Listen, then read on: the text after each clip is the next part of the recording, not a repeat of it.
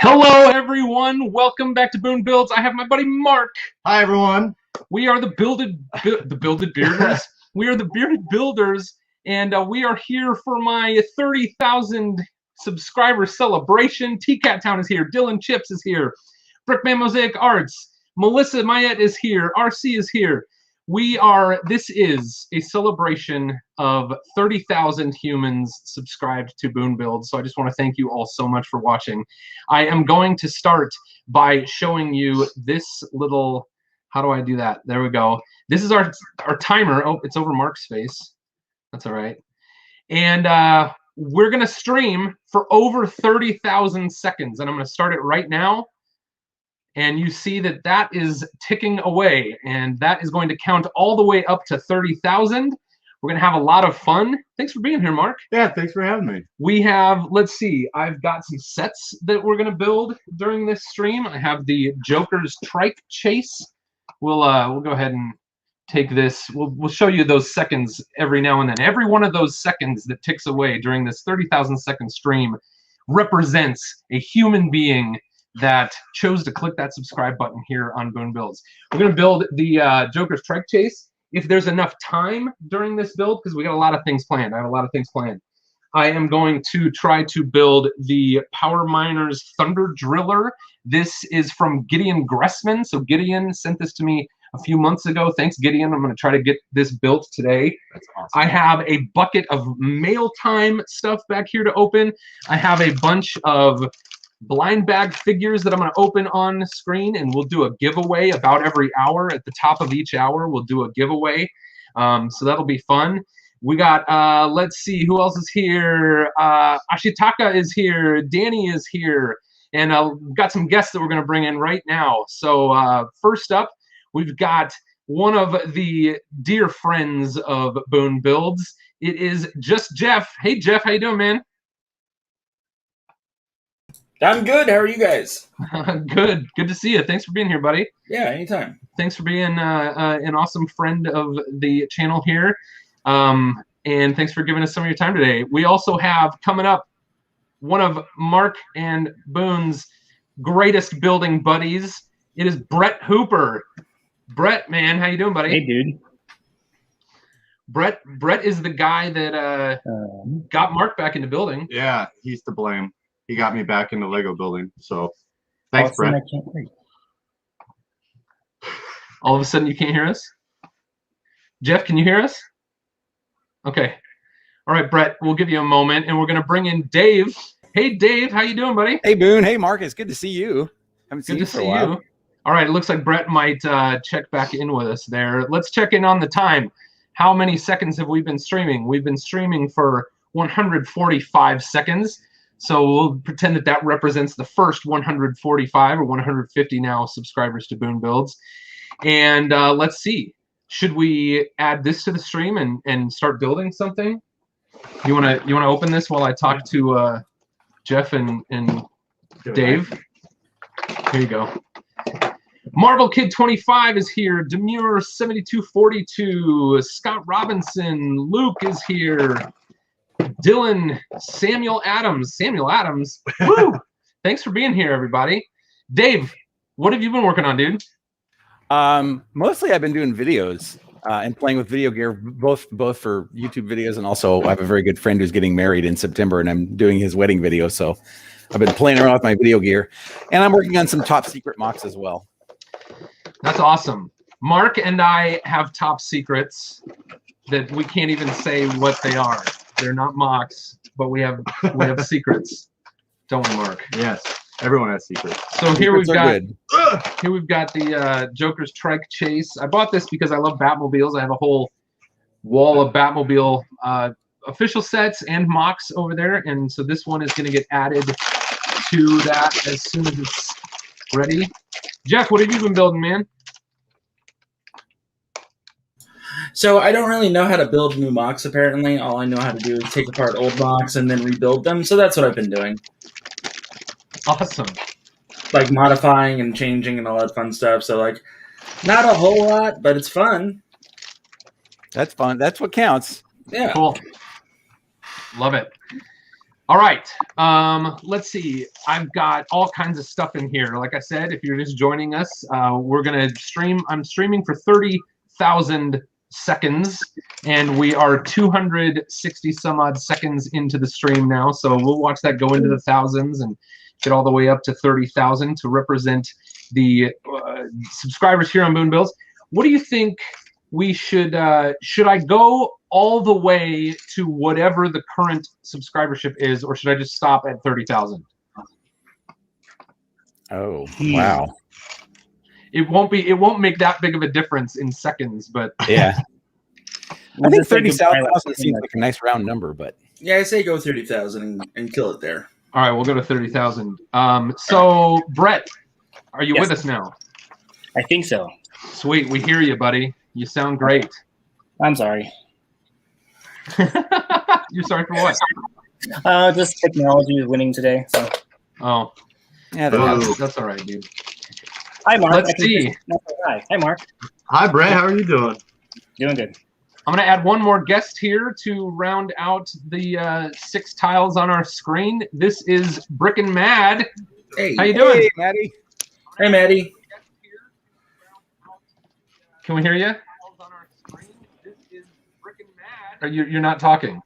Hey guys. Oh, There we okay. We can hear you. I don't know if we're hearing you in real time. Give us a thumbs up. Wait a second. What's happening? No. Oh, there we go. I fixed it. Okay. She fixed it. Hey, so Brickin' Mad is one of my new friends, met in Fazoom's stream. I'm glad you're able to be with us today. Oh, thanks so much for inviting me. I really appreciate that. No problem. I'm going to take just a moment here and put up everyone's little name here. Show guest. Where do I show guests' names? General. Boone, Yeah. go to the settings thing at the bottom, or on the side rather. Yeah. There should be a thing there, and then it should have a thing that says guests, and then it should say show names or something along those lines in that general area. Yeah, I don't see it. I don't see it. I guess see. Oh well, I'll play with that later when we have some good things to talk about. So, Brickin' Mad, can I call you Maddie? I hear Yeah, other people of call you course. Maddie. That's What have fine. you been working on? Well, I had a catastrophe today. Uh-oh. It was a cat related accident, and I finished repairing it. So this was a mock that I made, and he jumped behind my window and just knocked off the first and the second floor. And he knocked off the roof, but I'm having a hard time remembering what the roof looked like. So I'm trying to fix that and locate all the pieces. It's been Yeah. goofy. Raise your hand.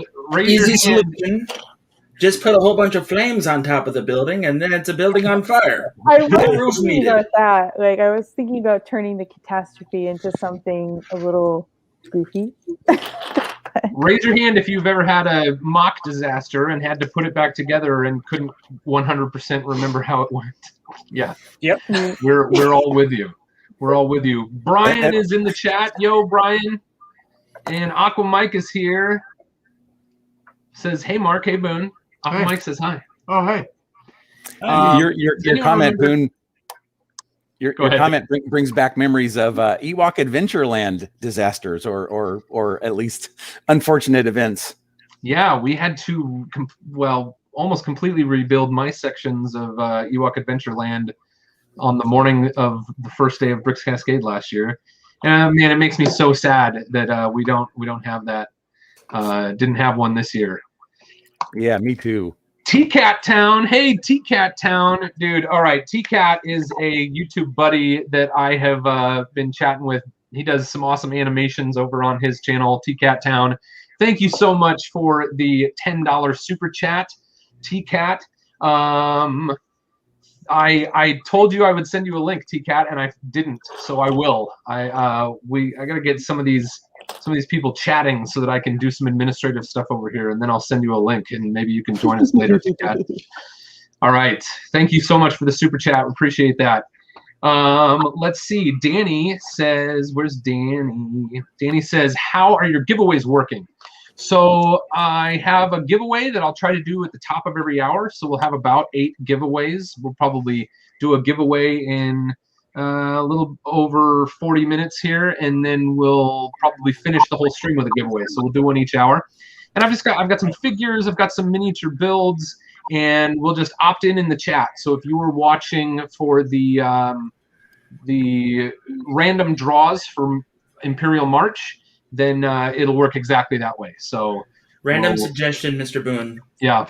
Can you just sing give it away, like the Red Hot Chili Pepper song goes when we're about to do a giveaway? Give it away now. There you go. See, there you go. Yes. Who did we just lose? I was one. Yeah, who did we just lose? Camera. Oh, we just lost the build cam. Build cam. We just lost the build cam. Uh-oh. Yeah. That's not going to be good. I'll work on that. We have another incredible super chat from a longtime supporter of Boone Builds, Melissa Mayette. $50. Thank you so much, Melissa. Melissa, for $50, you get a song request. Give us a song request, and I will sing a song for you for $50. Thanks, Melissa. Let's see if I can get this added back in here. Yep. Cam, Mike, Brett. Oh, Brett's not there. Brett, what have you been working on? So I've been working on a lot of adventure things. I got that haunted mansion, which I've been eyeballing for a while, or that haunted house, and so it's got me down this trail of adventure stuff. So I am rebuilding a couple old sets. I have like a partial little like tiny little set that had like a sphinx and a chest on top that I'm hunting down some parts for. So this is one of those Johnny Thunder sets. I've also got some parts for a mummy tomb. Oh, cool. All of these parts were original that I had when this set came out, late 90s. So I had as a kid, and I probably have about 60% of it, and I'm bricklinking the rest of it. So I've been working on that. I also been thinking, like, I have in my head a big adventure-themed mock coming at some point, and so I'm trying to process, like, what other things could I add to it? What could I build that has that same 90s 4-wide kind of classic vehicles, and is true to that era, but also new. So that's where my head's at. I've also built this little promo, this little carrot house, and it came with one little bunny, which turned into 2 bunnies, which turned into bunny. 4, Bunnies tend to do that. That's what 6, they do. 7. Yeah, I've got a whole plethora of bunnies. So that's what I've been playing with. That's awesome. Love it. I'm going to take you back out of solo layout. We have our build cam back. There we There go. we go. And I feel like I'm hearing myself now. Oh, it's this. Darn it. This is going to be giving me trouble all day. I can tell this. Trying to have this extra build cam up here. That's all right. Cool. We got to be able to see what we're building. How are we doing so far, Mark? Well, we're on page 10. Sweet. Cool. I have to say to Brett and Boone, welcome to my day job, trouble with IT technology. That's what I do all day. Yeah. Yeah, I used to work IT. So right out of college, I worked IT for about 4 years. And then I went to grad school and became a teacher. And I was a teacher for about 4 years. And then I left teaching and worked for a video production house for about 4 years. And then I started working for myself, doing Lego-related stuff.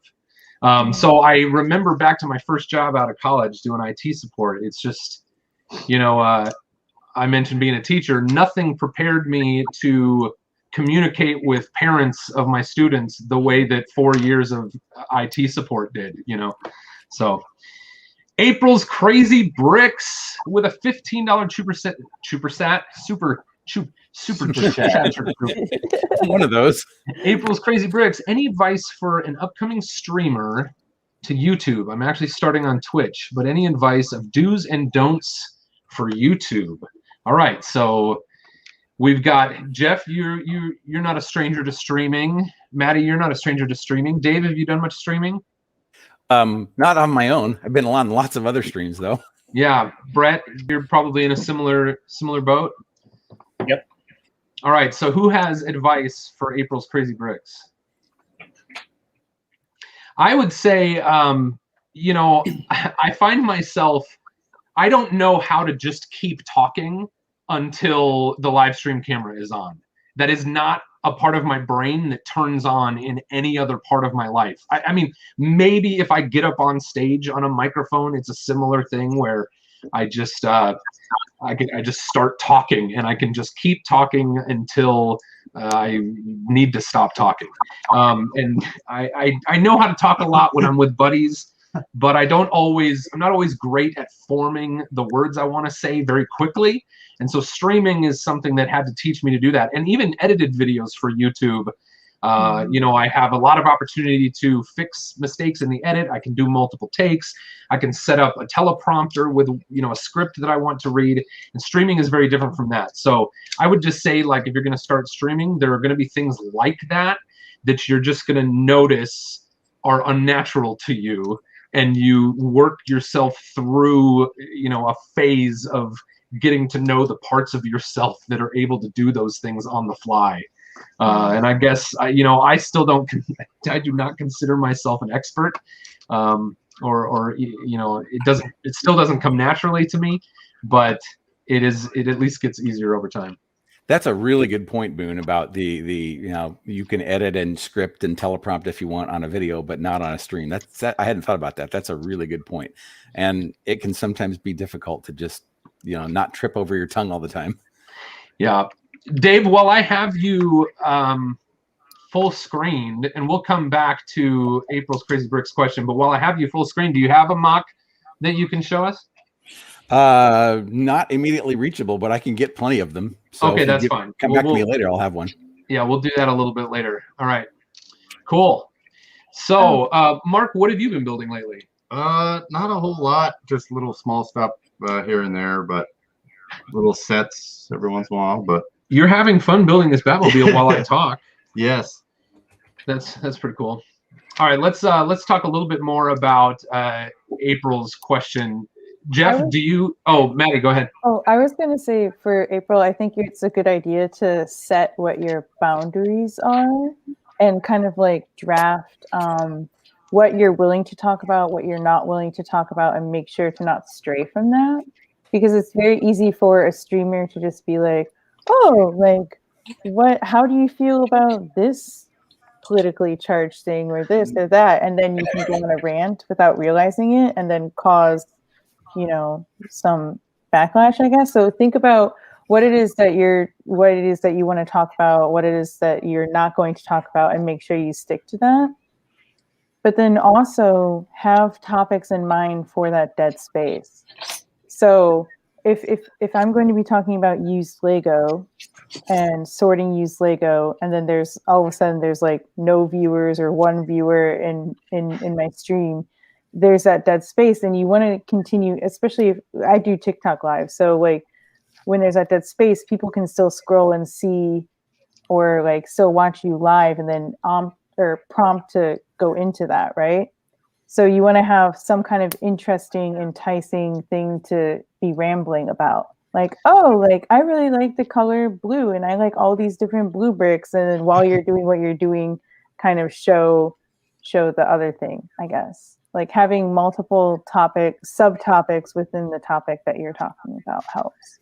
Yeah, that's a really good point. And I don't know that I'm always the best example of that because, like I said, you know, we haven't even we are now 1,105 seconds into this stream, and we haven't even started like talking about anything structured. But I do have a list posted right over here, and because this is an 8-hour, 20-minute stream, we're going to go all the way to 30,000 seconds to represent all of my subscribers. And you'll hear me, if you're on for the whole 8 hours, you'll hear me say these things over and over again for the benefit of the people who have joined recently.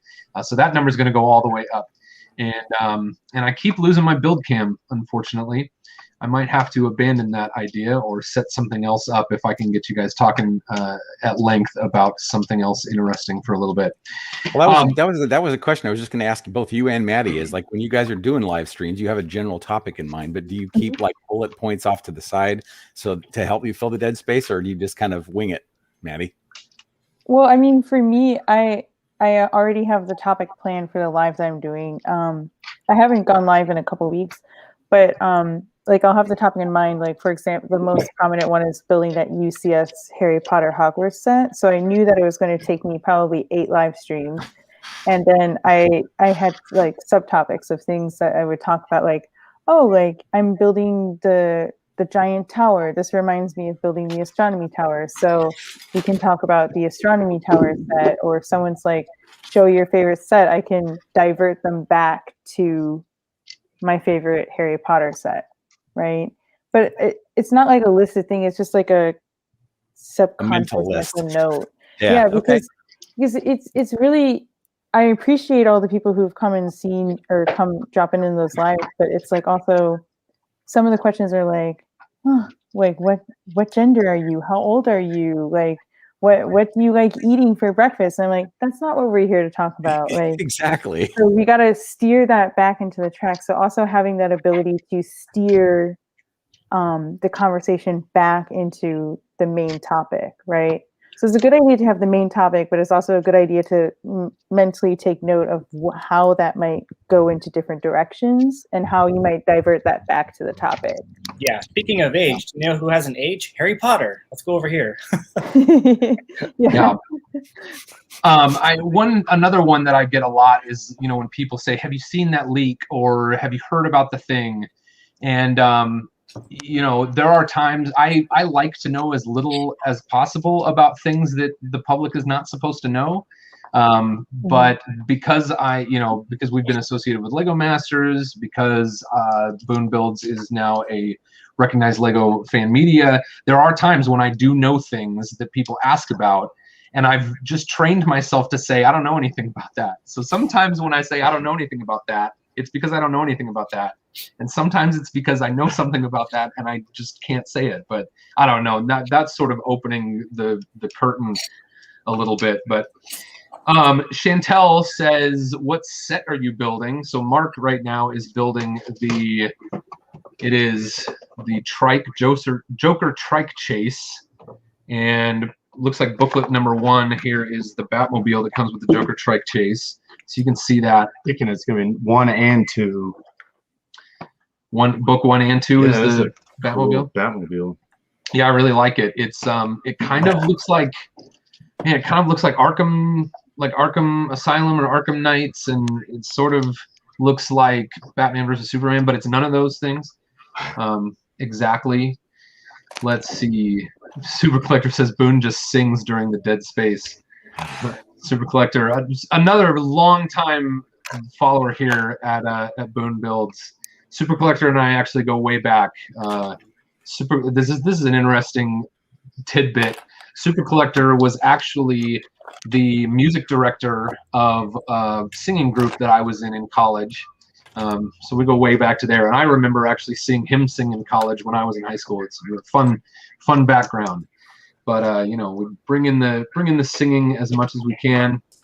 And I missed a super chat somewhere here, and it was from Tanjam. Tanjam is in the Boone Builds stream with a $10 super chat. Tanjam, thank you so much.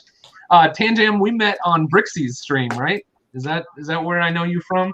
The Tanjam. $10. Thank you so much. Congrats on 30,000. Good to see you and Mark back together again. Yeah, we haven't gotten together as often since like COVID began. Yeah. But we see each other every now and then. We will always be the Bearded Builders, and I imagine when the world starts to get a little bit back to normal, we will probably see each other even more often. Yes. Thank you so much, Tanjam. Appreciate that. All right, I didn't mean to derail us from what we were talking about before. Maddie, do you feel like you got to say everything you wanted to say about that? Adequate. Thank you for checking in. Yeah, no problem. Alexander23 says, "Sup, Boone? Hey, man, how's it going? I think we've got a package in the mail time bucket that will open sometime during this stream from you. So that should be fun. G5 says, "How are you today?" I'm good. How are you? Doing good. Good. How are you all? Doing good. I have to Okay. agree with another comment that Alexander 23 made. He said, "Congratulations to making it to 30K. I can't wait to see you break 100K." Yeah, Ooh. that's interesting. You know, somebody on Facebook messaged me. I think I posted something yesterday about this live stream and about, you know, kind of reaching the 30,000 milestone. And she is someone who I know through a YouTuber group on Facebook, and she has 100 some odd thousand. She's got 150,000 or maybe 200,000 subscribers. And she said the road from 30,000 to 100,000 is far shorter than the road from 1 to 30,000. So we'll see about that. It does seem like it kind of steamrolls and builds on itself. The more exposure you get, the more exposure you get. I don't know if that makes any sense, but it just you keep getting more and more, and it builds really quickly, I think. Yeah, I think it makes sense. I mean, you think about it. You have 30,000 subscribers now. They're going to tell their friends, and their friends are going to tell their friends, and their friends, and then it's just Exactly. Yep. street. well, they are now because you said it. Tell your friends, everybody. Jill says, "Congrats on 30,000. You'll hit 1 million before you know it." Yeah. Okay. Thank you. I appreciate the support. That seems 1 way off. million subscribers. Emma Saurus is here. Hey, Boone Builds, huge congrats on 30,000. That's amazing. Y'all are awesome. Thank you so much, Emma. Emma Saurus, you are so electric in your streams. Are you guys watching Emma Saurus? Every once in a while, I do. I just have started. She came on my radar maybe a month or two ago, and she just such a nice smile and every one of her thumbnails and a lot of wonderful energy on her streams. So thank you so much for being here, Emma Saurus. Me too. It's a lot of fun. I think she just did a new Lego room, and while we can just keep looking at some questions here. Oh, sorry. No, that's fine. What's up, Jeff? So about the advice on streaming. So like I know in a lot of different places there's not really a blueprint on how to do it or how not to do it. But if you want to become a successful Lego streamer, there's a very simple formula to follow, and it's a very tried and true method, which is, a thumbnail with you in front of a set and just looking excited. That's the first step.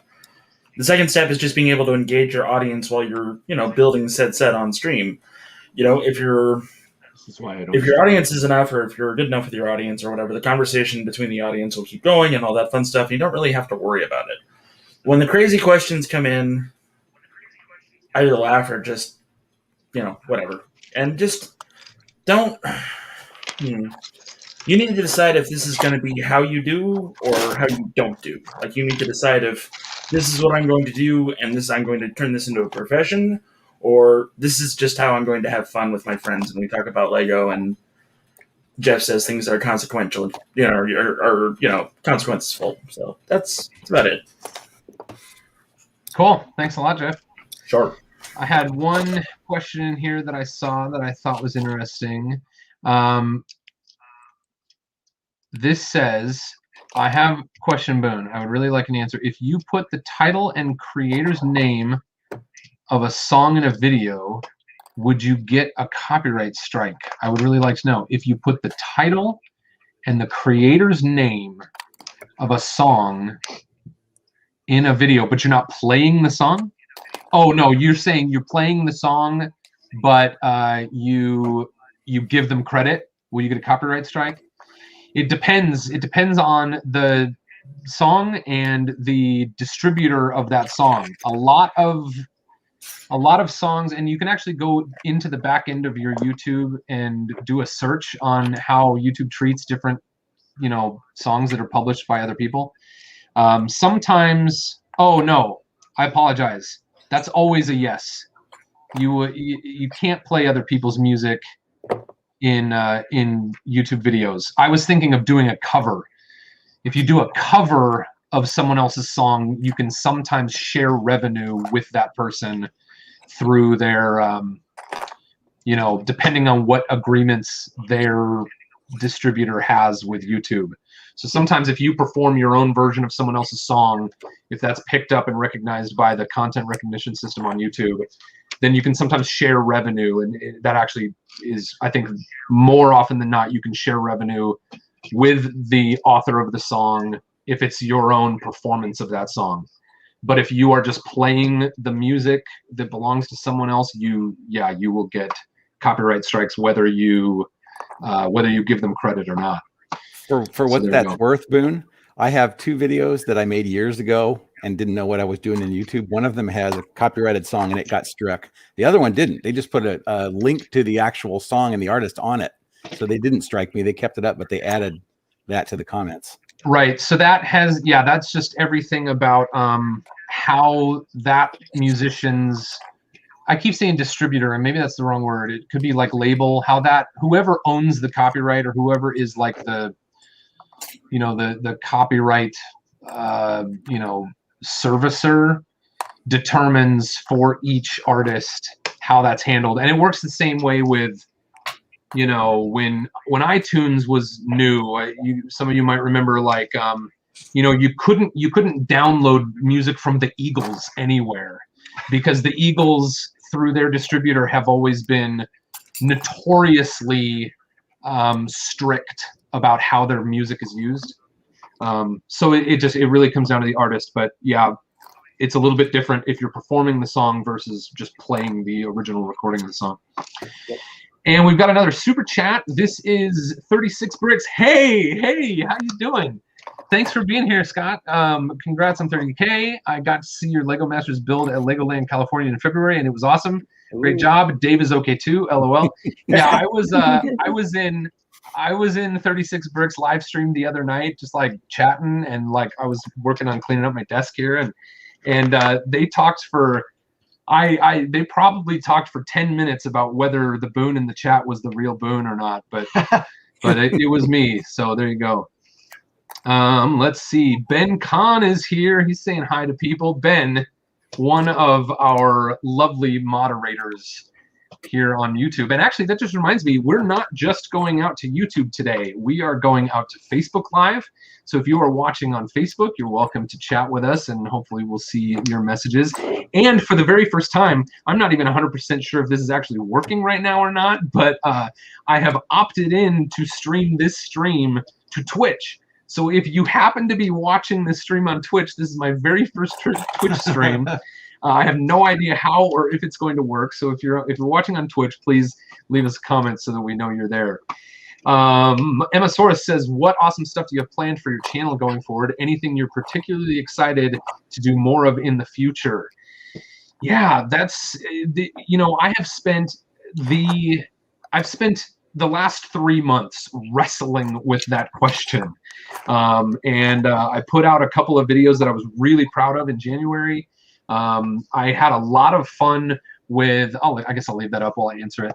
I had a lot of fun with my alternate build for the Colosseum, which is the castle you see right there.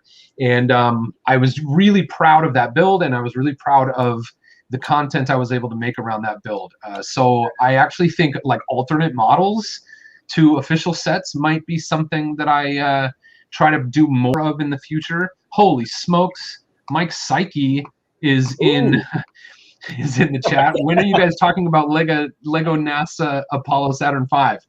When you get here, I'm happy to talk about the Saturn V. Thanks for watching, Mike. It's gotta be close to midnight in Denmark right now. So of course, Mike Psyche, the famed Lego designer behind the Saturn V rocket, the new Ghostbusters Ecto 1 is up there. They just released the new Porsche, was designed by Mike. Hey, there it is. It takes a while. It's big. All right, Brett. Brett, here you go. Just for the benefit of Mike Psyche dropping into the chat, what would you say about the Lego NASA Apollo Saturn V? I love it. It's swooshable. It's just an awesome rocket. I have it displayed vertical, kind of in the corner. So that's why I had to pull it out of the way. But I love it. Had some amazing build techniques. The price was pretty reasonable, I think, for all you get. It's a great set. Yeah. Awesome. Oh, Love and it. Well- Boone, for what it's worth, you have like 66 people on YouTube right now. Twitch is also working. I went to Twitch to check it out, and when I went there was only one watching, which I assume was me. Now there's 5. Oh, now there's 5. Hey, Twitch users, thanks for watching Boone Builds. I don't know. I reached out to Brooks O'Brien. Brooks O'Brien is in the chat, and I don't know what he just gave us like a little. Is that the gal from Brooklyn Nine-Nine? Who is that? I can't tell who that is waving at us. But I said to Brian, I was like, should I try streaming this thing to Twitch? I'm doing Facebook, I'm doing YouTube. Should I try Twitch? And he's like, yes, you definitely should. Why not? And I was like, well, because I don't know anything about Twitch. So y'all who know about Twitch, you can teach me about Twitch, and we'll see if this first stream on Twitch does anything. Man, All are right. you gonna keep it all to yourself? You're shaking your head. It's like we're not telling you anything about Twitch. Oh no, I don't know anything You about can build Twitch. the other one. I have Okay. I have no clue. Okay. No clue. Cool. Brick Tie, let's see. Mark, this is a good one for both of us. Bricky Tie says, Boone Builds, question for you. Sorry if it's already been answered. It's probably been answered in the past, but it hasn't been answered today. What's your best memory from being on Lego Masters? That's actually Wait a second. You guys are on Lego Masters? Wow, we're in the presence of somebody famous. Why I know. Oh, is that That's you're why so I know you familiar? guys. That's Alright. exactly where I know you from. Man. Hmm.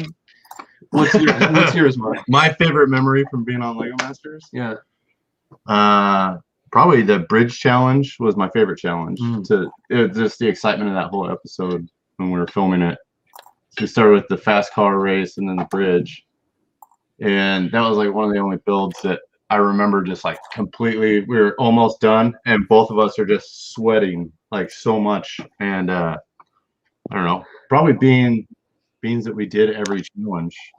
That was cool. So I know they showed on the show in that episode, Sam and myself both had experiences building the Pinewood Derby cars in Cub Scouts. Did you ever do that? No. Okay, so and I loved it. It was every year that I was in Cub Scouts, Pinewood Derby was an incredible bonding experience between me and my dad. It was such a fun event. There was one year where I did very well from like the aesthetic standpoint. There was another year where I did extremely well from a race speed standpoint. I won. I got first place in my pack. I got first place in the district, and then I went to whatever is higher than district, like a regional jamboree, Ooh. and I got 4th there. And anyway, I don't need to talk any more about that. Kids that cheated. Holy smokes! All right, so and then the build. So that was just a really fun experience for me, and it meant a lot to me that we actually won that little challenge with the brick built kind of Pinewood Derby car race. And we only had 30 minutes to build those cars, which like it seems like a lot of time, but it was not a lot of time. That's right. You guys really drew fast. short straws, right? Or was it Flynn and Richard that had the least amount of time? I don't remember. Well, that was Flynn for and the Richard. beginning of the bridge. Yeah, that was for the beginning of the bridge. Okay. And it was Flynn and Richard that had the least amount of time. I think Yeah, we won. Oh yeah, so we had the most amount. We had 30 we minutes. had the most amount. Yeah. And yeah, the interesting thing about that was they told us how long that challenge was going to be, and then the people who got extra time on top of that. So anyway, all right. Then I'll just say one more thing about that. That was a great episode to talk about good experience, good memories, because it was just such an action-packed episode. But in the last hour, probably last hour and a half of building that bridge is the fastest I have ever laid brick. Yeah. It was a fury. We were not 100% sure we would even finish. We had to have that road height flush with the two sides of the bridge. There was never a point where we were 100% sure we were going to finish. And you could observe from other teams, there were teams that didn't. And so it was crazy. And I have never put down bricks faster than in the last hour or so of that bridge challenge. You wanted the whole top to be black. And Yeah. so we got down to we were just trying to figure out, and then we'd have to run and go get like a 2x4, a handful of 2x4s because we just needed to fill in space. fill We were in. just filling in space just to go like a plate at a time, and we're just like all the 6 feet across, one plate height at a time, and we're just. And it wasn't until the very top that we actually had enough black, because everything under that first layer was just a hodgepodge Every of colors. In that very top layer. Okay, but I don't want to miss out on our opportunity to hear from Mike. Yeah. The Mike Psyche. I think that's a hilarious. Yeah. The Mike mic. is just a nickname. I don't know if you know that. Can you hear me? We can hear you great. I'm having some very weird computer problems. The case of my computer has an electrical charge built up on it. When I touch it, I get shocked. Oh, that's exciting. Is that good? Or I'm not an expert at computers. I assume that's good. Like it's really powered up. It's like supercharged. Sure, just go with that, Mike. Yeah, I'm not going to touch it again though. I think I'm just going to look. You look great to us, and you sound good. I just want everyone watching, for those who aren't familiar with Mike, with what Mike is. Mike, you've got your most recently released model right behind you there, don't you? Yeah, sorry, I should have done a little bit more cleaning out here to prepare, but I didn't. And that's this is actually not even the real thing, because I like to just do silly modifications to stuff. So this is the Porsche 911, which this is actually just a regular kind of, you would call it a Cayenne. I don't know. The Carrera. Yeah, Carrera. But you can't actually build it exactly this way with the pieces in the box. But I did that because I have the Turbo Targa as well, which is another version. But I also have the NASA space shuttle that we just launched. That's a model that Milan made, which is super cool. I got to help out a little bit on that. And I just have a huge Lego mess out here. So, yeah, I'm in my garage. But I just wanted to call in to say congratulations to you, Boone. Thank you very much. I'm more excited to celebrate 100,000 subscribers next week. So, yeah.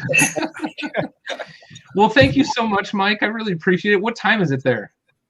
It is 10:45. Oh, okay, it's not as late as I thought. No, it's not so bad. We just had our daylight savings last week, so we actually do it. They do the daylight savings at a different time here in Europe than in the U.S. So the last couple weeks have been really weird because it's only been a 5 hours difference, but now it's back to the normal 6. Yeah, it's not so bad. But I'm just my I don't know how you all adjust to daylight savings, but it takes me like 6 years. So I don't even know where I am. Well, thank you so much for being here. When you said I just wanted to stop by, was that an indication that you won't be here long? I don't know how long I'm allowed to stay. I don't know how long you want me here. So yeah, I want you hang out with us for a while. You can I stay want as you long as to you be want. here. I want you to be here. So. Yeah, no. I want you to be here until you feel like you want to depart. But I should say, like, we probably won't make this. I don't want to put you on the spot as the one Lego product designer in the screen right now. So I'm going to ask you a question that has nothing to do with Lego product design. Is that okay? Great. And I haven't come up with what that question is yet, but I think you've been asked a lot of questions about Lego product design, right? Some. Yeah. I've been asked some. That's probably what you typically spend your time, doing on streams like this. No, I usually just start talking about triangles or the Apollo Saturn V, which is not what I'm actually Carl and I did an interview a couple weeks back where we were supposed to be talking about Lego design in general, and we ended up just talking about the Saturn V the whole time. So don't worry, I won't stick to any script. I think it's good to have Mike here just as another normal AFOL like all of us are. Yeah. Yeah. Well, let's talk a little bit about that, Mike. What was AFOL like? AFOL life like for you before product designer life? I guess that's from when I became an adult. That's when it would start.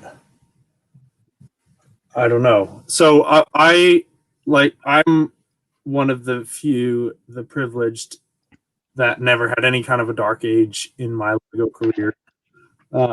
I was building.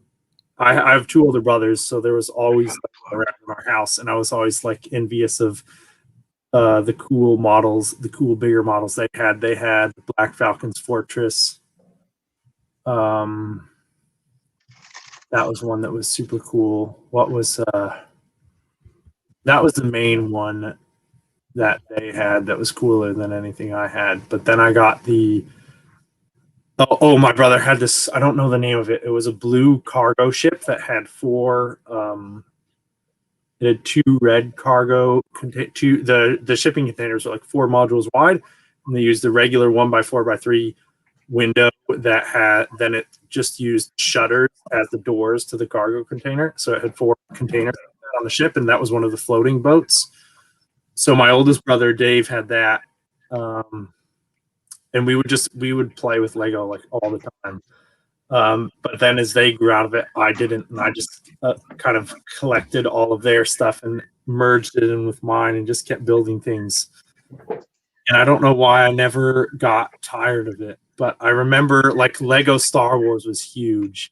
I know a lot of people have the same story, so it's not really a very interesting thing. But when Lego Star Wars came out, that was like combining the two greatest things in existence for me. So that, I think, I don't know if that hadn't happened, maybe I would have gone more away from Lego, but I didn't, and that did happen. And then I just continued to build stuff with Lego. I got involved. The first thing, so the first real community I was ever, sorry, I'm really rambling here. I saw a train show when I was, I think I was still in high school then. So I can't remember what happened first, whether I discovered FBTB or I went to this train show and saw these guys' train layout. And I wanted to talk to them about like Star Wars spaceships, and they're just like, if it's not a train, we don't care. That was my first exposure to Lego train fans. And I've met some way better ones since, but yeah, I was part of the FBTB forums. That was the first real community I was a part of, and I think that was in high school. And from there, I went over to Flickr, which then became like the primary community that I was a part of. There's a guy in Australia, Tim Gold, who I interacted with a lot. He's not super active anymore, but he's still around. Ralph Salversberg from I think he mainly builds like big airplanes. I was really into building airplanes. I interacted a decent amount with him, a few other guys.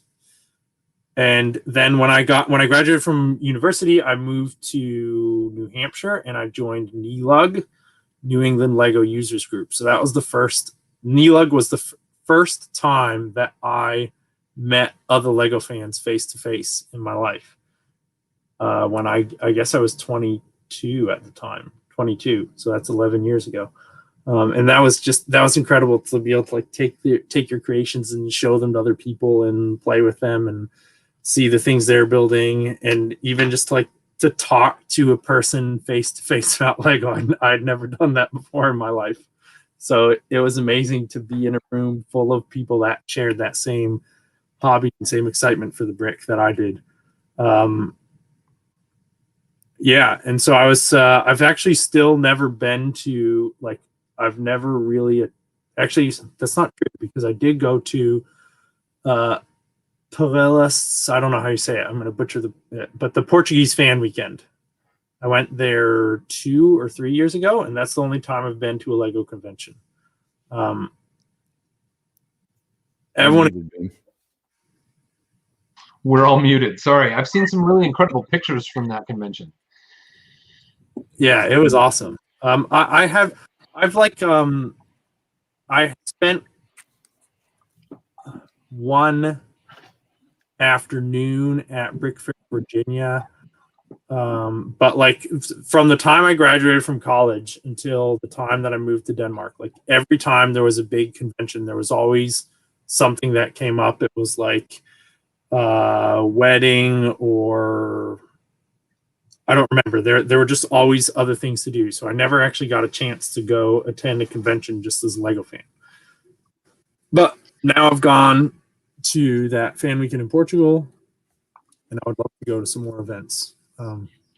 Well, let's all talk a little bit about conventions in a moment. But Ben asked Mike if you could be any Lego element, which Lego element would you be?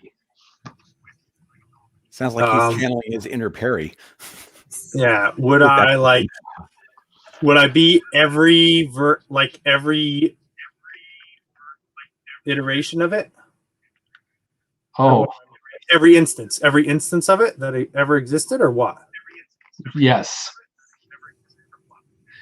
Okay. Yes, wow. why not?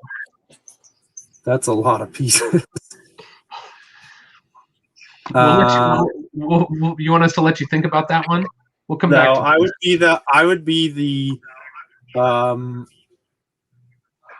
I think it's 2 by 24 brick with ball joints and combi hinge connector that was used in only 1 to 2 Lego sets ever in the 4+ Pirates range as the mast for the sails. It's the coolest Lego part I've ever seen. It has so many different types of connectors on it.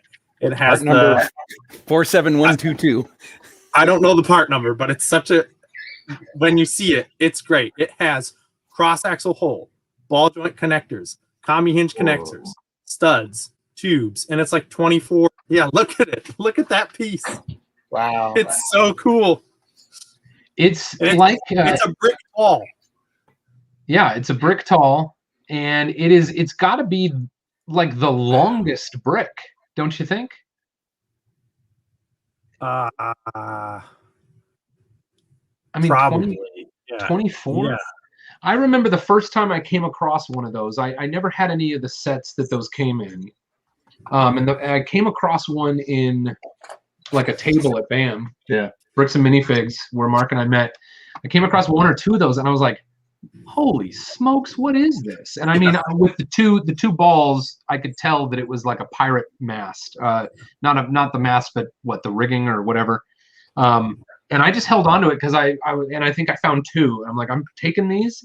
They don't even fit in the bag, but I was like, I'm gonna be able to use these for something awesome. And the thing I fell in love with was just how long they are. I mean, it is a 24 stud long brick, which is what 8 studs longer than like the next like 1 by 16. But I never thought about that. What you said is how many other different types of connection points there are. Is it like a ratcheting hinge on the one side? Yep. And a vertical ratcheting hinge, which is pretty rare.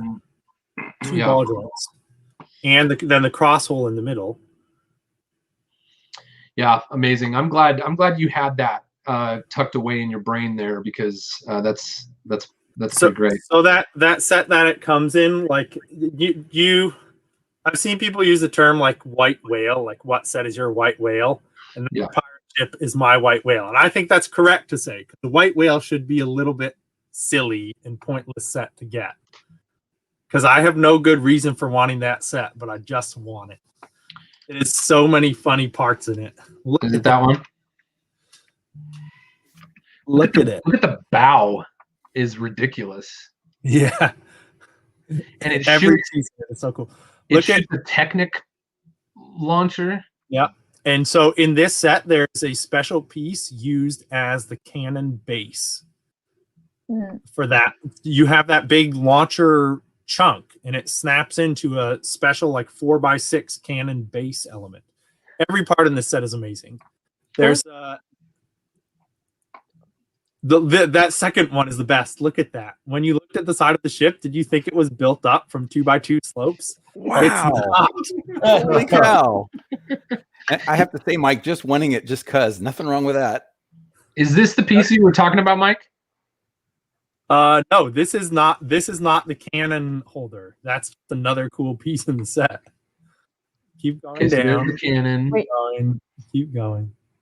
Look at these. Look at this one. Look at that. Dark blue gray Technic pin double triangle 1x3 with toe ball. Look at that. This piece has no purpose because you can just put a ball. At the time, the one module snap with ball existed, and it's not as if the two snap prevents anything from spinning that the other piece wouldn't prevent from spinning. What the heck is this? That's the back of the boat. I'm telling you, every piece in this set is awesome. That is so just zany. What is this? Like, Oh, Lego made all these specialty pieces, and here they are. Yeah. Yeah. Okay, we're getting there. We're getting there. We're getting to the cannon holder. What's this? That's for a winch. Okay. So how much is this set That's cool. now? I got that. Like if That's you Dave had it. just bought it. I'm sure. This is so beautiful and obnoxious at the same time. Yes. Maddie, what'd you ask? How much is All right, this there it set is. now? Like if we wanted to buy this today with all the pieces. You can get it used for a pretty reasonable price. I think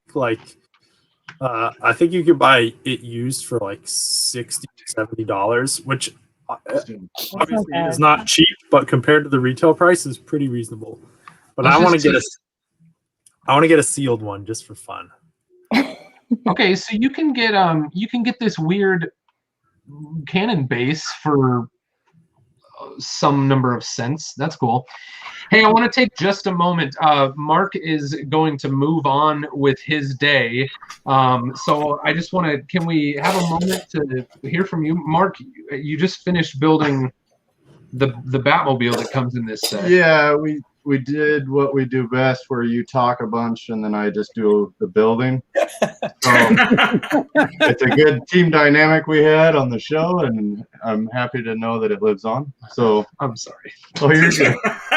It's your show. What did you think about this build? I liked it. I like the use of like these things for the fenders, and then there's an engine in the back. It's got the same one, so it's got the same element, covers up the engine, and you can open that and see the engine in there.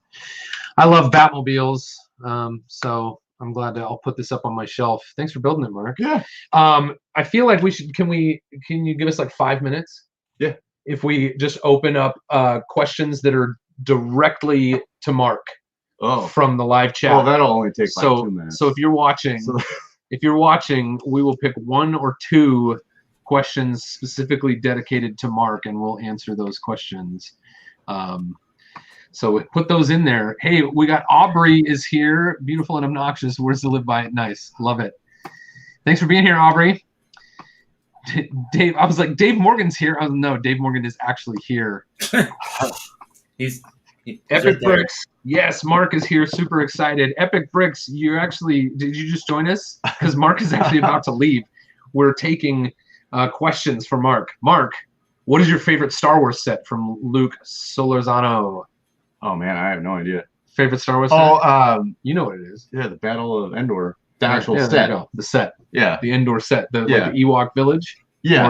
Or the bunker. They actually have the bunker set that I just got at the Mercantile. Sweet. Yeah. I haven't put it together yet, but I'm looking forward to it. I need to clear some table space off. Gladstone Mercantile, everybody. It's a little free advertisement for them. Epic Brick says, Mark, what is your favorite Lego set you own and favorite you don't own? Oh man, These are questions you've never answered before. Probably one of the most favorite set I own is the Ecto suit. Oh, at the exosuit. Yeah, exosuit. There's We one. used to have it over there somewhere. It's The Pete Reed classic Lego throwback, yeah. Yeah. I think because that came out when I first started. When Brett got me back into Lego. Thanks, Brett. That was one of the first sets I got. Like besides some city sets, but I put that together, and then it started to form this love for building Lego mechs, and that spiraled out of control for a while. So and then then you just build huge mobile castles. Yeah, just rolling cities. No, that's the natural evolution of it. Yeah. And then probably one of the sets I don't own. Let me just look around. I don't have that. I don't know. That's a tough one, but I didn't have time to prep for this. All right. Boba Brick says, "How long does it take to groom your beard every morning?" Not long at all. That's the best thing about my beard is I just brush it, and then it just stays like this all day. And it's great because it's just shows how lazy I am because I don't like shaving. So this is how lazy I am. Marin is here. Thanks for watching, Marin. What is your favorite Lego theme, past or present? Ninjago. And then I really I like Nexo Knights, but they don't have it anymore. I like those because they had mechs in them. Awesome. Cool. Thanks for the question, Marin. Thanks for being here, buddy. Appreciate you. Let's see. This will be the last one. Yeah. Okay. Oh, Boba Brick is nice. David says, Mark, when you and Boone are building a mock together, how do you resolve creative differences? That's a good question. We had that before. Yeah. What can you think of an example? Well, on the show during the Mega City. What was it? We had a night. Well, the way they showed it. Oh yeah. We had a rough time at the beginning of that challenge. How do we resolve them? Yeah, how did we resolve that? We take it to the parking lot is what we do. Yeah, just right outside of the local Denny's. Yeah. Yeah. No, we usually just talk through creative differences and then try to utilize each other's skills. Yeah, I think a lot of it comes from like going into a project, knowing how we're going to rely on each other. So then it's sort of like, I'd say it's more of a rare case that we actually run into a disagreement, like partially through. But yeah, I think that's a good example. And what did we do? We just, I think you were at a place where you were like, you just have to trust me. Yeah. And I was like, it took me a little while because I think we had two different imaginations around how what we had in front of us was going to turn into our new idea. And because we had a game plan, but then we noticed that game plan was being used elsewhere in the room. By other and teams, so then we had to completely change our plan and come up with a new plan. And then I know from experience, you and I, when on the show, we come up with game plans, it's hard to rethink because then your mind is all just going right back to that original plan, and then you're trying to come up with something completely different. So we communicated a lot during the show. A lot of communication, and in that moment, I think it really just took this point where you were like, you have to trust me, and that took you being like firm with like, I know what I'm doing, you got to trust me, we got to move forward. And then it took a moment of me being like, okay, Boone, chill out. Mark like has your back. That we can do it, even though like the big like picture isn't 100% like congealed yet. And so it just took that, and then I think we just were like, okay, here's our new direction, and we started building really fast again. Yeah, but which we were good at. Oh, high five to that. Yeah. All right, I'm out. All right. Thanks a lot, dude. See ya, everyone. Bye, Mark. Later, Mark. Bye, Mark. Okay, man. They all said late. They all said bye. Oh, bye, Mark. Nice to hang out with you. I'm gonna go out this door. You gonna go out? You gonna say out this door? Or you want me to go through and You could say goodbye to Danny if you want to. You can just poke your head in and say goodbye and then go out this door. Okay. All right. Did we lose Maddie? She had to go take a water closet break. Okay. Oh. All right. I got to hide David Wilkie's thing here. I have a question for Mike, if that's okay. Yeah, Mike, is that okay? It sounds okay. All right. So, it's about a competing brand. Please don't hate me. So Hasbro, when they bought Kenner, they got all the old molds, and they're re-releasing the Ecto one from the real Ghostbusters back in the day in the 80s this summer. Are you going to be looking into purchasing that for like memories or nah? I'm not a big Ghostbusters guy. Sorry.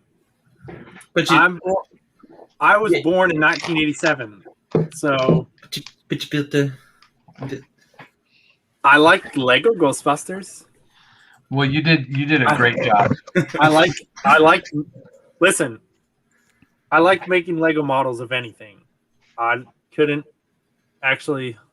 I'm sure you could find something that I don't want to make a Lego model of. I'm not going to give anyone that challenge because I'm sure you could definitely find something I don't want to build. But yeah, when we're making models for work, it's not always like, okay, here, you do this project because you're super passionate about this thing. Yeah. You say you do this project because you can make a really good product here. And this is how you make your paycheck, and we're telling you to do this. Gotcha. Yeah, but I mean, I like all of the models I've made at Lego have been super fun. If I could have chosen, like if I could just choose myself exactly what things I would be building, would I have chosen those things? Probably not, but that's the way that the job is. And like what am I trying to think? For example, like I get a lot of questions of like, oh, how you're the Lego car guy, like explain that. And I'm not a car person at all. I didn't grow up playing a lot with any kind of car toys or building cars with Lego, but when I started on Creator Expert, that was the thing that like they Jamie needed someone to do, was to build some of the cars. And so it looked like fun, so that's what I started doing. And then Porsche is crazy cool, by the way. Just Oh, thank you. You're welcome. That was one that like I got so far sucked into building cars that I forgot that I don't even care that much about cars. Where when it was something that I just made for fun on the side of. I thought, what would a Porsche look like in this style and in this scale? And so I built something just in a couple of days on the side. And then when I found out it was going to be being made into a project or into a model, I first thought like, oh, that's really sad. Like that's my baby going on, like it's going on and it's going on without me, and I'm not going to get to like walk it through the process. But then I thought like, wait a minute, I don't care. It's just a car. It's not something I'm super passionate about. But actually then in the end, I did care and I did get to work on it. So I tricked myself into liking cars. So maybe if we did a few more Ghostbusters, I might have to start buying every Ghostbusters thing I can find. But sorry for that long-winded answer of no. No, that's fair. No, I know. I don't know if this is definitely on the line, but I do hope we see more Lego Ghostbuster stuff with Afterlife coming out. That's all. But also, my dad gave me this piece of advice, Mike, and he one time told me, sometimes you have to do something you don't like to do what you love. Right? Yeah, I think your dad sounds pretty wise. And when he said this to me, I was like, oh, that makes no sense. But then I found myself in a job, where I was doing something I didn't like, but I was doing something that I loved, right? So, I mean, like, I'm not saying that you don't like it, but like, at least you're still doing something that you really love, right? Yeah. That's the thing is people ask me that all the time at work, like, what models do you want to make? And I say, I just want to make things that are Lego models. Yeah. So Yeah, it's like, it's it's still really cool. I mean, I'm going to give you a huge compliment. That Porsche that you designed, my uncle has that Porsche. And when that Lego set came out, he bought it. And now I'm getting to talk to the guy who helped design it. Aw. Like, oh, that's so cool. And I like the fact that there's 2 different builds to it. I thought that was really cool. I only saw it for the first time a couple of days ago at the Lego store. And it's like, wow, that's very creative. Yeah. Well, thank you. That's my background. I spent a lot of time in Creator 3-in-1. So I spent a lot of time at work figuring out B models and how to make that work. So I guess I just can't get that out of my head, even working on these bigger ones. Yep. Is that the first time they've done that on a model that big? Well, most Technic models have an alternate model, and that's a complete rebuild. So that's common. I'm trying to think.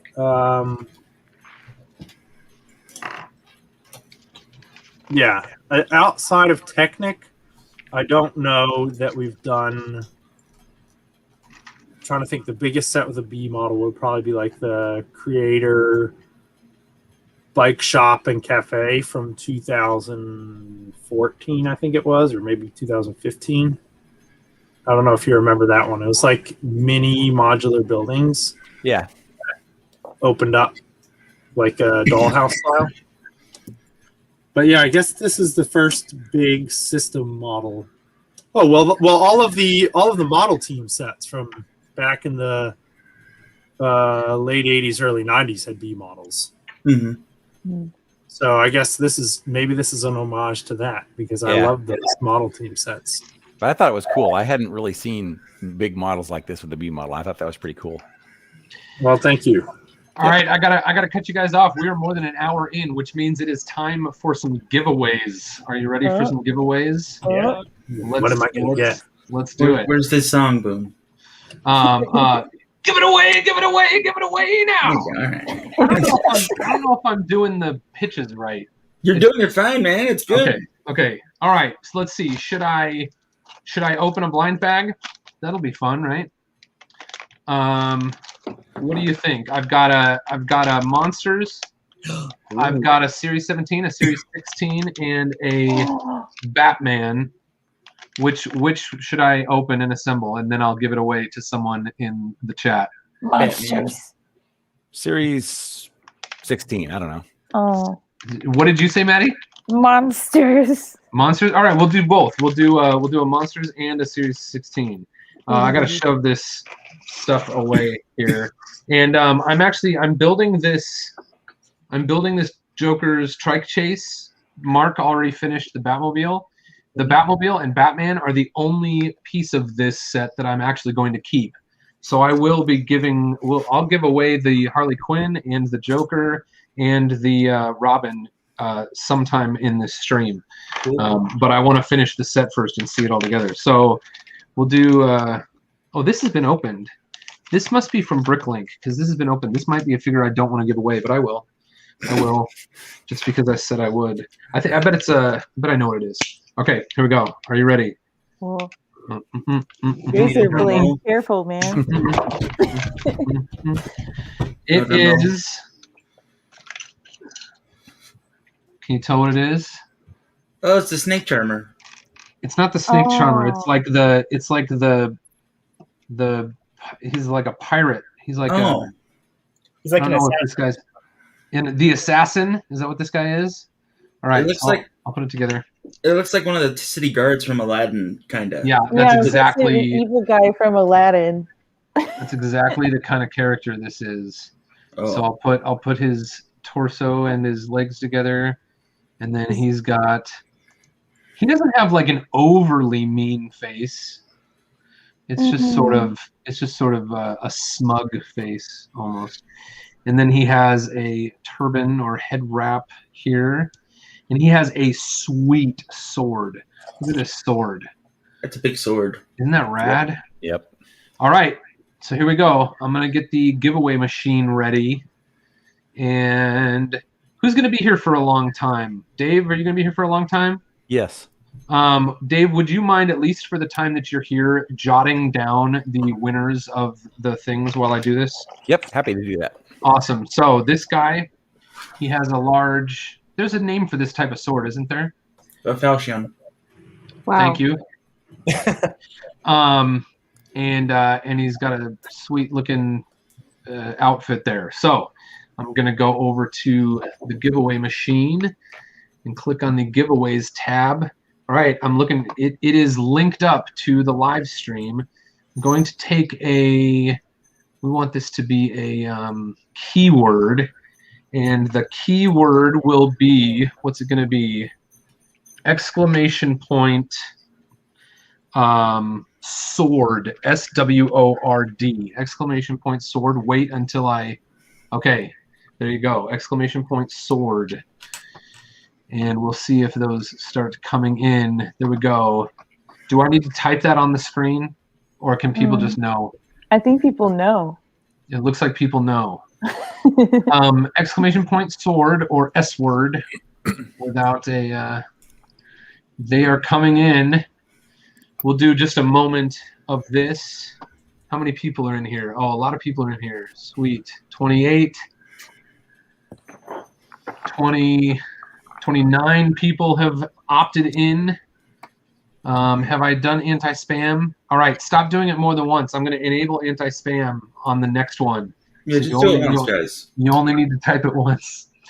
And I'm going to roll it when it's at 31. I'll let it get to 40. Oh, it might not get to 40. Might not have that many people that want this figure. 32, 33. And this is fun. All right, I'm going to roll it. Ready? Here we go. Roll it. And Brickman Mosaic Art. Brickman Mosaic Art. It should show up in the live chat. You are the winner of this guy. Cool. You got that, Dave? Yep. Cool. All right, we'll do one more. And then we'll talk about some other stuff and we'll get back to the conversation. Oh, real quick, everybody. We are over 4,500 seconds into this 30,000 second live stream. So we are almost 1/6 of the way through, and we are having a lot of fun. And I gotta remember to keep drinking my tea so I can keep my energy up. This is gonna be awesome. This is no 24-hour live stream, but it's gonna be a long live stream. So for anyone out there watching who intends to watch for the whole thing, you've got chances to win other minifigs, and one is happening right now. Maddie said that it was going to be a Monsters minifig. I did not even know that the Monsters CMF series existed until like 4 days ago. So I'm excited to see what this is. It was a pretty rad series. I had the entire... The Monsters series was actually the only... Is this true? Well, I'll say it was the very first CMF series that I actually collected all of them. And it is one of the only CMFs that I've collected all of them. And I don't have them anymore because I just don't have I don't really have I don't have a... Oh, did you see it? Ooh, is it the Frankenstein guy? I don't think it's Frankenstein. Do you have another guess? It's not Frankenstein. The Mad Scientist? No. That's the one I just bought. It's the Witch. Oh, that is so cool. This is the figure, must be the figure of the witch. Look at her skirt. That is so dope. Put her skirt on. I don't know 100% how this works. Maybe Oh, like if this. you do it that way, then there's a butt flap. You want to do it the other way. In front? Yeah, in the front. I think. Okay, which do I put on first? You put... Oh, God, Like I can't remember. It goes like this. Okay, so, no? Yeah, like that. Then it would be on the side. Then that one goes on the side. Yep. Okay, Yeah, so yeah. then this goes to the side. This is perfect. Thank you, Maddie. I couldn't have done this without you. Yeah, you don't want to have the butt flap. This is hard. How do little kids do this? They don't. What do you have to say about this, Mike? No comment. I think that's probably why lots of them are missing those skirts. Like, I mean, emo girl I've seen on Bricklink, and it's always missing the skirt. I had Emo Girl, and I can't remember why I bought her. What series was she in? 16. Oh, that's this one. She's one of the monsters. Oh, is she? No, wait. Oh, this is 14. I'm sorry, this is 14. Yeah, 16. I was wrong. I'm often wrong. From that series, the plant guy is one of my favorites. He's a cool looking dude. Yep. This minifigure head reminds me. Let me see if I can do it. There's not a great way for me to focus this without it sort of being generally focused on everything. Let me see if I can do it in my camera. If I put her head, yeah, this minifig head reminds me of, I don't know if you remember when McDonald's did the buckets for like trick-or-treating. Oh, yeah. And there was a green witch face, and that totally reminds me of that. And this witch hat element is incredible. She's got a cat. She has a broom, and we're about to give her away. And I am turning on anti-spam, so please do not type this more than once. It is going to be cancel keyword. We got the keyword on, and if I do that, it is going to be well, okay, exclamation point witch. I was trying to think of something more clever. Exclamation point witch. Exclamation point WITCH. And Brett's entering. I didn't make any rules about whether people on the stream can enter or not. Why not? Oh, Yeah, I was going to ask Brett. I was going to say, are you eligible? Why not? And I just remembered that somewhere in here, I could save you on shipping. Brent Waller. I Go think. through. Did we meet? Did anyone see Brent Waller's question? Was it a question for Mark and I missed it? I think it was for Mike. It was asking you whether Mike put the stickers on his Ecto one. I have stickered and unstickered versions of Okay. Ecto. There you go. I'm fairly proud of those Rust stickers because we worked quite hard to get them looking good, but also not. It was a challenge because we definitely wanted them to be stickers because we want to make the clean car, and then two, we wanted to make a Rust sticker that would not be like unique ones in every spot. So if you wanted to just go kind of put them wherever, it wouldn't really matter, and you wouldn't need to pay super close attention as you go find the right one on the sticker sheet and put in the right spot. So maybe they could have looked cooler if we had made them all more unique, but I think the pattern that we came up with and then like the way that they get arranged on the car works pretty well. We'll have to see. We'll have to see when Ghostbusters Afterlife finally gets revealed how cool the car is with Rust. Maybe we're all gonna want Rust on our Ecto ones. Let's find out. Okay, I'm gonna roll it. We'll see who won the witch. Who won the witch? Oh my goodness. That's hilarious. Mike Psyche won the witch. Do it again. Do it again. I was just joking. Are you sure? I don't need the witch. You don't need the witch? You don't need to mail me the witch. It's fine.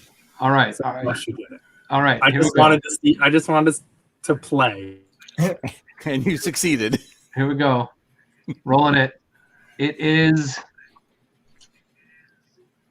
Beta Brick. Beta Brick. Where's Beta the Brick. thing? I don't see it. There it is. Beta Brick has won the witch. Thank you for watching Beta Brick. Thank you for being a subscriber. I'll take a moment since this is our.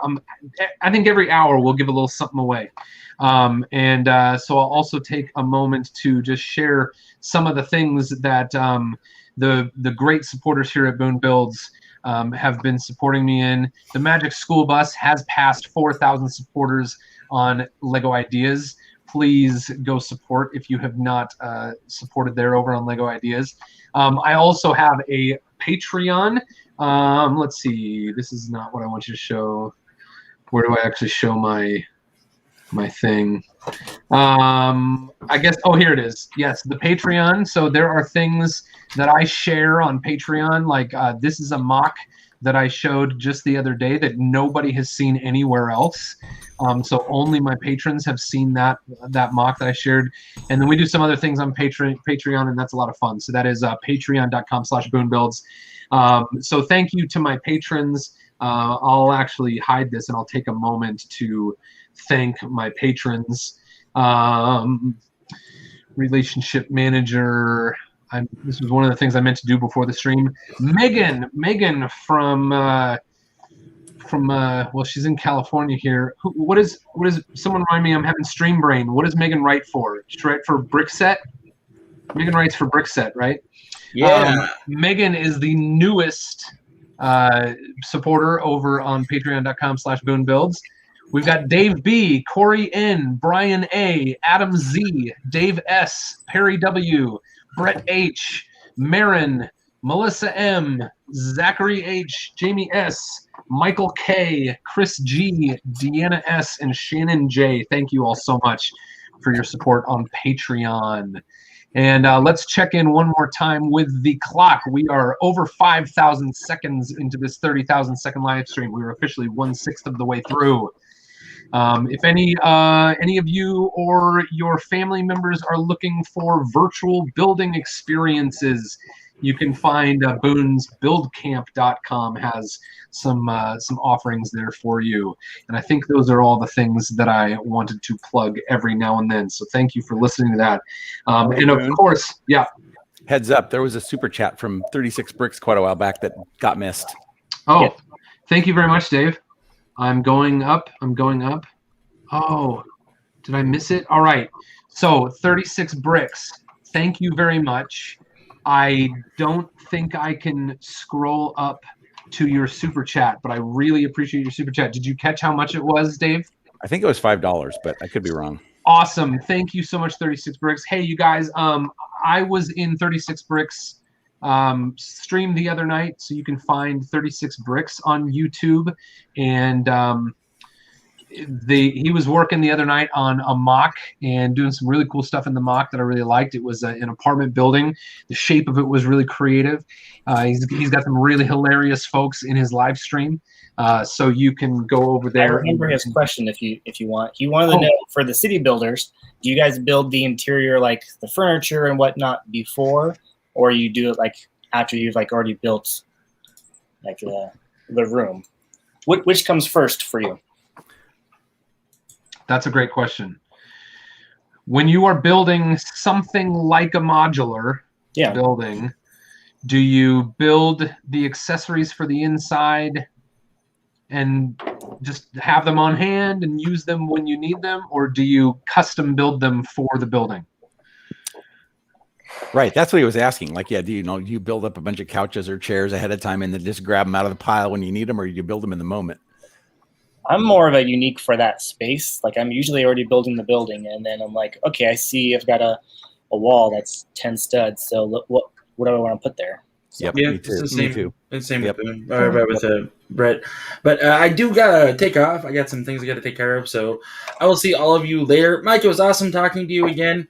And Hey, everyone Mike, else, as usual, thank you very much for having me, Mr. Boone. I might pop in a little later tonight. I don't know yet. Anyway, Cool. have a nice night.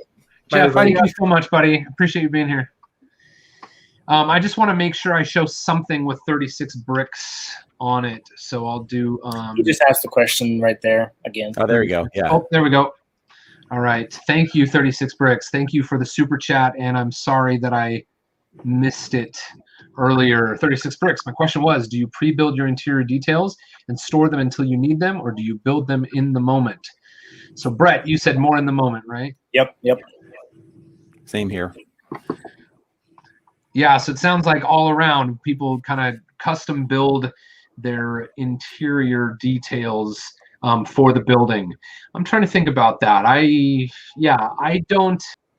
think that I could pretty much blanket say when I build any mock, I'm pretty much building everything specifically for that mock. Now, an exception might be is if I build something just for fun that might be an accessory, then that might actually inspire a mock that it becomes part of. But so in a way, that's sort of like a seed assembly. But thanks a lot, 36 Bricks, and hey, everybody, go check out his YouTube channel because he streams and it's a pretty fun time in there.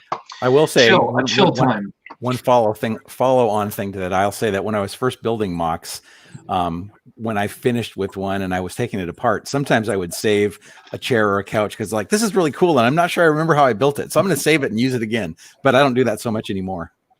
Yeah. Yeah. Hey, Corey is here, just popped in and said, it's been a while since I've caught one of your streams. Hope you've been well. I have been well. I've been doing pretty well. I had a very slow month, and hopefully we're ramping back up for some awesome stuff. Alex23 just says, what's the word? What? Oh, witch. Sorry. You missed the witch, Alex. Are you behind? Are you watching live? Because we did the witch probably 2 minutes ago. And we gave the witch away, right? Somebody won the witch. Yeah, Beta Brick. Beta Brick. Oh, awesome. wait, no, the witch. Is that right? Yeah, the witch. Yeah, Beta Brick. I think that's right. Yeah, Beta Brick won the witch. Yep. Cool. Now I need a little box for putting these things in. All right. Let's see. Oh, hey, Fazoom is here. Fazoom. Martin has told me a couple times, Boone, you have forgotten Twitch. So what does that mean? I've forgotten Twitch. Have I not? Is this not showing me comments from Twitch? Maybe. Or did he mean I forgot to mention Twitch? Yeah, good question. I don't see any Twitch comments. So either it's not showing them to me or nobody's commenting there. So I don't know what you mean, Martin. If you want to expand on that a little bit, I'm happy to try to understand further what you mean by I've forgotten Twitch. Have I been talking in a way that's been alienating the audiences outside of YouTube? I think maybe I'm just not seeing any comments from Twitch. Bell says, congrats on the milestone. Newer to your channel after watching you on TV. Love the content. Thank you so much, Bell. Really appreciate that. And we've got from NSA X-File a 9. What is that? Is that pounds or is that lira or pounds? British pounds. 9 pounds and 99 hundredths of a pound. Thank you so much, NSA X-File. Another very active chatter here on Boone Builds. Hi, Boone. Congrats on your 30,000 subs. Sweet. Thank you so much. You are awesome. Thank you for being here. Oh, did Melissa ever give me a song to sing? Earlier in the chat, she donated $50, and I said that I would take a song request for $50. Don't remember seeing it. But. Brick Princess said, Boone, I posted a question earlier, but had to step away. Not sure if you answered it. Do you think YouTube Lego community is saturated, and is there room for new channels? Here's the thing. The answer I'm about to give goes for Lego channels and YouTube channels in general. Is it saturated? Yes, there are millions of channels. Is it too full of incredible creators that can engage their community with great content that serves their whatever their viewer community is? No, I don't believe it will ever be too full of incredible content creators. So I think the people that hang on for years and years and years and years, or start out making really incredible content and grow really fast, I think those are two camps of people that do well on YouTube. And everybody has a shot to start and become one of those people. That's what I believe. Other people might tell you that. Other people might tell you different. But I think there's always room for more. So I don't know. Does anybody else have a perspective on that? Dave, you're just getting started. So what do you think?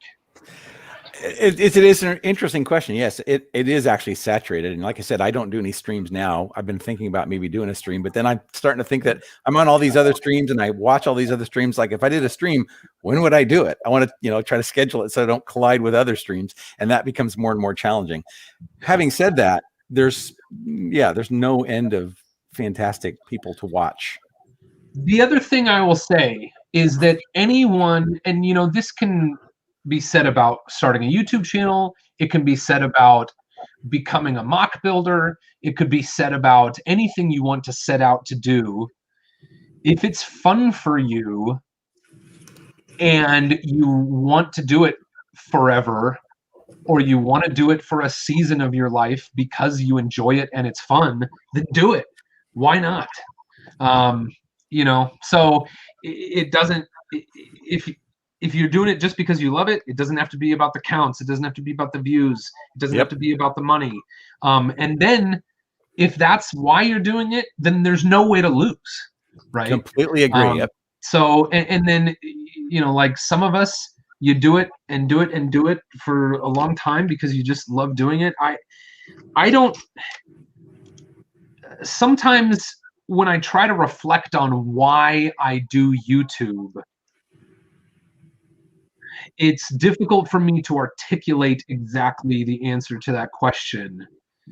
But I think the first and foremost reason that I love doing YouTube is because I love YouTube, and I believe that it has the ability to give creators opportunity to share the things they love in a way that a lot of other platforms, or in a way that not many other platforms do. And of course, not everyone is going to make it big on YouTube. I don't consider myself to be someone who has. But I think a lot of people would disagree with that. But I'm sure that's true, and I know that's hard to hear for some people. But there's always bigger channels. There's always bigger channels, unless you're, I don't know what, PewDiePie or Mr. Beast or someone like that. But so anyway, that's what I'll say. Holly. Yeah. Hey, Holly. Welcome. Hey, Holly, everyone. you are here. Hey. Hey, did you wait a long time before I called you in? What? Did you? Oh, wait I don't a know. long time? I'm not sure. I've just been building. Oh, okay. All right. Good. Yes, Holly. Mike is here. He's graced us with his Danish presence. Yeah. Which I have to say, I think I should probably call it a night, It's because we're like that closing time. We're closing it on midnight, which is a little bit past my bedtime. But Mike, I cannot thank you enough for stopping by.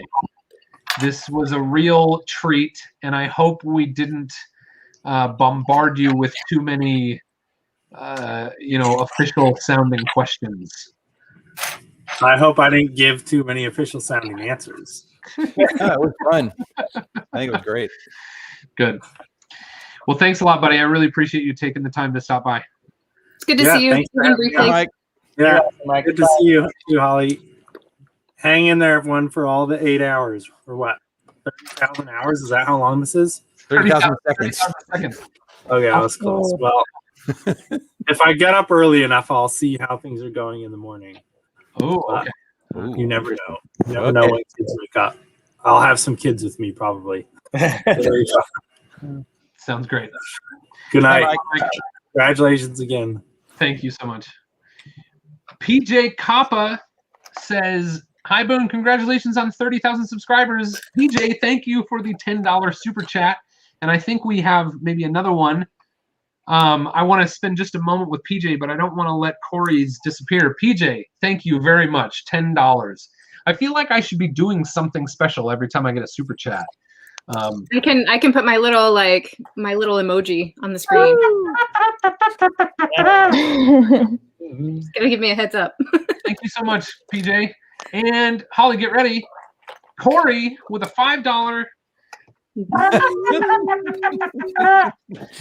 Curious, have you or any of your guests attempted to build a life-size and functional easel out of Lego? I ask because it's my current mock in the works, trying to build an easel out of Lego. Anyone trying to do that? Not on a large scale. I built a small one, but not a large one. My only recommendation is don't use brown. It might break. There you go. I've At never least not like pre-circa, 2020, right? Sure. Right. Exactly. Yep. Hey, Brian. Brian. How's it going? I thought Boone was going to intro me, and I was going to have time to take a sip of.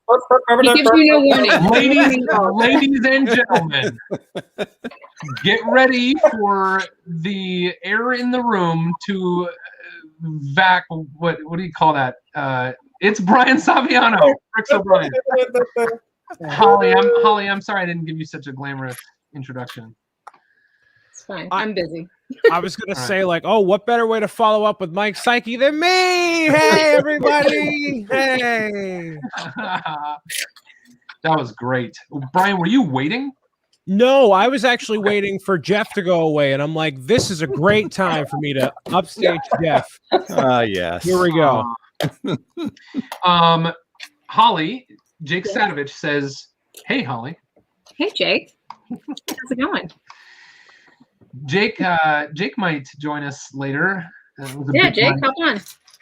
And Beta Brick says, Brian. Oh, hello. Brian. Well, actually, we'll start with Holly. Holly, what are you working on? I am trying to finally, this is the longest it's taken me to put a set together because there's so start and stop. But I am trying to get through this Spider Queen's arachnoid base. Good set. Yeah. Nice. Yeah. That looks amazing. Can you show me the back of that box? I don't think I've seen that box. Boone, you got to get this one. Pretty spectacular. What? The sticker sheet is really expensive. The sticker sheet is worth it. There's some. It's all about this. It's all about the sticker sheet right there. Oh my goodness! And there's some pretty good little Easter eggs in there too. It's too bad Mike's not still here. I bet he knows about a few. Oh man! All right, cool. Thanks a lot, Holly. That's an incredible set. Was that with the brand new wave? Monkey Kid, yeah. I started it like 2 weeks ago, but then I've pretty much been in and out of town all this time. So I only got to like bag number 4 before I had to put it on hold. All right. Well, I'm glad you're here with us, and I'm glad you have something to build. I'm working on the Joker trike, and it's been sitting here on my desk for too long. So I'm going to actually try to build while you guys talk. Oh, man, that is so cool. The Monkey Kid stuff. I have...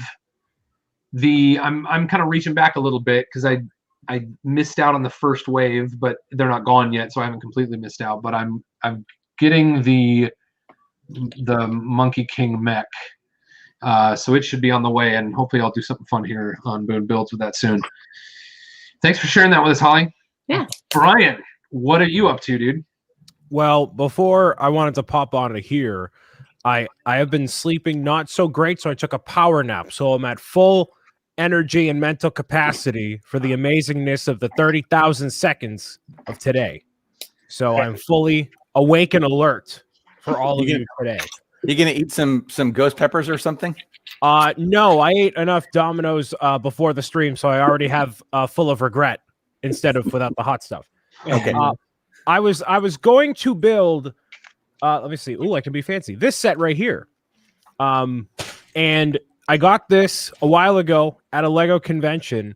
You may be able to tell this is Jabba's sail barge from 2006 because of the sales. I was told this was 100% complete without the minifigures. So I don't have all the parts. So scrap that. What else I have here? Look at that fancy cam. I have the pirate ship boat. I don't know how long you'll have me if I want to start that. I might just chill and hang out. We'll see. But this is one set I have not touched yet. So I have it on standby. So we shall see. Brian, what are you piping into StreamYard? It's the OBS virtual cam, so I can switch between all sorts of different scenes like this and make that happen. So like that's for my Nintendo DS. This is for the the whatever. So it's all different things. So I can teach you the tricks of the trade afterward. Thanks, buddy. I got to get on that wagon because I love StreamYard, but there are some limitations that I would love to be able to make up for. We have another super chat. Let me put us all back on the screen. This is from Brick Princess, $5 Boone Builds. Question for everyone on the panel. Hold on, what happened here? There we go. Do you keep most sets together, or do you part them out once built? That's a good question. I have an answer to that question. What do you think? Anyone else want to talk about that? I keep them all together pretty much. I mean, I don't know if I've ever taken a set apart, oddly enough. I don't know why we lost Brian. Sorry, Brian. I don't know how that happened. I'm about to take apart some sets, and it's going to be kind of tragic. So I have a bunch of Harry Potter sets. I have the UCS Harry Potter and the Astronomy Tower. And I said to myself, I'm going to buy the minifigure scale Harry Potter sets and take them apart to make my own. But then I left them up for 6 months. And so now it's time to take them apart and put them in a bin so I can use the pieces. I think that's what Lego is for. I mean, like, yes, it's cool to build the set, but it's also really cool to make your own stuff from the sets that you bought, right? Yep. Yeah, absolutely. I agree. I save. I'm very specific about which sets I save indefinitely. I have a place to display all of my Batmobiles, both sets and mocks, and I have a place to display all of my Boba Fett ships. And then there's a few others that are just special to me for one reason or another that I intend to save. Otherwise, I'll often take apart a set to build something different, or there's times where I'll enjoy a set for a while and then I'll trade it with a friend to get something else cool that I didn't have before, or things like that. So yeah, a lot of times sets that I build end up in sorted in with my bulk Lego. It kind of depends on what the set is. Anyone else? I keep mine. I keep most of my sets together, and then I tend to just pick parts off of them as needed. And then I always have it in mind, oh, I'm going to put that part back. I never do. I do the exact same thing. And I've got sets that really, I have a storybook that is signed by Jason Ellman and Grant Davis, the designers.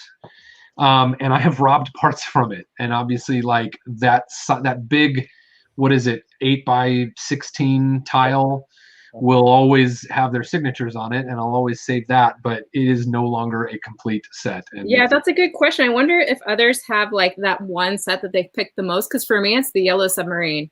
I have picked that thing over like a dozen times, and I don't know why, because it's not a very big set. It doesn't have like a lot of specialty parts really, but for whatever reason, that's like the one set that every time I need that one piece that I don't have enough of, it always seems to have it. Yeah. Yeah. What about you, Dave? I think I did actually replace those, because that's one of those special ones that kind of has to stay intact. For me, most of my stuff stay together. I think I've only a handful of times bought a set to actually use as a starter for a mock kind of a thing. But a lot of the stuff that I've got at conventions that were like games and whatnot, and like just things that were like I didn't actually purchase, so there's not much invested in it. Those things are all gone. Those things are all like half in this mock and half waiting for sorting, that kind of stuff. Yeah, I find that it maybe, at least with the events that I participate in at the cons, I rarely get a full set anyway. Tends to be like, like if you do a team build, then it all gets separated anyway. So yeah, it's pretty easy to part those out. Yeah. Or if you get, yeah, actually you're right. Cause even like for the, what do you call it? Like not the raffle, but you know what I mean? Like when you get to choose like your set or your bag of mixed part or something, like if I choose a set, I part it out. I think one of the strangest things that I got the haunted house recently, but I actually want to take it apart, which it's a pretty big set. And I'm like, that's just, I spend that much money to like take it apart and do my own mock from it, but I really want to take it back like 100 years when the Baron still lived there and make it like a full interior, like in its heyday. So I could see that too, because it's one of those sets that's been around for a while, so you've seen it so many times at this point. There's, you know, the excitement of like, because, you know, when there's like a new set, you want to build it, right? There's just the excitement around it and the hype, and you just want to be part of that experience. But like once a set is of a certain age, yeah, I can kind of see why you'd be tempted to just do something different at that point. And I'm not I don't have a layout anymore of a city and whatnot in a theme park, so I don't have space for that. So it doesn't quite feel like just a theme park ride, like it's kind of marketed towards. It feels like an old house to me. So. Oh wait, the old one or the new one? For some reason, I thought you were talking about the old haunted house. No, the new one, yeah. The new one. Although same rule applies, even that one's been out long enough that at this point, I think I can see, yeah, like if it's a set I bought day one, I'm probably going to want to build it. If it's something I buy a year later, I'm probably not as excited at that point. Maybe. Yeah. Yeah, it's very rare that I go out of my way to get a set on day one. The last time I did that was the Ecto one. Mm-hmm. And the last time before that, probably the book. Yeah, it would have been the book. Yeah, and I had Stranger Things. Oh, I shouldn't say this out loud. Yeah, maybe not. I never built it. That's the point of the story. And I absolutely loved it. And I was so pleased with Justin's marketing materials around it. And I love Stranger Things. I love Stranger Things, but it's not one that I ever ended up building. It's kind of sad, Holly, because I have a whole bunch of stuff that I've bought on day one and have never opened yet. I have the I do too. I have the UCS Star Destroyer sitting up there on the wall in a box. I have 2 modulars I haven't built yet. Wow. Yeah, no, I mean, I think most of us here are probably pretty guilty of having a backlog. Yeah, I don't have a backlog. Really? I have one. I mean, I have extra things that I've already built. I have an extra one, like a promo, but I have no backlog. Wow, that's impressive. I just dropped a piece. Oh no! And I'll say a prayer. I think it's like way under here somewhere. Is that an uncarpeted floor? Yeah. Yeah, that's the worst. When they can just bounce. And I have a bunch of different stuff stored under my desk in here. So is it a part you're gonna bother spending any time looking for? I found it. Okay, good. If I hadn't found it in a moment, I would have just gone and gotten more. It was already 3 pieces of an assembly that I dropped. Let's see. Have I missed any super chats? I'm going to one just came in now. Pink Wheels 3, $5. Sorry, Holly. Time it right. Timing was off. What challenges would you like to see in Lego Masters Season 2? Ooh, what challenges would I like to see, or we? And Ellie Tarsus, hi. Pink Wheels 3. I have an idea. Thank you for the super chat, Pink Wheels. Brett, what's your answer? I forget which season, but one of the Australia ones where they dropped that motorcycle, and it was full. It was like a pinata full of parts, and you had to run over and grab as much as you could, and then I forget what they had to build. I just remember seeing that that mad dash rush, and they were playing over. Kind of cool. So you basically just drop something and wherever you can grab, build something. Like a pinata, do the pinata thing, but build with the parts. Yeah. Yep. Yeah. I really liked the one where they had to build an underwater thing, and then they put it underwater, and certain stuff was supposed to float, and other stuff was not supposed to float. So it was really a trick to how do we make the stuff that we want to float, and how do we make the stuff that we don't want to float, not float? Because you start putting bricks together, and you got air in there, and yeah. Well, because if you know how it floats, if you know how the bricks work in water, then I think that's another sign of being a true Lego master. Good call. Yeah, because it's kind of an obscure thing, right?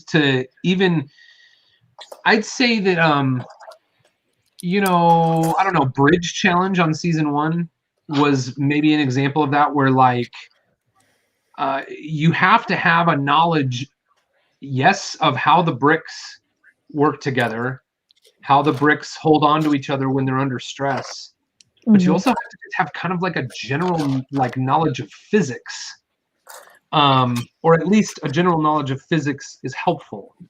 And having some experience with Lego structure as far as integrity, right? You know, like how to make things like super structurally strong. Yeah. So that's interesting. Good idea, Maddie. Anyone else? I know at a lot of different Lego shows, there's always a section where the lights dim down or the lights turn off, and there's especially like a black light section where it all becomes illuminated and really shines really brightly with translucent pieces. So maybe if there was a black light challenge of some kind using translucent orange and green to really give it some vibrancy. Oh, that would be cool. That's a great idea, Brian. Yeah. I'm sure there would be some, filming technical challenges with that, but I love how that idea sounds. They got that Fox money. They can pull it off. Yeah. Yeah. Bricks Cascade does an After Dark each year, but I don't think they typically focus on the fluorescent pieces, for lack of the right word. I think that will eventually inevitably be a thing, because I noticed at Brick World where they've been doing that after dark thing, or whatever they call it, after hour or in the dark thing for like several years. Several people have set up displays just for UV lighting. That's cool. That's neat. Mike Lewis said, "I'd like to see Lego Master 1 guests on Lego Master Season 2. Yeah, thanks. You know what I want to see? I want to see like a Nailed It style Lego Master show. Yeah. Where it's just terrible. All amateur builders that have like never built anything before, and they give them like the most impossible, challenges, and hilarity ensues. That's what I'm here for. Yeah, Lego Masters, call me for that one. That's a great idea. So Boone. Yeah. Lego Crashers. I have something I want to show, because you had asked earlier about a mock, but right now it's almost the top of the hour. It is almost the top of the hour. We are 2 hours in, and I actually need to go inside for about 45 seconds. So would someone volunteer to like steer the ship for the next minute? I nominate Brian. He's going to let us crazy. Yeah, I agree, Brian. Brian, that's why I brought you here. All righty, ladies and gentlemen. Don't make fun of me while I'm gone. This should be good. We're here at the Boone Builds 30,000 second live stream extravaganza while Boone is away from the helm of the ship. I want to thank everybody for tuning in, listening, and watching. If you haven't subscribed or hit that like button, make sure you do so. Boone does some incredible Lego content featuring not only his amazing creations, but the creations of others, whether it's a build challenge like Imperial March or something else entirely different. He does everything he can to make his community involved. So stick around for that hotness there. Let me see how many likes we got on this stream right now. We got 112. I want to see it go to 115 by the time Boone gets back. He's in a mad dash to get back because he has no idea what I'm going to say. So he's like, man, I don't know what this Saviano kid, I don't know what he's capable of. So make sure you get these likes in while they're here. And we'll see how many we can actually get. But look at Brian go. He's saying fantastic. I said, look at Brian go. He's saying fantastic things. I love it. Dave, you tossed me a really good, like you did a really good segue. You're like, Boone, I want to show you what I got for a mock here, but it is the top of the hour. So that's like you tossed it off very nicely. It's a teaser. Yes, it was very, very good. I'm starting on the Scout Trooper helmet. This is not out yet, but I got this from courtesy of Beyond the Brick and Lego. So there you go. I'm building this, and very cool. We'll see how that goes. And did we hold on? Did we get 115? We got 137 on the likes. Wow! Holy cow! Wow! Nice. That's fantastic. What are you trying to paycheck? So you're not making a video of that build, Brian? No, I'm just going to talk about it on the Quarantine Guest. Gotcha. Cool. So what are you working on there? The Scout Trooper helmet. I got the Darth Vader bust, the probe droid, and this from Beyond the Brick. So I'm doing this before I maybe tackle the pirate ship, something to warm up with. So yeah, see how it goes. Cool. Awesome. I'm all about that probe droid. Okay, it is the top of the hour, so it is time for some giveaways. We are 7,100 some odd seconds into this 30,000 second stream. And this is my chance to just tell all of you, thank you. Thank you so much for being here. Thank you to those of you who subscribed to Boone Builds way back before it was even called Boone Builds. Thank you for those of you who have just started watching, maybe just subscribing today. I'd like to invite everyone, if you're enjoying this experience, take a moment to thank the guests that are here with me, and please like the video. If you haven't clicked the bell and getting all notifications from Boone Builds, please do that. And if you're not subscribed, I would love to invite you to be one of over 30,000 human beings who are subscribed to this channel. And I've been saying that a lot. I've been using the word human because I think it's really easy for YouTubers to throw around the word subscriber. And it can become easy to forget that every single one of those represents an actual live person who chose to be a part of something. So thank you very much. And it's time to give stuff away. Let's see. How about a I don't know how many more blind bags I have. 1, 2, 3, 1, 2, 3, 4, 5. We'll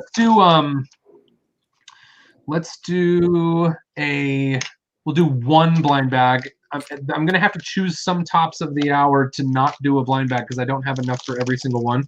But I've got some other things to give away. So, hold on a second.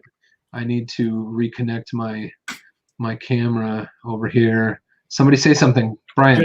Just so you know, Boone, while you were doing the whole thanking your subscriber thing, that's literally all the information I said while you were gone. Was like the video, subscribe, do the whole thing. So that's how we went from 112 to now 144 on the like count. Thank you, everybody. Yeah, it's crazy. He added like 28 likes in literally 30 seconds or less. Bam. Brian, you are such a pro at this, man. Yeah, that's why you said it, not me. Thank you. Here is the desk cam. We will add it to the stream, although it doesn't. There we go. All right, so here's what I have. Can I make this larger, like this, and put this over here? Sweet. This is cool. I have a Series 19. I have a Batman Series 2 and a Series 17. We're only going to do one this hour. Does anyone in the stream have a vote? Blue. 17, yep. 17? All right, we're going to do 17. We're opening 17. I need my blade. Everybody be careful with blades. Here we go, opening it up. I do not know what these are. I knew what all of these were at some point, but then they just sit around in here and I save them for something like this. Okay. Oh. All right. Any guesses? I think it's going to be Rocket Boy. Rocket Boy here. Brick Rogers. Brett thinks it's going to be Brick Rogers. I think it's going to be the corn guy. Yeah, corn guy. Corn guy. Oh, I wish it was the corn guy. Y'all, this is one of my. Brett was right. This is one of my all-time favorite minifigures, and I'll be honest with you. So Brett and Mark and Perry and I did a collaborative build with a bunch of these figures. How long ago was that now, Brett? Like 4 years ago? It was 2018. Okay, so 3 years ago.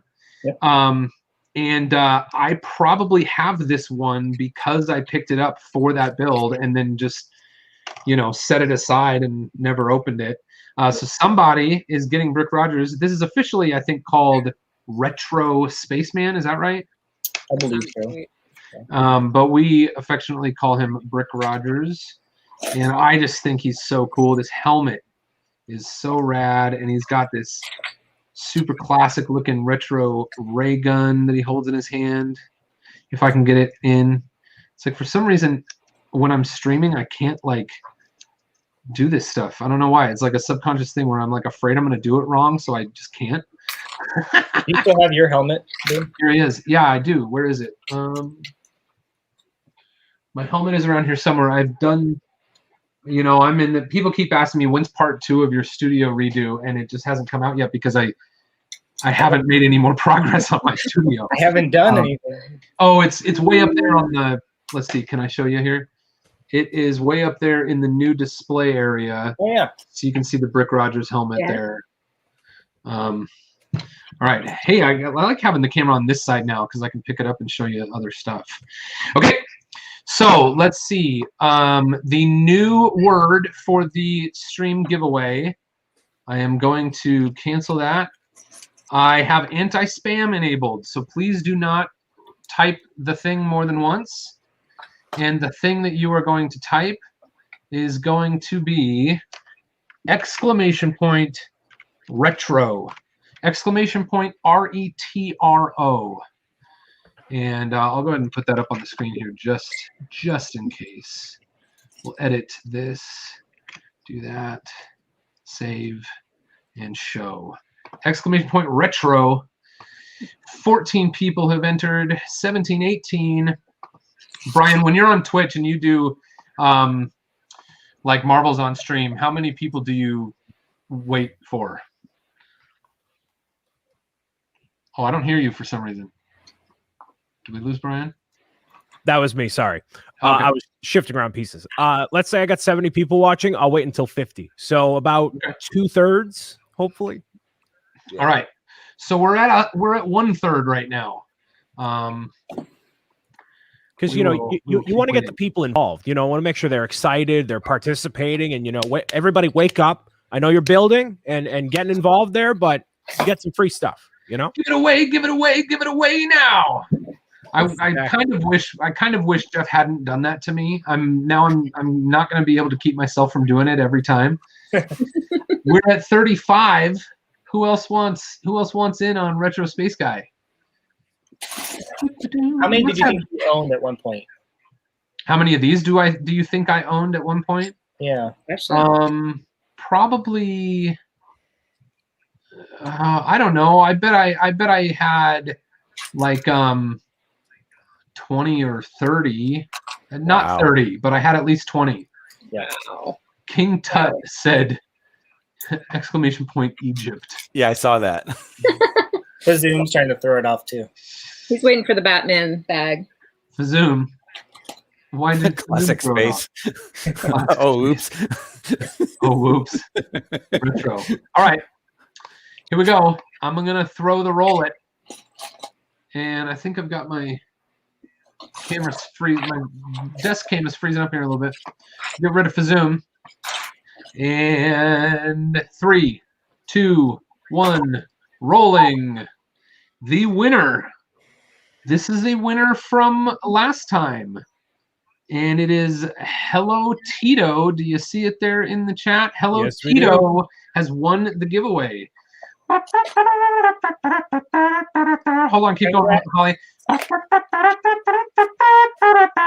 Cool. All right. Okay. So, congratulations, Hello Tito. You have won this guy, and I think this appears to be completely frozen now. Yes, no. Hello Tito, you also won something last time, and I need you to send me an email to Boone at BooneBuilds.com. Send me an email to Boone at BooneBuilds.com because I wasn't able to figure out how to get a hold of you for your last one. So I think you won something on the Star Wars stream, and now you've just won something else. Congratulations, Hello Tito. And I will give away one more thing this time. We've got a Dots bracelet. This is the Arts and Crafts. Rainbow. This is Rainbow Dots bracelet. So I'll go ahead and change the thing to !Dots. So if you would like to win a Dots bracelet, you can put !Dots. And I'll change one of these over here so you got it. !DOTS. And show this up here. No, that says gonk. Not gonk. Dots. !DOTS. Wow. I gotta get rid of these old ones. If I get rid of all these old ones, then I won't be clicking on things that I'm not supposed to click on. Cool. There we go. Well, We've got so 26, 27. while people are filling that in, I want to bring up a small discussion point here. Why on that series of figures was Highwayman hidden? Why? Like, he's not that special. Like, he's all blacked out. Like, he's a secret figure. Oh, I don't know. There were fewer of them. Yeah, but he wasn't like a Mr. Gold situation. Why was he like a specific, like, oh, I wonder what this one is? It's super special. Like, it was just like, oh, it's just another figure. Like, yeah, I don't know. I thought it was interesting. He's not like a special. He's not like, he doesn't have a chrome piece. He doesn't have a. I'm the only one. All right, never mind. Sorry, take me off the. Somebody call Mike back here. No, I get you. I get what you mean by that. Like, they sort of just created some exclusivity by putting. Did we lose Holly?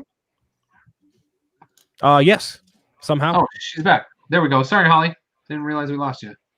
I don't know how that happened. I didn't touch anything. I don't know. Hey, dots. Anyone else? Exclamation point dots. And I'm rolling it in 3, 2, 1. Roll it. It is Pink Wheels 3. Pink Wheels 3. Congratulations. You have won. What did Pink Wheels 3 just win? The dots bracelet? Yes. Yes. Yep.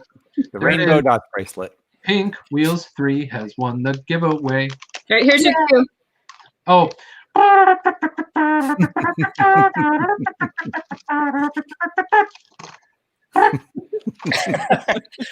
That extra was cute. That wasn't me, I swear. Cool. All right, sweet. Thanks for reminding us that it was the top of the hour, Dave.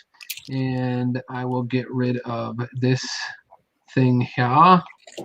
Wrong thing. Okay. Were we talking about something before you cut us off, Dave?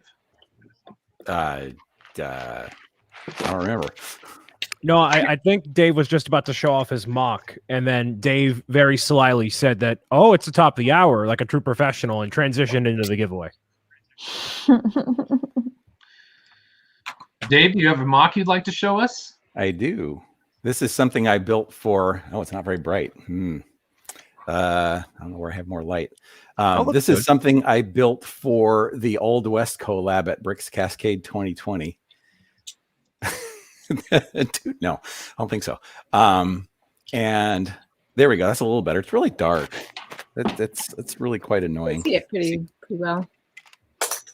There we go. Not the best in the world, but you know, it's starting to look like a movie set now. This is it gives a whole new meaning to a false spotlight, right? Boone? Mock spotlight. Yeah. Anyway, this was a hotel that I built. It doesn't have any interiors like I normally do, but I was trying to come up with a name and did some research and figured guns were a big part. So I decided to name it 4-Barrel Hotel. And then I realized, oh, I got to put in 4 barrels if I'm going to do that. So, and I always love these guys here. That's really too bright. Those lantern pieces. There we go. Those are cool. Anyway, that's it. Just want to show that since you asked. Cool. Thanks a lot, Dave. Sorry, I was muted. That was not a hesitation due to anything about your mock. I love it. Beautiful. Thank you. And I will exit solo layout. Cool. I was just about to crack into my first snack of the live stream. Brian, how do you handle snacks on your streams? Ooh, well, normally I don't stream for super long enough that I have to. The last stream that I had to was a 24-hour stream where obviously you have to eat at some point during that, and I begrudgingly got Domino's at 1 a.m. Oh, yeah, I remember that. That was great. That was not great because I thought the pizza would have showed up a little bit. Like the time constraint was too there. So normally I eat before or after, depending on the day. But yeah, I find that if I eat like too much before the stream, then I'm still like processing everything, and I'm not like like it's like when you go out on stage, I guess, for, you know, a concert or something, you want to have something in your system, but not like a meal and you feel groggy, right? So you want a little something like crackers or pickies, like a Cheez-It or something, animal crackers, whatever. Just one Cheez-It? Just a singular cheese, because it gives you a little bit of taste, and then when you're done, you can binge the whole box. Oh, okay. Now Right. it's Brian being the professional. Look at this. Right. See, exactly. It's down to a science. I'm telling you. Just cheese it. Yes. Simulate. Not Yeah. it's that's correct. Yeah. That explains a lot of my problem because I pretty much just drink straight up coffee before I go on there. Oh, that's a good solution too. On a quarantine cast, I'll get the full coffee. I'll usually get like an egg and cheese sandwich, eat it right beforehand or on the stream, depending on the time constraints, and then I'll have the large coffee, and then that keeps the energy, a consistent siphon throughout the whole stream. It's not good for me because I'm just too jittery, too hyper the whole time. So yeah, that's what I strive for because that gets the hot takes out of me, and that's what the people are used to on those. I get accused of being sassy. And that's the best kind of content for me. Hey, it's cat time at Maddie's house. I know he is. I try not to touch him when he's on my Lego table because then that will be like, oh, then he will hang out all the time. So I was like, nope, no touchy, and then take him off. What's your cat's name? Stein, which means the vessel that holds beer. It also means rock in German, and also means brick. Steiner. Mm-hmm. Cool. That's awesome. That's combines all my favorite things into one. Yeah, that's rad. Rocks, beer, and bricks. You like rocks? No, but okay. It was funny. Good. Yeah. Dave Sniffleblock says, if it loses a barrel, then would it be the 3-barrel hotel? I saw you answered in the chat, but wouldn't it be funny the next time if you display that at a convention again, display it with 3 bricks and see if anybody catches it. It's like, wait, you only have 3 barrels in your 4-barrel hotel. What's up with that? Yeah, I was saying bricks. I meant barrels. That's funny. It is awesome. And cool. Speaking of snacks, I'm gonna pop away for just about 2 minutes here and go get a snack, and I'll be right back. No problem. I hope that any of my guests feel like they can pop away for anything they need to pop away for at any point in the stream. But y'all are awesome. Let's see. Alexander said you end up feeling sluggish. Is that like after the buzz comes down from your giant coffee before the stream? Or if you eat too much before a stream and you gotta be doing stuff. Yeah. But Brian, I have to agree with you because I used to be in a rock orchestra. So we played like rock music, and before our concerts and stuff, our director would only feed us salad. And then after we would get the pizza, right? So think about being a child musician and getting fed salad before a concert. You're grumpy, but you're also more focused, right? But then the reward after the concert was getting a pizza.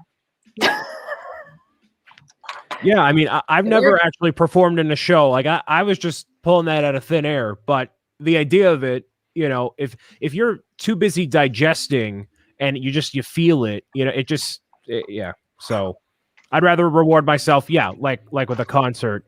Afterward, you get the meal and you're good. Yeah, I like when I do Tricky Bricks on Sunday, that's early for me. It starts at 10 a.m. on Sunday, which I'm a night owl. I stay up late at night, and so I pretty much roll out of bed at 9 a.m. for that appearance. So there's really not any time for anything but making a cup of coffee and trying to make myself somewhat camera presentable. Cool. Yeah, and that goes for 2 hours every Sunday. So right around 12 o'clock, I start getting hangry. Sniffleblock said, Dave, I hope there's not any pesky barrel stealers about. Otherwise, you'll need a lot of signs. Wouldn't it be awesome to have a little sticker over the 4 and it says flip it 2-barrel? Yeah. Days without incident. Aubrey says carb load the day before like marathon runners. Oh gosh. Yeah, that's no problem. April's Crazy Brick says, LOL, I still have not slept from last night's Sort Lug Zoom. Oh no. Yeah, I skipped Sort Lug just for you, Boone. I knew I couldn't do 2 days in a row. Oh, I was trying to. This is a good thing that I should talk about. Last night, instead of Sort Lug, I was sitting here going through all of the judged responses from Imperial March. I 1000% dropped the ball on that. Sorry, Boone. Oh, it's no problem. I had plenty. Okay, good. Sorry. But Maddie was one of our judges.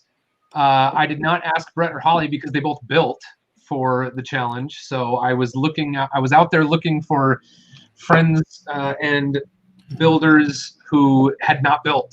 Also, I don't know Star Wars, so that's also It was a good perspective, right? You want to have all types of perspectives in the judging pool, and so I was out here. That's better, yeah. Oh, absolutely. So I was out here very late working on just going through all of the judging submissions that had come in. And I was trying to prepare to announce the winners in this stream today. And I didn't get far enough on prepping that to announce it today. So that'll actually come if you're watching and you were hoping I would announce something about the Imperial March winners.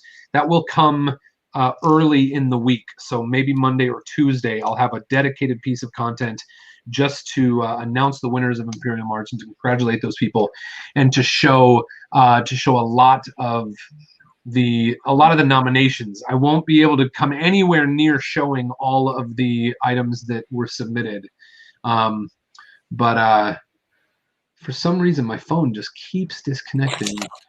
I might just give up.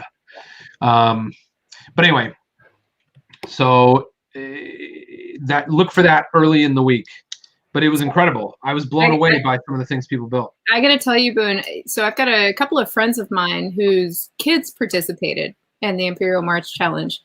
So it was kind of interesting, like crowbar separation, like my people that I work with, right? Like not necessarily Lego people, but people that I work with, and their kids were participating. And one of my really good friends in particular had posted about, like on his personal Facebook page, about how they were just having a really rough weekend. Their son was having a tough time with something, and apparently it was announced that he was one of the winners of your Imperial March challenge, and he was just talking about how it completely turned their whole day around. And I was just so happy to read that. I wanted to share it with you. Oh, that's awesome. Was that like a couple weeks ago when I did the random draws? Yeah. That's great. I love that. That's so great to hear. Yeah, I did last night. I sent out a bunch of, I shouldn't say that, never mind. But yeah, it's so much fun. It was really incredible to see all the things that people built. And yeah, cool. I tell you, I was amazed at how many submissions there were. And yeah, there were so many good ones. Man. Sorry. Yeah, thanks for Dave. Dave was another one of our judges, because you didn't build for Imperial March, correct? Correct. So yeah, so you were one of the people I asked to judge. So thank you, judges, very much for doing that. I couldn't have done it without you. And it's amazing. I left the judging form very open-ended, and I designed it that way so that we would see, what are the things that really stuck out to most of the judges, or to many of the judges, and it was very clear on every platform.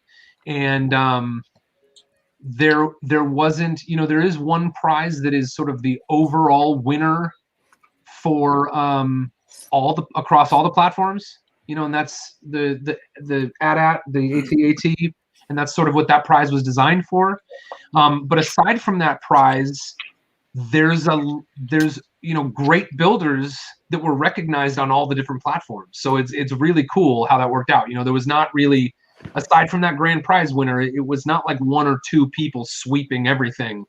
It was really, we're going to get to see a lot of cool nominations. So I will show all of the builds that were nominated by judges, and then I'll announce sort of like, the people who had the most votes for each platform. And then, of course, I'll recognize the winner who was the favorite by the judges for each particular platform. Yeah, and I said this to you, but it was really difficult to pick 3 from each platform because there were so many good ones. How many judges did you enlist? Oh, I think I asked 15. I think I asked 20, and I think there were about 15 or 16 of them ultimately, submitted the form. That's good. That's a decent sample size. Yeah. And like I said, some of them were some were local friends, some were Lego Masters Season 1 contestants. Some were, some were Lego product designers. Some were, one was someone who, how do I say, has to remain anonymous. One was someone who, there was a few that requested to remain anonymous, but someone who, if you don't know their name yet, you will certainly know their name in the next 6 months. You know who it is. Oh, yeah. Well, people already know my name, Boone. Come on. Yeah, You don't have to- Say my name. Say my name. Exactly. I think it was really cool that it was all sorts of ages, you know? Yeah. I mean, there was like, I think there was a kid who was like 6 all the way up into their like 50s, 60s building. And that's what's really great. That's what's been great about this whole Lego experience for me, has been like, you know, I was told, oh, it's a kid's toy, it's this, you know, that. But yeah, it's for all ages. Come on. Well, and 99 along the same lines, I was watching a stream, the Cool Factor Mike Ritter's stream, like a week ago or so, and he made a comment about that. He's commented about the fact that, and I've definitely seen this, that Lego is so cool because you can have, you know, 15, 16-year-old builders that are fantastic. And, you know, you have people like me who are 61 and you look at these young builders and go, wow, you guys are great. It doesn't matter. Age makes no difference. Yeah, I love it. Well, except for, I think Cat Dave Fam. gets a senior discount. That's I don't know. I've never asked. Why? Get off my lawn, by the way, Lego. you young whippersnapper. Oh, Man, boy. how fun is this guy? Look at this guy. Oh, that's cool. Okay, I'm gonna full screen you. All right. You gotta see his face. If you can see his face. Focus. Oh, he looks like a kind of a. He's like happy and evil at the same time. Yeah, like this looks like a little monocle or something. yeah. But he's got this new right angled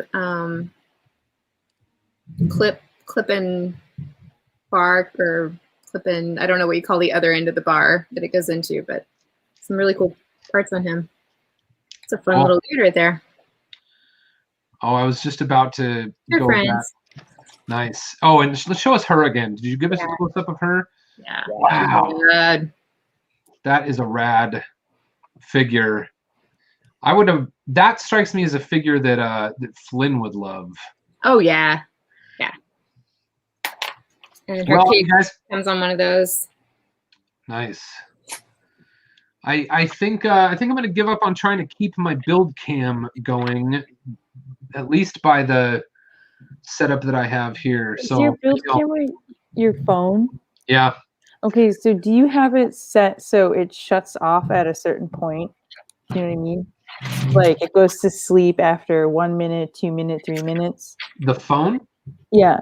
No, the phone is not going to sleep. It's just like I think it's losing the connection to StreamYard, so it just keeps disconnecting.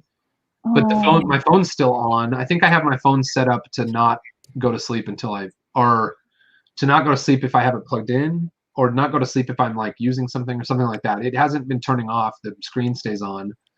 But I think it's just a connectivity issue, and I tried Wi-Fi and I tried the cellular, and it's not working. So if I had set up Brian's route with, going trying to think, oh, you know what I could do? You guys, let me give you a topic to talk about, and I'll set up a little something different here for my camera. Can you put me full screen for a bit? I have some stuff I can show. Yeah, absolutely. Thanks a lot, Brett. Brett Hoopa, everyone. Yeah. So sometime around December, I acquired this box. Probably was half full of some brick that a cousin was getting rid of, and I got it through somebody else. So I didn't actually talk to them. I couldn't talk them out of giving it away, so I got it. But I'm digging through it, and look at these cool things. I've been searching for these. Yeah. I need these for Yeah. my adventure mock. But there's some old cool 90s stuff. There's some printed wings, or these two sections here. come together from. This is from the UFO line. There's 2 of them. There was some of these, like, kind of Torpedoes? well, I'm trying to think. They're like the buoyant kind of things that would be on the side of like some kind of submarine. And so like there was like these kind of things that you could put a minifig in, cockpit in. I think these were from a Aquanauts, like the shark guys. There's 2 of them here. It's always fun to go through a boat collection like that and see what kind of treasures you can find. Yeah, there's some other stuff. Oh, I don't know what this was from. I'm guessing there's some like city plane that had. X-Factor. Yeah, I don't know if this is actually left over from a set or somebody was putting it together, but the stickers are kind of all over the place. See, there was this very large piece that has like these ramps. I remember these being on trucks, and you would drive a vehicle up on it, like a 4-wheeler or something would sit up here. You could drive it off the edge. Kind of weird. I really like that piece, Brett. I've been trying to think of a fun use for that piece. I've got a few of those sitting around, and I haven't quite had the perfect idea, but that's cool. All right, we stand on you. You got more? No, there's just a few little things that were printed. I'm like, that's kind of cool. Or these really old yellow and red. These are actually very clean, so they're pretty cool. All right, I think that was what I've come across. All right, cool. Could anyone else have a little show and tell like that? I've got a direction I'm heading for setting up another camera here, but it's just going to take me another minute or 2. I have a question. I'm intrigued by. Yeah, I'll wait until Frickin' Mad's done with her show and tell, and then I have a question for everybody. It's not even that great. I was just showing this random rat mock that I made. It's the Rat King. You made that a while back, right? Didn't you? Because Yeah, I think I saw that and on. Yeah. I love it because do you guys know what a Rat King is? This is going to be our fun fact. I don't. Okay, so it happens to rodents, and it's when a bunch of rodents get together and they're nesting, but then when they get scared, they run away, and all of their tails get stuck together. Wow. And so then they're all stuck together. It's like when 3 or more rats or like mice are stuck together. But I decided to make a play on it and make a Rat King. That's it. Is it the alpha rat? Yeah, this is the alpha rat. It's super mondo. But that's it. That's my weird interjection for time. Love it. Thank you, Maddie. And we lost Brett. Yeah, I don't know where Brett went. Holly, you had a question, right? Yeah, I was just wondering, like watching Boone open up the CMF bag. I'm curious how. I bet everybody has their own method for opening those bags. How do you guys do it? Yeah, I do the same thing, Maddie. Yep. Rip it apart, huh? What about you? Unless I know there's maybe some sort of fabric that might get like a little bit messed up, but otherwise, I just pry it right at the top and yeah. Do you feel? Well, the video boxes, I just like and dump them right out. Do you feel the bags? Because I one time do. spent a long time in Target, and employees started following me around because they thought that I was stealing the minifigs. But I would grab all of them off the rack and then walk around Target and just feel them while I was walking around. So I just do it in the aisle, like right. You walking around Target is definitely way more sus than you just standing there in front of it. It's like, because that's what a typical shoplifter would do. They're like, oh, let me walk around a little bit. And, oh, that's a really nice cooler up there. Let me just put this in my pocket. And all right, let me get another, like, yeah. Okay, that makes sense. Yeah. I guarantee you, if you stand in front of it, you'll still get weird looks, but not as many. They've seen it. Yeah. We're used to it by now. You just get one of those arm carts or whatever, and I loaded it all up, and then I was like, okay, la la la la. That 100% looks like you're trying to steal all of them. And I would put the ones that I was gonna buy in a different. Yeah. Anyways. That is very suspect, and you have your own method, of course, but You're gonna get funny looks. It's just how it goes. So I'm very gentle with mine. I always open them like right at the seam. Oh yeah. Carefully pull things out and keep all the bags. I'm so neurotic. Wait, really? You keep all the bags just because you think like the art, or what's the reason? I don't know. It's just that collector mentality. I've just always kept, like particularly for bigger things. And CMFs are pretty valuable to me. That's probably like the most valuable as a whole collection that I have. So if ever I was gonna start to sell them, whether it's one by one or whatever, I want to make sure I have the bags and the little things, and I keep them all organized, and they don't really take up much space. I don't know. I'm just a weirdo. No, that's actually kind of cool. But well, go ahead, Maddie. Well, I was going to say, so when are they going to actually have Hoarders Lego edition? They could have there's 15 seasons worth. There's super weird stuff that I hang on to that's Lego related. Like anytime I don't keep the CMF bags, but anytime I get the little poster, it's opened, it's like flattened out, it's laying there, and it's like, oh, I've got so many of these.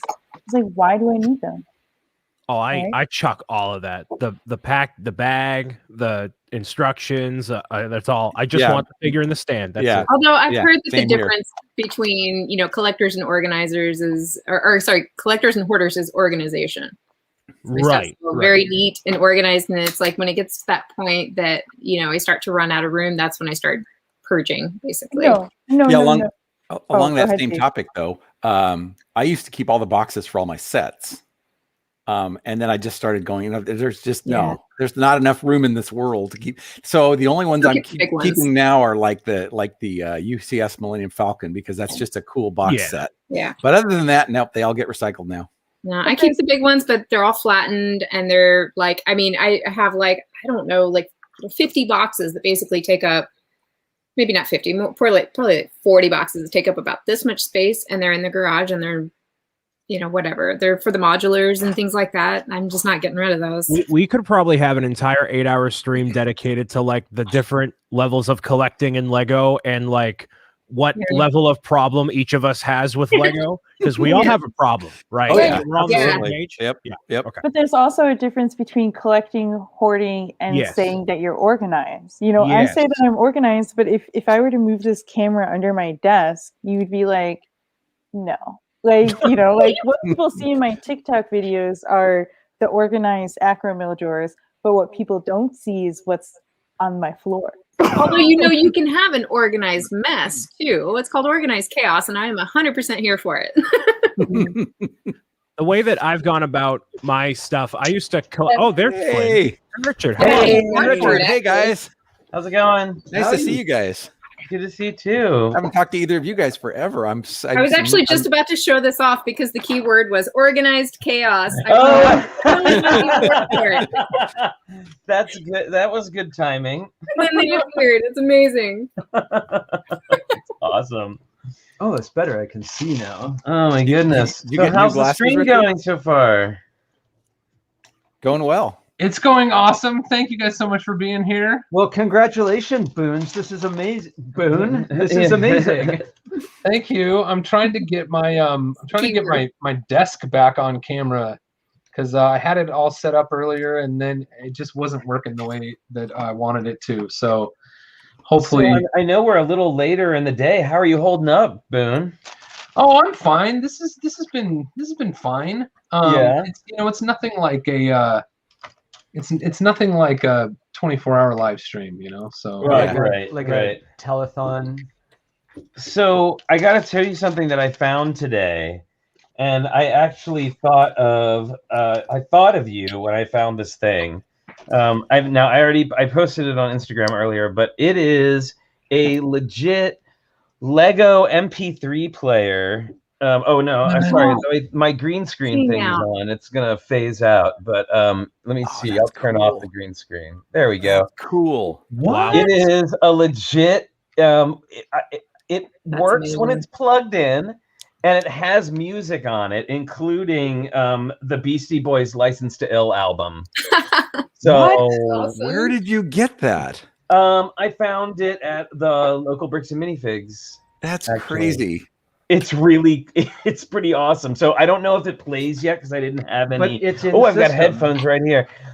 As long as it's plugged in, it works. I don't know if like the rechargeable battery actually still functions, but I had it plugged in and it worked. And I got to, I could see that the little number was going in. And it holds pictures, and I looked it up online, and it holds 2 gigs of stuff. Wow. So Not bad, actually. Well, and it's funny because it holds pictures, right? And the screen is like not much bigger than my thumbnail, and I'm not exactly sure like what you would get out of keeping photos. That's like looking at pictures on your watch. I think you could build it into a mock and have your MP3s there in your mock. Yeah, because look, it is buildable on the top and the bottom. Wow, that's cool. I saw someone use one of those for their movie theater for their minifigs. So they cool. Yeah, this would be like Is it 2x5? It would be the size of a medium-sized TV at this point. Yep. And I want to do something because it's just got a headphone plug, so you could plug a little speaker into it, and you would be like legit playing music in your mock out of a legit Lego thing, which is just mind-boggling. Purist. So cool. Purist. By the way, there's no Lego speakers.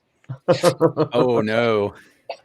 By the way, it looks like we have a bunch of Tricky Bricks fans watching because there's a whole bunch of ahoy hoys in the chat. Oh, hoy everyone! Hoy. I got so excited about my about the MP3 player that I wasn't paying attention to chat. My apologies.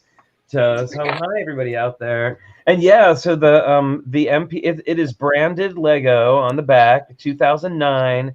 And when you first turn it on, the Lego logo comes up on the screen. It's pretty so cool. It's pretty hilarious. Cool. 2009 is when I got back into it as an AFOL, so that's cool. Very nice. So Super Collector said, "How many seconds in are we?" We are. How do I show this? If we go like this, we are 9,630 seconds. 9,630 seconds. We are almost. We're almost a third of the way in. Yeah. Yep. Almost a third of the way in. Yep. That's a bunch of seconds. It has been a lot of seconds. Yeah. So Flynn and Richard, what are you guys up to? What have you been building?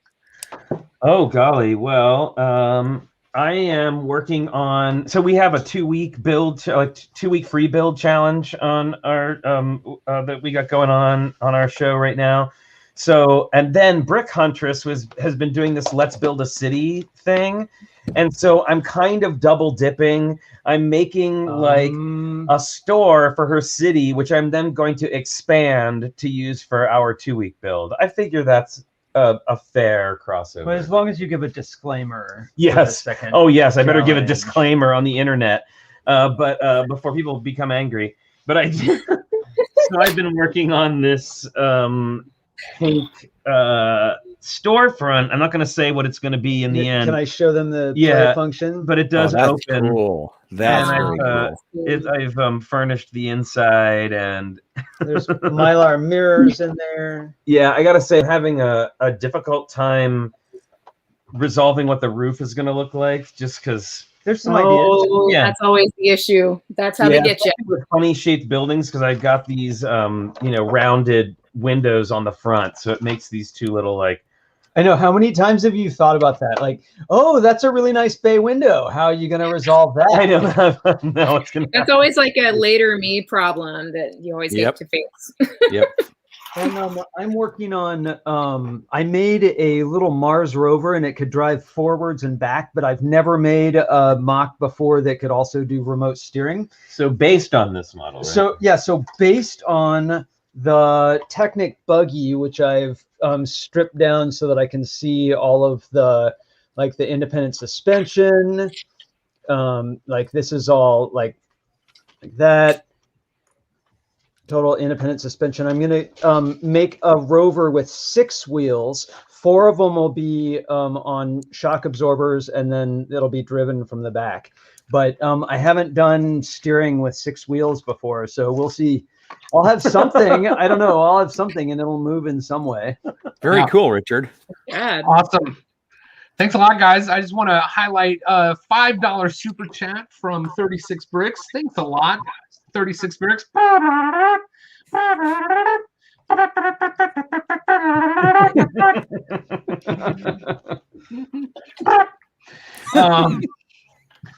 When building mocks, where do you get your inspiration? That's a good question for everyone on the chat. 36 Bricks. Thank you. I'll start with what inspires me, because I don't normally build mocks. I build sets, so I can't contribute as much to this whole ordeal here. So the instructors inspire you, right? Yeah, exactly. I let the professionals do all the thinking for me. All right, Holly. Man. I don't know, things I like. It's just things I like. Things Holly. I like. I don't know. Yeah, there's things. Typically, I guess I generally gravitate towards the pop culture stuff because I'm in the film industry, so I'm kind of hyper focused on movies and film and TV and that and media and that kind of thing. So tends to come to me like when especially if there's something really cool I see like in a movie, like something in the film or in whatever reference it is that I haven't seen before, or something that kind of grabs my interest, then it's just that natural progression that I start thinking of it as a mock. Like one of the things I built, I don't know if you guys saw the thing I built from Wolfwalkers. That was like the best animated movie that came out of last year, in my opinion. It's from Cartoon Saloon, same studio that made Secret of Kells and Song of the Sea and The Breadwinner. Mm-hmm. So Wolfwalkers was their movie that came out last year, and there was this really cool effect that they had of the girls turning into wolves, and it was this like it's all mostly hand drawn, and then there's this overlaid effect that was this glowy kind of wolf shape that was over the human faces, and I just thought like that got my attention. It just was such a cool look and a cool design, and so then I built that. That's what inspired me. Is that on your Instagram? It is, yeah. I can grab it. Let me grab it. Cool. Super Collector, I see your super chat. We'll get to it, but we're going to finish answering this question. Thank you. I think inspirations for me, definitely challenges help because it narrows a bit. But even with that, you get kind of like, well, if I'm going to do a building, what am I going to do? But the last, year or two, I really have enjoyed mashups. So I'm picking two things that either are similar, and so I want to see how it looks together, or like those can't go together. So I'm going to try. I'm working on one of those now, Brett. Nice. Yeah. So like I think the thing that really opened my eyes to that was, I like theme mashups, but when Boone and Mark and Perry and a bunch of us did Dupocalypse, that was so much fun because you were trying to get these Duplo parts to fit with these system parts. And it was just a challenge, but fun, trying to get it to be stable and work. So. Okay, you guys want to see it? I had to take it out of the glass so it wasn't like super, should stay upright, hopefully. Here you go. Oh, that's cool. Awesome. I love the colors. It actually looks better when you can see it in person than like on Instagram because you can kind of see the 3D effect of the overlay. Yeah. Very nice. The green building is strong with you. Yeah. Yeah, I know. That was like it was initially going to be like my first attempt at a mosaic, but I just kind of instantly went 3D because that's the effect that it is. It just worked better that way. Maddie, what inspires you?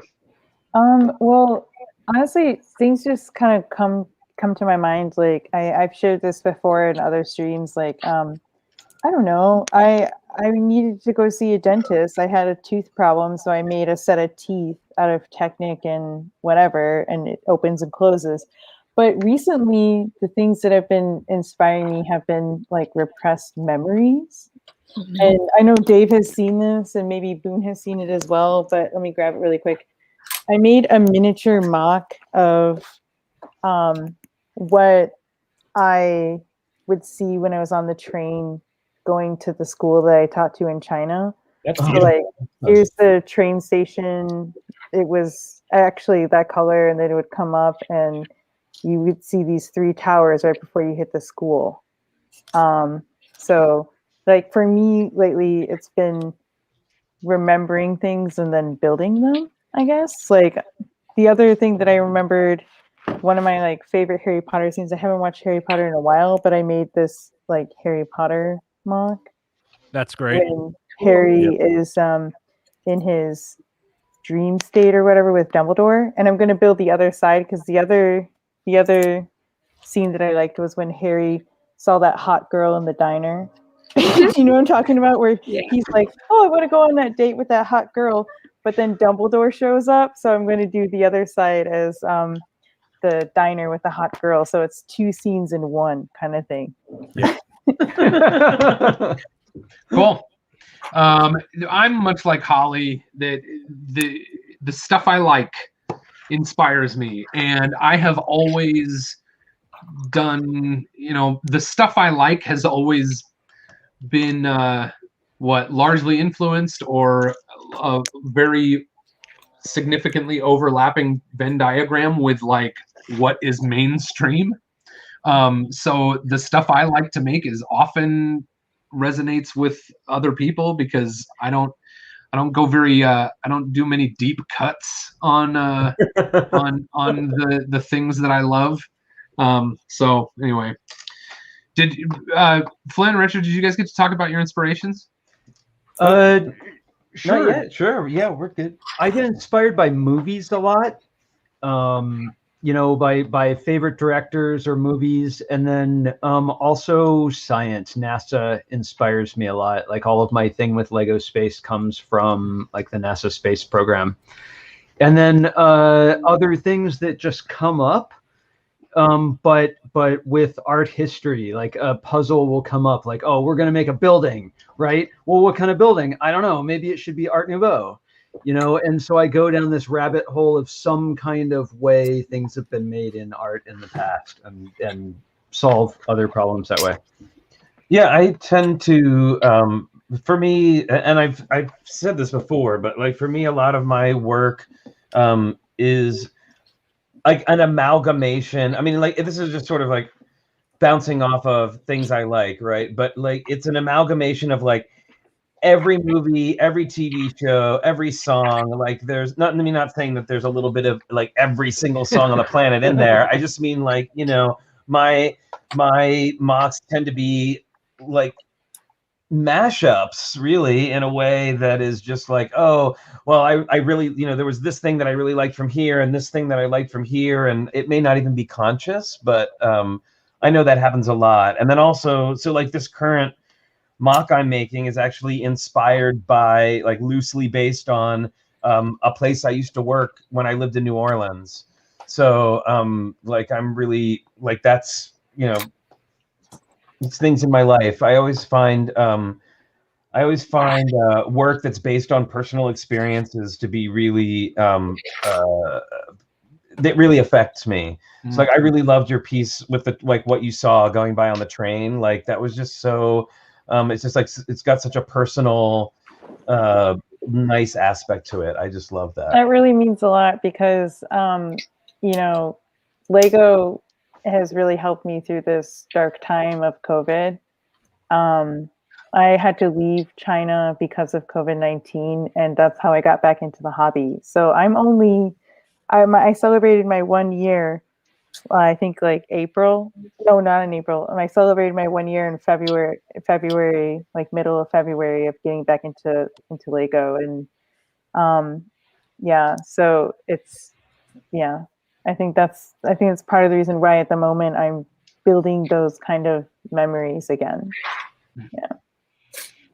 That's awesome. That's awesome. Thank you all so much for sharing. Did anybody not get to talk about inspiration? Dave? Flynn, were you done? Am I cutting you off? Oh, I'm done. Yep. Cool. So I tend to do a lot of, well, first of all, I like doing buildings, and a lot of what I do tends to be driven by collabs for Bricks Cascade. So like Jurassic Park, I did some buildings. I did the Dream Bunkers. I did houseboats for the Port of Brickport collab that James Ritzman did.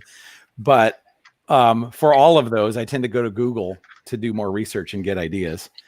And then for the ones that aren't collab inspired, like the very first one I ever did, the big old white hotel, was just something that showed up on the lock screen of my computer at work. And I looked at it and I went, I'll bet I could build that in Lego.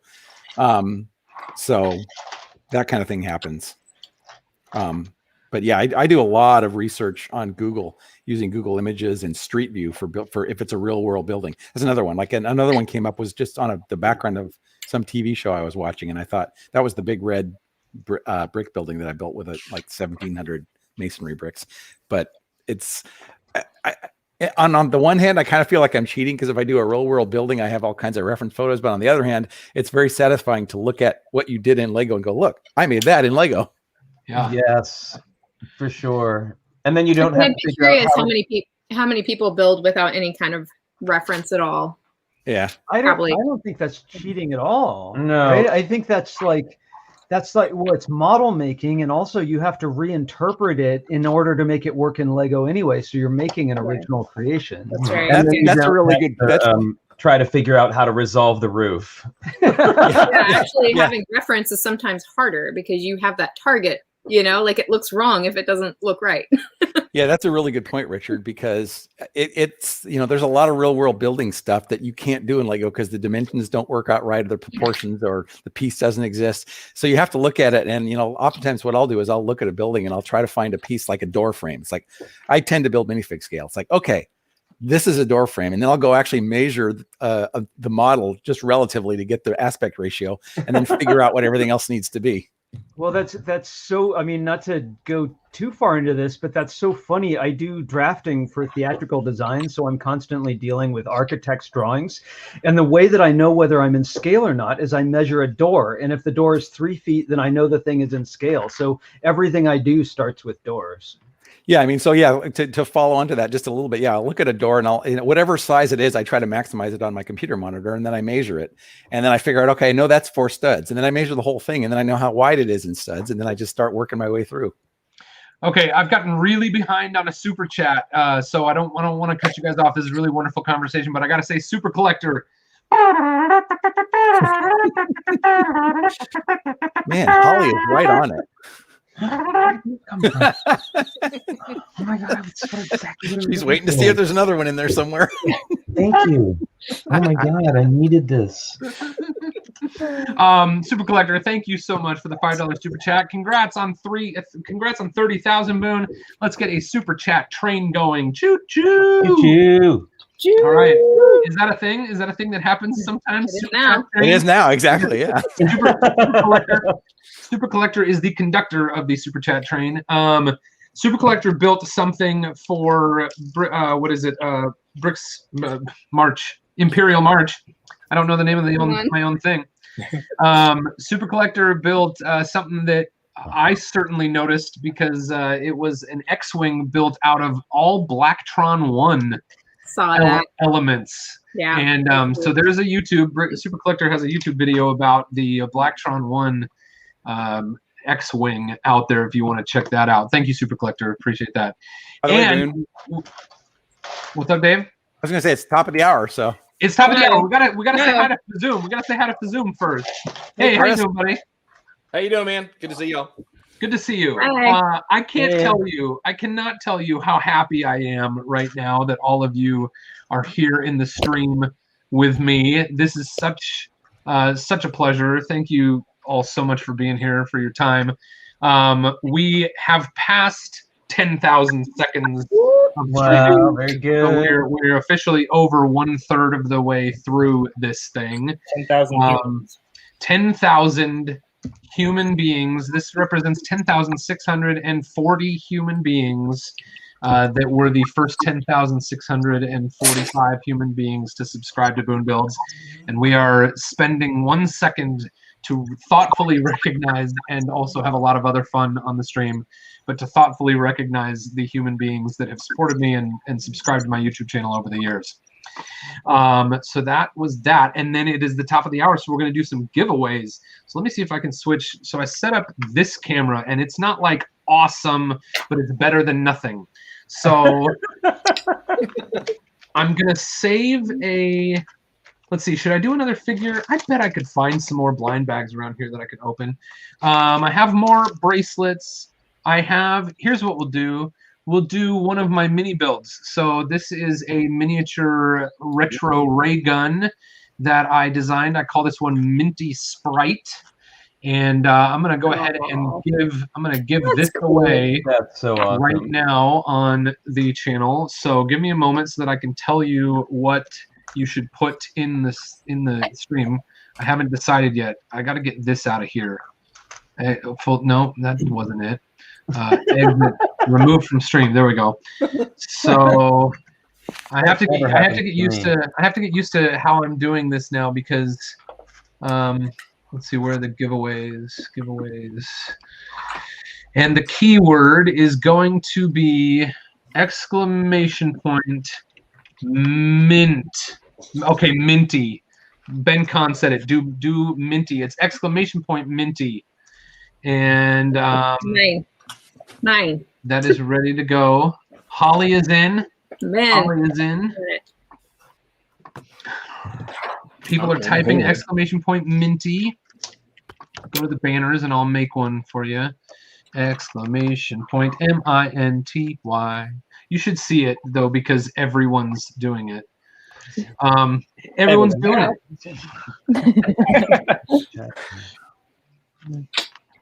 Let's see. 35 people are now eligible to win the Minty Sprite. I actually designed this when sand green was still a fairly new color, so I was really pleased. Brett, I saw your message. I mean, I think I want to use those for something else, so I'm sorry I haven't gotten them from you, but I've got enough stuff here to do a couple every hour, and I'll do some other stuff that I haven't even sort of started getting into yet. So let's see how many. 43 eligible users. That's half. We'll go ahead and do it in 3, 2, 1. Melissa. Hey. Go to Melissa. Nice. Awesome. Thank you, Melissa. You have won the Minty Sprite. Send me an email at you know where to email me or message me. Message me somewhere where you can message me, and we'll get a way to send you one of these. Wow, Boone, you got to show me how to do that because that's awesome to do that little giveaway thing. Yeah, I just figured out how to do it like 2 weeks ago. It's just nightbot.tv is the website. At this rate, I gotta have like 4 or 5 of you in a conference call and just walk you through all the different things on Nightbot and Twitch and YouTube and like, all right, here's a little course, here's a little powwow. You do. You have to teach us old folks how to use the internets because you are a young, hip internet celebrity. Well, I can teach you and walk you through all that, but the only thing I can't walk you through is TikTok. Fazoom has that covered because he's a TikTok superstar over here. No, Maddie. Yep, Maddie. No, but I wanted to give Fazoom praise because he's got a pop in TikTok too. Fazoom has a really pop in TikTok, but does he have more followers than Maddie? Listen, it's not all about the followers. It's the heart Exactly. and the passion. Okay, and I'm not saying you don't have heart and passion. I just want to give Fazoom some praise here, and just But Fazoom's content is great. I do have to say, when he utilizes his old gray brick. I don't know where that is at the moment, but he's wearing the shirt. He's right. there it Yeah, I is. got my shirt. Yeah. Look at but he's got a mask on today. I took a break out from town, so. So Nice. Super Collector said, and actually it's the reason I was going to give that away was so that I could plug stuff on my website. Super Collector says, Boone, don't you have those Minty Sprites for sale on your website? I absolutely do. Where would that be found? Over here at boonebuilds.com. So on boonebuilds.com, I don't want to lose the faces of my friends. We'll do this. There we go. I love that the difference between full screen layout and not full screen layout is that. So the comedy to me is when I click exit full screen layout, and that's what happened. It's so different. Yeah, so you can actually buy kits. You can buy kits on my site. You can get the download. You can download the plans. Also, that little models like this are freely available to my Patreon subscribers over here at patreon.com. Oh, I shouldn't show that. Darn, that was my... Anyway, on the Patreon, patreon.com/Boone, Boone Builds, patreon.com/Boone Builds, and BooneBuilds.com. Thank you very much, Super Collector, for helping me remember to plug my own stuff on my own stream. That's a perfect segue. And I think we'll do... What was that? Go ahead. We'll do one more giveaway. I'll give away this here. This is a figure from the set I'm building. This is not good. I'll get rid of that and just do it up here. A figure from the set I'm building. This is Joker. And so you could win Joker. And I haven't gotten it ready yet, so don't start typing yet. Because I've got Which one is that? This is Joker from... this kind of looks like almost like the Jared Leto Joker to me, but it's not necessarily. This Joker's Trike Chase is the set that it's from, and oh, I see. Okay, I don't. In my estimation, these aren't from like a specific particular source material. So I the universe. So I think this Joker is probably just don't start typing Joker yet because you don't know how I'm going to tell you to do it. Disqualified. And I haven't even. All right. Let's see. It's going to be. There we go. Exclamation point JOKER if you want to win Joker. Exclamation point JOKER. I'm glad you mixed that up for him. Hey, listen, I'm not trying to throw people for a loop. I just want people to follow the rules. So rules are meant to be broken, man. Exclamation point Joker. All right. 14, 17 people so far. 18, 19 want to get their hands on the Joker. And then after this giveaway, I feel like we need to let Tricky Bricks and Fazoom have a little more time because it feels like you've all been Richard, Flynn, and Chris. You guys have been in the stream for like a half an hour, and we haven't had much opportunity to hear from you yet. So. I just got here, so well, okay. Time. It is the time in the stream when time means nothing to me. I've been taking apart mocks here. I never do that, and we have so many challenges. They're adding up. Oh, I know. And then he had all the pieces in his mock that I needed for my current mock that I was looking for. So it's working out. It's working out. Siphoning them off from one and putting them into the other one. All right. I think we are ready. I'm going to roll. It says roll it, but nothing rolls. It's just a button. And then it immediately shows me the winner. Roll it. It is NSA X-File. NSA X-File came through with a wonderful super chat earlier.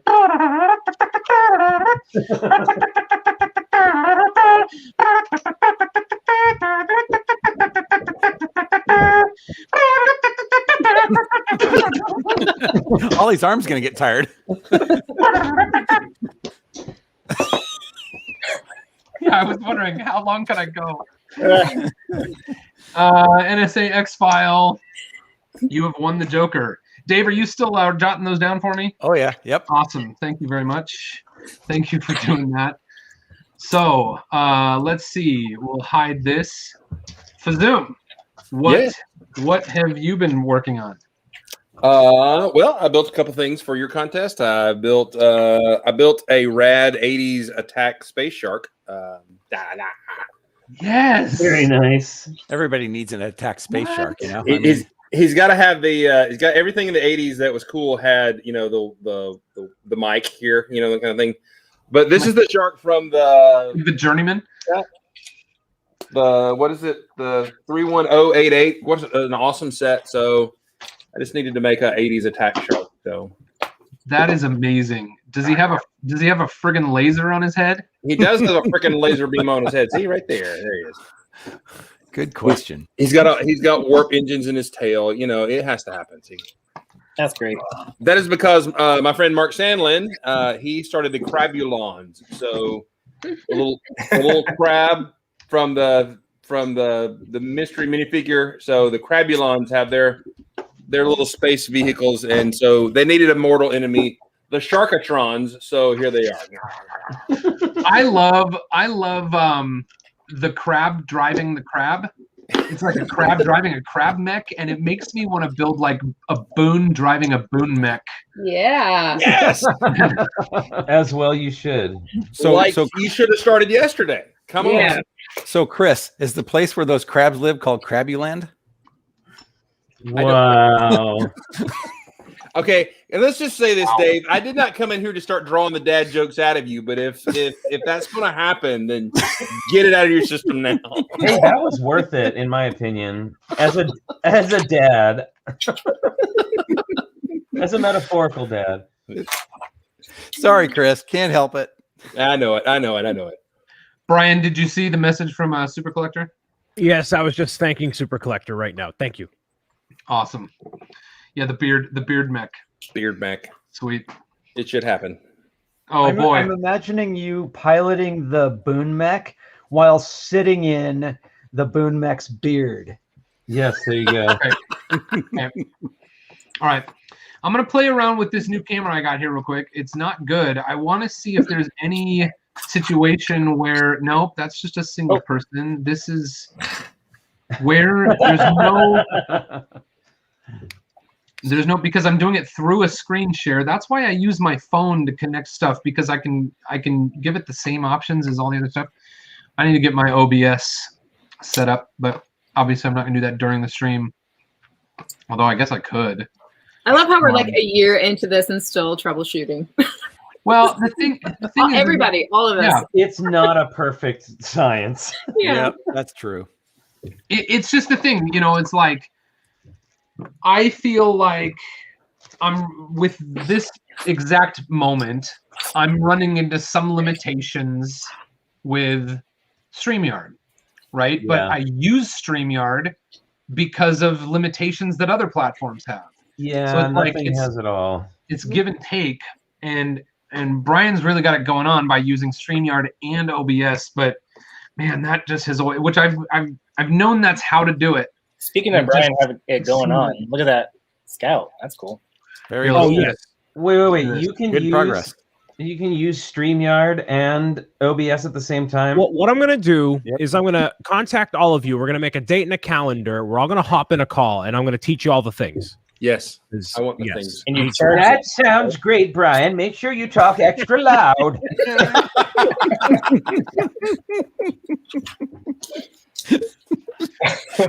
Lost Dwarf with the 20 there. Nice. Yeah. Sticker. Thanks Brian, a lot. I don't Thanks see a lot. any key.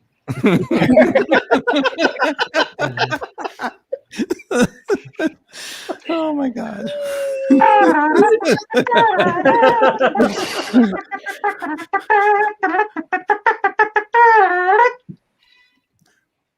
We're getting loopy, and it hasn't even.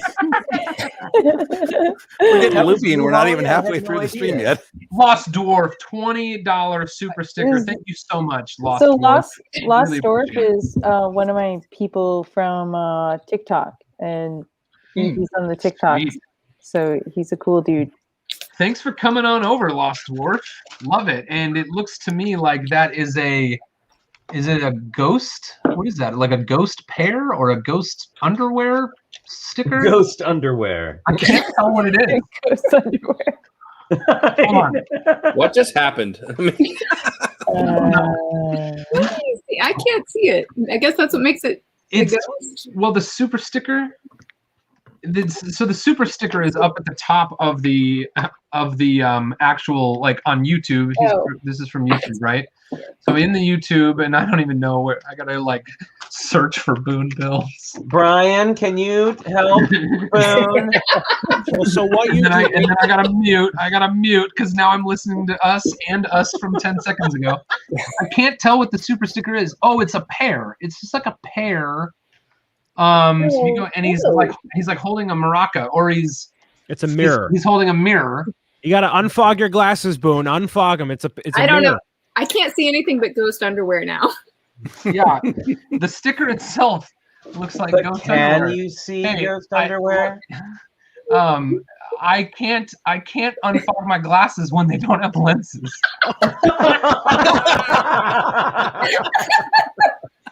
I'm just kidding. I switched real quick when he said that. Oh man. All right. I'm trying to apply stickers here. You'd think we were you'd think we were at like hour 22 of a 24-hour live stream. Exactly. That's what I said a minute ago. We're not even halfway through yet, and we're already loopy. Yeah. All right. Here we go. We are 11,000 seconds, over 11,000 seconds into this 30,000 second live stream, and that is just an opportunity for me to thank everyone again. Thank you all. Hit 30,000 subscribers this week, and I couldn't do any of this without you. I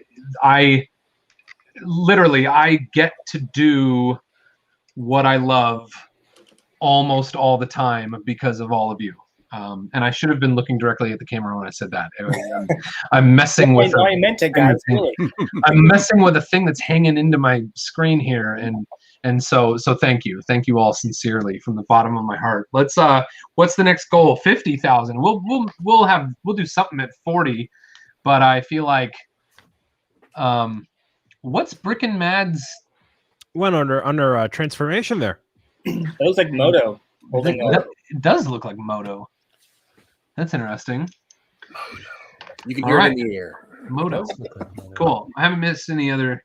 Brent Waller says, "Is there a gas leak in the northern hemisphere?" Perhaps. Brent Waller, everybody, the 10,000 supporter baller on Lego Ideas. LegoIdeas.net.com. That's not it. No. Ideas.lego.org.gov. Yeah, that's it. .us.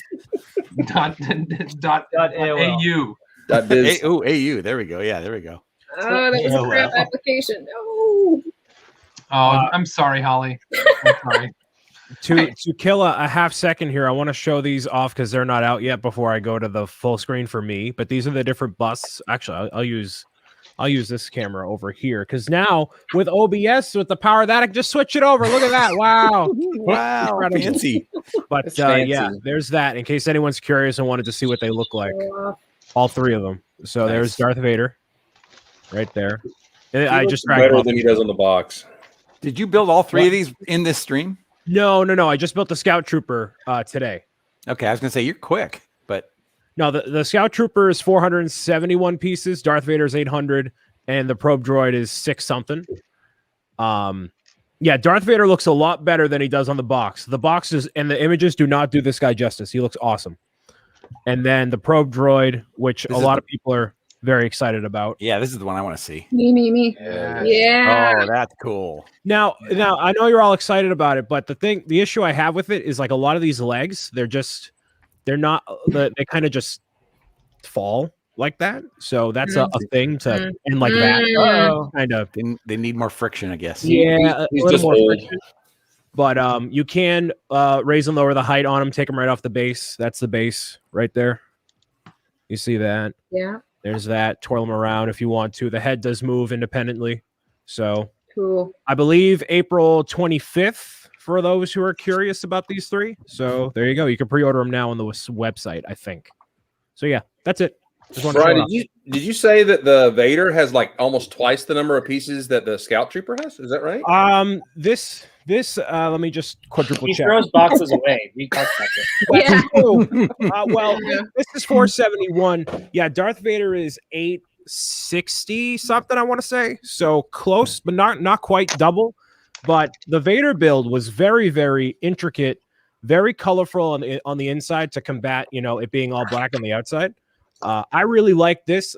The only other bust I did before this was Iron Man, which I have been told is not the best bust of the bunch. So I went from Iron Man being not one of the best to one of the best being Darth Vader. So it was quite a experience there. I recommend Vader the most of the three, if you can't tell by my biases there. There's Good Jeff. to know. Hey, Jeff. Jeff is back. Jeff is back. Jeff is back. Wait, There you go. Hey, Jeff. Every now and then you get a free song from me. All right, I just gotta say this sticker application times 8 is not thrilled about it right now. but the Those are sticker hard. sheet is so expensive on Bricklink, and people were saying that they just bought that set for the sticker sheet. What's one. not going well? Is it the curved pieces? Yeah, trying to apply on those curved pieces and then doing that 8 times. Mhm. Yeah. Curved that way and No. curved that way. No. No. No. No?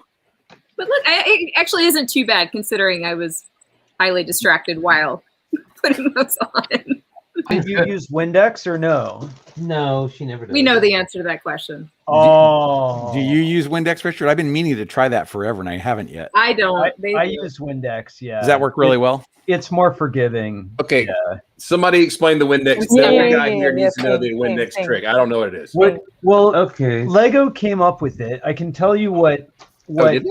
Well, I don't know if Lego came up with it, but we We learned, got it on their we learned about it from Lego. What I do is if I have a tile, we have a little spray bottle, and I spray a light coating on, and if it's too much, I just wipe it a little with my finger, and then sticker on the on on a clicky, and then put it down. And if you don't get it right, you can either pull it up or mush it around, just like mush until it's perfect. And then you just rub out the extra Windex, and it dries great. But I'm Yeah, stubborn. that's actually on the official Lego FAQ or Lego website FAQ. yeah. But it is. Holly's It's been- braver than I am. It's- She just goes right for it. And for those of us with shaky hands, it's a really helpful. It's like helpful to be able to place it down if you need to again. Yeah, I use the brick separator or the clicky, whatever you want to call it, and then I just keep like one side of it up until it's placed, so I can lift it if I need to, and then put it down. There's always that moment of truth, right? When you're like, "This is great, and you look down and the last little bit, it's off, and you're gonna bend it if you pull it up. Yep. Yeah, especially on stuff like surfaces like that are curved, because it really is hard to tell. Or if you have a really long sticker, because it And it's that overlength textured. It's the texture too on these types of pieces that has that little bit of tooth to it. Mhm. It keeps it from, so it slides around a little bit easier as you're putting it down. I don't know, not my favorite. How does it work with transparent stickers? Because I know that when you repeel a transparent sticker, you get the fog and the ghost thing going on, which is so annoying. Does it work well for that?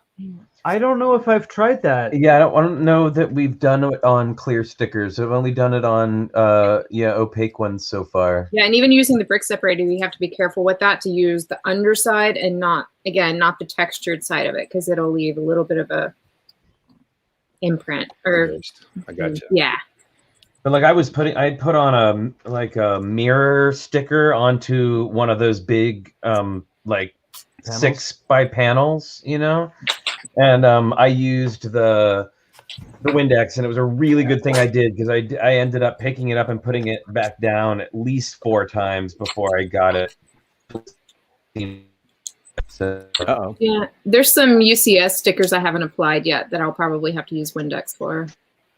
I'm applying vinyl graphics. Yeah, exactly. Yep. Well, yeah, I was going to say that's how they usually do vinyl stickers, like liquid, and squish it around, and so it makes sense to use Windex because there's the kind of like an alcohol content. I think that's why it evaporates. Yep.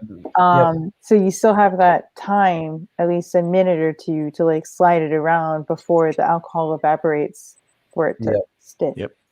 It was always a trick we did for film lighting too. We'd put colored gel on the windows to warm it up inside, and then just squeegee all the extra Windex out. Yep. Cool. Good to know. Well, folks, Works. my dinner just arrived, so I'm gonna bounce out of here. Okay. See you later, Brett. Bye, Brett. Brett. Good to see you, Brett, thank Brett. you so much. Love you, You're dude. welcome. Appreciate it. See you later. See you later. Later, dude. Hey, buddy. I know Richard is the only one who will appreciate this, and I'm not going to go anywhere with it. But I have this intense urge, Richard, to start quoting lighting gel numbers because I know a lot of them. Oh no! Or like That's a whole surprise other stream, pink and Dave. special You lab, or like the and gel names. Richard can have that stream. I won't go there. I've memorized a lot more theatrical gel numbers than Lego colors. I call all the Lego colors the wrong thing, especially blues. Yeah, well, I remember when I did theater in high school, we used to use surprise pink and special lavender to give people to warm up their faces, and those are the ones I remember for sure. Hey, Sam. Oh my gosh. Hello. Hey, Sam. How you doing? Hey, Sam. Thanks for coming. It's good to see all of you. So many awesome people. I love it.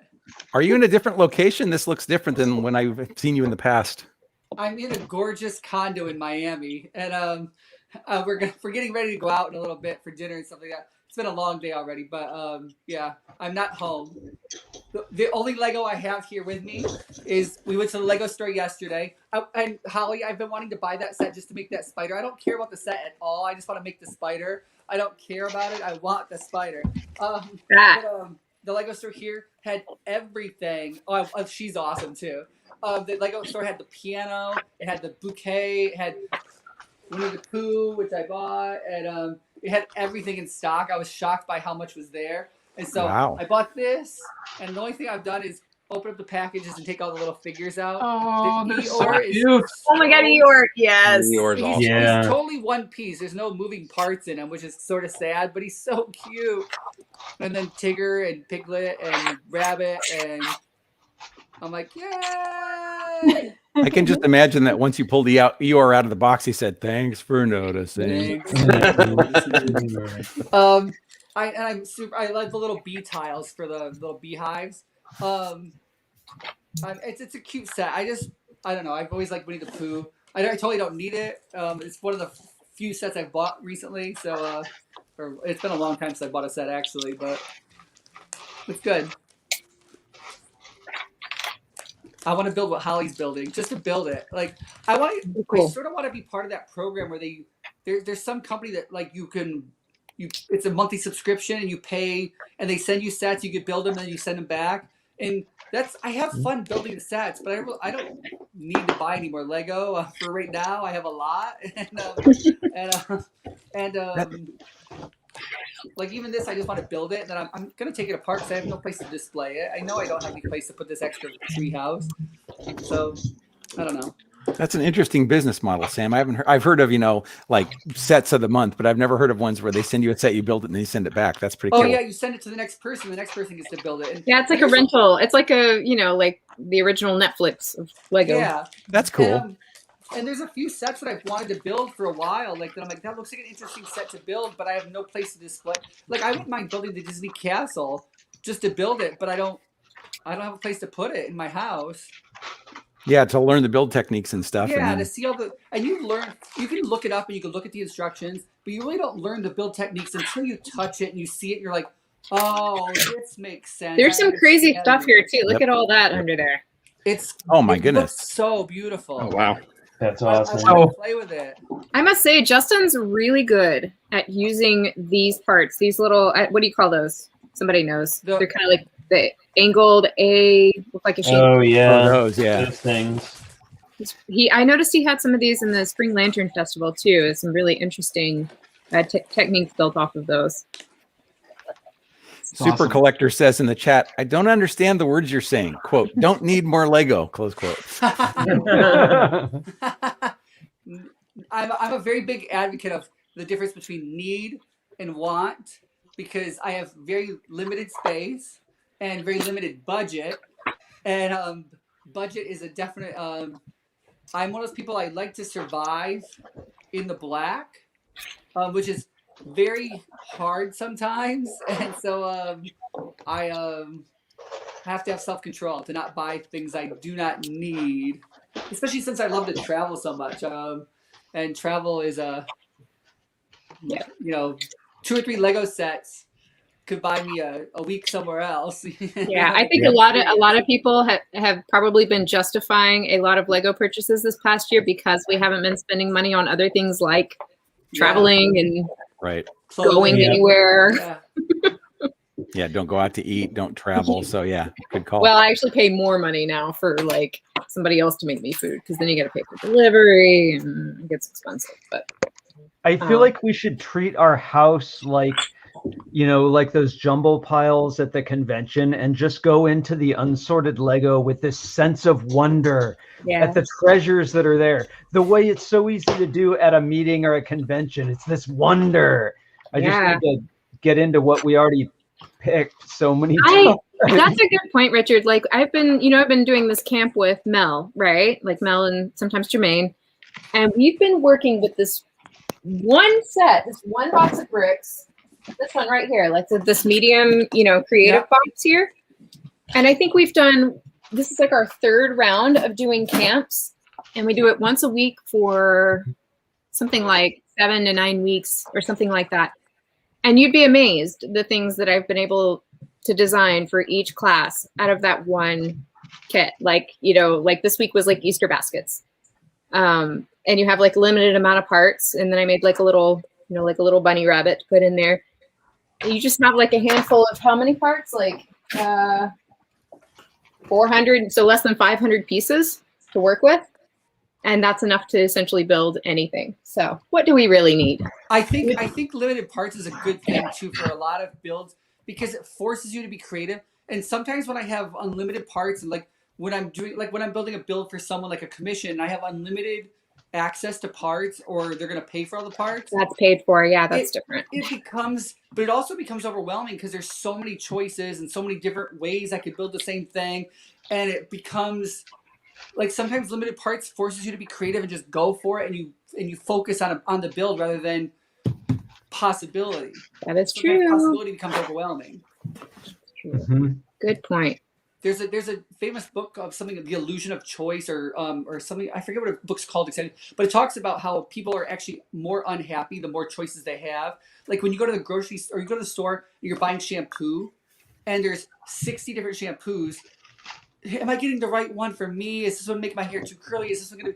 And even after you buy one, after you spend 20 minutes searching for it, and you buy one, you still go home.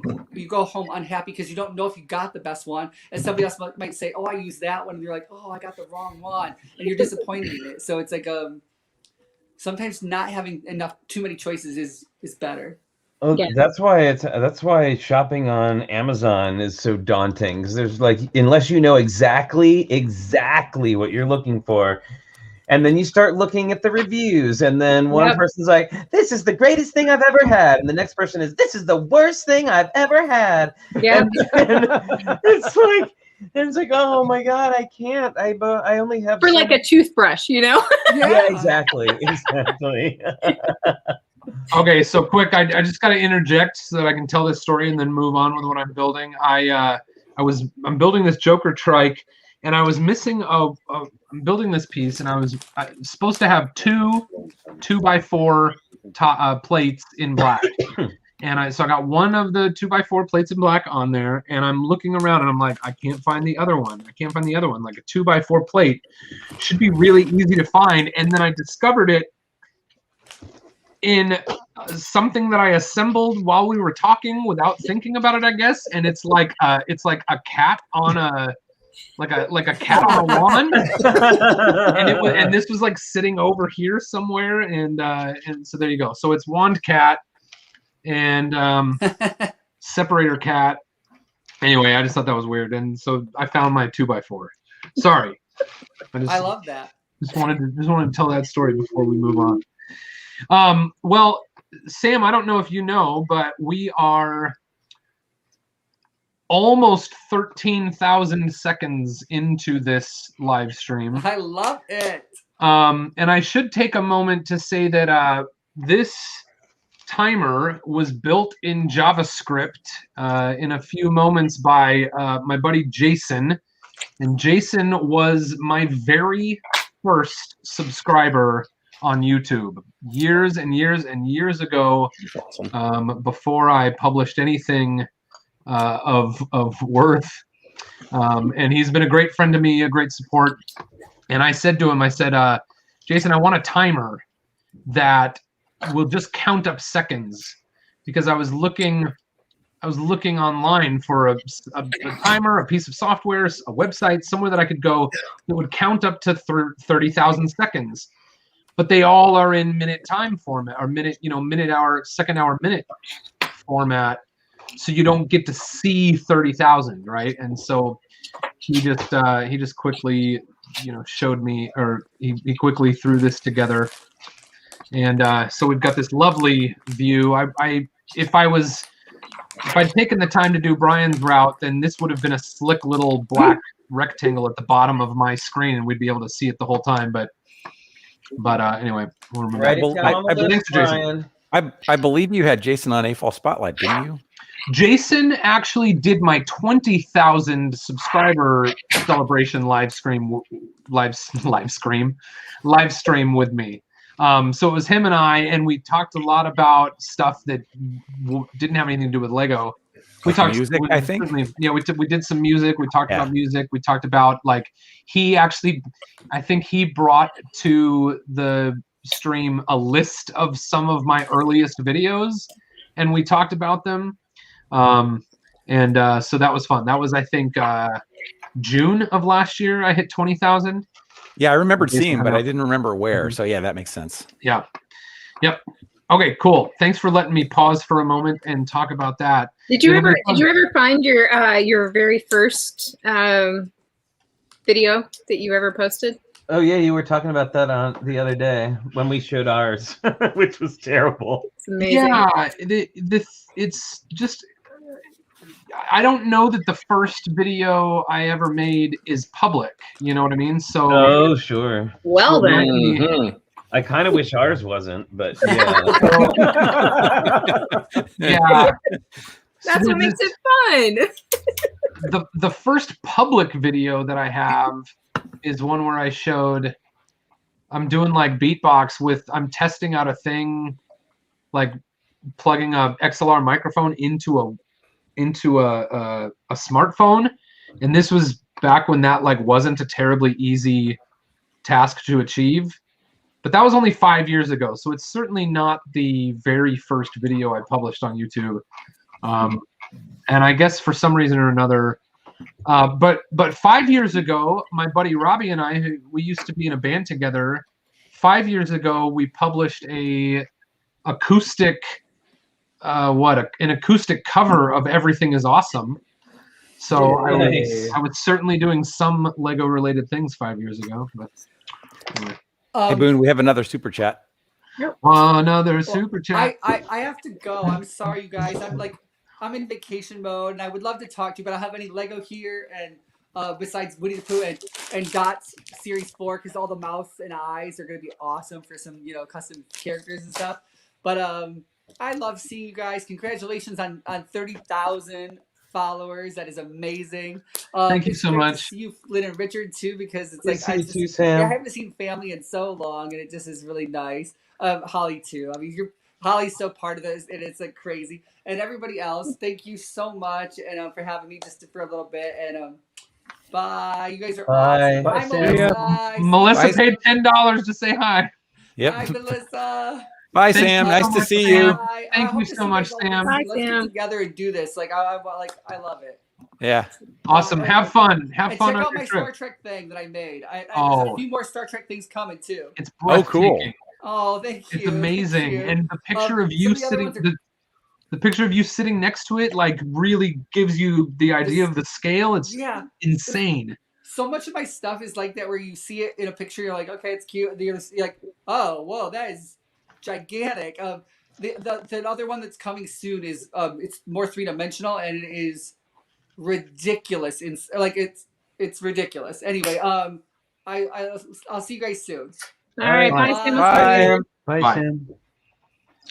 Oh, Boone, fun. Flynn and I are actually going to have to go too. We have another commitment. Yeah, okay, just PS. Our other commitment is a Dungeons and Dragons game, which starts in about 20 minutes. So just putting that out Nothing there. wrong with that. Thank you so much. Thank you for coming. I really appreciate you guys. Love you very much. And Love you too. Bye, guys. Hope you have a good game.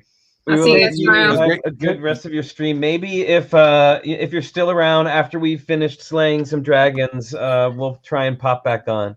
Well, we're going to be on for another 27,000 seconds. So I don't know counting. what that's. I don't know what that is. But now it starts making me want to sing that song from that one Broadway show that I don't know about. 27,000 seconds left in Da, this da, life. da, Yeah, da. exactly. Yeah.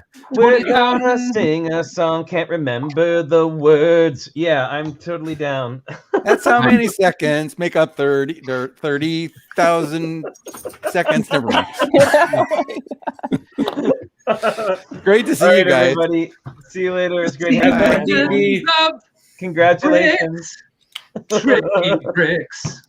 All right. You guys are great.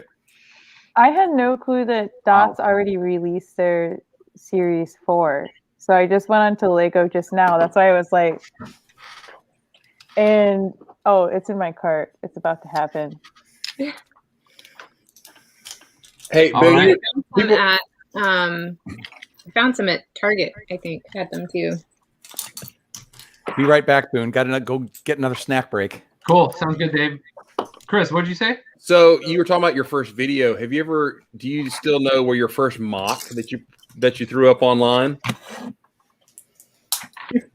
I found mine. I decided to go looking, and I think I found it. Well, I have the mock that I think I sort of consider my first mock, but I'm not. I would have to look at an old Flickr to actually look at the earliest image to tell you which one that would be. Let me see. Is that something I can do right now? So you want to show yours, and I'll look for mine? Yeah, here it is. I got it. I'll share it. Here you go. Hold on. And I'll let you guess the year too before. Here we go. Brian, you're back. I have to go to Brick Shelf to do it. There it is, right there. Whoa. That's older than Brian and Maddie. Wow. The date. Oh, yeah, the date's on there. It is 2/22/2001. 2001. I was not even 11 years old at I don't want to hear it. I really don't want to hear it. No, thank you. Wow. I love it. What is it? It's a spaceship. Cool. It's actually made out of the A-Wing because that was right after the A-Wing had come out. So, actually, this one's older. This one's older. This is 2000 right here. The year 2000 right there. In the year 2000. Oh my god! I would make the picture bigger, but 640 by 480 was the max of the camera that I took. I was gonna say, what camera were you shooting on? Because it looks great, like picture wise. That looks decent. Some old dude's camera that I borrowed because I didn't have a digital camera in 2000. So Nobody had a digital camera in 2000.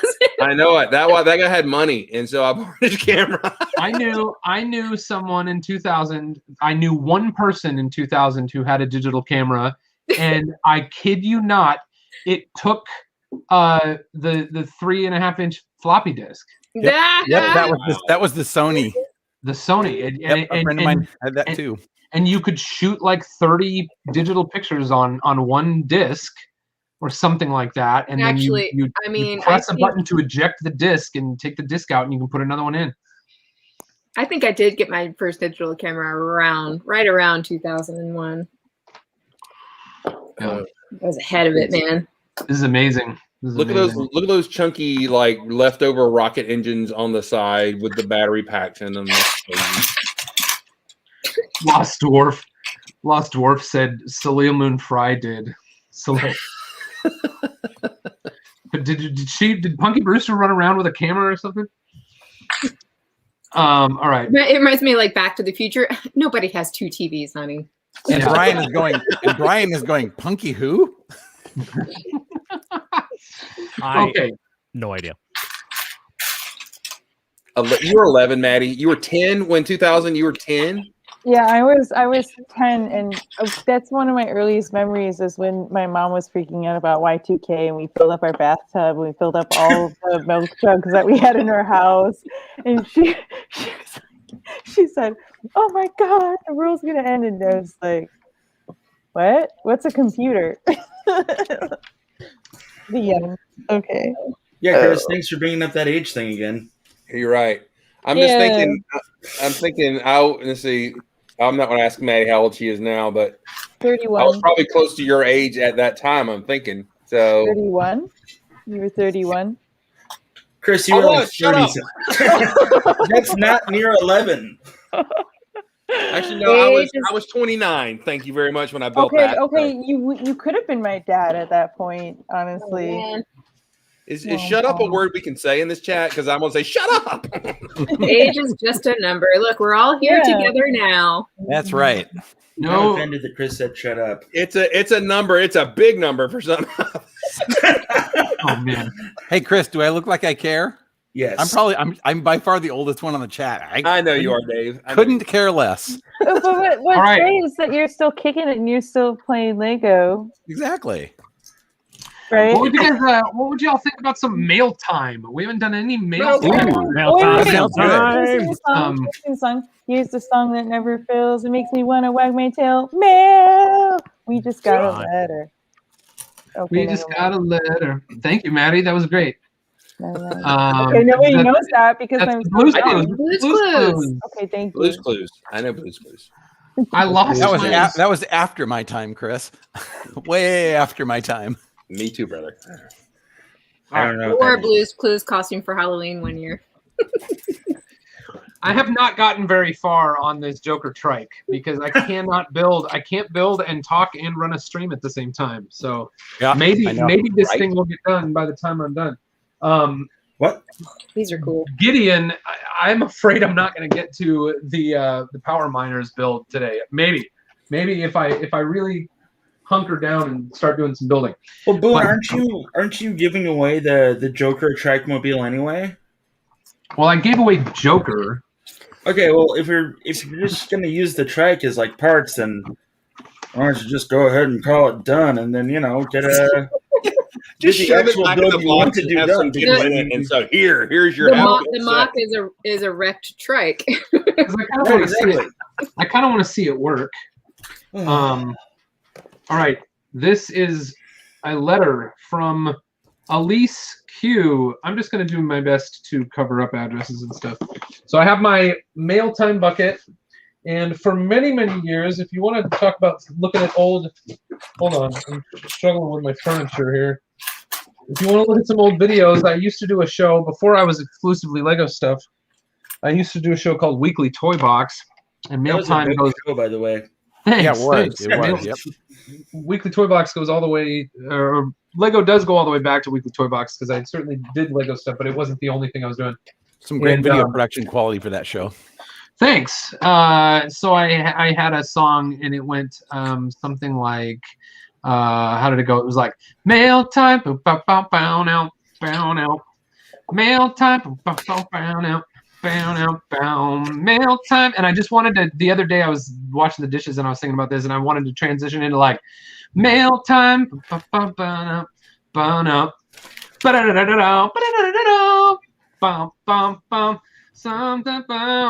It ready for mail time. Everyone's like, "What?" Okay. Well, what have we gotten ourselves into? This is from Elise Q. Sends a letter, and I will open it up. And oh, this is to Mark and Boone, and there's tape with this taped shut. So this looks like a viewer whose parents certainly helped them put this in the mail. So we'll say that this is from a. Those are the best ones, Boone. From an adult fan and their offspring. Oh, I don't know if I can show this person. All right. Dear Boone and Mark, I really hoped that you guys would have won, even though you didn't. I thought that you guys had great builds. Sincerely, Aiden. P.S. Please send me a picture of you guys. Sorry. Oh, and he drew a little minifigure head and said, "Sorry, it's terrible." No, it's not terrible. I can tell 100% that is a minifigure head.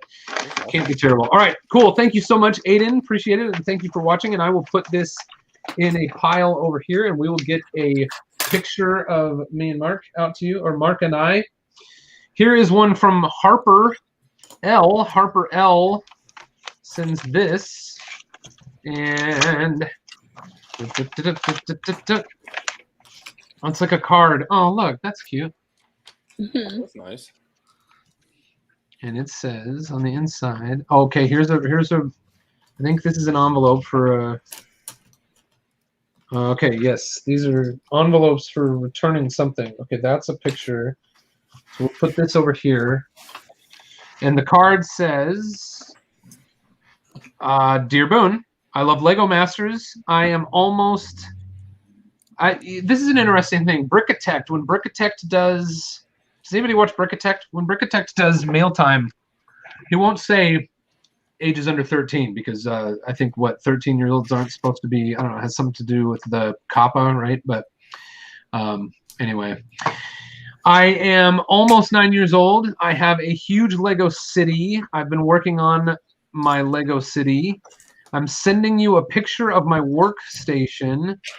Would you please sign it and send it back to me? Thank you, Harper. So Harper, I have your return envelope here. And let's see. What does Harper's workstation look like? This is a really nice print. Look at that. Yeah. Cool, Harper. Nice. I'm glad you're building. Very cool. That's neat. There are a lot of details in this build. I love it. All right. So did the letter say you want me to sign it? Sign it and send it back to me. Yes. Good. Here we go. I'll sign up here. Whoa. Sorry. This has been Boone Langston signs a picture of a mod. Oh, all right, cool. Thanks, Harper. Let's go to a package. Should I open up a package? Yeah. Sure. I'm trying to see how many packages do I have. Maybe I probably have enough mail to do like 3 mail times, and we'll make them short.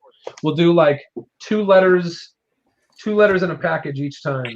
1, 2, 3, 4, 5 in these packages. Okay. This is cool. This is cool. Should I save this one? I'm going to save this one for later. That one's going to be too cool for school, I think. All right. This one is from Alex. He's in the live chat today. And Alexander 23. And I'm going to scribble out your address here, buddy, so that we don't give that away on the interwebs. And this is a package. I know it's in here, and I'm excited to share it with all of you. Alexander sent me a message, and he was like, "Hey, Boone, I got these. Do you want them?" And I was like, "Yeah." He's like, "Cool. I'll put together some and send you a little care package here." And this is just all of the wheels in this size. Oh my gosh. That he had. Cool. So there's gold in there, orange in there, some red. I really am excited about the red ones because I don't come across those red ones very often. And the orange, maybe the orange is even like the most kind of obscure in here. So there we go. Thank you very much, Alexander. We'll put there we go. Appreciate you sending me this. And Alexander knows that I love to build cars. I love to build Batmobiles and other types of rovers and stuff. So these will definitely get used. And I can just start, now I'll know when I go to Bricks and Minifigs, when I see wheels, or when I see tires that don't have wheels. I've got plenty of wheels at home, and I've got a box of tires over there. So thank you. Super awesome. Thank you for being a wonderful supporter here on Boone Builds. And we will put that away, and we can say that it is the end of let me open one more. We only got 5 minutes until our giveaway. So let's do that. We'll just do Douglas. All right, Douglas. This is from Douglas. Oh, I guess this is a good time to say if anyone ever wants to send something for mail time, it's Boone Builds, P.O. Box 1071, Fairview, Oregon 97024. I think it is usually in the video description of all my videos. Most of my videos, I'll say. All right. Anybody else there getting some mail time ready? Does anyone have anything to open? I have a bill. Nobody ever sends me anything. A bill? Who has a bill? A bill. I got my gas bill in today. I got a Exciting. box from my friend Pandora. All right. Oh no, I don't know if you want to open Pandora's box. So here, this is Oh. Hello Boone. This must have been from a really old. This must have been. I don't want to show. I'm embarrassed about the date on this because some of these I think may have been. This is like my lost mail time part 2. Because when I started redoing my shop, I like uncovered piles of these that escaped previous mail time videos. Hello, Boone. My name is Douglas, and I am from Lebanon, Kentucky. And I wanted to say that I loved watching you and Mark build on Lego Masters as it was my favorite show, and I looked forward to every week. You and Boone were easily my favorite builders. You and Mark and Boone were easily my favorite builders. The Star Wars build from the show was my favorite, but your Shark Monster build was a close second. Which Star Wars set do you think I should add to my collection next on my entertainment center in the picture I sent to you? Oh, okay, so we got a picture here. I would also like to ask if you would be so kind as to send me an autograph photo of you and Mark. Yes, I certainly will. Thank you for your time, and I look forward to your future videos. Douglas Neznani. Douglas Neznani is how I'm going to say that. Nice. Thanks for giving me the, what do you call that, phonetic there. Cool. Thanks, Douglas. And here is the picture Yes, what does he got? of the Star Wars. I don't see an AT-AT. Yeah, maybe the AT-AT should have built for Imperial March. And Yeah. I don't see Slave 1. nope, there's no Slave 1 in there. No sail barge. No sandcrawler. Yeah, I feel like as far as just sort of like must-haves, of That's an course I love the Slave 1. That's my favorite, so I have as many of them as I can get my hands on. But I feel like from a what is the next essential, I might agree with Holly. Wait a second. Oh, okay. What about I don't see like. Oh, X-Wing. There's no X-Wing either. Yeah, there's an Oh, X-Wing okay, yeah, right there there. is. I was thinking TIE Fighter, but I guess this is a style of TIE Fighter down here. That doesn't.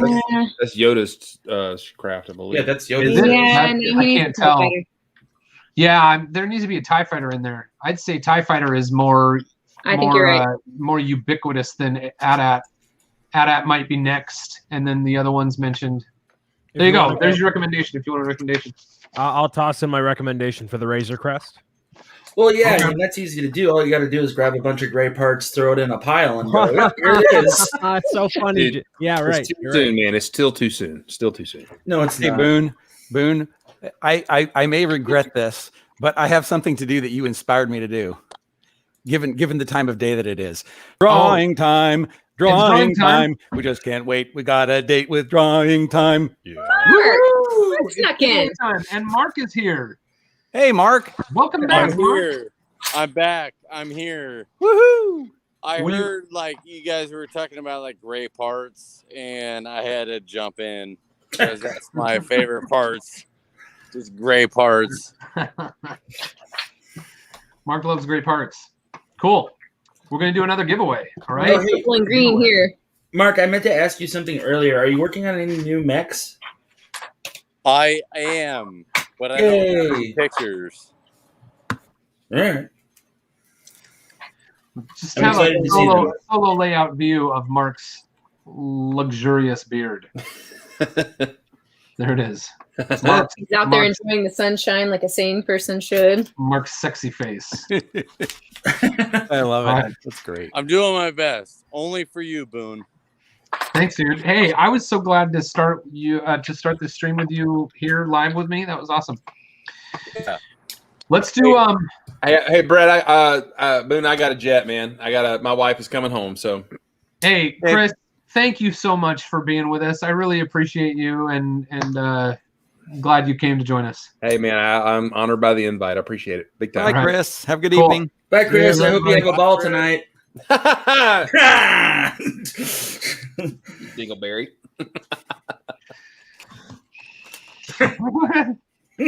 All right, let's do another blind bag.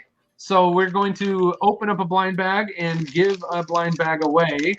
I have a Batman Series 2, a minifigure. They're all minifigures. Series 19, Batman Series 2, Series 19, and Series 18.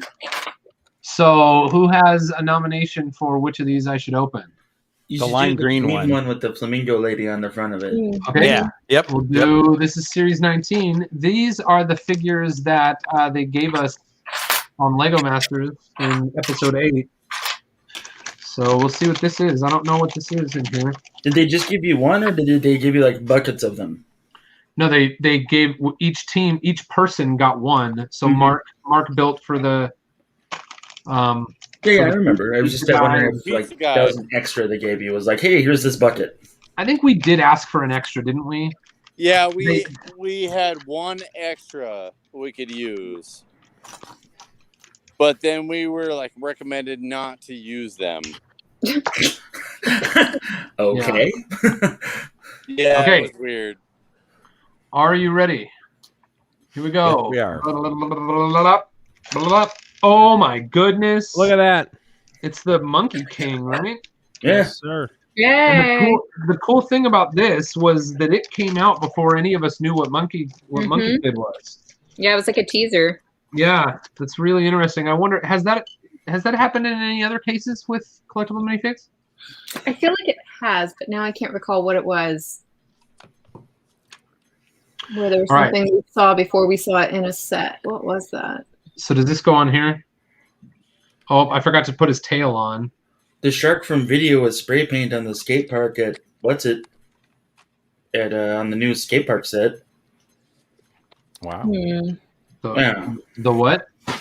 The shark from video was a spray painted image on the wall on the skate park that just came out, Oh yeah, and that was out So- before. Yeah, that's it then. Okay. Yeah, that's kind of a an example. tease. There's his. Does this go behind him like that? Is it sort of like a cape? yeah, it's a cape. Okay. I love his big smile face. Oh, I forgot to put his shoulder pads on. I'm building this guy wrong. I swear, I've got some major stream brain, y'all. Okay. It's such a fun minifigure. It's so It, cool. it really is. I just love the look of this series. Yeah. It's theme. Okay, so then he gets a sort of plume of red on the top of his head. Mark, you mentioned how much you like Ninjago. Do you? We just lost Mark. Oh. No, I actually changed my mind. No Ninjago. Good segue. I wonder if he's coming back or if he accidentally dropped out. Hey, Emily just got home, so give me a minute. I'm going to mute myself and do a husband. Sweet. Sounds good. All right, and then he's got this like cool staff with gold ends on it, which is sort of a theme that the red staff with the gold ends is sort of that's carried through the theme. In fact, it is in the logo of the Monkey Kid theme. Yeah. So there we go. All right, so let's see. I'm going to minimize this, and we will get ready to do our giveaway. So if you are in the live chat, Ready. we will be almost ready to do it in just a moment. For anyone curious, that Monkey King figure is exclusive to that minifigure series. So if you don't have it and you want to collect Monkey Kid, you kind of sort of should get it. Gotta have that one. Yep. All right. This is what we're going to do. I'm going to make it exclamation point king. Exclamation point king. And you can start now. And I have anti-spam on, so please type exclamation point king just once in the chat. And if you're newer into the stream while you're down there typing that, drop a nice like on the stream. We're at 174. Let's get to 177. Oh, Brian, you're the man. I know, right? Just got to remind people, you know. Hype Brian the hype man. I want to see us get to 200 before the end of the stream. Oh, absolutely, we will. Should be easy. Yeah, I mean, if we got 75. Exclamation point king. 181. There you go, Brian. You did it again. Thank you. Woohoo! Golden Light Pictures asked if you were building the Monkey Kid spider base. That's me. I'm building it. The more you show that on screen, the more jealous I am and wish I picked it up. I was at the store earlier today. Pretty cool. Pretty cool. Look at these little guys. They're so cute. That's awesome. I can't like it anymore. I'm liking all I can, Captain. I can't like it anymore. Like it anymore. Okay, Brian, you took us up to 186. Thank you very much. Who wants to win the figure? Who wants to win the fig? Who wants to win this fig? 29 people. 29 people have put in a exclamation point king. It's too bad it's so late in Denmark. I could probably get another guest appearance happening. Yes, it is from Monkey Kid. Yeah, they are dead asleep over in Denmark. It's a wee bit late there, yeah. Yeah, it's middle of the night. I'm not even gonna. We got plenty of topics that I kind of jogged Boone's memory the other day. I'm like, hey, you could talk about this and this and this and this. Mm-hmm. Yep. All right, here we go. In 5, 4, Uh-oh. 3. Classic Bricks is back. 2, 1. Roll it. It is Is it Jezzy D? J3ZZYD wins the monkey.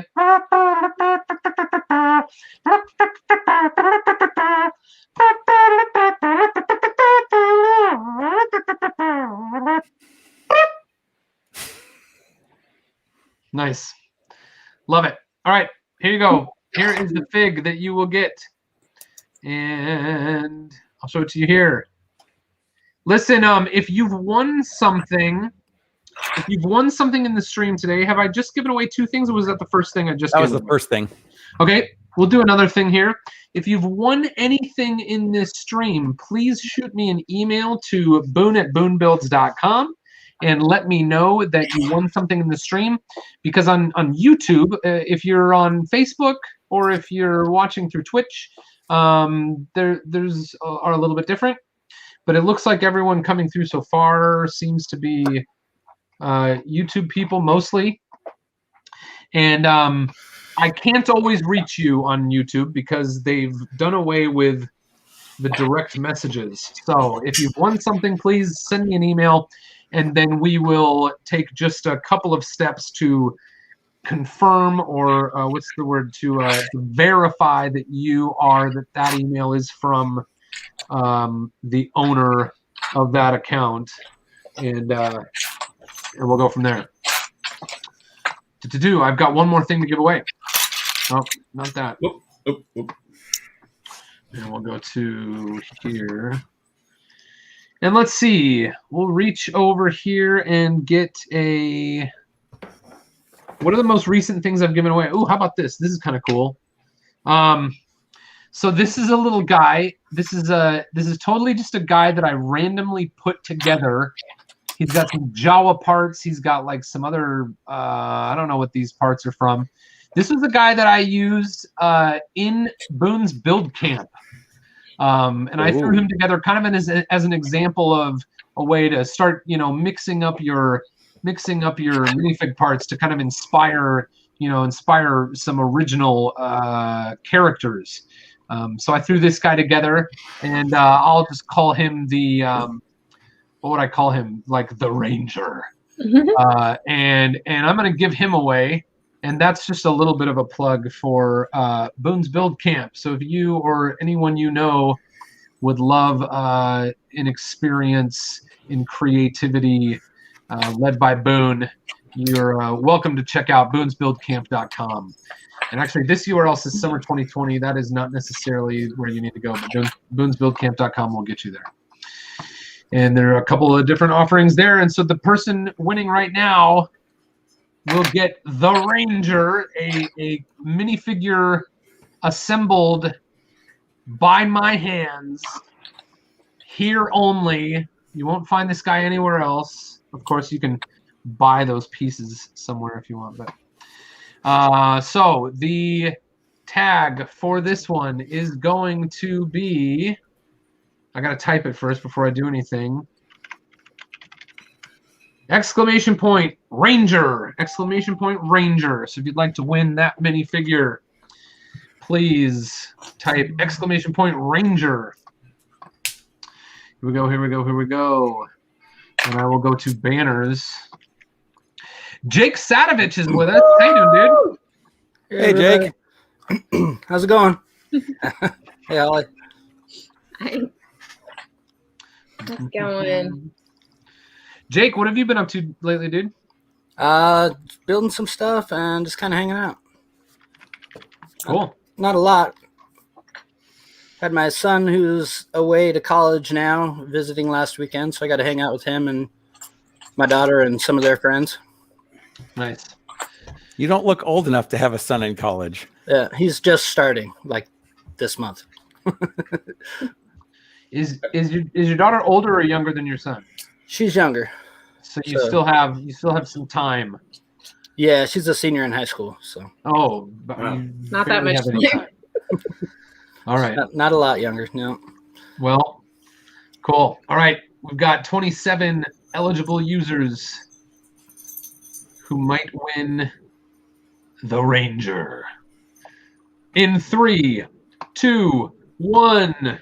It is Tavern Bricks. Tavern Bricks has won the Ranger. Congratulations.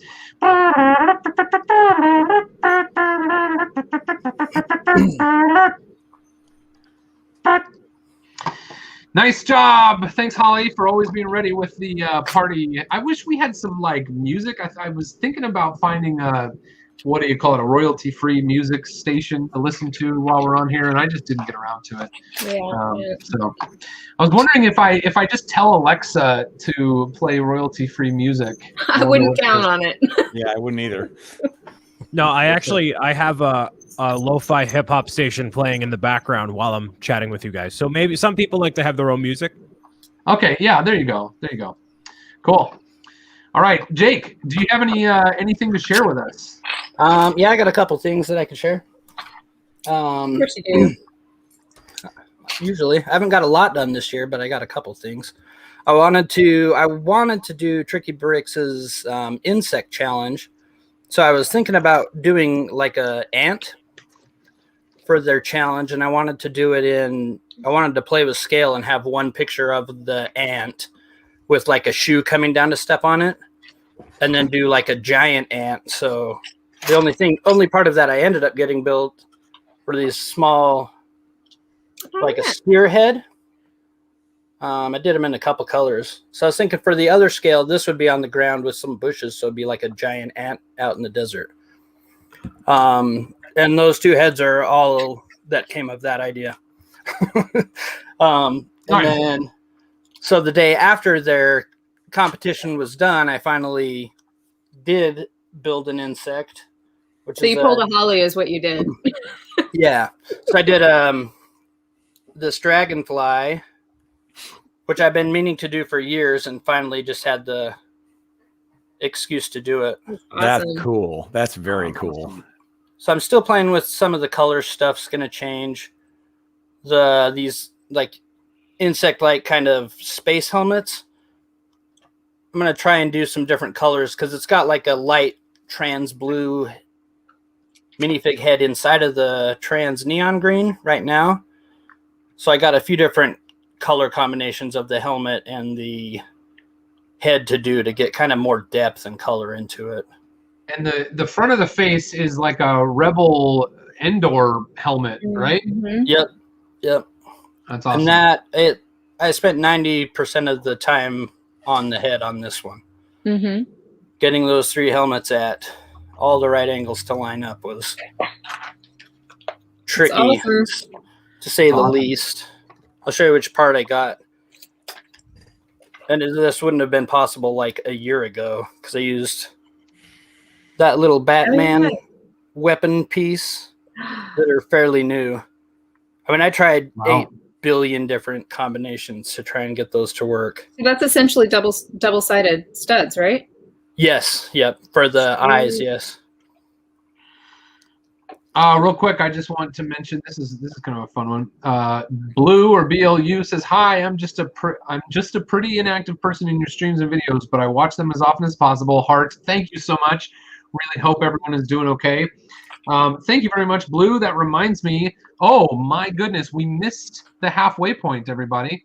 Oh. We are now 15,150 seconds into this live stream, so we're officially halfway through.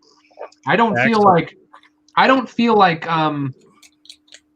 maybe it's because I've done a couple of 24-hour live streams that I don't feel like we're halfway into this. That's what I was just going to say. I think you've been conditioned by the 24-hour streams. Yeah. Well, so we're having a lot of fun here, Jake. I'll let you get back to. Do you have more show and tell? Yeah, I got a Batmobile mock that it's already been on Instagram and all that, but it's handy. Yeah, sweet. So this is actually an idea that I've had in my head for many years. It was something I have pipe dreamed about for, I don't know, probably 20 years. And not necessarily as a Lego, but it's something I wanted to take a real Volkswagen Bug and do like a show car of, you know what I mean? Yep, absolutely. So finally, earlier this year, it occurred to me that there was a Volkswagen set and I could just get the idea out of my head finally. So I did a model of it. So it's got a souped-up engine. Very cool. It's so awesome. And then, like, everything opens up. Hopefully it won't break while I do it.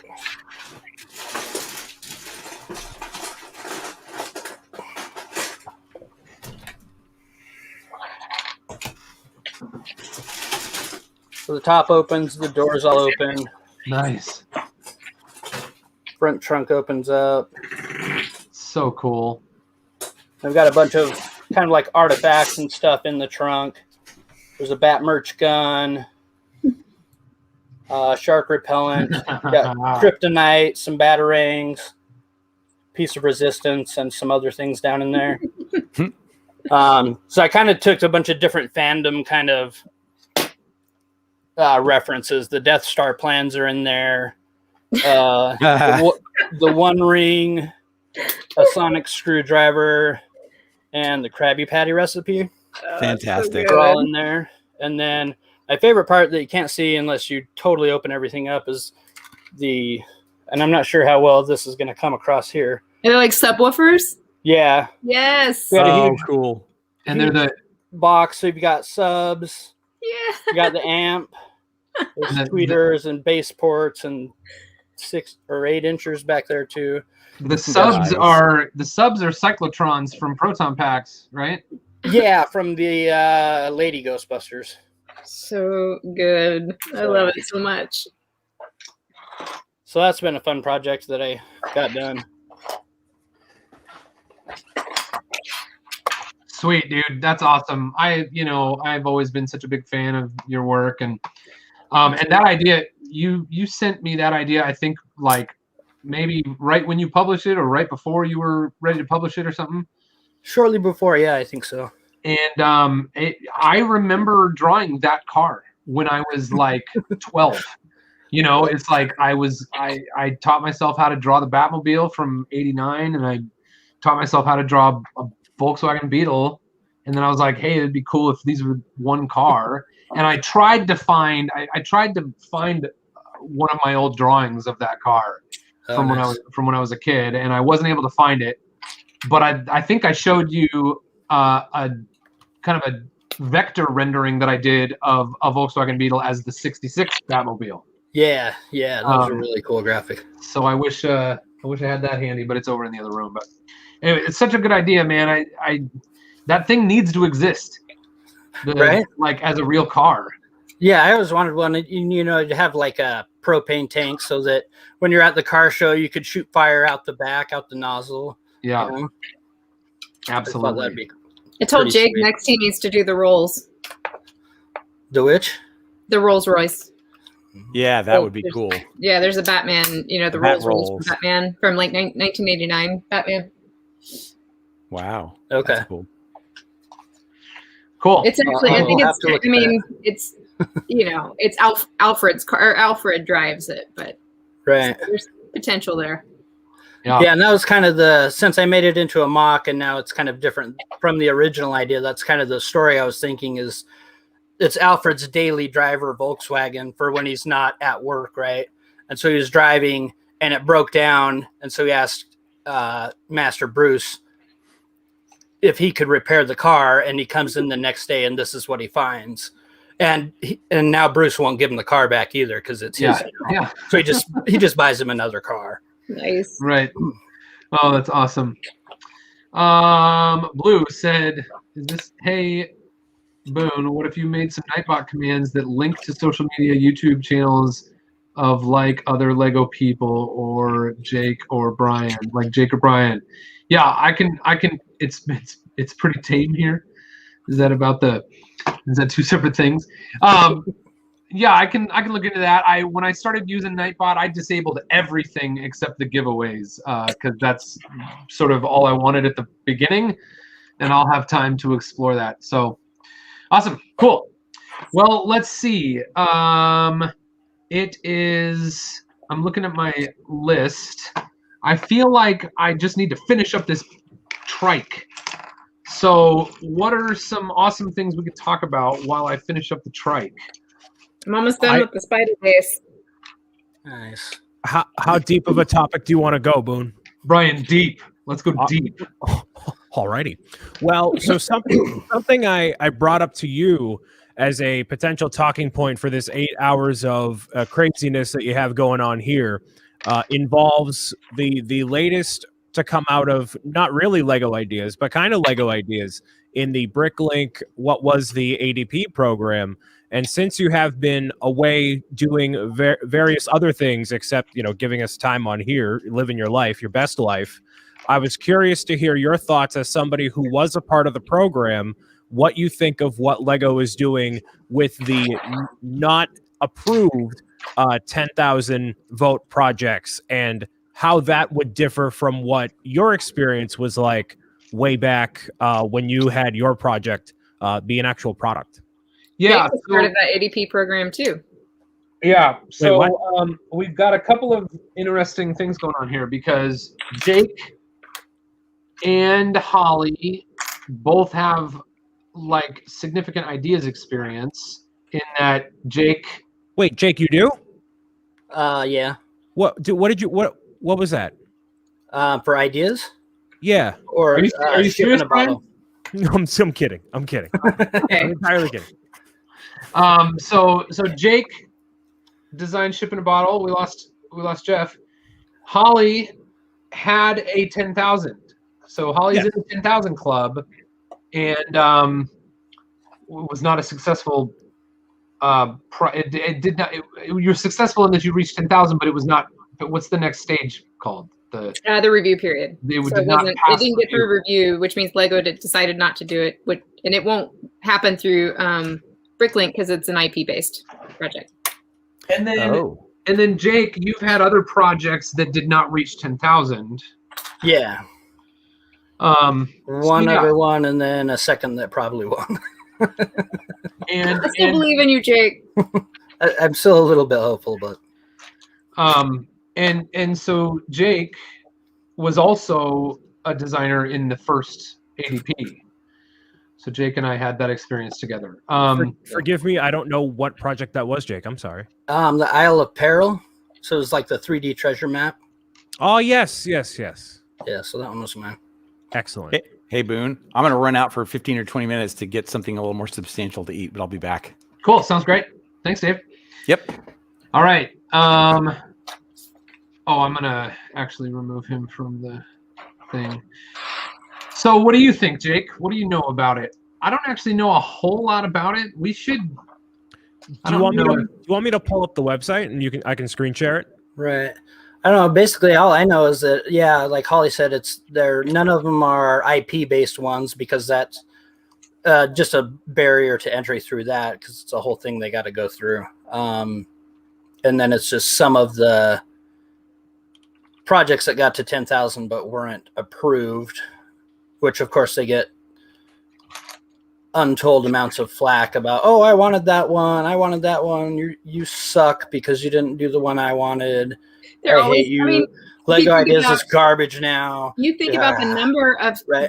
the amount of support that you have to get for any one of those projects to get into the review period. And it goes beyond just the 10,000. I mean, there's like those projects get millions of views before they get into the review period. So anytime they reject any of those 10K ideas, they're disappointing a lot of people. Yeah. Yeah. It's kind of just, there's not really much they can do with that.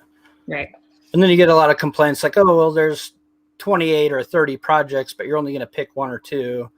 Mm-hmm. Which is like, well, yeah, if they pick 12 of them, it's going to be 6 years before that one of them is on the shelf. So then it's going to be 6 years of when is this coming out? When's that coming out? So like, whatever. So with this whole program here, this is a different program than what you guys had before with Bricklink, a different process. This had nothing to do with Lego Ideas at all, right? No, it did. It was they were originally Ideas projects. Yeah, this particular one here is projects that made it to 10,000 but didn't pass review. So it's basically another way of giving those a second chance, which I think is pretty rad. Yeah, I think so too. It's basically like Lego didn't want to take a chance. Anytime they pick up one of these projects, they're essentially taking some sort of risk. Right. They're still, that's why you have to get so much support to prove that it's a viable, project. But even then, they still don't really know how well it's going to sell just based on that relatively small sample. So that's why they try to pick things that they think would be like their best sellers. And a lot of ideas they reject because maybe they don't have enough faith in it, or maybe there were like other things that were better in that particular review period or something, or, it's kind of a timing thing too, because some things that they reject, maybe they've already got something similar that's in the works. You just never really know kind of what else is going on. So this is sort of the second chance for some of those projects, that just that it maybe wasn't a good time for them the first go around. Right. So Brian, were you talking about the first ADP because those had nothing to do with ideas? Well, right. That's what I was talking about. So this involves Lego Ideas substantially. It's all revolved around that. So the first run that you guys were a part of, it had nothing to do with ideas. No. Okay. Gotcha. And I think they're going to do next year. They're going to do another round of basically what the original ADP was. They're going to get back to that, but this is what they're doing this year for it. Yeah, keep in mind that the first round of ADP was before Bricklink was bought out by Lego too. Yeah, there was a complete separation there. Exactly. So one of the critiques that I've heard about this program is that the fact that Lego is even considering these in general, but maybe I don't know, kind of like with Lego Forma, right? Mm-hmm. That thing where it's like, why is it? Right, yeah. Why is this on Indiegogo? Why is this not an official set? So why are these on here as opposed to not an official thing? Like, do you think that's still okay from a treating the design fairly, the designer fairly, and because these are a lot of these are going to get made, but not every single one of them. So I don't know how y'all felt on that.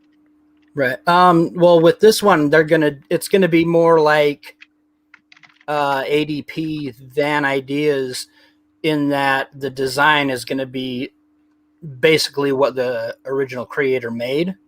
Like right now, they're in the phase of making sure that it's buildable physically. Like that train station looks quite a bit different, I think, than it did on ideas, because there's a lot of parts that are unavailable in certain colors. Like a lot of these, if they're renders, you can use whatever you want in whatever color. You have 100 parts that don't actually exist. And so right now they're going through and trying to rebuild it to make it in things that are available. The designers themselves. Yes. The fan designers are in the process of redesigning their original submissions. And these can be anywhere from 400 to 4,000 pieces. Just so everyone that's a little different too, because ideas caps out at 3,000.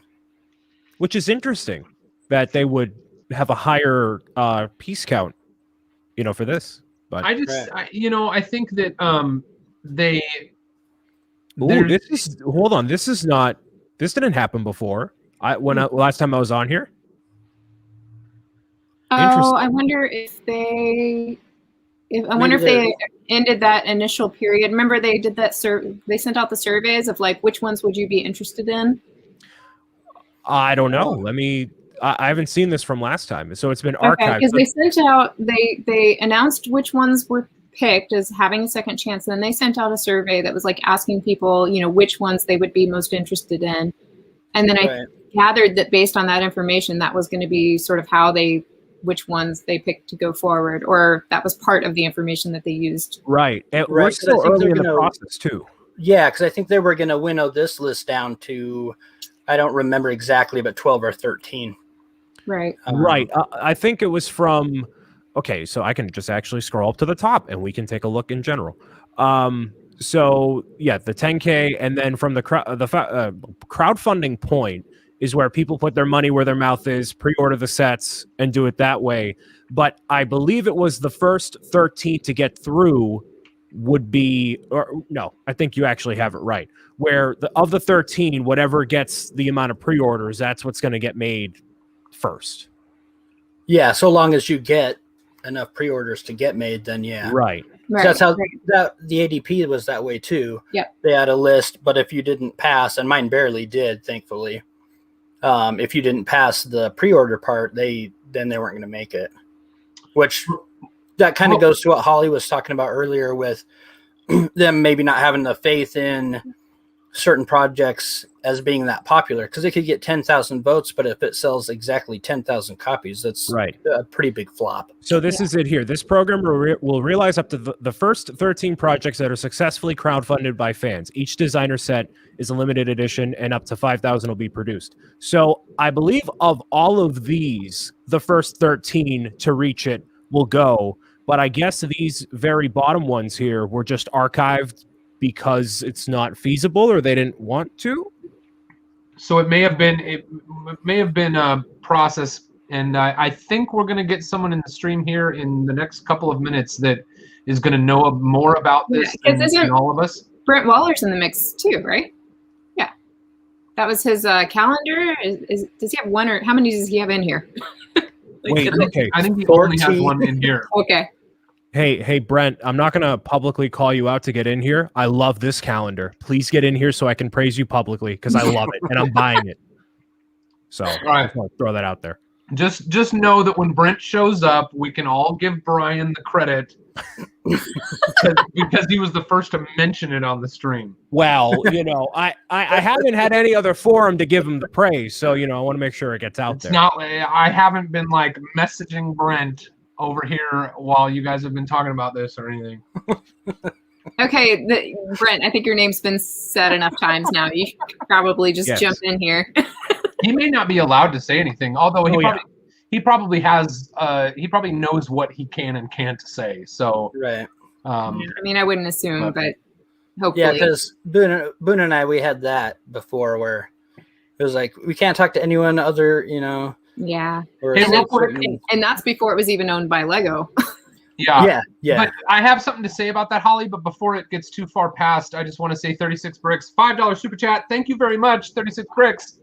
Boone, you come. I don't know how to do it. You're up here at the top. Hold on.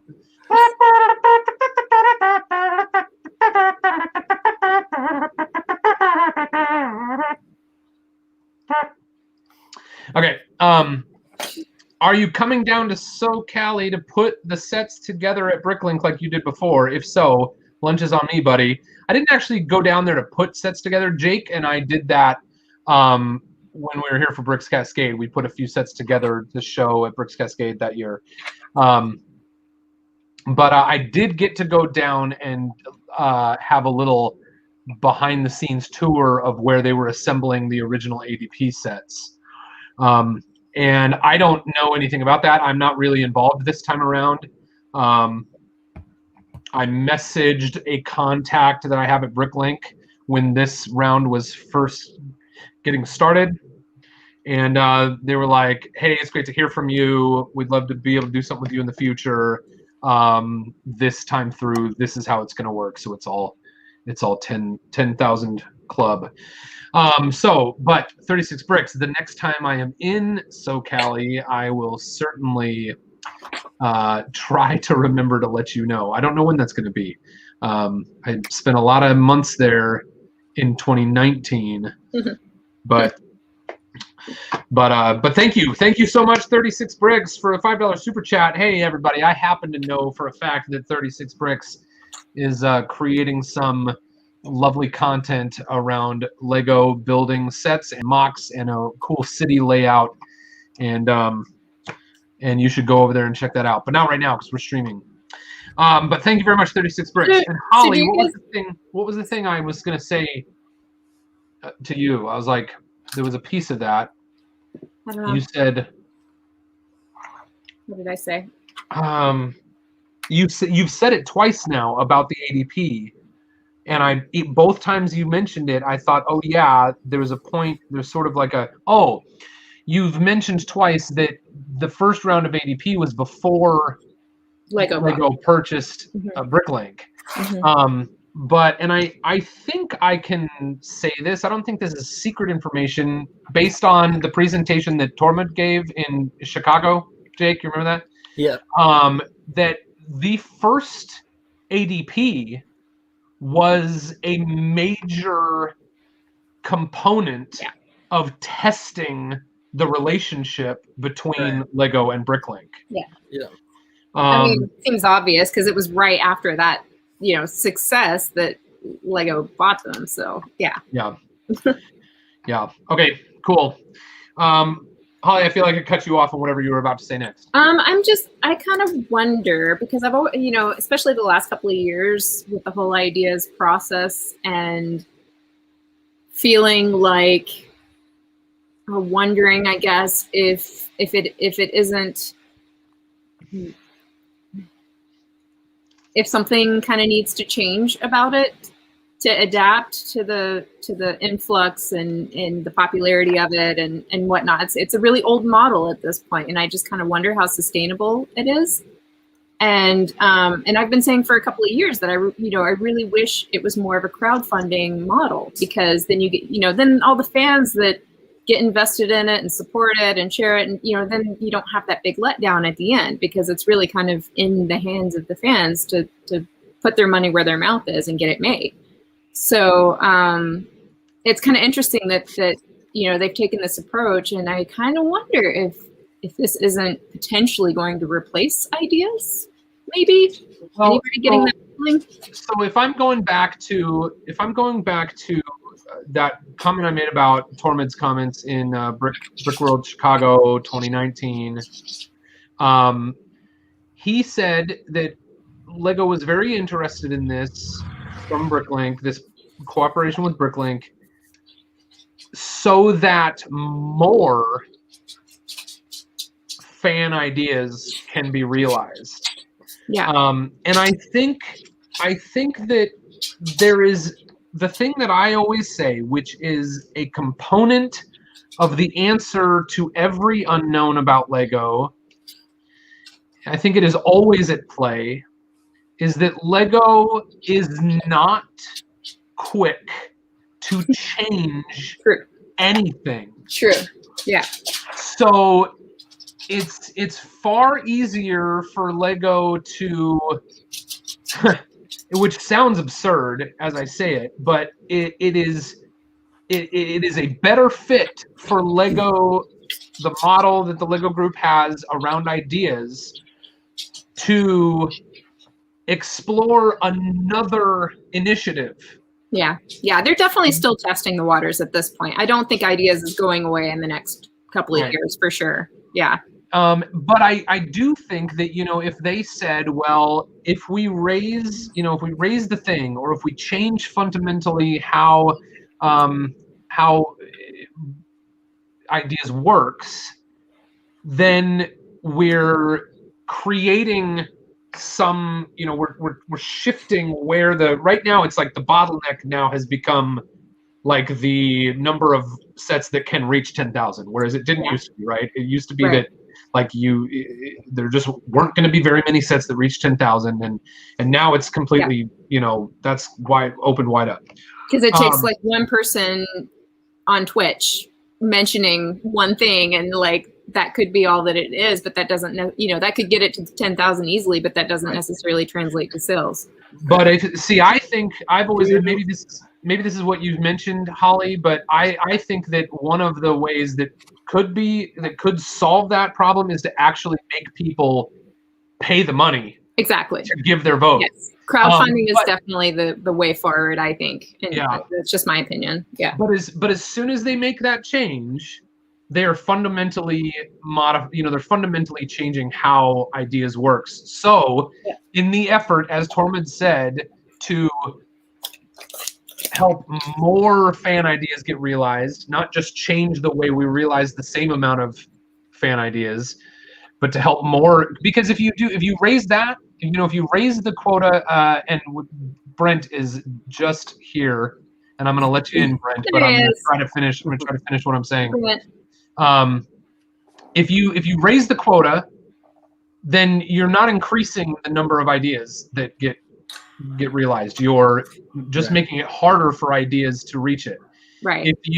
If you make people pay to vote, it's the same thing. Yeah, I mean, it obviously just proves more the viability better if people are putting their money behind something rather than just saying, yeah, I would buy that. Like, what is that really worth, Yeah.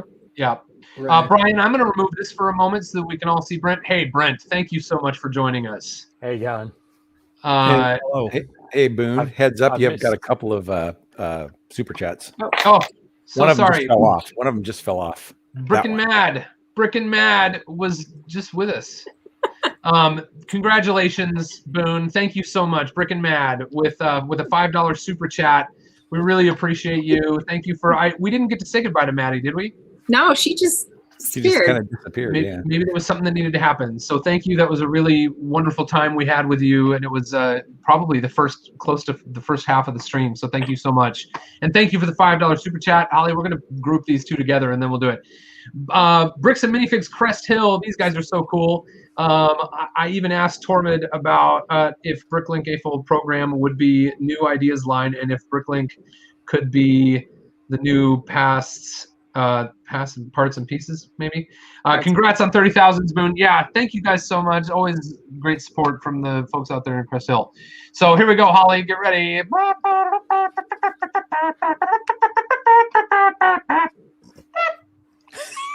There we go. I meant to remove Holly from there.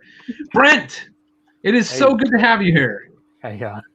We have been talking about you for a long time, and sometimes you're lurking over there in the live chat, and I always usually at work whenever you're streaming. Yeah.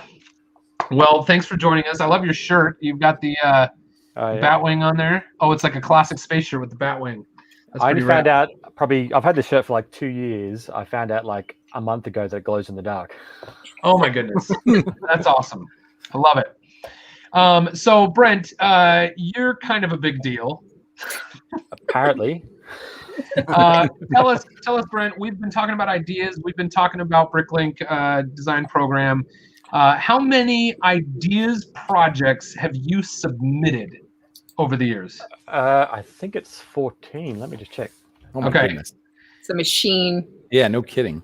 A lot of those were when it was first Lego Kuso. Remember it used to be Lego Kuso just for Japan?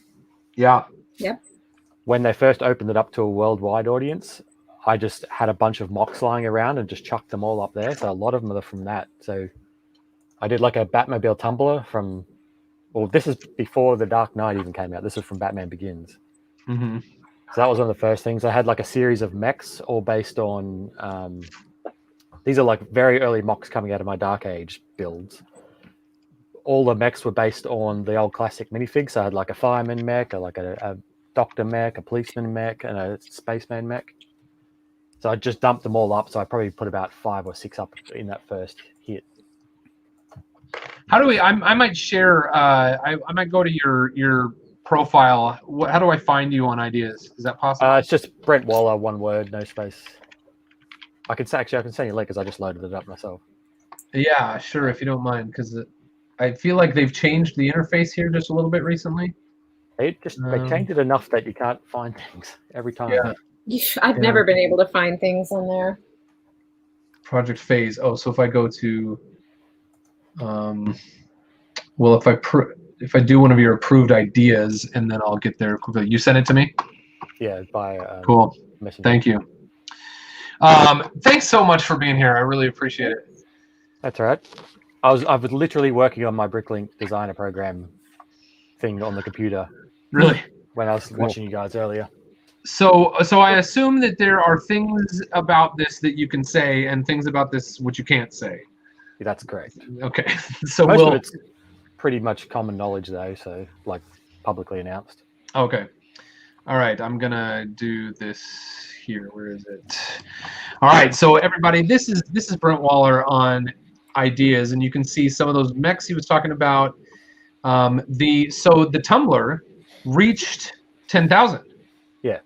And was not approved. Yeah. Well, that was back when you could put like Batman stuff or Star Wars stuff on ideas. Okay. That's another Kuso submission. Yeah. So that's all the way back in 2012. Yeah. And then the first you had approved the first you had that reached 10,000 and approved was Ghostbusters. Yep. And I got to tell you, Brent, this was one of, I don't think I ever had a dark age. I certainly had a couple of extended gray ages. And this Ecto 1 was one. It was this Ecto 1 and the exosuit. I can't remember which came first. The Ecto 1. I think the Ecto 1 came out first, but they stuffed up the numbers or something, and the exosuit was numbered before it. Oh, okay. What about the DeLorean? Where did that fall? DeLorean was first. Okay, so it was the DeLorean, the Ecto 1, and the exosuit that were just like, they were the three things that hit the shelf that I had to have, and that's what really got me like way back in. And it was like right around that time that I joined the Lug and I started building for challenges. And it was since then it's just been this like deep dive into the Eightfold community. And so anyway, thank you for that. Then you've had a couple other things that reached 10,000 but didn't get approved. Yep. But now you've had Seinfeld is your second set.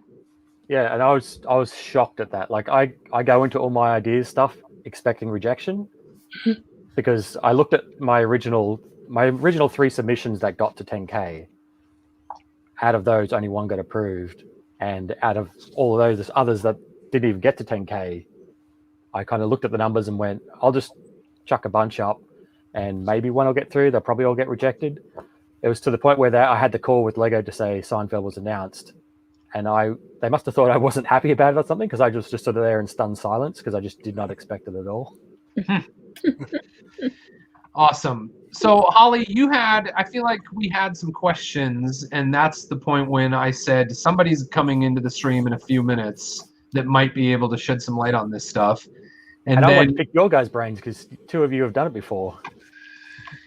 So did we have anything we thought we might want to ask Brent? I feel like we had unanswered questions about. I mean, I'm just curious, like, if, and again, he may not be able to disclose this, but as far as like compensation goes, that's going to be different between ADP and I guess we can't call this ADP anymore, right? Like, what is this? What is this called? BDP. BDP. So there was ADP and BDP. BDP. Okay, so but the difference between ADP and Lego Ideas, obviously, compensation was different because you don't have the. Let me just double check. I'm pretty sure this is publicly announced what we get Okay. out of it. Let me just check. Yeah, because Before I open my mouth. Lego Ideas, it was like 1%. Is that right, Jake? Something like that.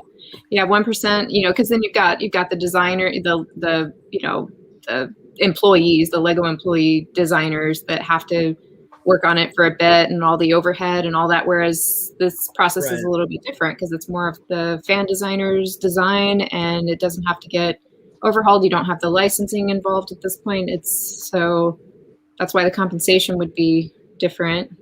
but Yeah, we have to do all the design ourselves. I'm not sure whether you had someone do the instructions and things for you. Did you have to do that yourself, or on the ADP one? Yeah, we kind of had the option. We didn't absolutely have to. Right. And then on the ADP, it was 10%, I believe, if I remember. Yeah, it was 10. That's the same now. Right. 10%. I can't find it now, but We're talking about quantities that are, you know, a fraction of a percent. Yeah, and I imagine. Do you think that now that it's owned by Lego, you think that they're gonna boost that a bit, or are they still Brent, just gonna be based on whatever's crowdfunded? We read it. It's 5,000. Oh, okay. Okay, so it's still limited. Still limited, yeah. Mm-hmm. you have to get to 3,000 pre-orders, and it's a maximum of 5,000. So if you don't reach the minimum pre-orders, it doesn't get made, but they'll only make 5,000. That's the same. Okay. Yeah, and it is more. It's double what ours were 2,500. Wasn't that right, Jake? Sorry, what was that? I was tuned out there. Was on the no, it's fine. On the original ADP, the cap was 2,500 copies. I think so. Yeah. So I think they've doubled the quantity, but I think we only how many did we have to get crowdfunded before they? Oh, it was a certain percentage. Yeah. Yeah, it was like a monetary percentage. Yeah, I think. I feel like I just saw someone drop out in my green room. So if you're someone who's watching and you were waiting in the green room, feel free to join back up because I canceled my screen share. That might have been it. Oh, that was it. Yeah. Brian canceled the screen share. I have to say, Brent, I'm still relatively new to Lego. I've only been doing it for about 3 years, so I didn't see your what it was called, Autumn Park modular, but that looks really neat. I really like the color palette on that. I feel like I could revisit that one, but it being a modular, I don't think they'd make it anyway nowadays. Yeah, I don't think so either. But then the bonsai tree, I love that one. I'm sure I understand why that didn't get approved. Yeah, and that's a good example of timing right there. Yeah, but that is just so gorgeous. There it is. Oh, hold on. Let me full screen you. Oh, man. Look at that. A couple of pieces have fallen off, but it's all there. I want to build that myself. Just buy the parts and build it. Yeah, that's really cool. Pretty obvious why that one didn't get made. Yep. Yeah, I think I sent Brent a message when I saw it we got like the leaked image or the first image or whatever the bonsai was. Like, it's not yours. Didn't think so. Yeah, cool. What a coincidence, right? And it's I guess you're probably no stranger to that, right, Brent? Because wasn't it sort of a similar thing with the Ghostbusters headquarters? Yeah, right? that was a little bit different. Like back then, the rules were a little bit more lax on IDs. You could update the projects after submission quite freely without it getting approval. Mm-hmm. And I originally just did the car. I've still got the car lying around over there somewhere. The car and the minifigs, and that was it. And then probably a month or so later, I did the firehouse and added that to it. So I think they kind of took it as the original submission was just the car and the vehicles. And it wasn't long after that they changed the rules where you couldn't update it. They've updated again now where you can update it, but requires approval. So I guess if you go too far beyond the scope of your original project, they might not approve the new submission. So they probably still wouldn't have approved that one. Like that would have been two separate things, right? And it was around that time because I did the Stay Puft Marshmallow Man after that as well. And it's around that time they changed the rules where if an IP has been entered through IDs, you just can't touch it anymore. Like no one can do Ghostbusters anymore. No one can do Seinfeld now. At least not until it expires. Yeah. No, just at all. Like I think it's once it's in, that's it. So it seems to be fuzzy because there was like recently, I saw something like Nightmare Before Christmas go through, but that was an IP that they own for Dimension. So I really don't understand. It didn't come through IDs, right? So if it's people doing Ninja Turtles, if it's an actively produced license, you can't. And then on top of that, what he said is, if the IP originally came through ideas, you can't do it again. Oh, see, I didn't know that. Interesting. So, Brian, apparently you and I are slacking. We need to get something on ideas to fit in this group here. Hey, I just like looking at the models and buying them when I can and appreciating the immense design work that goes into them, Dave. Yep, same here. I've got two sitting here on the calendar because I had. Okay, can I take this segment of this little diversion here to gush over this Seasons in Time calendar, please? because Go I for want it. to. Would you like Because a Batman themed one? they're both very cool. So when I saw the calendar get to 10,000 and it was a part of that review period, I was like, Lego would be so foolish not to make this because it's 18 plus, written all over it. It's a calendar. It looks beautiful with all the different top decorations on it. It totally fits what I think Lego was looking for. And I saw the review period go through and I'm like, that's a shame. It should have been made, whatever. And then when I saw it was a part of this program, I got up out of my chair and was like, yes, good, because it's so well done. And the fact that there's even more top decorations to it for the different seasons, it looks awesome.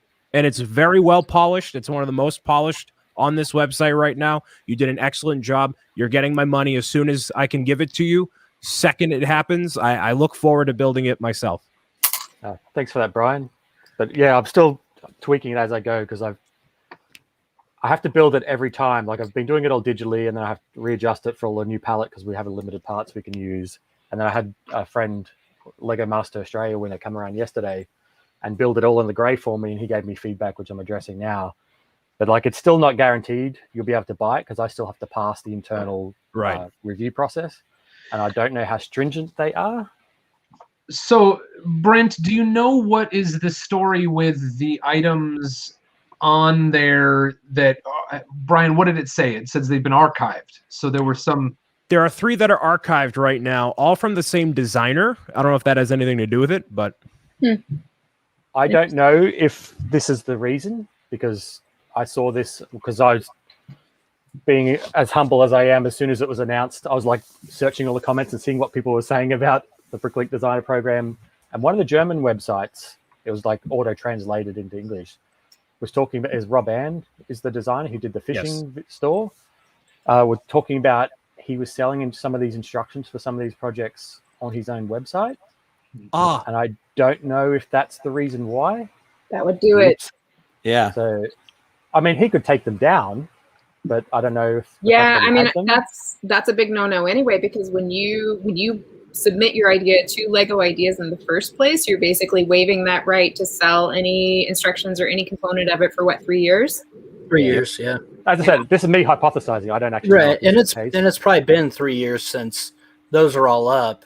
That was kind of a scenario where he put maybe six models up that were all in the very similar vein, and most of them went to 10,000, but they had produced one and they don't do like a series, so it kind of automatically booted the rest of them, and now here's the second chance. I can see how that's problematic. But it is also also disallowed for the BDP, correct?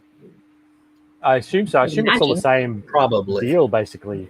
Yeah. Like, because I asked them about this, like when because they invite you to this program. I assume you guys got the same thing. I was asking what the rights are. Like, if, for example, mine doesn't pass the technical review and that needs to be built, can I just resubmit it to Ideas after that? And they said, if we don't go through with it, the rights revert to you, similar to with the Ideas. So I'm not sure how any of this stuff works. There's a lot of probably behind-the-scenes lawyer legalese that we're not familiar with it. For clarification on the dive shop and the others, the description is very detailed and says, due to other obligations, the designer has had to withdraw this design from the program. We hope that we'll be able to work with the designer in the future. So very detailed explanation. That's all the explanation we got. We just got told exactly the same text through our internal chat thing. Okay, so there's a couple of interesting questions from the chat. Alexander23 says, Brent, is it okay if I ask you a couple of questions from the chat? Yeah, go ahead. Okay, when you're starting from the beginning, do you use Studio or hands-on brick? I don't really have a strict way I do it. Sometimes I'll be on Studio, sometimes I'll be physical, and sometimes I'll go backwards and forwards. Like I'll start building and go, actually, this will be faster to test things if I go digital. And then sometimes I'll go digital just to see how many, like if I don't have the parts, how many pieces am I going to need to order to do this? So like I've got a couple of things here. I was working on a New York City display for Seinfeld's release when the calendar was announced. So I started on Jerry's apartment, and like I started building that physically and then quickly went to digital and then back to physical after that. And I also did the same with the sign on I'm doing the restaurant. in Seinfeld. That's awesome. Yeah. But that's as far as I've got with those two. I've got the Soup Nazi Kitchen started, a facade for that, and a couple of little pizza shops. I was just going to put anything New York in there, so I was going to put Little Shop of Horrors. I've got the start of the flower shop. Nice. Oh, cool. Love it. Just put Sesame Street, the Friends Cafe, just everything New York. Obviously, the Ghostbusters Firehouse. Awesome. Let's see, Jake. I just wanted to tell you that I'm muting you when you're not talking because there's just a bit of a whooshing sound when I have you unmuted. I don't know if there's a draft or something. Maybe. Does nobody else hear it? I hear it. Oh, okay. I'm not having headphones, so. Sorry, I was about to text you because we didn't need to take stream time for this anyway. I just wanted to let you know that, like, if you. I think it's my laptop fan next to the microphone. Oh, okay. Yep. That's the only thing I can figure. Is that all built in? Can you move anything or? I can move now my it's mic on. over here. Is that? I'm not Yeah. hearing it now. That's you hear all. me still? Yeah. Yeah, it's my fan. My battery's warming up, so it's my fan going on. Okay, cool. Thanks, dude. Brent, I'm sorry to cut you off there. The other one we had was, I wanted to say, Brent, that is almost exactly the way I answer that question. I know some people are die hard, gotta use the bricks only. Some people are, only have access to the virtual, perhaps, or really love the virtual. I love both, and you did such a great job explaining it. Super Collector says, what kind of compensation, if any, is there for an idea that becomes an official Lego set? So through ideas, that's a 1% of total sales of that set. Is that correct? Yeah. Yeah. So, it's I've always imagined that being a fairly good chunk of money, but I've never done it. And isn't that only for like 2 years or 3 years or something? That 1%. For the life of the set. Oh, it is. Okay, cool. But they generally last 2 years at the most. Unless you're a rock star and you get reissued. Right, exactly. But who would we know that had that happen? Oh, wait. Did you have to do a new deal for that, or is it just the same arrangement? Same arrangement. Yeah. Yeah. Cool. That's basically all they had to change was the set number, just for whatever internal records. So all the parts are still in production. Were there any parts that were different, or was it just a different set number? On mine, it was just the set number. I believe on the Saturn V, there was like a 2x4 plate that turned into a 2x4 Technic plate, I believe, if I remember. Yeah, but I was wondering about yours, so no. Mine, no. Okay. No change. Just the set number change.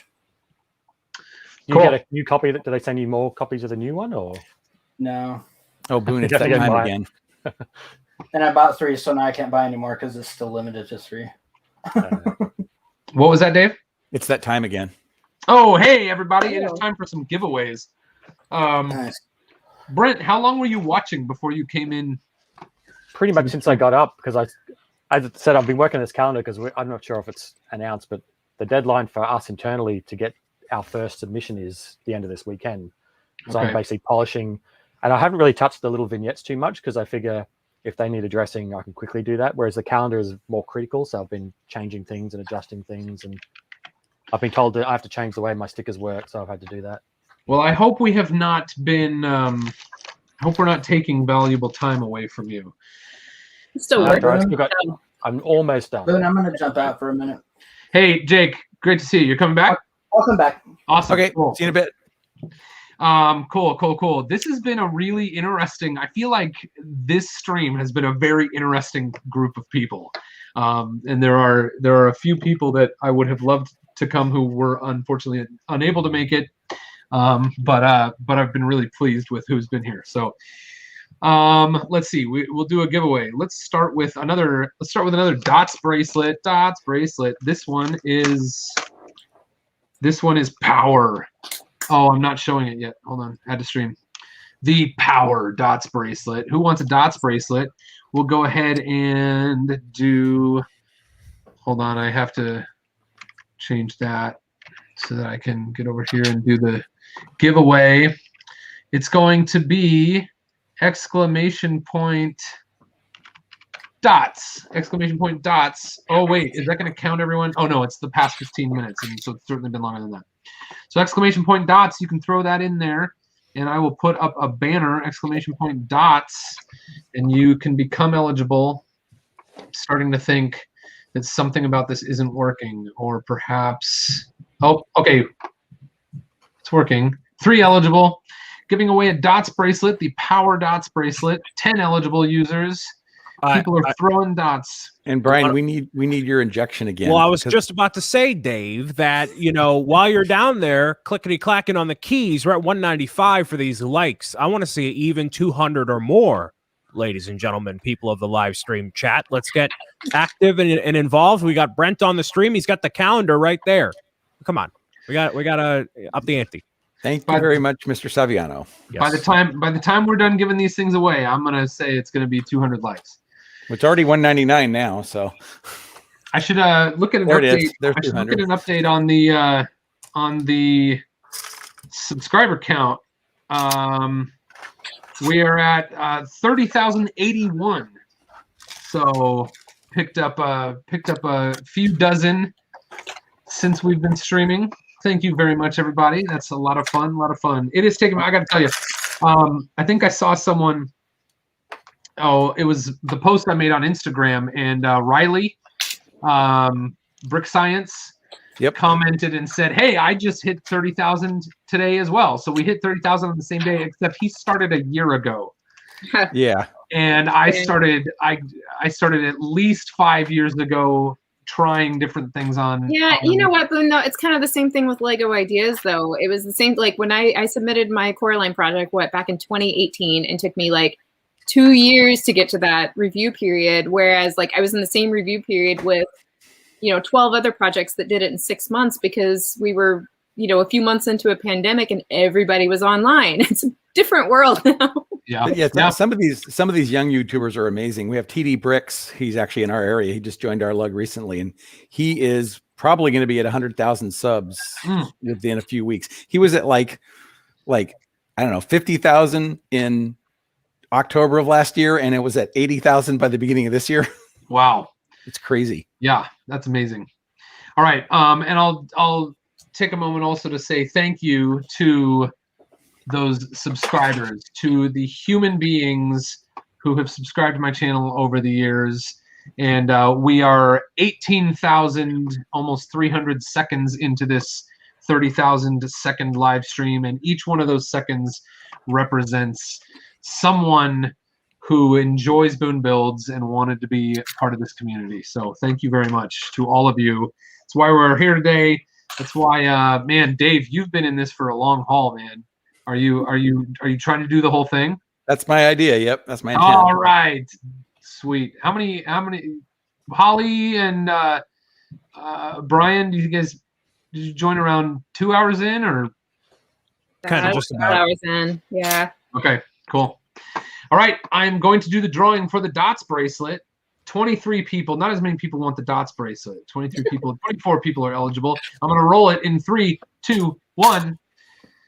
Ashitaka has won the dots bracelet. So congratulations, and we'll give you a little, hold on, I want to make sure I highlight this, and then full screen Holly for a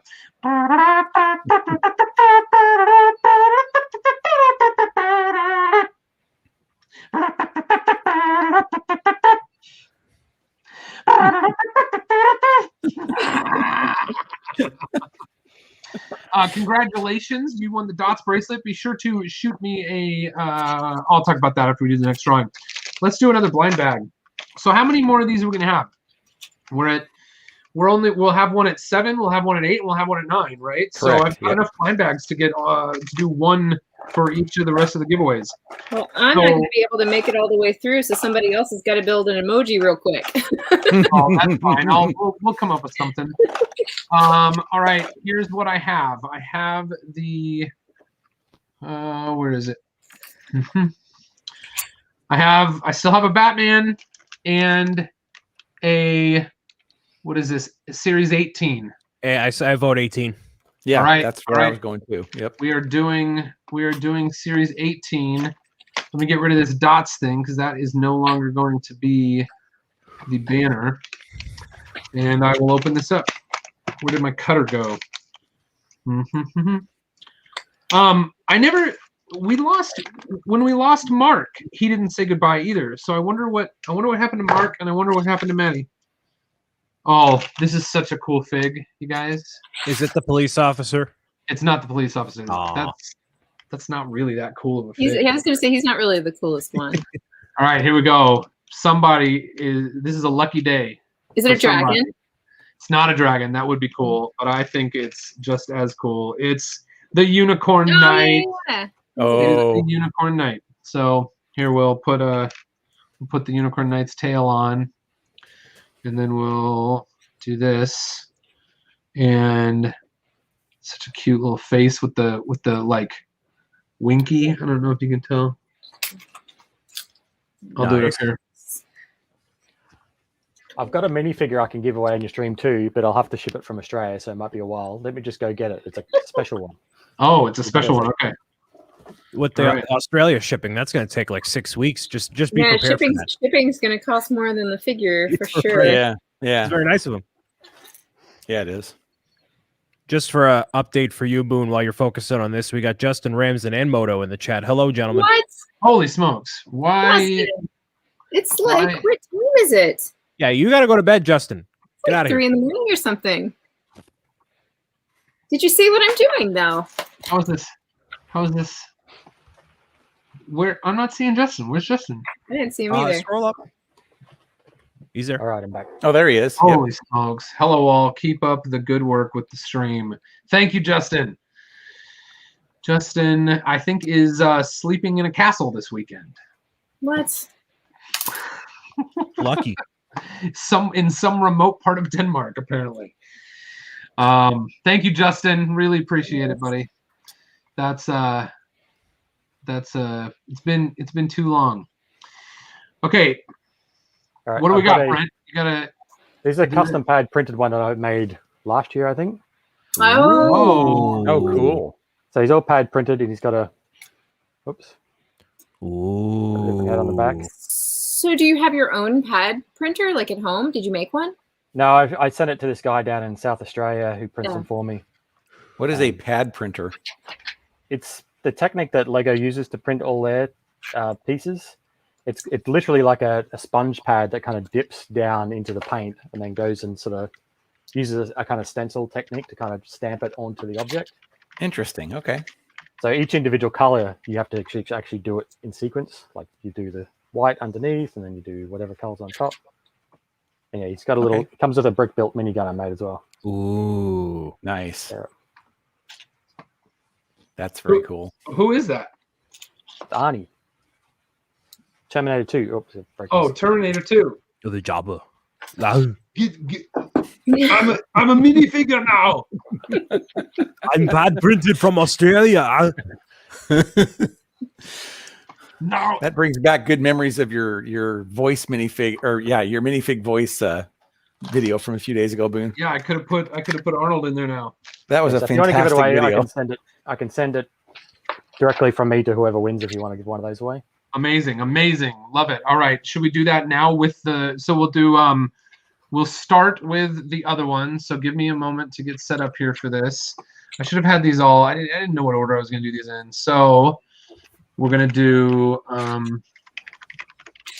exclamation point unicorn. If you want to try to win that unicorn, exclamation point unicorn is what you need to type right now. I'm going to change one of these. I am, Justin. Yes, thoroughly. Yeah, so Justin said, I can't find it in the. Very good. Hope you're enjoying 80022, Holly. And I think you missed earlier, Justin. I've been waiting. My 80012 is on its way to me now. And I'm very much looking forward to building it because I haven't had a chance to build it yet. Yeah, I was just showing off some skills, some of the the techniques Yeah, in it's here. incredible. It's pretty good stuff right there. All right, So at least well done. at least 25 people want a unicorn minifig. Justin with the hard eyes. Thanks for watching, buddy.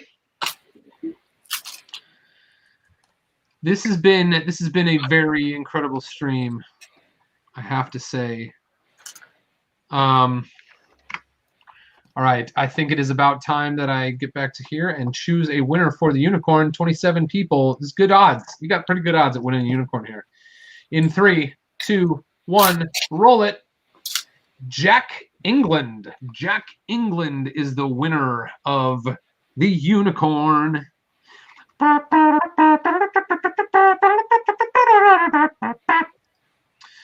you go. That one was short. And we got to do Arnold. So let's go over here. Don't type anything yet. Don't type anything yet. And there we go. It's gonna be exclamation point Arnold. Arnold. But don't put an H in there. And I will type on the screen. AHNOLD. Exclamation point ARNOLD. That's how you actually spell Arnold, isn't it? Yes. There it is. So if you would love Brent's awesome custom pad printed Arnold Schwarzenegger Terminator 2 minifigure, type an exclamation point Arnold. Did you do the design, Brent, on? Yeah, I just basically do it all up on the computer and send it to this guy, and he just prints it all up. I actually have to remove all the prints from the parts as well before I send them down. Oh. Yeah. Which is painful. Yeah. Hey, Holly, Dave, I think we should get together a crew of people who want to pool together to buy a pad printer that would be sufficient for minifigs. I think I keep wavering between a pad printer and a UV printer. I really want a UV printer. Like that would get me halfway there at least. I can tell you the difference between them if you want to know, because I had the original X-Files ones I did. I had them UV printed before I used pad printing. And the main difference is UV allows you to print more colors easily and cheaper. So lower quantities for cheaper.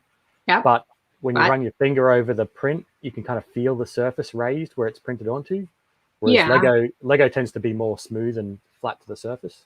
Yeah, my bigger issue is not being able to print on like rounded. So you can't print like on arms very well with the UV printer. It just kind of, you'll have like some overspray. Yeah. So there's limitations obviously with either of them, but the UV printer would just be, I think, just easier to manage. So these are a couple other ones I've done. This is before Lego did their version. I did the Jack Nicholson Joker.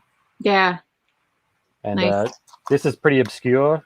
If you've ever read the Batman comics where Commissioner Gordon becomes Batman for a period of time, he's got his own little bat suit. That is awesome. Yeah, I love that. I was going to read that comment, Boone. I love that. She already has one. Danny commented, Jordy wanted to win the unicorn, but then she said it would just be transferring a figure from one room to another. Hey, it's free shipping. Yeah, exactly. Yeah, free shipping for Boone Builds. Doesn't she already have the unicorn? Maybe I stole it back from her. Did I give it back? I don't know. Somebody's gonna get his daughter's unicorn. No, this is not. I'm not giving away hers. If I have hers, it's like over there somewhere. But it should be in the. Yeah, it's pretty cute, Jordy. Sorry. And also, Moto is here. Moto. Hi, Moto. I miss you. And Matt Caldwell. Matt Caldwell is Matt Caldwell is a guy I met on the day I moved into the dorms freshman year. He lived like 3 doors down from me, and we were moving stuff in freshman year of college, and we have been good buddies ever since. He is one of the most creative souls I know, and he has done a little bit of Lego, but most of what he does is like other. He's got so many. He does music. He does T-shirts. He does just building stuff. His wife is incredibly creative, they're awesome. So thanks for being here, Matt. Always appreciate your encouraging presence in my life. All right, are we done with Arnold? Let's see. 27 people are eligible to win Arnold in 3, 2, 1. Roll it. M. Moetzi is how I'm going to choose to say that, has won the Arnold.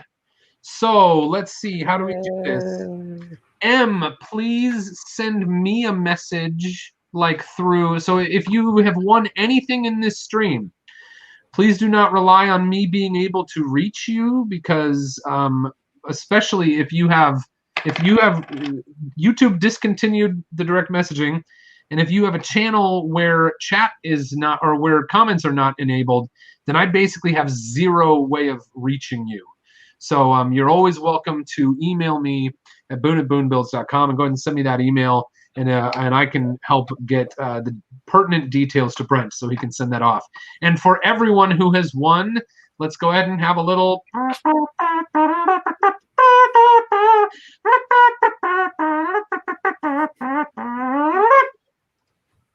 All right. Thank you, Holly. I'm actually kind of starting to get tired of that. So. Yeah, me too. It'd be time to retire it. We need to come up with something different to do on the next one. Yeah. But I think that's the end of the giveaways for this hour. Since we've been talking so much about the ideas and the Bricklink and all that stuff, this seems like another good time to plug. It's the Magic School Bus. Go vote for the Magic School Bus. What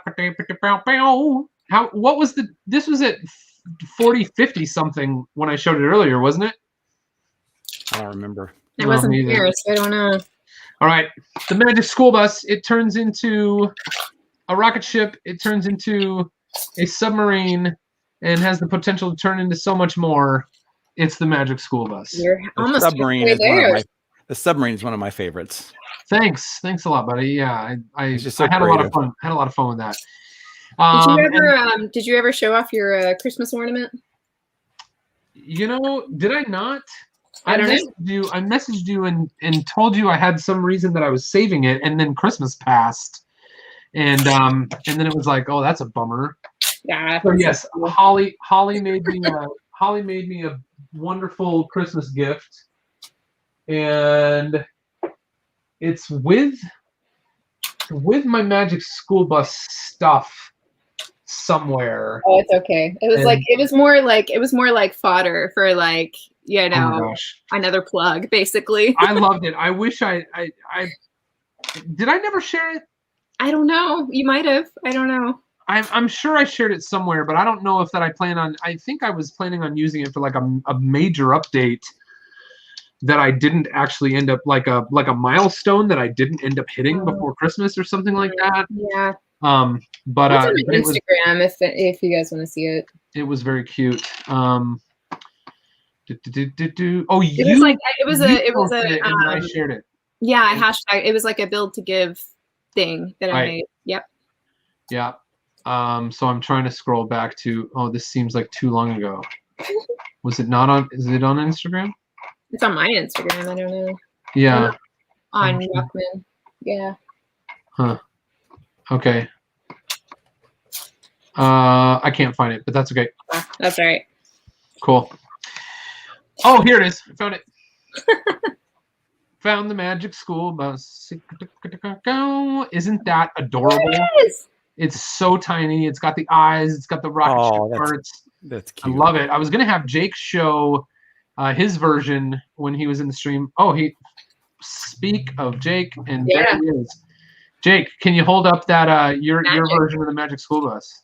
I can see it there behind you. You can't hold it up. It's not a hold up kind of thing. It's in the bottle. It's a bus in a bottle. It's a bus in a bottle. The submarine really must be popular because I guess no, Holly, you did this ship. I did the bus. Jake, The ship, the rocket ship. Yeah. The rocket ship. Jake did the submarine. So cool. Jake, that was such a huge honor. And Holly, what a wonderful gift. Thank you so much.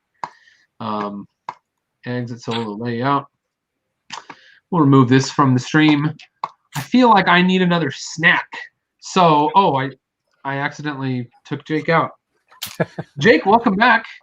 Are there any more things we wanted to touch on in the ideas/BDP/ADP conversation?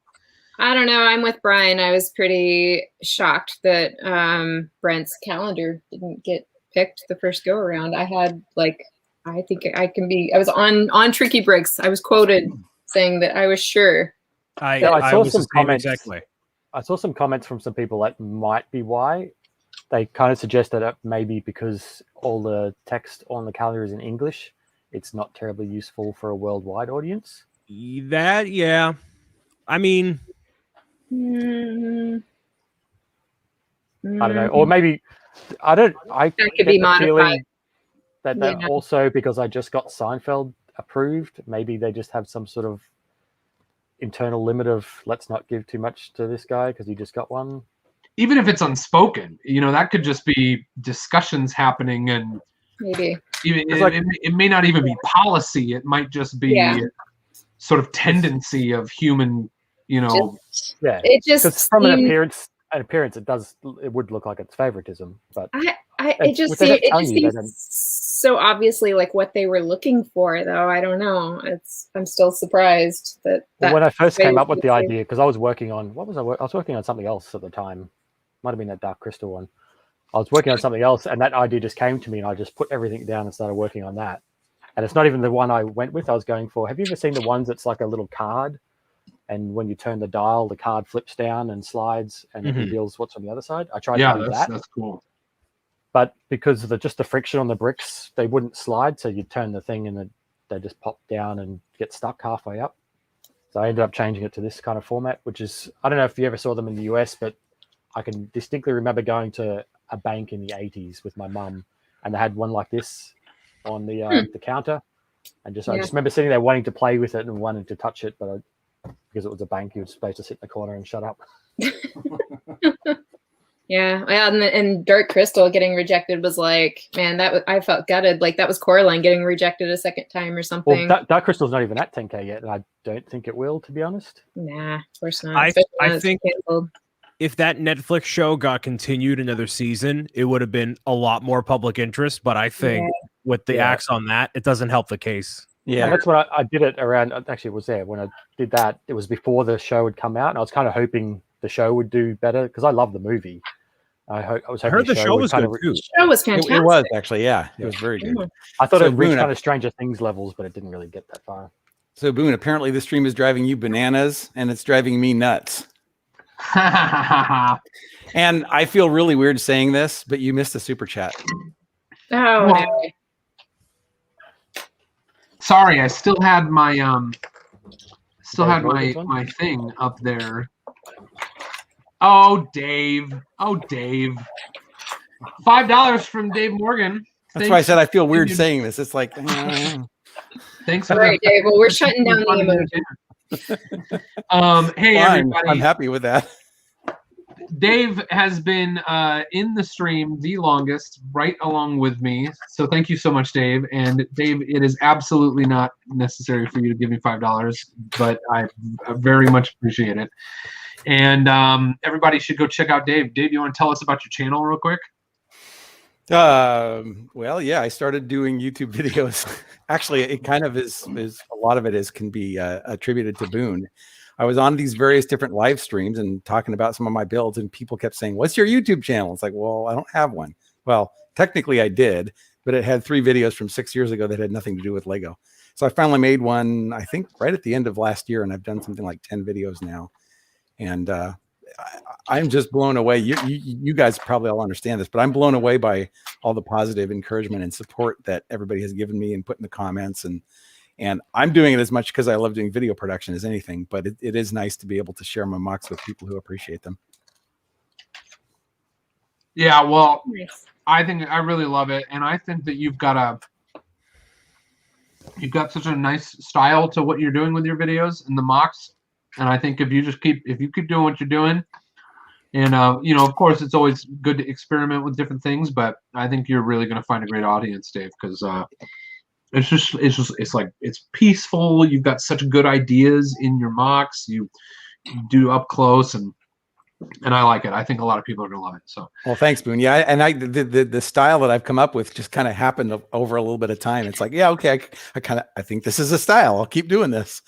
yeah. So head on over when you get a chance, and follow Dave. Subscribe to Dave. Be one of Dave's first 30,000 subscribers.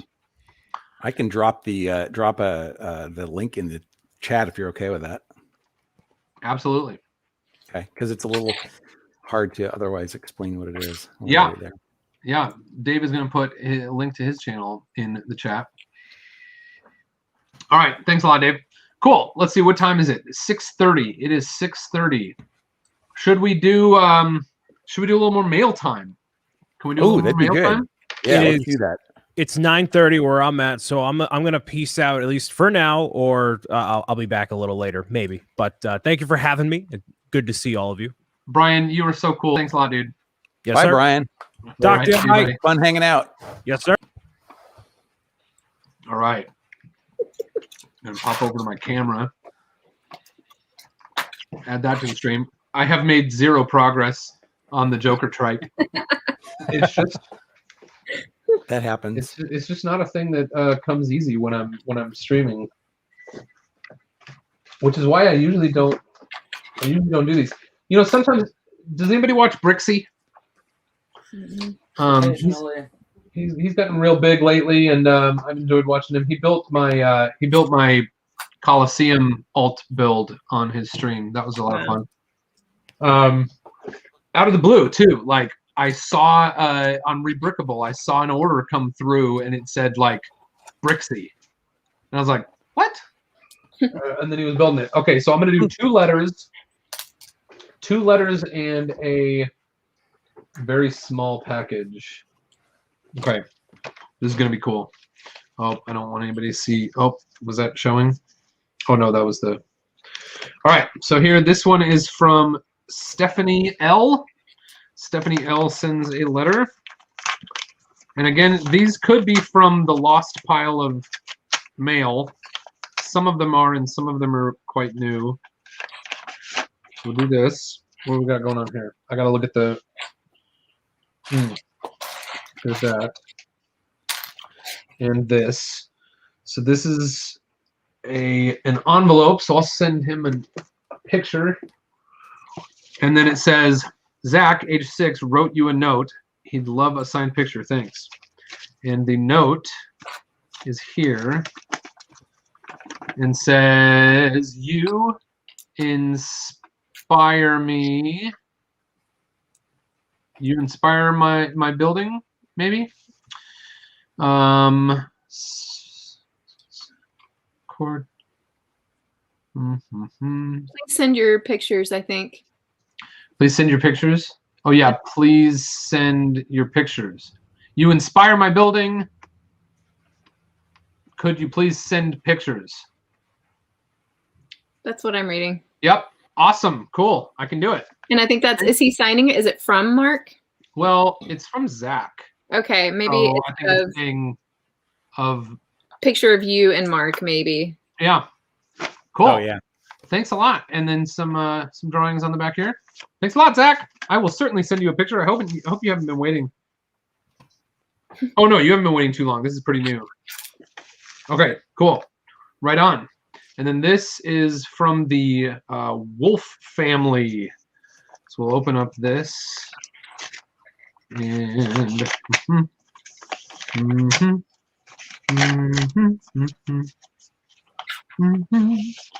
let's see. There's a picture of some. Oh, cool. This is like a kid and his dad with the what do they call that? The heavy lift crane, the rough terrain crane. That's cool. And it says these must be old. Boone, my name is Ed, and my name is Noah. Look at this. This is hilarious. So it's Ed and Noah writing together, so you can see where Ed's handwriting is and where Noah's handwriting is. Oh. My name is Ed. My name is Noah. We enjoy watching your videos and really enjoyed watching you on Lego Masters. Our favorite build of yours was Battle for Endor. We really liked your final build and thought you had the best build. We were rooting for you and Mark to win. We watched your Will It Lift video and built the red crane. The red crane is our favorite set to play with. We've enclosed a picture of our red crane. Let's see. We'd love it if you would sign it. Oh, okay. So I'm going to sign the picture of the crane. Looking forward to your next video. Awesome. Cool. Thank you so much, Ed and Noah. You guys are great. That's cool. Love this stuff. This is why I do this stuff. Yeah, it's really fun. It is very fun. I see a super chat in there from Isaac Wilder. Give me just a moment and I'll click on it. Isaac says, "Hey all, I'm a lurker, but thanks for the great content. Hard to catch streams, but I appreciate all of you." Isaac, thank you so much for watching. Really appreciate you and the $10 super chat. You guys, can you tell what that is in his what do you call that? Avatar? It's like a pretty sleek car, whatever it is. Yeah. Yeah. Cool. All right, thanks a lot, Isaac. Super chat. What were we doing something in super chats? Maybe I should sing a song for each super chat. I was saying I was gonna sing a song for the $50 super chat, and Melissa never requested a song. Yeah, she did actually. I forgot what it was. It was something. God, what the heck was it? She mentioned it twice. I don't remember what it was though. Oh, I'm sorry. I missed it, Melissa. Dave didn't.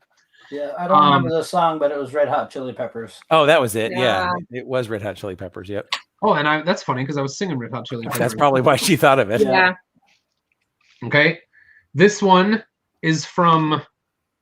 I'll show you the back, and you tell me if you can guess who it's from. I don't know. Maybe we're out of people who will be able to guess this particular person. Space Winds. That guy. That's not Fazoom, is it? It is Fazoom. Yep. It's Fazoom.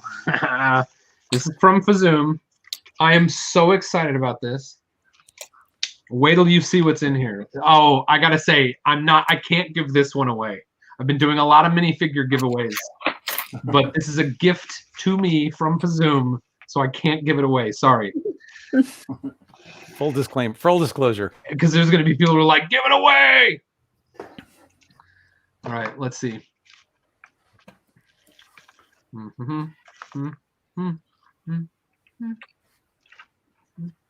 Look at the reveal. Here it is. Okay, flip it over. Oh, okay. Oh, cool. Orange space guy. There he is, Orange Space Guy. Do you guys remember when the very first images of that book came out and the texture on the helmet like totally looked like orange peel? It was like a really weird texture on the helmet, and I figure it must have been a yeah, Brent's got his. It must have been I've got a few other custom ones in here as well. These are not official ones. Ooh, look at that. Ooh. Oh, neat. Are those ones that you printed yourself, Brent? Yeah. So these ones are chromed and then printed. Oh, that's so cool. Oh, man. I keep meaning to do a video for this, but I built the whole thing for it, but I've never actually done anything with it. Yeah, you should do a video. That'd be great. I'd love to see it. I see. I got to try and do mine without these guys rolling off here. Wow, that's gorgeous. Right. There you go. Sweet. There's my and then I got this one too. Nice. Oh, Love it. It's awesome. Love it. All right. Good job, everybody. Good job, everyone. Thank you very much, Fazoom. Thank you for everyone who sent mail. That will be the end of mail time for now. Stop. Is that stop screen? That's not what I meant to do. I'm going to redo that. Wow, I really feel like we've gotten to the point in the stream where my brain just sort of shut off a few moments ago. You probably need food. Yeah. Yeah, I'm gonna need food soon too, but I'm determined to get through this spider base, and it's so close. I thought I was so close, but doing the legs was a little tedious, so it took longer than I thought it would. All right, I'm gonna power through this, the rest of this Joker trike build. I my husband just picked up for me. Oh, cool. Is that the Oh, that's puzzle? neat. Yeah, That's that cool. that could keep me here for a few hours. Maybe it would be a good time to go to the chat for questions. So we'll spend a little bit of time actively engaging the chat questions. So this can be anything general, general builder type stuff. It can be YouTuber stuff. It can be ideas stuff or ADP, Bricklink stuff. So any questions you have about building, mocking, designing, any part of the fandom, we are open to questions. Well, I've got a question for you two guys. Still walking. Oh yeah, go ahead, Brent. How much sort of feedback did you get from the Bricklink Designer program in terms of, like, how much did you have to change based on their feedback for standards and quality, that kind of thing? Well, correct me if I'm wrong, Jake, but it was my impression that they did not accept, like, when they selected which items, oh my goodness, when they selected which sets were going to go up for crowdfunding, they did not accept any that needed significant change.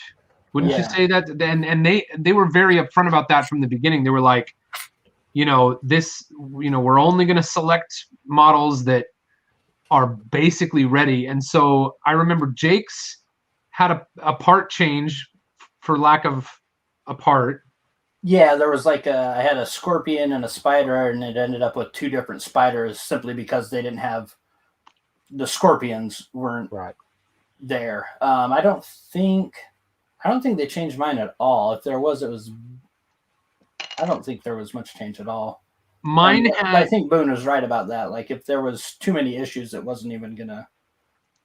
You had to really work. Yeah, they kind of vetted it on submission rather than on allowing it rather than doing it. Yeah. Afterwards. Mine, there were two pretty, in my estimation, pretty small structural issues with mine that someone in Billund came up with just some part swaps that could resolve those issues. Moto, $100 super chat.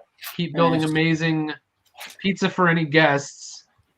Yeah, so I guess if you want to order yourself pizza, and then send me a receipt, and I'll reimburse you from Moto's super chat. I think that I won't. I will. I don't mind. I had pizza for breakfast before I came.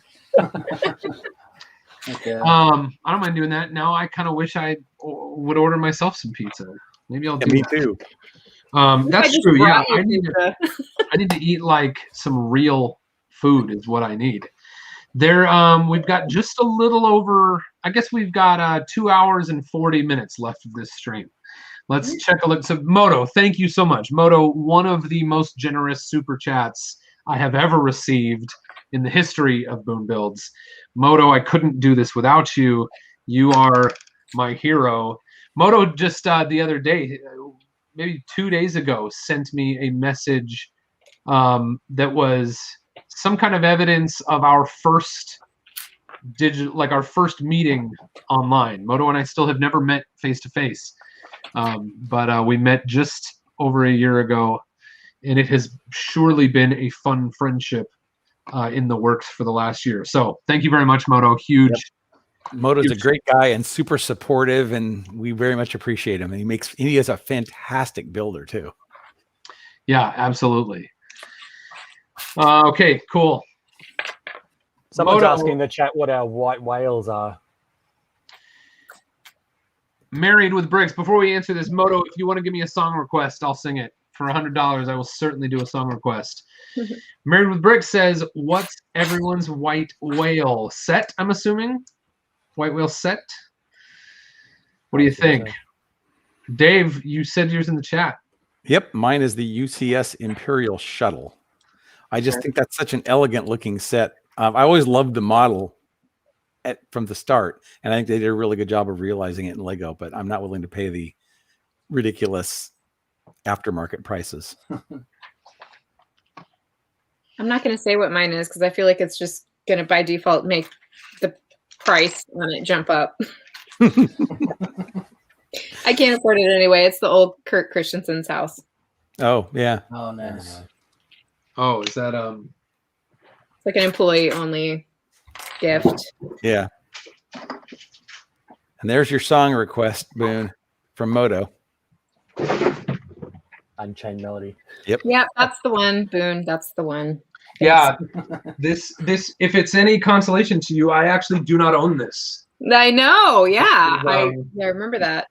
So how is it that you have it then? Well, because I sold it to somebody about a week and a half before quarantine began. So he paid me, and we just haven't been able to get together. And he PayPal'd me, and then we just weren't able to get together. And then quarantine happened, and so he said, just hold on to it. He's like, I don't really want you to put it in the mail. I'll just get it from you whenever I see you. Is that somebody local then? Seattle. Oh, okay, cool. Yeah. Yeah, Justin knows about that exchange. I've got a little. I think we each have piles for each other, just collecting until we actually get to hang out again. Yep. Let's see. Do I have a white whale? Ooh, that's red. Some of these in here. Nice. What are those? They're 1x1 bricks with the axle hole in the middle. With 2 brackets stuck to it. Yeah, here, wait. A 1x1 brick with an axle hole? There you go. Yep. I didn't know that was a thing. Is that a new part? Is that a new part? Yeah. Yeah. I've been wanting something like that, but okay, I'll have to go look on Bricklink or Bricks and Pieces. Yeah. Yeah. I don't even know. No, I think you can get them on Bricklink. I think the first set that they came out was the X-Wing. Yeah. Okay, Had cool. 2 or 3 pretty cool new parts in that one. There's a lot of these too. These hope I don't drop this thing. These corner pieces here. Can you see those? There, and they're black. So Let me full screen you there. Oh yeah. Oh yeah. Oh, okay, yeah. Oh, yep. The roof corner deal. Yeah, Those are cool. very cool. It's a little hard to see in black, but yeah. Yeah. So there's that. Oh, wow. Yeah, that's been in 3 sets, that 1x1 with the axle hole. Mm-hmm. That thing is huge. Yeah, and then this guy's got white handcuffs, Nice. which would be a cool little useful kind of greebling part or connector part. Use it for some sort of bone creature or something. Yeah, exactly. Yep. All right, cool. I can't think of a white whale set. Oh, you know what? I was going to show. This reminds me of Justin, by the way. Just the wrong color hair. Yeah. Hold on. There you go. Thinking of Nice. you. Yeah, that's hilarious. It's a perfect shirt. I'll show this. I think this is probably. I wouldn't call this a white whale, but it's something similar to a white whale for me. And my buddy Drew just moved and was going through some stuff, and he found these instructions. And he wasn't sure. I can't remember what he told me. I can't remember what he told me was what happened to the set. But he's like, I have these instructions, and I'm wondering if you would like to own them. And I was like, yeah, I certainly would like to own these. And one of them is this. Oh yeah. And I remember when this was like on the cover of the like Lego, I don't know what it was, like the Lego Maniac magazine or whatever it was called back then. And I remember it being in the catalog, and the B model is like a Formula One racer. And I remember this was certainly a set that I wanted desperately, and it was just way out of anything I would have been able to budget for at the time. And so I'm pretty excited to try to. I think I'm gonna just try to like collect parts to build this. I know that there's a lot of benefit to Technic sets that use the beams instead of the bricks, but I really kind of miss Technic sets that were built like completely out of Technic bricks. Mhm. So I'm gonna try to build this one. I don't know that I'd call it a white whale. I guess it kind of is, but I think that's rad. And I think it was just called like Technic Supercar or something like that. Yeah, that sounds about right. So, and then I think I really like the look of that new space shuttle. Yeah, I don't have it yet. I may get it eventually. I don't know that. Obviously, I can't call it a white whale because it's not. White whales are typically something that you can't just go to the store and get, right? Right. Exactly. Yeah. But that certainly would become one if I don't get it before it's retired. Because yeah, the shuttle's interesting, Boone, because I wasn't planning to buy it, and then I went to the Lego store with a friend of mine on release day, and he bought one, and I looked at it and I went, "Oh, now I need to go buy it." It is a pretty cool looking set. All right, Moto made his song request. It is Unchained Melody. Oh. I feel like for a how is my volume, everyone? Is my volume okay? When I get a little bit excited, does it overdrive or does it seem okay? No, it's been fine. I'm gonna go ahead and for a $100 super chat from Moto, I am going to sing Unchained Melody a cappella in its entirety. Ooh, wow. Is that okay? Cool. So where's that one where Moto said, is that dumb? People are like, oh, people are gonna start dropping off of the I doubt it. Let me see if I can find it. Moto. Unchained Melody. Okay, here we go. Moto, this song is dedicated to you. Oh, it's a good key. I need. Oh, my love. I'm gonna snap, my darling. I've hungered for your touch all along lonely time. I gotta stand up too, sorry. Oh, and time goes by so slowly, and time can do so much. Are you still mine? I need your love. I need your love. Godspeed your love to me. Do do do do do. Lonely rivers flow to the sea, to the sea, to the open arms of the sea. Yeah. Lonely rivers sigh, wait for me, wait for me. I'll be coming home, wait for me, yeah. Oh, my love, oh, my darling, I've hungered for your touch all along lonely time. And time goes by so slowly, and time can do so much. Oh, are you still mine?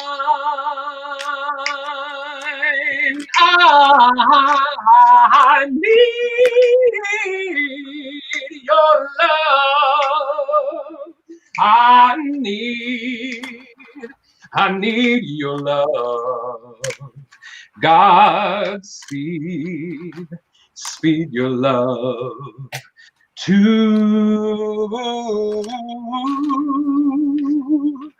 me. Thanks a lot, Moto. Appreciate you, buddy. Well done, Boone. Somewhere Demi Moore is crying, the chat says. Somewhere. Yeah, hold on. If you guys have never seen there's a video of Elvis Presley doing that song. It's like I think it was like his last public performance, maybe. Anyway, it's kind of a tearjerker. Pretty good. Mike Lewis says, with me, Matt, and Tim, we could do a quartet. Yeah, there are multiple people in this live stream that I have sung with in organized singing situations before. Thank you so much. I appreciate it. Thank Moto for supporting this. Thanks, Moto. I needed that. All right, let's see. Dave is going to get after us in about 4 minutes about doing a giveaway. Yes, I am. And I might need to see if I can figure out how to get myself like some real food here. I thought we were ordering pizza. Oh, well, you're responsible for ordering your own pizza, but I will reimburse you if you order your own pizza and send me a receipt. Boone says he'll pay for pizza. Actually, technically, Moto's paying for pizza. Yeah, Moto's paying for pizza.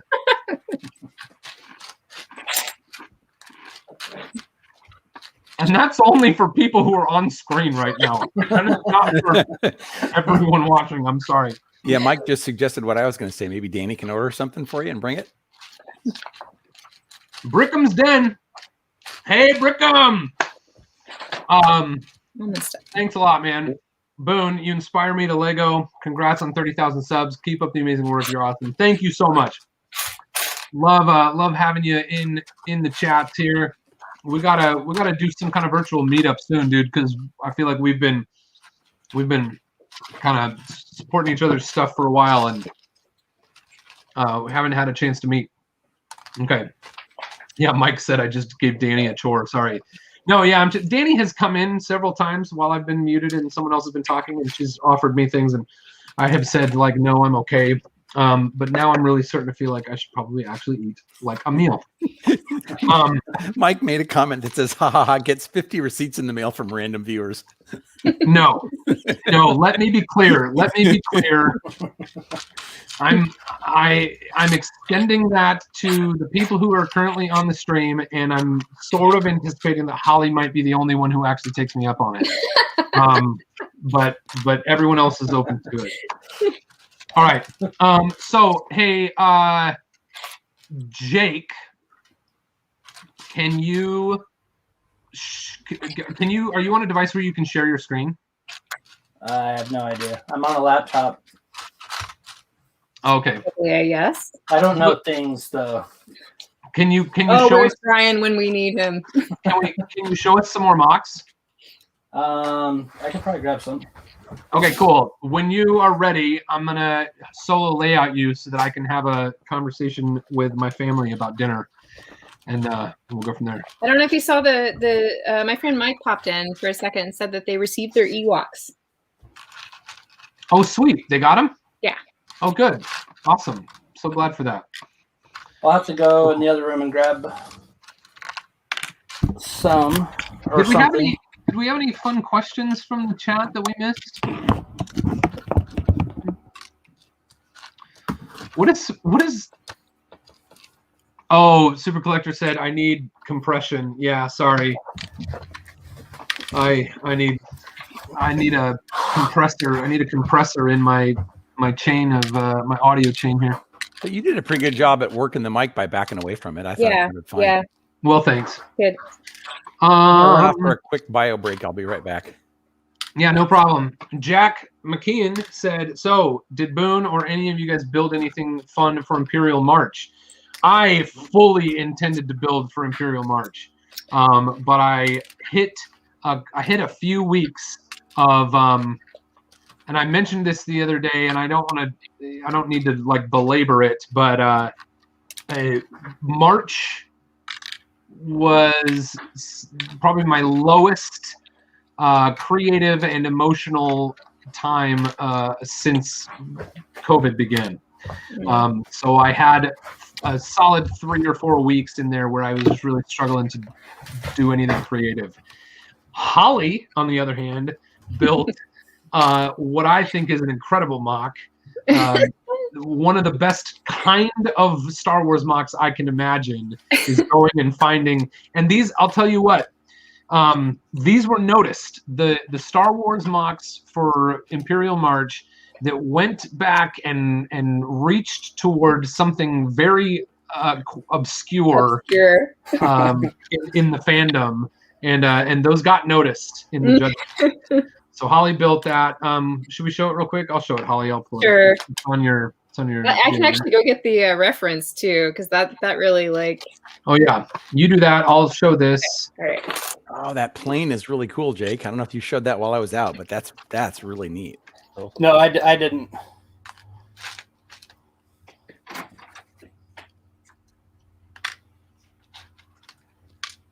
I don't know if Boone can hear, but he's got his thumbs up. Can you full screen? Yeah, there we go. Thank you. Wow, that's fantastic, Jake. Huge. Thanks. So it's a Pitts Special aerobatic biplane. Not sure. I don't think I can show it right here, but it does have fully working all the flight controls. Oh, really? How the heck did you do that? With Technic flex cables from some of the old Technic stuff. So Very it's got cool. the joystick in the cockpit and Oh, the you're kidding me. pedal controls. There you can see on the bottom some of the. That's the only part that's exposed. The rest of it goes through the tail section and everything. Amazing. So it's got 28-inch wingspan. I don't remember off the top of my head how long it is. Has my kind of Sato bricks tile built into there. And then the call number is sticker, which is my initials, and then 0937, so Lego upside down. Oh, yeah.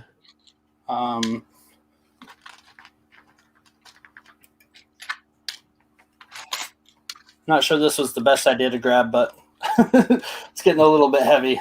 Yeah, I was going to ask you how much it weighs. I haven't weighed it, but it's fairly heavy. Yeah, I would imagine. Do you have any idea how many bricks it is? How many parts it is? No idea. I don't keep track, and then the studio file I have for it is incomplete because at a certain point on this one in particular, I needed to know what would be structurally sound and not, so I just gave up on studio and went. You can see the smoke nozzles up under the front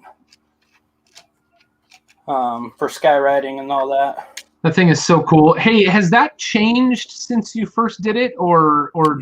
Yeah, it's been updated a few. I've updated a few things. When I first got it to, I think, and it might have been at Bricks Cascade, this checker pattern wasn't done. So this kind of just went white back to here and ended. And this was all one part with the window, but now I fixed this all. Actually, let me see if I can do it.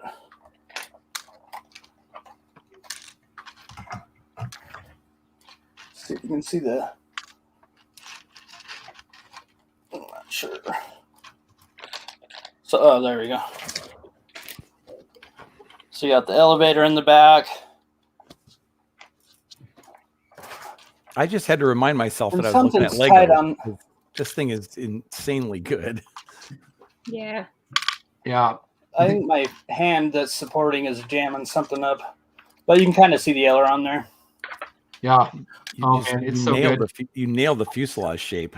The Oh, that was tricky. And then basically it's essentially Galador scale. Of course it is. That just ended up being what was the closest figure. He won't actually fit in there. You have to take his legs off. And I think his arms even, because it's not quite wide enough. Because he's not really super scale. But yeah. Is that windshield? Is that windshield the largest one, right? The largest of those sort of like Slave 1 windshields? Yeah, it's the UCS Slave 1 windshield. The first time I ever saw that plane, Mark and I went over to Idaho, and we met up with Jake at Bricks and Minifigs, and he like opens up his trunk, and this plane isn't. Thank you so much, Danny. My drink is great. Thank you. Danny just brought me dinner. Thank you so much. Very nice. So he like opens up his trunk, and he's. Did you tell us you had a plane or just something? I don't recall. I just remember it like fills the trunk of your car, like at that time. Yeah, I almost ripped the wings off coming through the doorway. I had to steer through the doorway on the way in here because it's too wide. Was this something you built a long time ago, Jake? I want to say 2018. Okay. And again, it's had a couple of updates. There's a couple parts that I'm waiting for and hoping will come in the right colors. Because there's just a couple areas. I don't know if I can get it here. You can see in the aileron, the kind of gap there. A few of those are gray. Yep. So before it was more gray in there, but a couple white parts have come out since that I upgraded. I need one more to come in red that would finish that out, so that whole stripe will go all the way. Even right through the control surface and the hinge itself. So I had to make up I think it's 3x3. I had to make, using different parts, a special hinge for the control surfaces. I think you can see it right there. Yeah. So it's like the modified plate with a pinhole, like the 1x2. Yep. And then it's a pin connector that has a pinhole with a pin going off the side. Oh yeah. Yep. I see that. So it's a little hinge in 2x3 space. Which they won't work well as just a single one. You need more. You need at least two, because then it'll rotate in two different ways, and I only want it to rotate in one axis. Right. So you need two to keep it straight. Spot the Magic Ninja says you are too good. Thanks. I try. That's why they call you the ringer. I do want to share this. When we get back to Holly's thing, Holly, we might look at I might show your thing after we do some giveaways, because it's good, because I'm almost done with Spider Base. I'm gonna jump off, and not off, but I'm gonna go put this down. Yeah, cool. My arm is about to die. Yeah. Super Collector said, I made something for Imperial Marge if you want to look at my most recent video, and we do, because I loved it. I'm going to show this over here. Super Collector is over here at just search for Super Collector on YouTube. And you might have to search for by channels. But this is an X-Wing. We were talking about Super Collector. We were talking about this earlier. It's an X-Wing made completely out of Blacktron 1 parts. And I mean, it's a Blacktron 1 themed X-Wing. And I want to say it looks to me, I don't know, but it looks to me like it was made completely from, parts that are Blacktron 1 era parts. So that's really cool. I love it. This is the kind of stuff that, when we were kids, this is how we built Star Wars stuff. From the pieces that we had available from the things there. So love that. Really cool build, and thanks for participating in Imperial March. But now, Dave, it's up to you to get us to doing what we're supposed to be doing. Oh, yeah. Okay, it's that time, Boone. It's actually 10 minutes past that time. Oh, you weren't going to sing a song this time? All right. Let's see. This time I will do... nice. This time I will do... What's nice? Holly was showing a new part. New parts. Ooh. Oh, yeah, that's a rad piece. Yeah. So it's like the clip with bar holder, but at a 90 degree. Mm-hmm. So there's some in here in black and some in purple. And then the little lime green claws. All right, I'm going to open the. Oh wait, maybe I miscounted earlier. I'm gonna save one of these, and I'm gonna go ahead and give away another one of my miniature ray blasters. Pew pew pew. This is one I call Red Robinson. Nice. And this is a mini ray blaster. All of my ray blasters have right around, what are they? I think right around 50 pieces. And I designed this one a few years ago, and I'll give away my newest one that's down here. Oh, I don't want to give it away, but I will. I'm gonna give away things tonight that I don't want to give away. Oh, we got a super chat from Mike. What are your thoughts on the Looney Tunes minis coming? Proud of you, Boone. Congrats. Is that official? Did Looney Tunes minis official? Yeah, it's official. Brothers Brick. Mike Lewis, thank you very much for $10 super chat. We really appreciate you, Mike. Another long-time viewer here at Boone Builds, and of course, can I say we've known each other for a long time. We'll say that. Thanks a lot, Mike. So let's remember, can we hold on to the Looney Tunes question until after the giveaway? Will someone help me remember? Yes. Okay, cool. We're going to talk about Looney Tunes after the giveaway. So this is a little red ray blaster, and we're going to say that it is exclamation point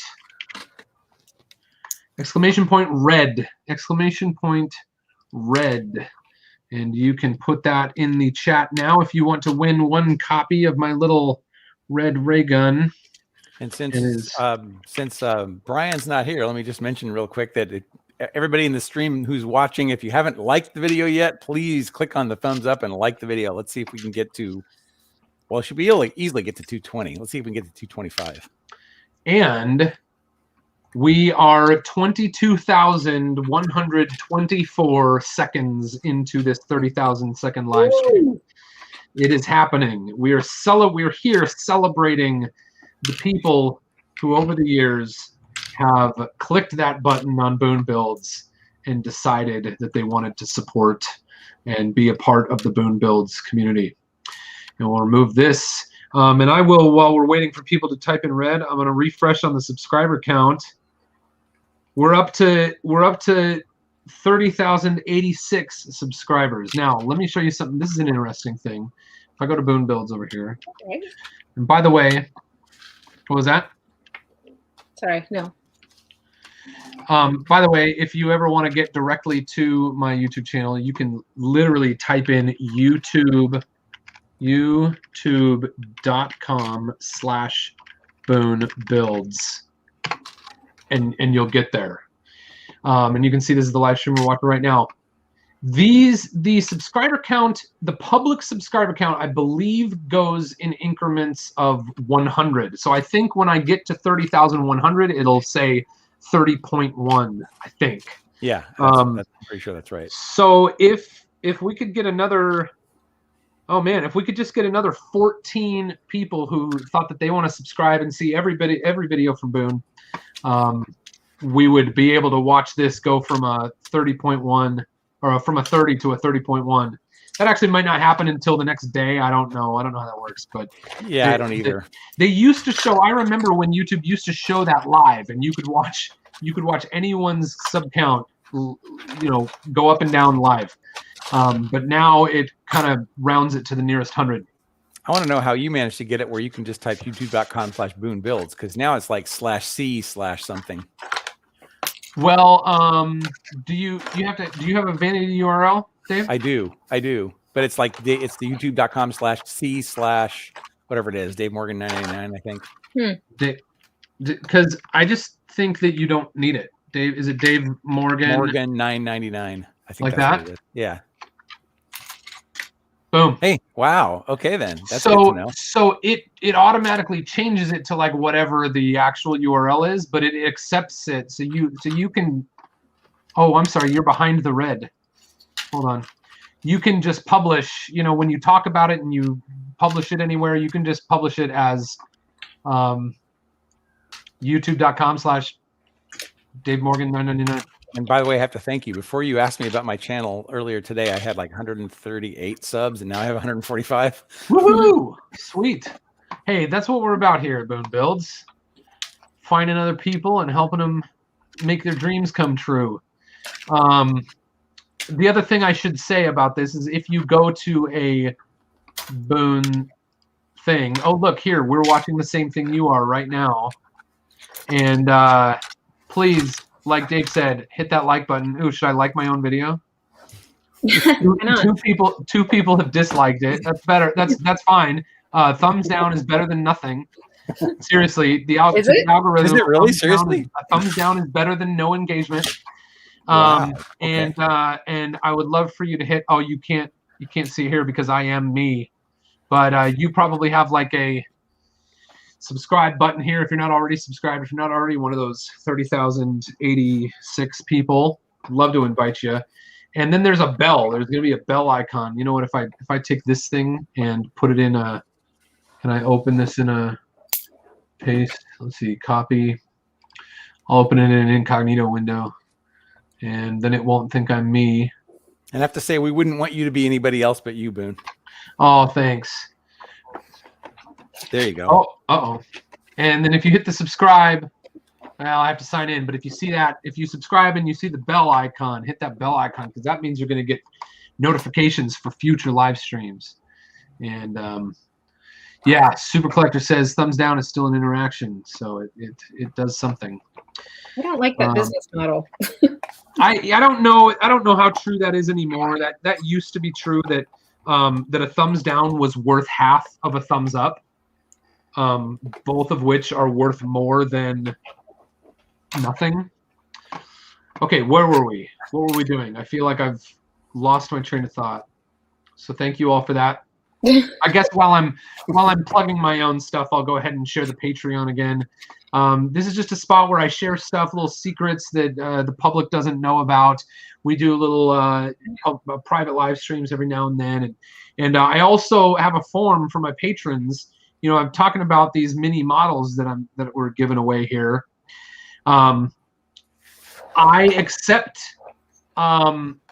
input from my patrons on what mini models I will put out in the future, and people at various levels of my Patreon get to engage that in different ways. So, patreon.com/BooneBuilds. And did we do a giveaway? Oh, I was giving that away. I totally forgot. That was the thing I was giving away. We'll go do it. So 34 people are eligible to win the Red Robinson retro ray gun. A lot of R's. And I'm going to roll it in 3, 2, 1. Oh my goodness. How does this person have so much luck? Hello Tito has won another prize from Boone Builds. You won the Red Robinson miniature ray gun. I will send you this. There you go. Hello, Tito. Don't forget, I don't know how to get a hold of you, so you have to email me. Anyone who wins can email me, and I'll put my email up in just another moment. And we're doing Batman. Oh, no, I said I'd save that. We'll do another. This is the last. How many more of these we're going to have? Yeah, I'll do Batman. So here's what I'm going to do. I'm going to do Batman now, a Batman figure. Then at 8 o'clock my time, I'll do another Dots bracelet. And one of these loose minifigures, and then at the last final end of the stream, we'll do. What are we gonna do? We'll do. I got Han Solo and Han Solo and Carbonite. We'll do him, and we'll do our last blind bag, and we'll do the last miniature ray gun. So that'll all be at the very end of the stream. Have you had a chance to eat much of your dinner yet, Boone? No, we got to do the drawing. We'll do the giveaway, and then we'll start some kind of topic, and that'll give me an opportunity to eat. Okay, good. It's already 7:20, and we're still just doing the. I know. I forgot to do this. Forgot to open this on camera. All right, I don't have my camera up, but it's already open, so I'm just gonna pull out a piece at a time. So here's that. Here's this. Oh, it's got a Batman logo on it. Does that mean anything, or did they all have Batman logos on them? They all had Batman logos. Oh, did they? Okay. Okay. And then What's this? Can you tell what it is? I can't see it. Batgirl? Is it Yeah, it's Batgirl? Batgirl. Oh Yeah, no, it's Batgirl. No, I think Might it's be a the swimming pirate. Batgirl. Pirate Batman, or no? What was in there? No, that's Batgirl. I think it's Batgirl with a surfboard. Yep. Swimming Batgirl. Surfing Batgirl. Surfing Batgirl. Look at this. She's got under her cowl, she has a head that is the same color as her suit with just the face printed on. So it actually looks like she's wearing like a wetsuit under her cowl. Like a swim cap kind of thing. Yeah. Like a balaclava. And then the ponytail sticks onto the back. That is so cool. Man, another figure I wish I wasn't giving away. So here it You is. don't have one? Batgirl. What's that? You didn't collect all the Batman series figures? I have all of Series 1. Oh, you didn't get all of Series 2, really? Series 2. No, it's one of those things where I have to limit myself or I go crazy. I think that's crazy. Well, I think you're great. I'm the crazy one. I have to have all the CMFs, man. It's hard. All right, so let's see. We got Batgirl, and I'm gonna throw you guys for a loop. Throwing you for a loop. It is not exclamation point Batgirl. If you want to win the surfing Batgirl, it is exclamation point surf. Exclamation point SURF. Exclamation point SURF, and I will put that in the banners. My pet. No, I have a piece left over. No. Oh no. No. Here we go. Exclamation point surf. You have a piece left over? Yeah, got one extra piece, and I don't know where I. Oh, I know where. No, nope. And Boone, after you get done eating Maybe. dinner, you want to do some more mail time? Yeah. Yeah, that'll probably be our last mail time. Oh, you only have one more? Okay. Yeah, I think we only got one more, but that's fine. We can do that during last hour either way then. I'm trying to think of. I'm looking at my list. Gideon, I don't think I'm going to get to your Power Miner set during this stream, but I will do it in the future. Sorry. I actually haven't seen Gideon in the chat this time. Little giveaways, guests, mail time, song request, Bricklink design program. We talked about that. Magic School Bus update. Talked about that. I think the Looney Tune mini figures we were going to talk about. Oh yeah. That's what we're going to next. Okay, so who has won the surf? Oh, you've finished all of the stickers? I'm done. The whole thing's done. Yeah. So let's talk about Holly. Will you stay long enough to show us that set? Just for you. Okay. Sure. In 3, 2, 1, roll it. This is another person who built for bricks. For Imperial March. Hello, I am Renzo. Has won the Surfing Batgirl. Congratulations. Da-na-na-na-na-na-na, Surfing Batgirl. That Batman song is totally a surf song. Yeah, it is. Yeah. Yeah, I think I remember seeing 2 builds from that person, Boone. Now I can't get that out of my head. It is a surf song. Yeah, it is. Because I only realized like a year ago that Piano Man is like a sea shanty. Yeah. Oh, Yeah. Interesting. Good point. Cool. All right. So who brought up Looney Tunes? Somebody said, I think it was Mike, said something about Looney Tunes. So what are our thoughts? Was that just a general what are our thoughts question on Looney Tunes there? I haven't had a good look at them yet. So I mean, I think it's cool they did them. I'd heard they were going to be a thing. I think they are pretty much all adorable. Yeah, can you put them? You mind like sharing your screen or something and showing them? Because I think I first saw them on the first, so I was waiting to see if that was a thing or not. So I haven't looked at them all. Yeah, I'm much more of a Looney Tunes guy than a Disney guy, so I'm all over it. Yeah, me too, Brent. Yep. So here's the thing. I'm the opposite way. I'm much more of a, let me open this somewhere. I don't know if this is the best image for me to share, but I think I used to be more of a Disney person, but I think it's like it's been so saturated now that I have a hard time getting excited about any of it anymore. So there's more of the nostalgia factor now for Looney Tunes than I've had for Disney because they've just redone Disney everything. Yeah, those are cute. So I think if you think about this, you look at the Looney Tunes set. I have to have Speedy. Yeah. And if you think about the Disney set, and there's been 2 Disneys now, right? Yeah. I just think a higher percentage of these figures translated very well to minifig form than the Disney series. I feel like with the Disney series, some of them are just a little bit,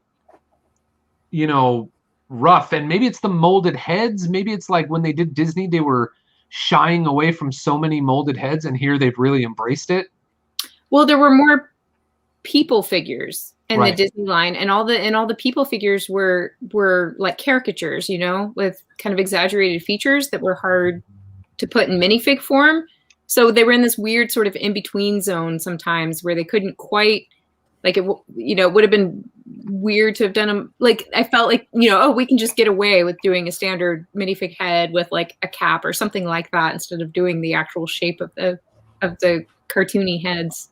Like, do you remember the Simpsons episode where they actually were made of Lego and they weren't the molded pieces? They were just like those heads. They just looked really weird. They've kind of shied away from that now, just leaned right into the custom mold heads, which I think looks like the Sesame Street and Pooh all look amazing, and these look amazing as well. Yeah, I think you're right. It seems like they were reluctant to go this direction for so long, and now it's like, yeah, they're just all in. So I have a question about it almost seemed like with Simpsons, and I know you're talking about the reverse, Brent, but when the Simpsons minifig series came out, they were these fully custom molded heads. Yeah. And it was like kind of this, whoa, this is interesting, and I don't know if some people liked it, some people didn't.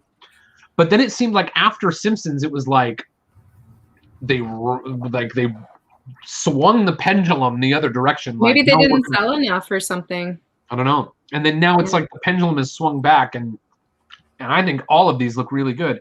The thing that excites me about it is thinking about, like the Bugs head or the Wile E. Coyote head, or like that Taz. The Taz is sort of like a big, like, kind of headpiece that fits over the torso. Mm-hmm. I'm just thinking about my head immediately goes to like the Apocalypse table and mixing up some of these characters with some other minifig elements, to turn them into kind of like Looney Tunes Wasteland sort of characters, and that excites me. But yeah, they're cute. Yeah, and they certainly are on the level of Pooh or Sesame Street. Yeah, I mean, you can pretty much count down to day one. Bugs is going to be in drag. There's just no doubt about that. So, question about these: since I don't collect minifigs and I'm still a relatively new Lego person, are these going to be like all in blind bags where you don't know what they are? Yeah. So, if you want to get the whole collection, is there any way to do it?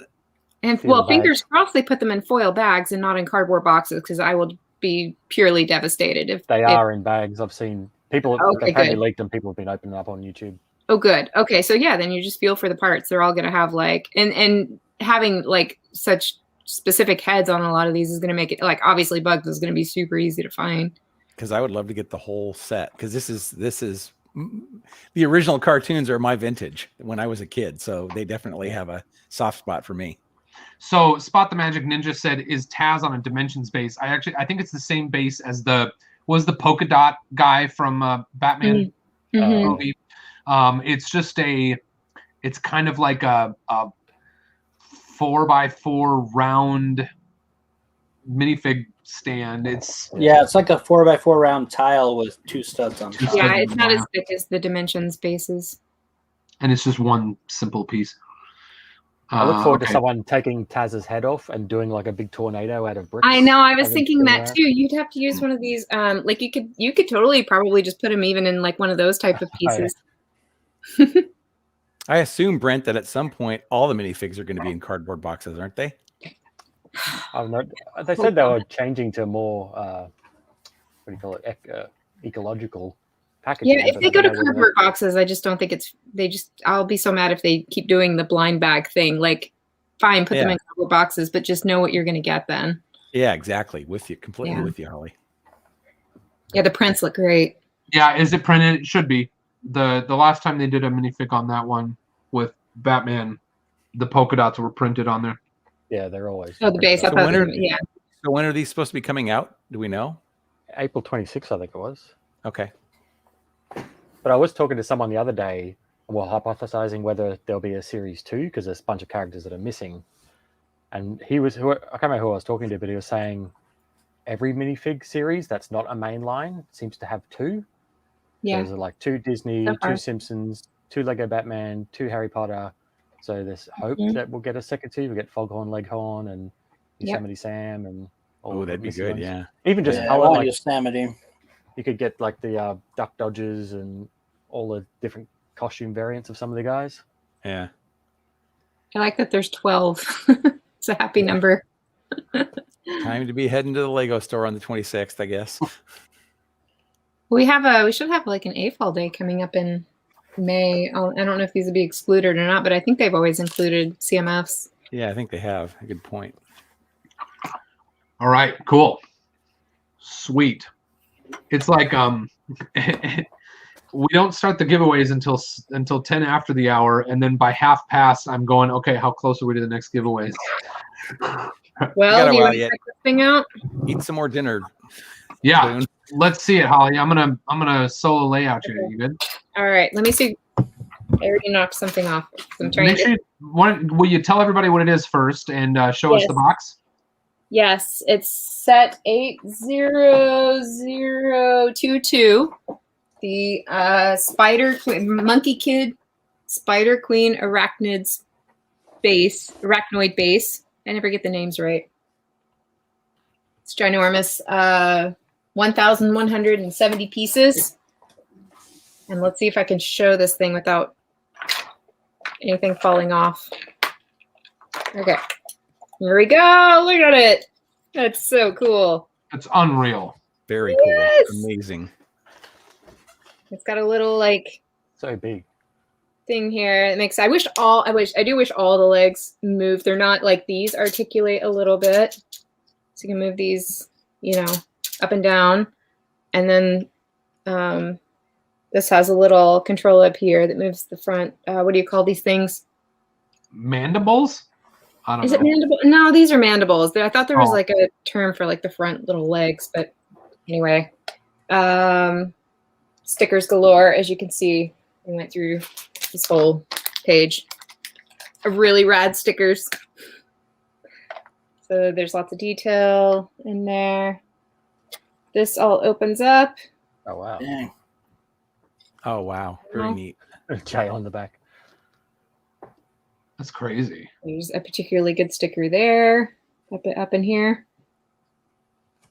And there's like a little gel, retro style jail cell there. Yeah. Wow. And it's cool because if you can look through it, there's lots of trans green parts in there. Yeah, that was one of the Jago things I was said? going to comment on. Is I love all the colors in here. Hey, I just wanted to Doc Sampson, thanks for being here, dude. I see that you're saying how many seconds remain. We'll look at that as soon as we're done with Holly. And of course, Spider Queen there. So such a cool figure. I want that Surprisingly figure. sturdy. As long as you hold it in the right spot. It's got little wheels and stuff for moving it along. I might have to try and figure out if there isn't a way to rig the legs, because what I'd like to happen is, of course, if you roll it along, the legs would move. That would be cool. So what's going on with those little casters down in the bottom center? Do they just Those are the wheels. So just to be able to roll it along on Okay. the ground or on the table. Okay. Cool. Room. Awesome. Oh, you know what? Actually, that probably does move. I didn't have enough room to actually move it. No, it doesn't. I thought maybe it did move the front piece, but it does not. It's just to like to be able to play with it. Cool. Oh my goodness. So those can go because they sort of slide either direction. Is that how that works? Yeah, I mean, they're not like really rolling. I guess maybe if I had it on some carpet or on the ground or something they had some traction on. But yeah, it's just so you can kind of slide it around. Yeah, cool. Neat. That's cool. It seems huge. Is it as huge as it looks? Yeah, it's pretty big. It's pretty freaking big. That's awesome. I love it though. Cool. Giant All right. spider. Well, let's see. Where was that question from Doc? I'm not seeing it. Oh yeah, Doc Sampson. Thanks for being here, man. Such a cool dude. It'd be around 6,000 or so, maybe a little more. Yeah. We have 6,455 seconds left. Yeah, we are 23,000 seconds into this 30,000 second live stream. The 2/3 mark blew by, and I did not even realize it. That was 3,000 seconds ago. Doc says that is huge and cool at the same time. Absolutely. All right, cool. So that question came up during that time, and I thought of it. Can we talk about stickers versus prints? Sure. What do you think? Is Pros and cons? Is this conversation? Is this an over conversed conversation, or yeah, it's overdone? Is it a 23,000 seconds in conversation? I mean, I don't think there's anyone who prefers stickers, is there? Yeah, I wouldn't. Is there? Yeah. Wow. I like them both. Yeah, because the benefit of stickers is you don't always have to apply them. So then you have unapplied sticker parts that you might not otherwise have if they have printed parts on them. Yeah, I like them for mocks. Yeah, because if there's a lot of really great printed pieces that it might be the wrong part, but you want that print on a completely different part, and you just can't do that. Right. So. But applying stickers bites for everyone. Yeah, exactly. So I kind of wondered at some point. I went and it occurred to me, what was it? Something came with the stickers applied. It was a Mario thing, right? No. Yeah, something. Oh, yeah, the little barcodes on the Mario tiles. Yeah. If they're stickers, you can take them off. They are, right? Yeah. Yeah, and that's when it kind of occurred to me. Oh, they can do that. Why haven't they just done that all along? Where you just get parts that have the stickers pre-applied. Which again, some people would still gripe about, because if they want those stickers, if they would like to have used those stickers on other parts, then you can't really get the stickers off the parts easily. So then it's like, well, can't Lego just? Somebody's gonna gripe no matter what you do. Yeah, exactly. So it's a lose-lose. So, the option to apply the stickers does make sense. It's just, when you're going through a sheet like this. Right. Well, okay. So for me, when you're applying 16 of these things, or however many there are there, I can't do the math. 12 of these stickers here. Given how many of these sets they make and sell, and how many of these identical parts with these identical stickers get applied, why aren't they just printing that part at that point? It's such a mass quantity. It could depend on how many colors are on the stickers. 2. And actually it would only be one color, because it's green and black for a black part. Right. Yeah, that's so I don't know. That's where I kind of wonder how they make those decisions. If it's a weird shape, maybe that's if it's a curve arch thing or something, maybe that's why. Yeah, I mean, it's for these it's for those little blades right there, but it's still flat. I mean, they could do it. I don't know. I'm sure it's probably a budget reason. They probably just weigh it up. It is. Should we print this, or should we do sticker sheet? Yeah. And then once you've done one sticker sheet, you're like, well, we may as well just chuck more stickers on, because you fill out the page. You're printing it anyway. Yep. Yeah, I give Justin a really hard time, because notoriously, he designs some really big sets, and it's always I think he wins the prize usually for the amount of stickers. Apocalypseburg was a ton. What was another one I built recently that was just like 2 pages? I can't even remember. There's a lot of stickers though. And they're cool though. Like I do admire the art that goes into them, like the graphic design that goes into them is pretty rad. Like it's definitely not that I don't like the stickers themselves. I just hate applying them because it just takes me out of the build zone, you know, when you have to stop every couple of minutes and like tediously apply a sticker. It's like suddenly the build is a little less fun. Sure looks good though. Do you think do any of you have experience as a kid with stickers? I remember when I got like a new Batmobile or something, or whatever the new toy was, with Lego or not, because I don't remember there being a lot of stickers on Lego sets when I was a kid. But there I do were on the original like castle sets and stuff, Mhm. like the really old ones. I remember a lot of different types of toys having sticker sheets, and I always got really excited when I got a new toy that had like a big sticker sheet, because I was like, oh cool, the stickers. And then like as I got older and I had nieces and nephews and they be birthdays or something like that, and I'd say like, oh, can I put all the stickers on so that it's all ready when we gift the gift, you know, or whatever. But anyway. Yeah, No one I never enjoyed putting stickers on anything. I pretty much only had Lego as a kid. Yeah, I don't think about the sticker thing very often. Like, I think it gives me too much anxiety, just like not getting it right. When you get one shot. When I put on stickers, I'm like, all right, here we go. And I'll use this separator and I'll be like, well, okay, let's move on. You know, I don't know.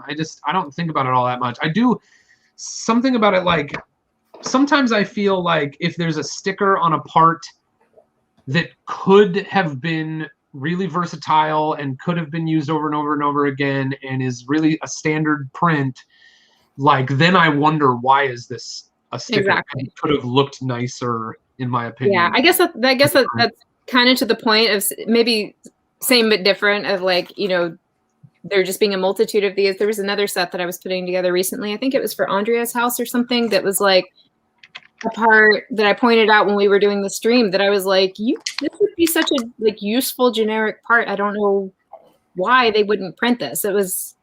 Maybe it was like, I don't know. I can't remember, but I remember thinking the exact same thing. Like this could have been a very useful printed part to have, like people would be buying this on Bricklink just for this part. Yeah. Yeah, cool. All right. Well, did we exhaust that? Hey, Brent, I feel like this is such a gift to have you in the stream today. Are there any topics that you just think are really worth talking about? Lego? Yeah. I could talk about Lego for hours, so I don't really have any topics. How did you get into it? You said that's pretty much all you played with as a kid. Yeah, and actually the question before about the white whale, I was going to bring up one that I would never buy it. I could buy it right now if I really wanted to, because it wasn't a expensive set, and it's probably still around on Bricklink. But it had like a emotional meaning. When I was about probably 13 or 14, I was still playing with Lego. All the other kids had moved on to other things, and I was still into Lego. And I remember I used to live in a small country town, so to get to a toy shop was like a big deal. Going to one of the few Toys R Us's in probably like 92 or 93, and there was just massive wall of Lego, and there's Lego everywhere. And they had it was like a city truck with like a space shuttle on the back, and like 2 little motorbikes escorting it. And I just remember I'd seen it in the catalog, and I saw it there in the flesh. I was like, I want that. Can you get it for me for Christmas? Because a set of that size would always be a present, because it was too expensive just to buy as a one-off. So I remember going, I really want that one, and just getting told, no, you're too old for Lego now. We're not buying you any more Lego. And I'm never going to buy that set, because I'm happy to keep that sort of memory. And I know the set's never going to live up to my expectations of what Lego is now. Maybe the new space shuttle will. But that's kind of my white whale, and that's kind of the point where I started phasing out of Lego until like, when did the first Lego Star Wars game come out? 98, 99, 98. 98? Did you say game? Yeah, the video game. Oh. It's like mid 2000s, maybe 2005 or 6. and I hadn't touched Lego for years, and I make video games for a living, and one of the guys at work was playing it, and he's like, "Oh, you should borrow it. It's really good." I was like, "Oh, I haven't touched Lego in years. I might give it a try." And I got really into it, like finding all the collectibles and just hearing those sounds of the bricks clicking together, and just brought back all this nostalgia. And at the same time, Lego Indiana Jones was coming out, and so like I just went onto eBay and just bought the entire first wave as it came out. And then one of the other guys at work was talking about these modular buildings. I was like, "What's a modular building?" And he was showing me. I was like, "Oh wow, these are amazing!" And I managed to get, before this must have been just about to go out of print, I got the Cafe Corner and the Greengrocer. I could have got the Market Street for like off the shelves, but I just didn't think it looked very good. And that was kind of off the deep end. I discovered the Lego Digital Designer program. That's when I built that Batmobile that was on Lego Kuso. And that's kind of what just went from there. So I've probably been like 2007 or 8 since I've been back into Lego. And a lot of the early stuff is still out there. Like most of that stuff that's on Ideas, those mechs and that modular I made and the Batmobile are all like my very early days of getting back into it. Yeah, that set, your story about, you said it was the space shuttle. Yeah, the space shuttle. I can't remember the set number. It was like a city space shuttle on the back of a truck, and a couple of motorbikes were like escorting it.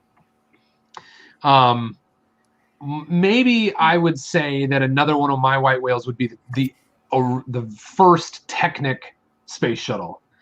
Because I remember when that came out, I was like, holy smokes, this is really cool. And it was at a time when I was really quite into NASA and the space shuttle particularly. And I never had it. I can't remember when exactly that came out, but I wasn't really into Technic. So I remember looking at it. It was kind of like that car that I showed earlier. It was like, I thought they were really cool and I really wanted them, but they just were a little bit outside of what I kind of imagined like spending my money on or asking for a gift. So I just never did. And I think that thing is really rad. But another similar story I have is we moved from Arizona to Washington State. Here in the United States, we moved, basically from the U.S. Southwest to the U.S. Northwest. And my dad said, I wasn't really looking forward to the move, but I also wasn't super torn up about it. But it was a big thing. So my dad said, all right, I'm going to let you pick out, a big Lego set that you want. And we'll buy it here. And then when we get to where we're going, you can open it and build it. And it was sort of like just a fun thing, because he knew once we got there, I wasn't going to have my friends, and I'd be making new friends, and we wouldn't necessarily have a house right away. And so I picked out the Time Cruiser's ship with the wings and the mast and the wheels and the dragon head. And so I have a very special place in my heart for that set and for that theme, when it seems to be one of the most despised themes of all time.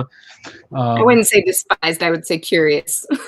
Curious, okay, sure, but people hated on. I'll say it seems like Time Cruisers and Galador get a lot of hate, and I love both of them. And are they good designs? Not necessarily, but it's almost like that's why I love them. I love the obscure stuff. I don't know. I mean, whatever, they were toys and kids played with them. It's not like, still fun. Yeah. Hey, Doc, I don't know if you're still watching, but I sent you a Facebook message in case you want to check that. So do you want to do a piece of mail, Boone? Should we do mail? We'll do mail, and then... Did you have something, Jake? Yeah, I'm gonna bounce. Jake, dude, it has been so great. Thank you so much, dude. Yeah, absolutely. Thanks, really Sean. appreciate you coming, joining us. It's been awesome. Okay. All right, see you next time, Jake. See ya.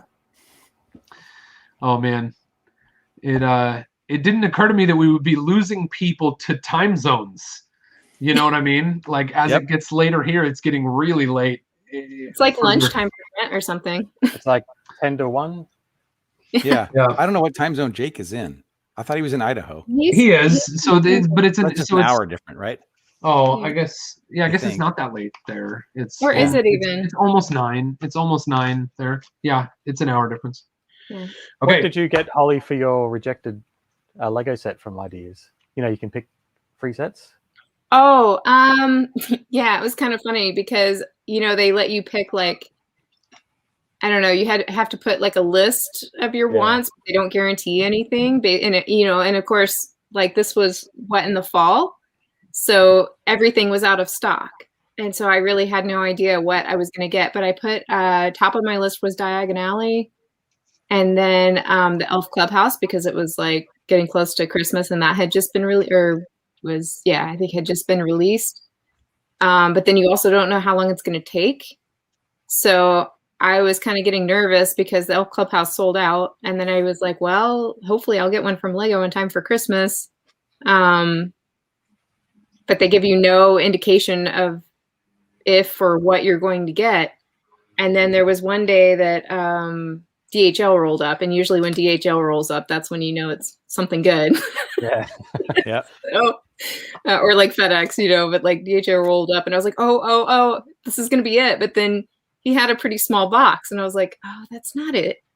And then I looked at the label and it was like from Denmark or whatever. I was like, oh no, this is it. This is definitely not a Diagon Alley.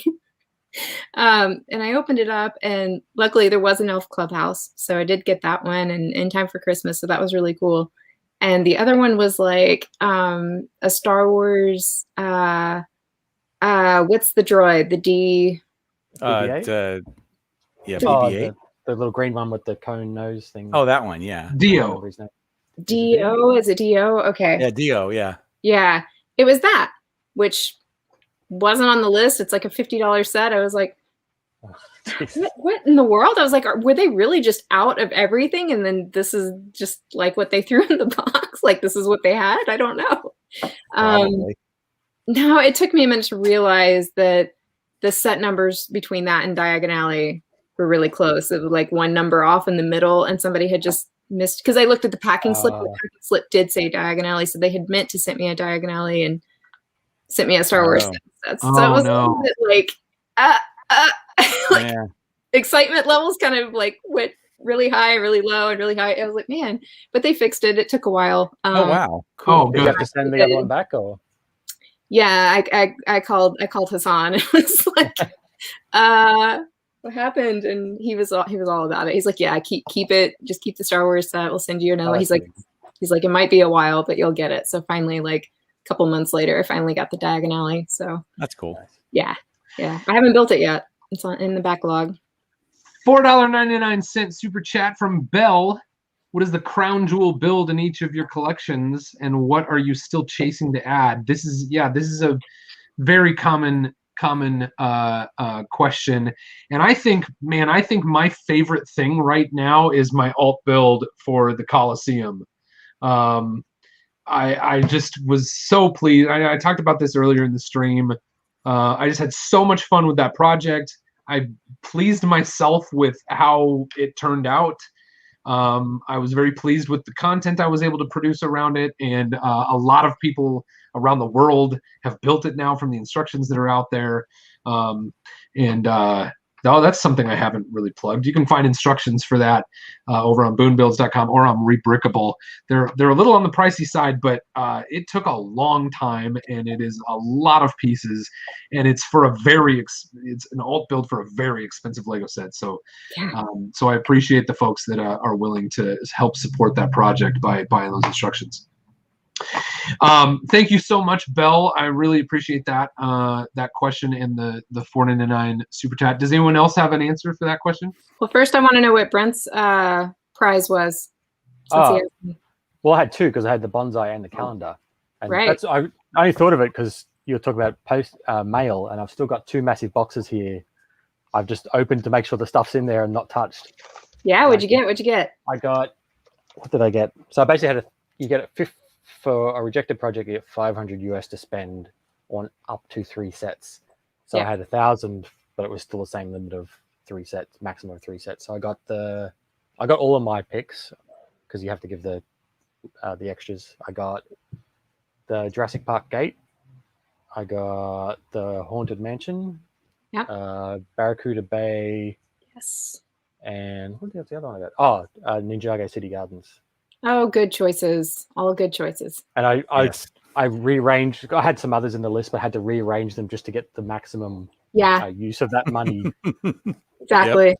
Yeah, exactly. I know it worked out just perfectly because Diagon Alley was like 400 and Elf Clubhouse was like 100. And those were like the only 2 sets that had been released that I think I didn't like have that I really wanted. So it was perfect. I kind of made I figure if it's a set like the Ecto 1, I'm going to buy that, no doubt.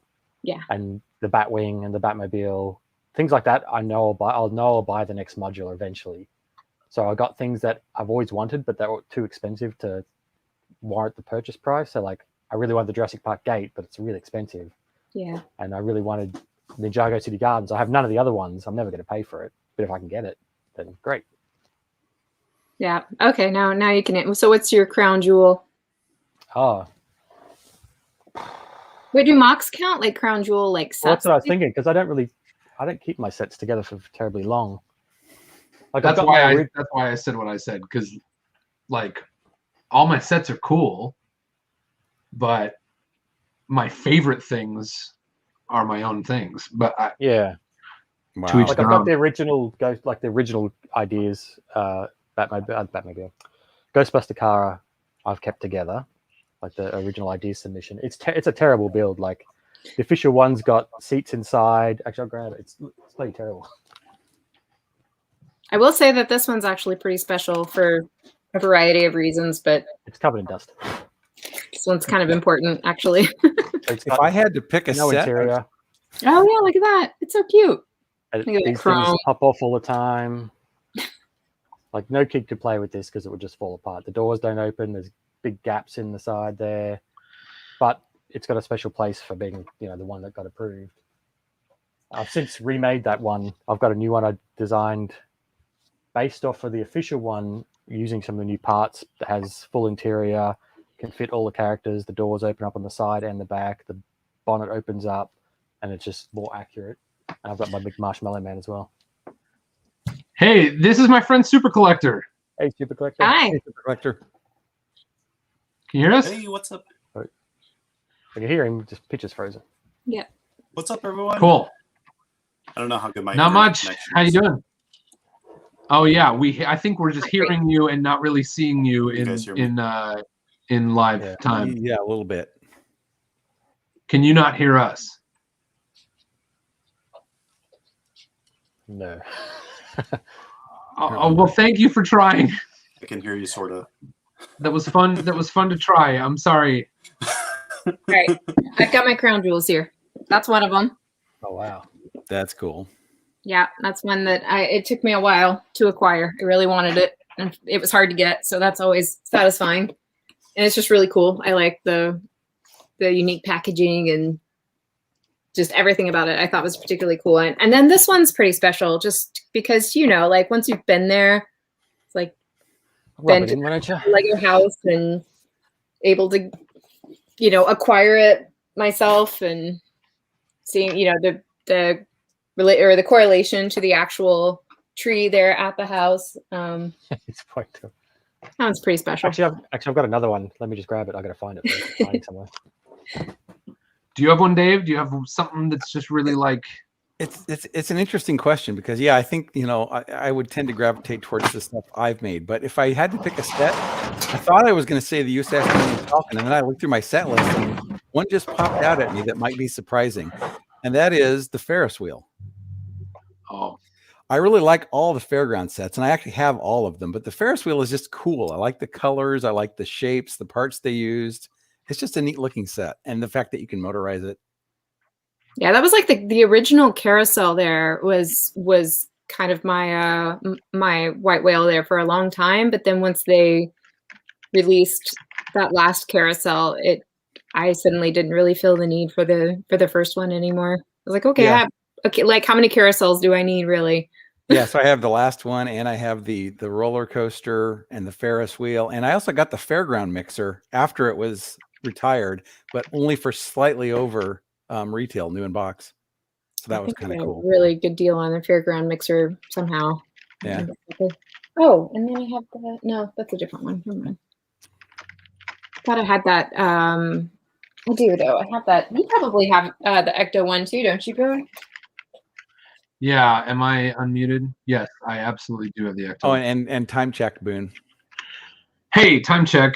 There it is. Let's go ahead and look at how many seconds we have elapsed.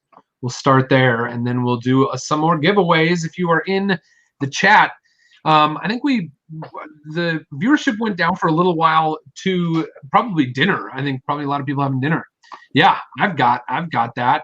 I've got that all day long. I saved the box, but of course I opened it and built it.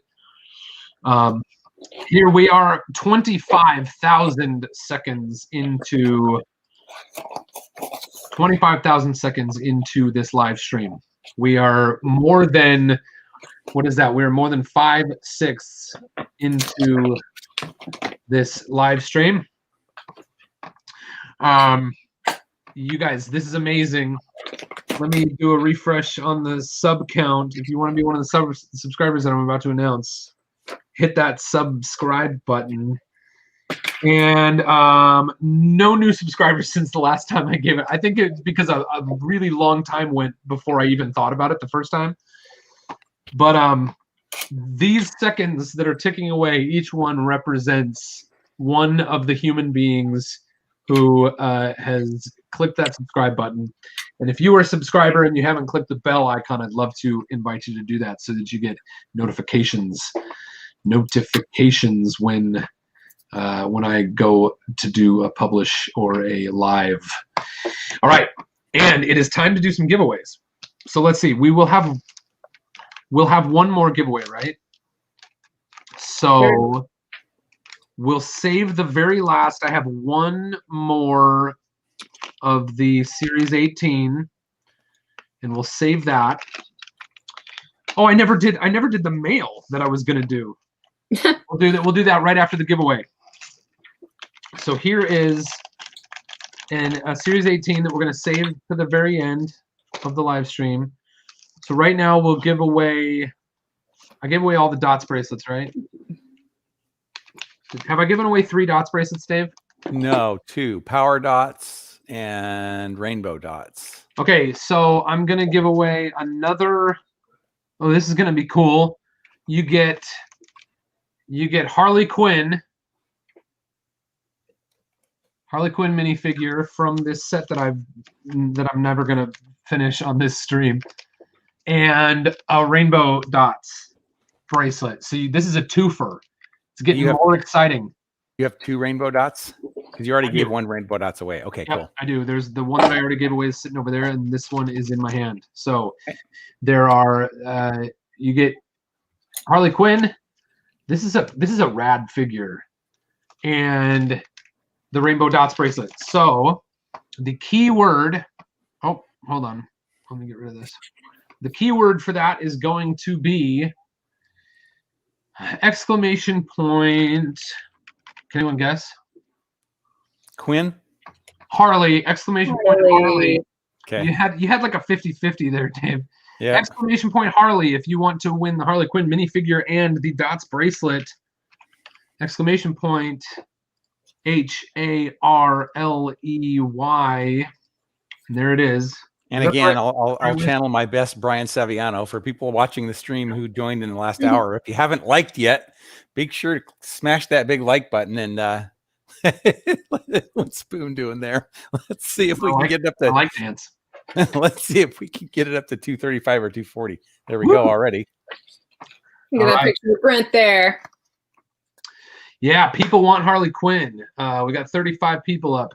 Yeah, that's a picture of Brent in an officially published Lego instruction manual.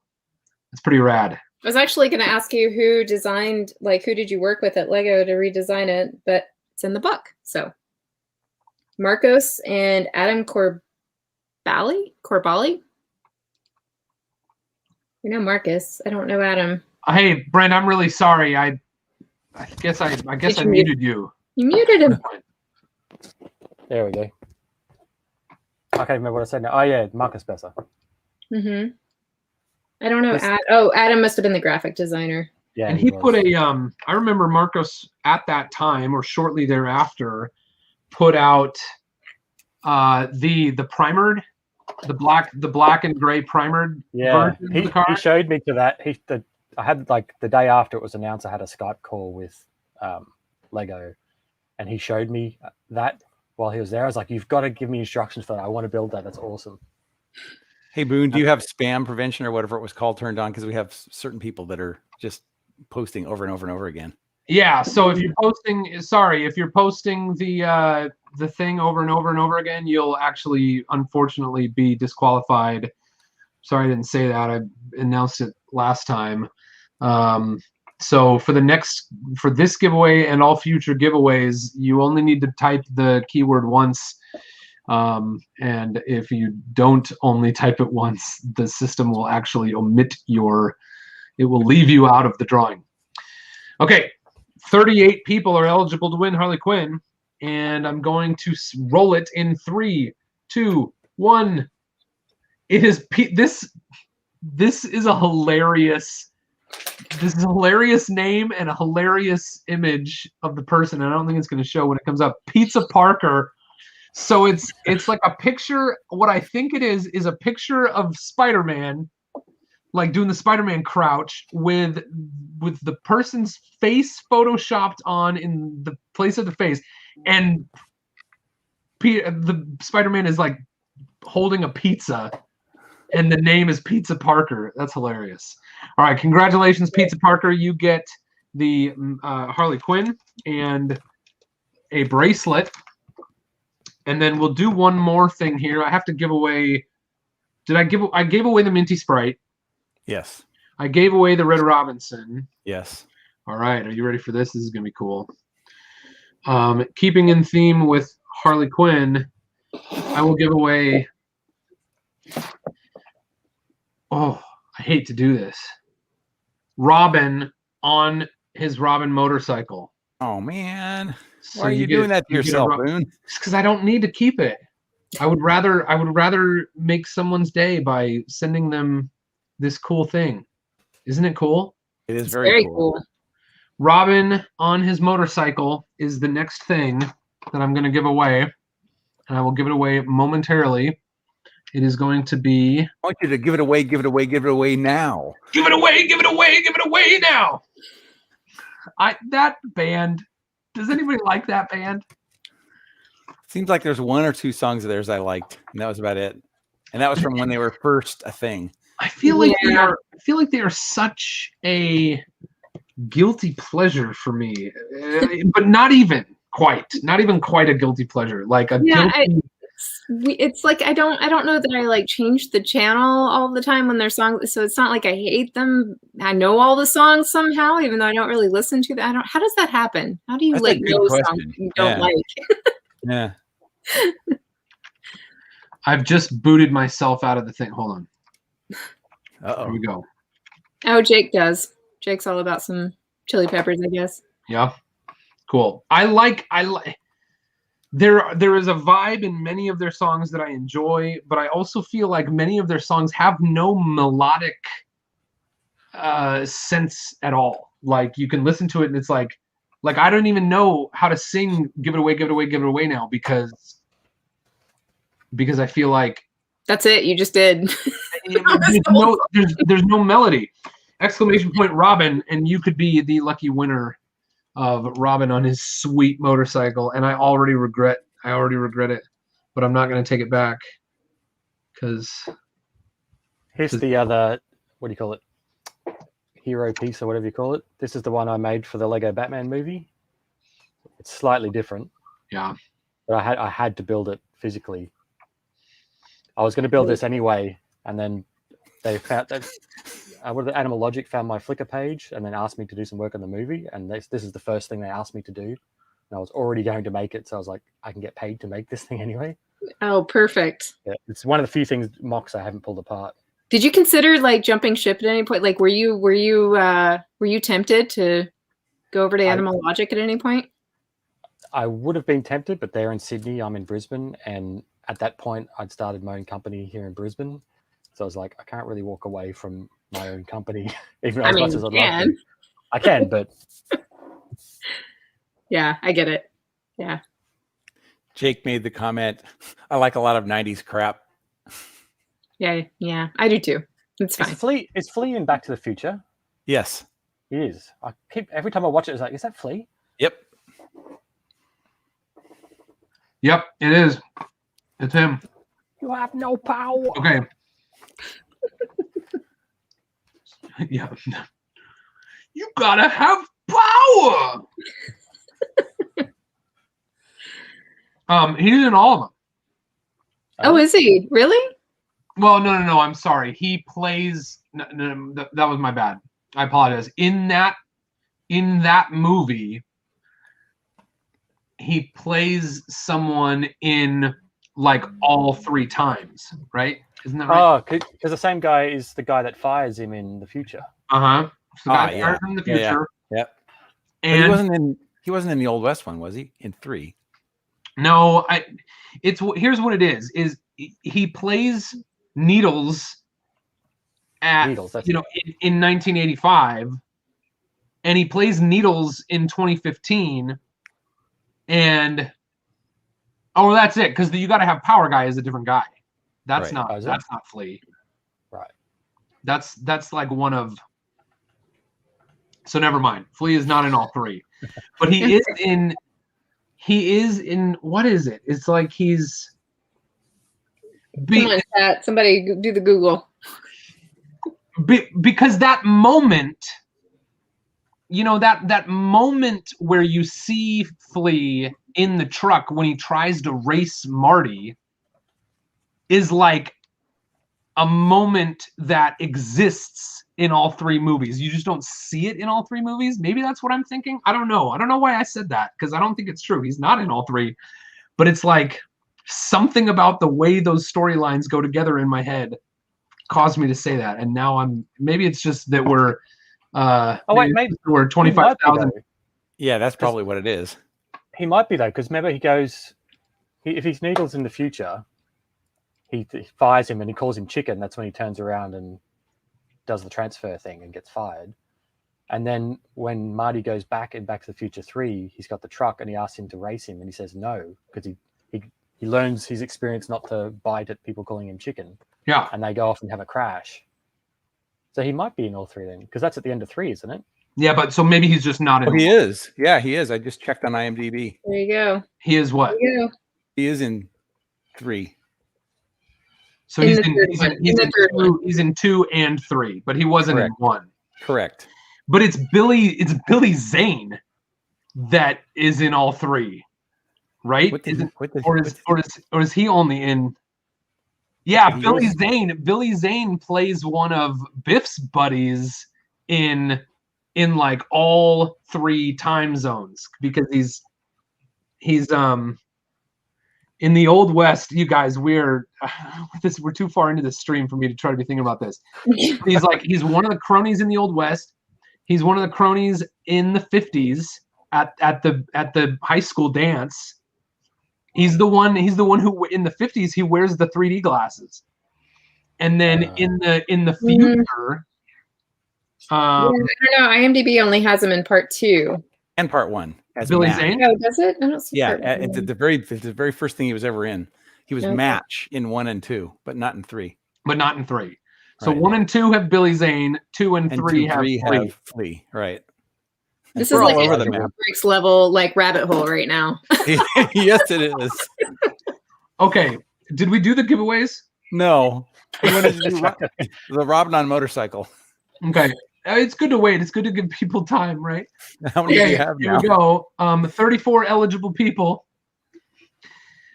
3, 2, 1. It is Lego Cat Creator. Lego Cat Creator has a sweet, what is that? Scarlet Witch avatar. Lego Cat Creator has won the giveaway. You get, what was that? Robin? I'm jealous. Yeah. Yep. There it is. All right. So, hey, Dave, you've been keeping track of that for me? Yep. Oh, yeah. You're awesome. Okay, so Robin is done. Now we actually have to get back to that mail. That mail time. What do you have left time. for mail? Just that one package? No, I have 3. I actually have 3 envelopes and a small package and a large package. Okay, so we're gonna crank through it all right now. Is it lame for the rest of you that are on the stream when I do mail time? I don't know, but I do have this thing sitting here that I meant to show an hour ago that I totally forgot about. No, I'm so sorry. Let's do that first. Remove from stream. I knew there was some reason I was still here. I was like, what was I going to do? Sorry, Holly, go. Okay, so we were talking about Imperial March and inspiration and whatnot. So my husband's a huge Star Wars collector, specifically vintage Star Wars stuff. That's like the circle that he runs in, very similar to my Lego passion for Lego. So Lego had sent us some mosaics to build on Tricky Bricks, and one of the mosaics that they sent was a Harry Potter set, and I wanted to re-brick it. So I had like a lot of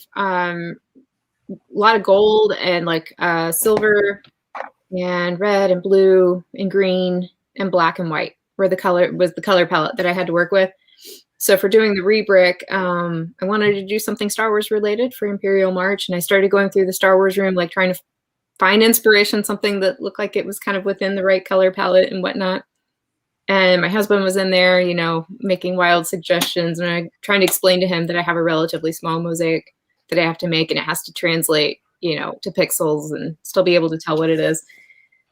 So there's one thing he pulled out, and it was basically like, we had this like 10-minute discussion on whether it was going to work as a mosaic or not. And I didn't think that it would.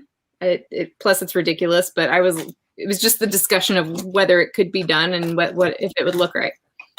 So he pulls this out of his cabinet, which is a Japanese paper toy. You can see the Star Wars card there at the bottom. So weird. Yeah. That's funny. And it's one of his favorite things, you know, it's just ridiculous. So it was just kind of funny to be standing there having this very serious conversation about how to translate this into Lego. And then I did. And then like, it actually turned out better than I thought. Show it. Yeah. I don't have it. I'll show it. Yeah. He has it in his office. Like he was so excited about it when I finished it. He just like, I was going to work on it. Yeah, there it is. Oh, cool. It's so funny. Chewbacca is just hilarious. Yeah. And then it's like you've got the there it is. Yeah. I love the description. Just ridiculous enough that I had to accept the challenge. Yeah. And he was like, yeah, he just could not wait for me to finish it. Like he wanted to hang it in his office immediately. That's very cool. So I want to actually show this. I hope this isn't weird, because there were so many incredible Imperial March builds, and I will be showing many of them in a piece of content coming this week, because I'm going to announce the winners. I'm going to show many of the finalists, or I'm going to show all the finalists. But there was one other that was almost on this level of obscurity, but I think it was probably something that would be remembered by maybe a dozen more people than what you built. Yeah. And let me see if I can think of the fastest way to get to it. Is it? Okay. He built so weird and hilarious from, let me see which one of these has the original in it. I bet Eric would know it. Where is it? Okay. I'm gonna send it to him and see how long it takes for him to tell me what it is. Yeah, I'm trying to find the one that has the other, because this is from, so this was Han Solo's sidekick in a Marvel Lego, a Marvel Star Wars comic book from the 70s. Oh wow! And it was so weird. And the character's name is Jackson. Oh yeah, or Jackson. And I want so badly for you to see the cover. I don't know why I'm not seeing it here. Was it in the very last one? No, for some reason I can't see that on this screen. So okay, let me go to Facebook and just see if I can find it. All right, here you go. I don't know if you can you see my screen? Hold on. We'll solo layout you. Nice, Jackson. Nice. Yeah. So he knew it. You know. He knew it. Okay, let me just see if I can find it real quick, because nobody watching is going to understand it unless we show the original.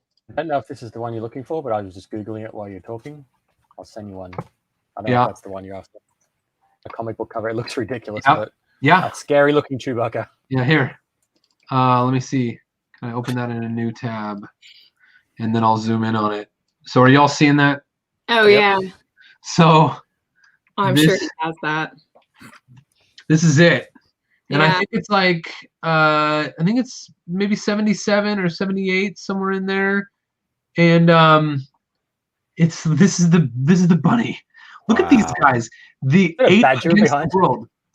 Yeah, look at this. There's like, I don't know what this guy is. It's sort of like a porcupine person. It's Badger Doctor Strange. Badger Doctor Strange. Yep.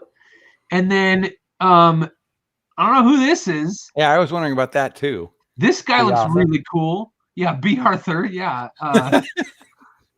This is man. This looks like the old guy out of The Last Starfighter. Oh, you're right. This guy, I don't know why. This guy reminds me of Ernest, Scared Stupid, but he's Oh back man! there with the vest and the Wow. hat.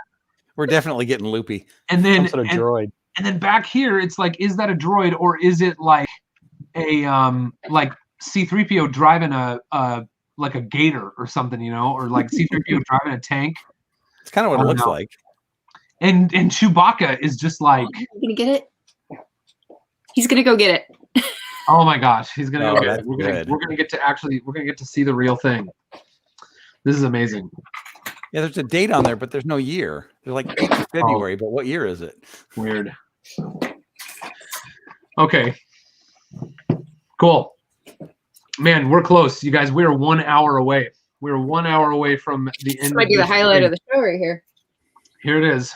I'm gonna solo Can I layout. take it out of the sleep? No. You won't let me open it. That's fine. There you go. Oh my goodness. Oh, that's so cool. That's So what amazing. year is it? Can you tell us what year it is? What's the year? 1979.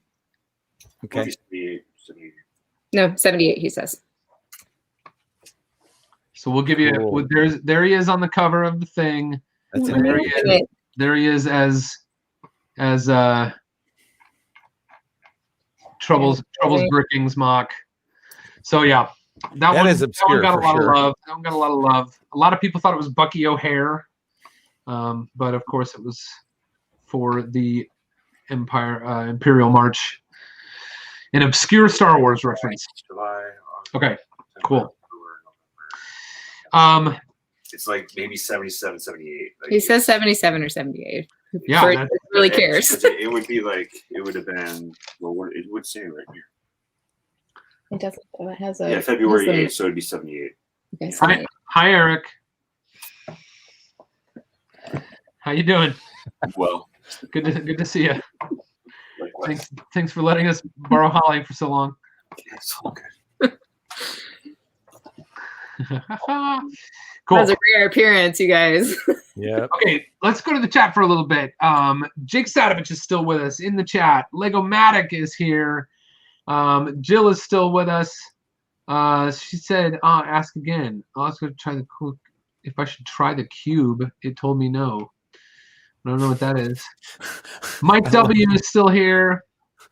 I love Lego-matic's comment. Sia Connor. C-3PO on a tank. I'm fluent in 6 million forms of blowing you to smithereens. That's awesome. There we go. Love it. Thanks a lot, Lego-matic. Hey, thank you all so much for being here. Holly, are you feeling like you're on your way out, or are you going to hang in with us? I'm hungry. Yeah. I didn't get that pizza order in. You didn't. Oh, if I wasn't running the stream, I would have taken the time to order that for you, but I can't. I wasn't. Gonna do that. What's our time? How much time left? Well, let's look at the. It's starting to feel like a sort log meeting. Like usually, 55 minutes. Okay, all right. Because I normally come in towards the end of sort log meetings, and then it's like you're an hour away from the end, and they all try to keep you there. Oh, okay. Well, good. I guess I haven't spent enough time in sort log meetings. It's not good until after midnight, is all I'm saying. Okay. Isaac Trumbo said, just joined. Did I miss anything? Well, you missed 26,530 seconds of exhilarating Lego-related comment here on Boone Builds.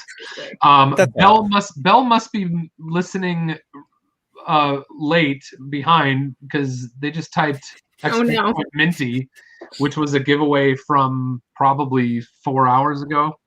So Bell, you might need to catch up to us on the. Yeah, that was at the 4 p.m. draw. So yeah, 4 hours ago. Mike W says, "Is Jackson related to Jar Jar?" Boo. I don't think so. Wah, wah, wah. Okay. Can you recap those 26,542 seconds for us? Is there a rewind button for that? Is there anything worth mentioning? Mike Psyche was here for a while. That was pretty rad. Yep. And Flynn and Richard were here. Sam Hatmaker was here. We're here. Yeah. So far, I think at this point we're probably not gonna get any surprise visitors in the next 55 minutes. I wouldn't be so sure about that. Yeah. Well, okay. Doc says some great giveaways were given away. Alexander says there was a lot of bricks involved. But for me, it's been the same bricks. The ones that are in front of me, the Joker trike. I've actually been thinking about doing more live streams where I build, and I think I just proved to myself that is not a good idea because I just can't. I just can't engage and build. Yeah, you're either going to pay attention to the chat or you're going to pay attention to the build. It's really hard to do both. Which some people are good at it, but I am not. Okay. Yep, David Wilkie says you have had some great guests. Oh, great. Thank you all so much. We have just I'd say now I think we're actually at the 55 minutes mark now because we're going to go to 20. No. Okay, yeah, we have 53. 53. Okay. Yep. Cool. All right. So mail time? Lego Cat Creator said, right when you least expect it, Will Arnett joined the chat. So, Will does not have the link to get into the chat, unfortunately. Okay, let's do this. We're going back to mail time. Mail time. I'm just going to grab a drink. I'll be right back. Now is the perfect time, Brent. Mail time. Here it is. This is from my friend Lori. And she is a huge fan of I've known her for a long time. She's always been a great support to me and everyone I know. And became a huge fan of the Lego Masters when that was a thing. And so this is a card that says thanks. Lego Masters, yep, there it is. Dear Boone and Mark.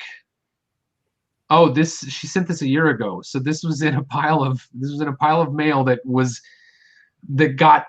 ended up under some stuff over there, and I just pulled it out. I got your picture of you and Mark in the mail. So surprised to get it. I wished your team won, but in our hearts you won. What a talent you both showed throughout the Lego season. You both are so amazing. Let's see. Thank you for your picture of the two of you. I want to stay in touch with both of you. I know with the pandemic crisis gets over, I want a hug. I see Lori all the time, but I haven't seen her in like a year. Your families were fantastic on TV. I hope both of you stay well.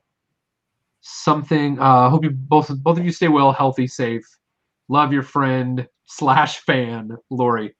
Awesome. Thank you so much, Lori. Appreciate that. I'm sorry it took me a year to open it. That was a weird thing where I was getting like tons of mail for a little while, and somehow a little group of it ended up under something. Here's one from Teddy Perry with some cool what are these Toy Story 4 stickers. We got Duke, Kaboom, and Forky. And I just realized I said this person's name and then covered their name up, and I didn't do a very good job covering their address up, but you didn't see the whole thing, so part of an address is pretty useless. All right. This is cool. Let me see. Let me just make sure that I'm going to put this over here. Bump, bump. And I can tell this is some kind of drawing. Look at this. Oh, Teddy. Thanks, Teddy. Mark and Boone, I'm a big fan of Lego, and I've watched all the Lego Masters. You were my favorite on the show. My favorite Lego build you made was your bridge. Ooh, that's what Mark said at the beginning of the stream was his favorite. I drew this construction site picture for you. I would like a signed picture of you to put in my room. Thank you. Teddy. Going to be 5 soon, so surely he's 5 by now. I don't know if this was one from way back then. Not quite that long ago. So thank you very much, Teddy. I will certainly send you a picture. I don't know if you'll be watching this or not, but this is going into the stack of envelopes to send something to. Let's go to this one. What is this? I don't know what this is. This is from Brandon H. We'll open this up. And inside, there's something kind of substantial inside this.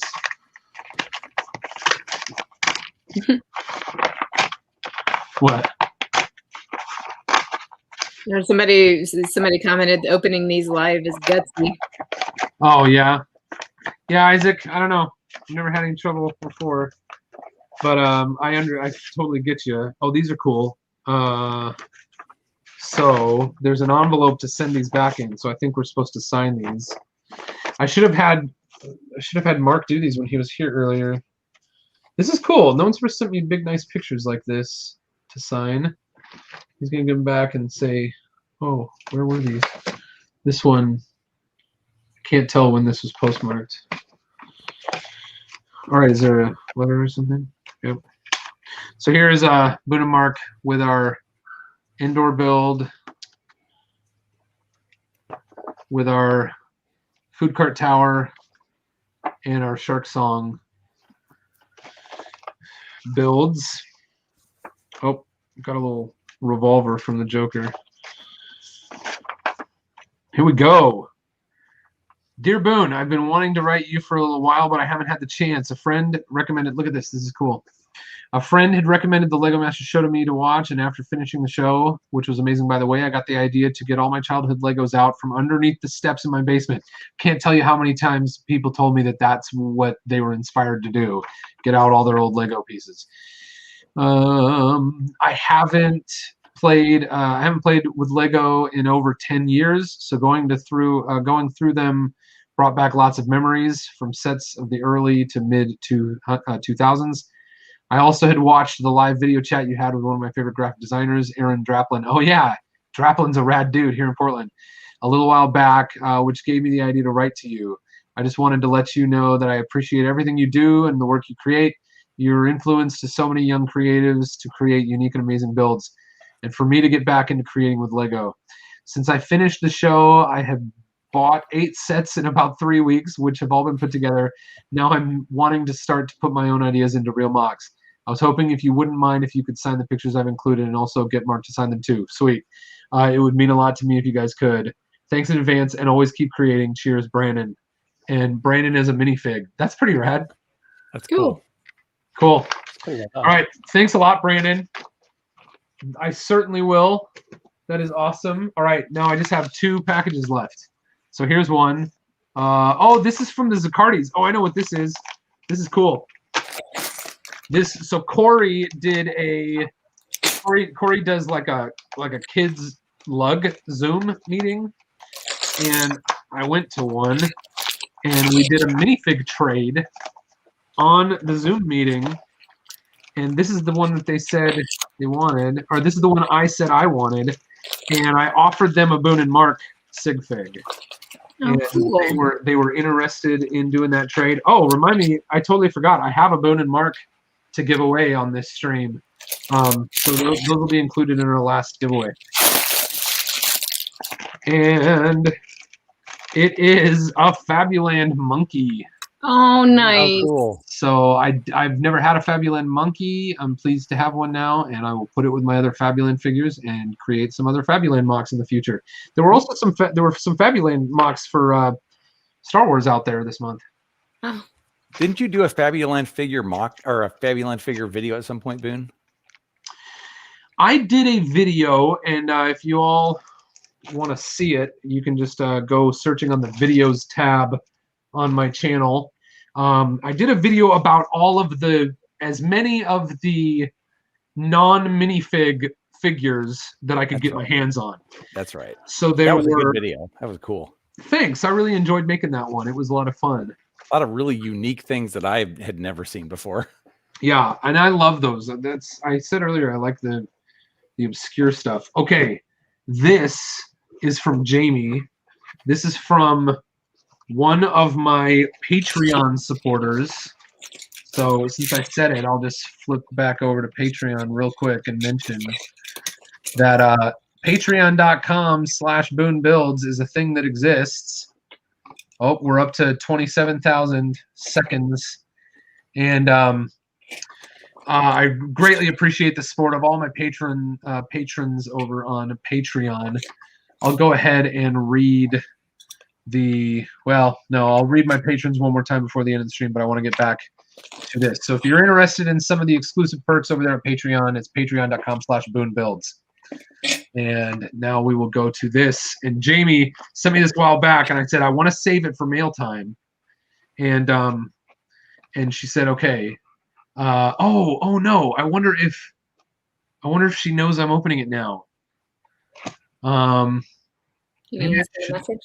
Maybe I shouldn't open it. Well, it's probably what time in Oh, UK? from UK? No, it's middle of the night over there. In the middle of the night over there. Yeah. All right. Well, here's the deal. Here's what we'll do. We'll just open it, and it'll be our little secret, and then I'll send her a special message, or I'll cut this out and I'll post it on Patreon so that she can watch my expression. All right, Jamie, thank you very much. What is it? What's going to be inside? This is a really cool box. All right.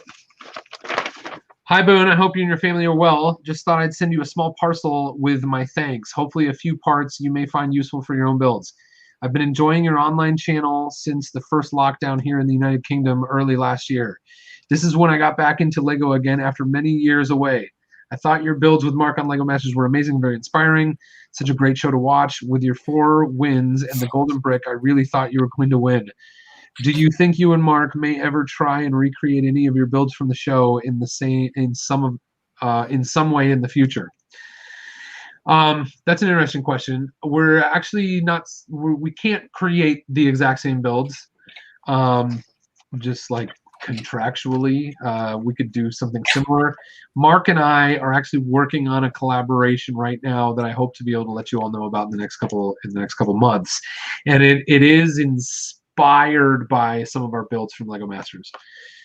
Your advent calendar video last year was so much fun, especially your 1980s theme calendar, which was very cool. I grew up with the Legos in the 1980s and have many fond memories of all the sets I owned back then, like trains, castle, pirates, and space. My introduction to Lego was in the 1980s when my grandmother took for a few years to the London Earl's Court Toy Fair. So took me for a few years in a row to the London Earl's Court Toy Fair. That's awesome. She had a friend that worked for Lego, so after the show, I would get to keep a set used for display. Oh, that's cool. Could you imagine that as a kid, getting a display set? I still have most of them, and like you, I also have my first Lego Star Wars set from 1999. Yeah. I started collecting the Lego modular buildings last year and have 12 so far. There you go, Brent. I really like the detail Lego adds to each of their new elements and the story behind each building. Have you built any of them over the years? The modulars, I built the corner garage. Have I built any other modulars? I don't think so. Ghostbusters Firehouse is probably like the most modular-esque thing I've built other than the corner garage, but I just don't. I think they're all incredible. They're just not where I'm interested in focusing my dollars, I guess. My latest project is building a Lego Technic mock launch tower to display my Saturn V. The final build should be around 10,000 pieces. Woohoo! When finished, and will be motorized. That sounds awesome, Jamie. I hope you do it. Jamie, when you finish that, I hope you send me something, and we can talk about how to feature that here. Thank you again for all your hard work and time supporting the LEGO community. I look forward to supporting and seeing your channel grow this year. Jamie, that was a lot of very, very kind words. NSA X-Files, so she was watching earlier. I forget. He's on now. Yeah, he's in the comments now, yeah. Oh my gosh, I'm so embarrassed, Jamie. I've been calling you a she because I'm thinking Jamie, please accept my apology. Where are they? NSA X-File. Jamie, I'm so sorry. Jamie, this is so awesome. Such incredible words. I'm glad you were here. I'm glad you got to see me open this. So what's in there? I'm dying to see. So these are a bunch of parts from like the new Lego Mindstorm set. Look at these. Is that the mini Mindstorms? Oh, that's what it is. Oh, Jamie. Yeah. It's the mini Mindstorm set. Oh, I'm so glad you sent me this. I missed out on this. This was a gift of purchase, right? Yep. Yeah. I missed out on this set, and I wanted it because I actually love this new Mindstorm set, and I want to do some stuff with it. And it's X-File, been called worse. Hey, thank you so much for your support over on Patreon. Thank you for always being here, active in the chats. Thank you for this lovely box. I've been wanting to open this box for a while, and I'm very excited to have this set. And then let's see what else we got in here. I can tell there's gonna be some cool stuff in here. What are these? These are. What is this? Tiles. Oh, what? Whoa. So these are. Look at this. They're like they're like USC things. Yeah. UCS plates with custom printed stickers for the Firehouse and the really new cool. Ecto 1, which I have both of those sets. You know that because you are a committed viewer of Boone Builds. Thank you so much. That is a thoughtful gift. These are Create the World Incredible Inventions. Are these from Sainsbury's? Okay, so we do not have Sainsbury's in the United States. So this was a promotional thing. So that's really cool. We got these. Are these like trading cards? Okay. NSA X-File. Do you want me to open the Sainsbury's packages and show the cards, or keep them sealed? What do you think? This is your gift to me, and I thank you very, very much for being here. So it is up to you. You can put it in the chat. You can say leave them closed or open them, and I'll do it. He said sure. Yeah.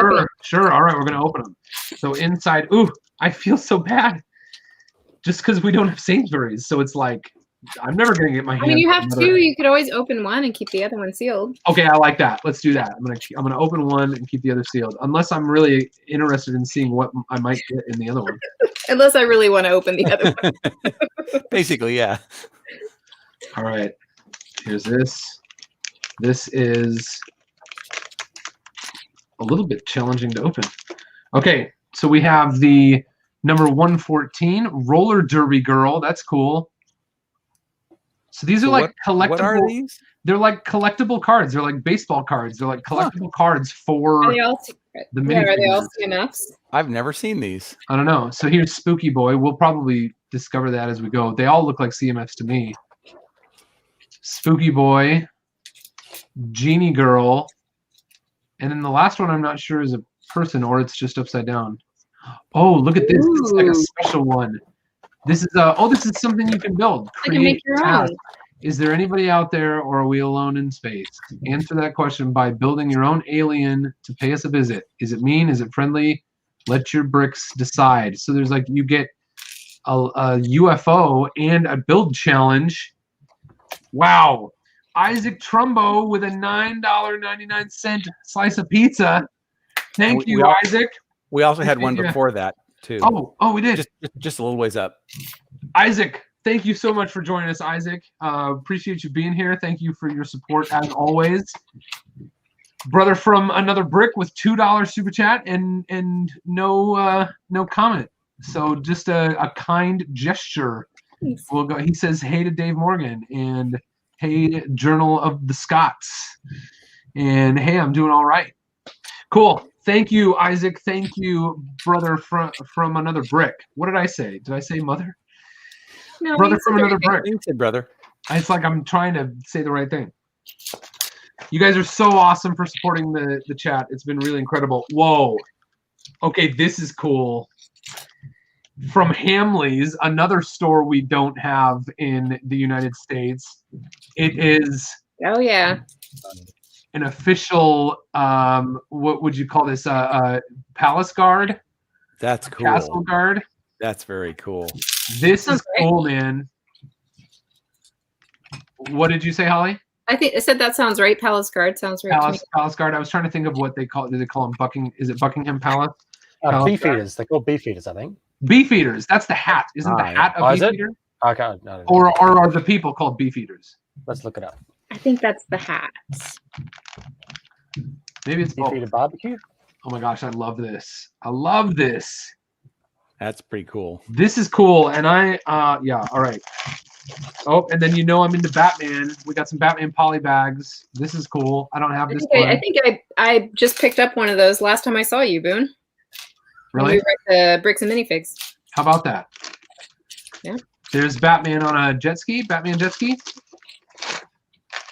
Dude, Jamie, this is one of the cooler boxes I've opened. I really appreciate it. We got one of the Batmobiles here, and I think I have one, but I don't think I have one assembled. So now, because of your kind donation here, yep, I see it right up there. It's on the shelf. So now I get to open one and have one sealed. That's rad.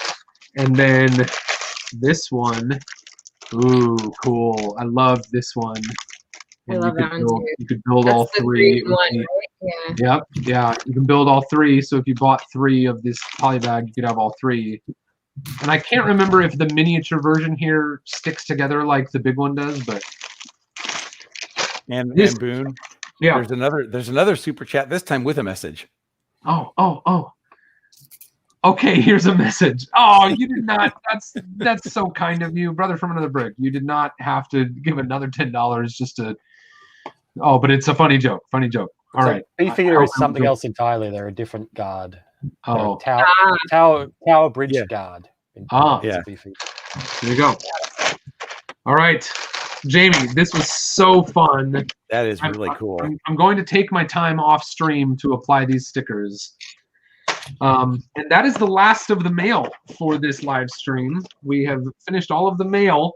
So we've got about 30, I want to say we have about 30 minutes left. We're down to the last half hour. Let's see. Can we go back to, have we mentioned anything, Holly, Brent, Dave, have we mentioned anything that we forgot to come back to? Probably. Nothing is immediately coming to mind, but I may have forgotten. All right. Well, we're going to watch it turn over to 28,000 seconds here. Lou said, wow, 7 hours. It's like watching paint dry. Yeah. I assume, Jamie, you are an X-Files fan. You might like I've got a few custom X-Files characters. Oh, here. Well, we'll show this for 30 seconds because then I want to watch it roll over. You know the X-Files, you know. Yes. And I've got. And you made those yourself, Brent? Yeah, these are all purist ones. And Skinner, of course. Skinner, yeah. Cool. And completely unrelated, but another purist one. Sweet Nazi. Yeah, that's great. That's a great soup Nazi. I was trying to peg that on X-Files. Like, I don't remember that guy on X-Files. I've got more obscure X-Files characters, but you're not going to know some of them. No problem. I haven't watched the show in like, what, 15, 20 years? Brent, I'm glad that's something we can talk about. I'm glad you brought that up. I really like sort of the art of purist recreations of recognizable characters. What are your more challenging? Yeah, what are your thoughts on that? What's your process? I'd prefer, if wherever possible, I'd prefer to do things with official Lego. Like the ones I do print are because I know Lego's never going to do it themselves.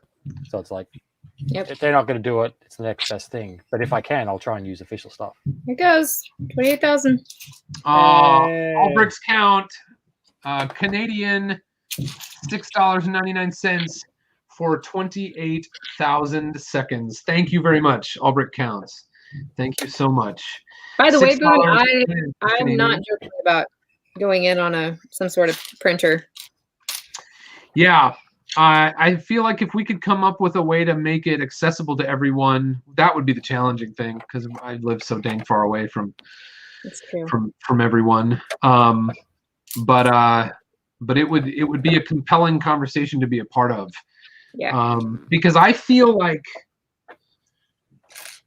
I could actually make some pretty decent use of that device. Me too. You know, like I'm kind of getting tired of water slides. You know what I mean? Yeah.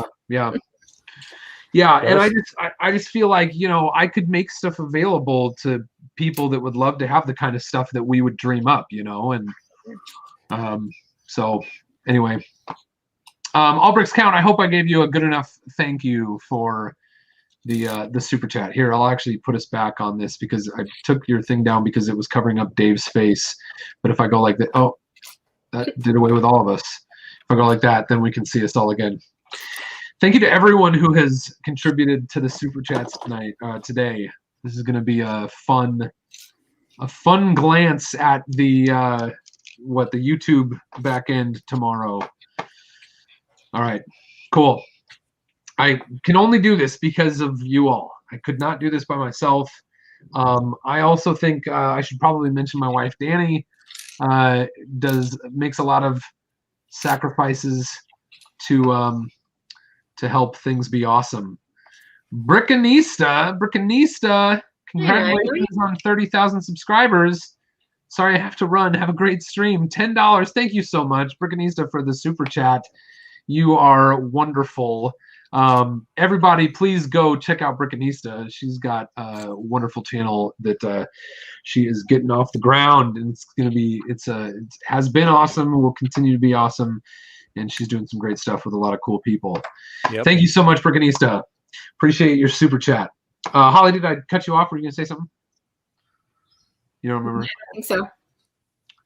Cool. All right. I was just saying hi to Naomi. Oh yeah. Yep. Hi. All right. I think I'm giving up on this Joker trike. Maybe we should we start the giveaways, or should we just? Oh, Brickanisa said thank you for the shout out. Absolutely, no problem.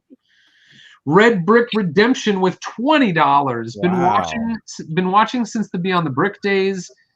Was very excited to turn on Lego Masters and see you and Mark. My girlfriend got me signed Mark and Boone figs for my birthday this year. I'm proud to own them. Thanks for everything you've done for us in the last year.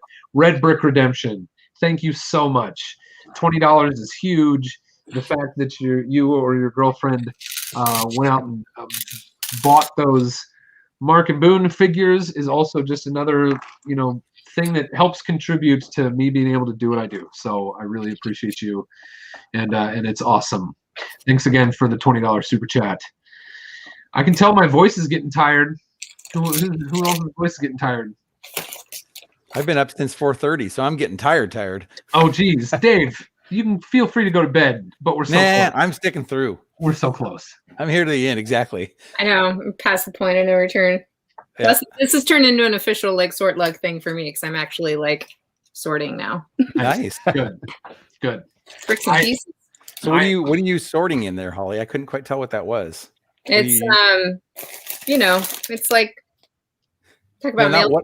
not what are you sorting, but what are you sorting in? Oh, it's like it's It's a little tray that goes into one of those rolling carts. Oh, yeah. Tiered rolling carts. Okay. So it just sits on the top of that, and it has the little divider, so it's just handy to grab and start dividing stuff up.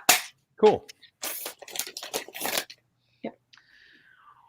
Wowza. Being productive. I have got to get this studio under control. It is such a mess, and it's preventing me from fulfilling my full potential. I thought you recently told me that you had been reorganizing it. I have been. I've been reorganizing for like 3 months. Into that. Okay. Yeah, that never ends. Yeah, mine's a mess. You don't want to see mine. I'm literally can hardly walk on the floor, but that's because I pulled a whole bunch of stuff out today. Large quantities of foliage to work on. Stuff all over the floor. Yeah. Yeah. Looks about right. Yeah. Yep. I like the. Do you have carpet in there, Brent? It's just a marine carpet.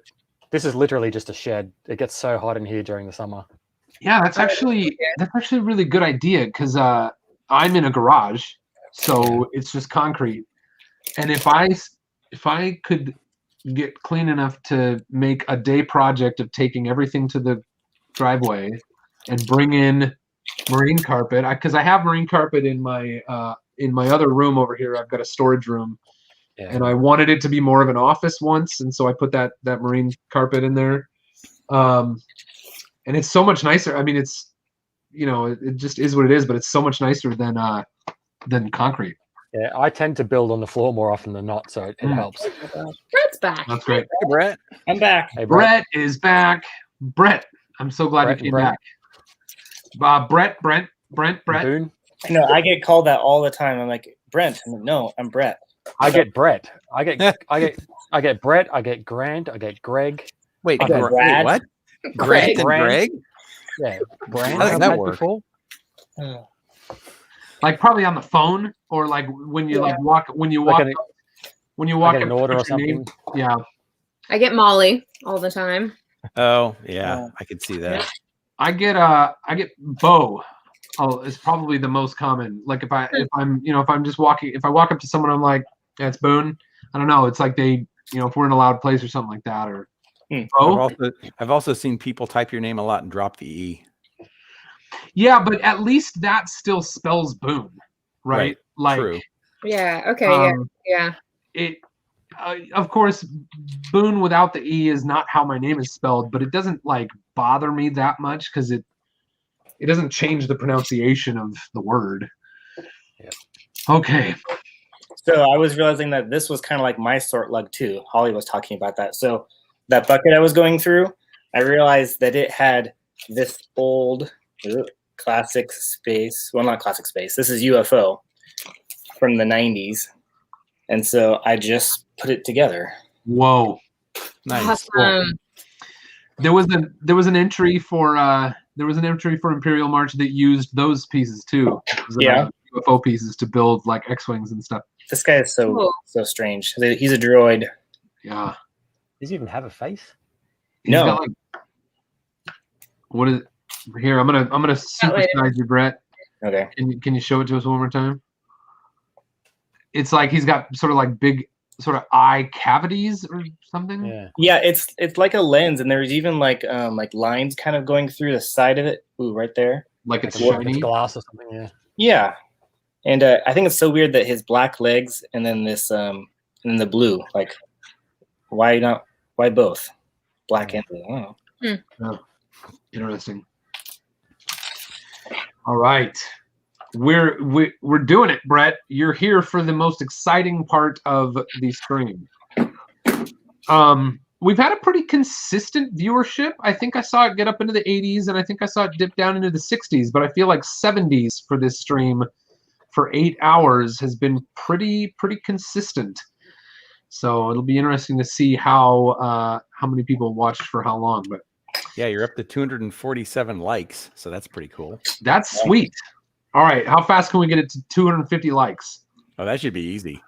So and it's almost time to do a drawing again. So Give it away, give it away, give it away now. Let's go ahead and get it started because I don't want to have to go long because we've been trying to do a giveaway. Yep. So here's what we're going to give away. This is exciting. I've got 4, too. This is going to be the biggest giveaway of the night. I have Boone and Mark Sig Figs. I have... You know what? I don't have any of those. I guess I'm going to have to... I don't either. Boone and Mark Sig Figs. I have a Series 18. Ooh. That we have to open up. I said Series 18 and Siri thought I was talking to her. I have an... I didn't get that. I didn't get that either. Yeah, me neither. I have an Ariel Duplo figure. I thought she was pretty rad, so we're going to give her away. And then... I don't know what that means. Stop it! If you like, I can search the web for. And then the last miniature ray gun. This is one that I think I called this Nanner Zapper. I think this is my favorite of the 3 so far. So we'll give these 4 things away. What should I do first? Do the Series 18. Okay. Yeah. Oh, that's kind of we're gonna save that one because it's a little suspense because we don't know what it is yet. Oh, okay.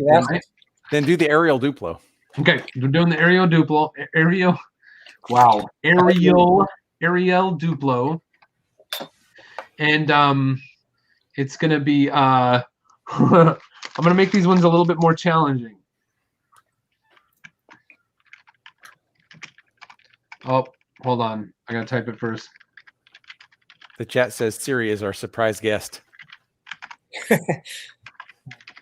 So this one has a lot of double letters. You got to be careful. Oh boy. To win the Duplo Ariel, if you want to win the Duplo Ariel, you are going to type into the chat exclamation point. Look at this stuff. Exclamation point. Look at this stuff. It's got a double T, a double S, and a double F. So pay attention when you're typing this. Exclamation point, look at this stuff. Isn't it neat? Wouldn't you say my collection's complete? Okay, that's awesome. Wouldn't you think I'm a girl who's got everything? What's next? All right. This trove, treasures untold. How many wonders can one cavern hold? Nice, Holly. You would think, sure, he's got everything. I've got gizmos and gadgets aplenty. I've got who's its and what's its galore. You want thingamabobs? I've got plenty. But who cares? No big deal. I want more. Oh, this is fun. All the Lego fans can relate. During that absurdity, we missed Corey. Another super chat from Corey. Left for a bit, but glad I'm here for the end. Congrats on 30,000. Keep inspiring us builders out there. Thank you so much, Corey. So greatly appreciate you being here with us tonight. All right, we better give away the Ariel. 23 people wanted it, and it is going in 3, 2, 1. Nick Barklow. Nice. Congrats. Woo!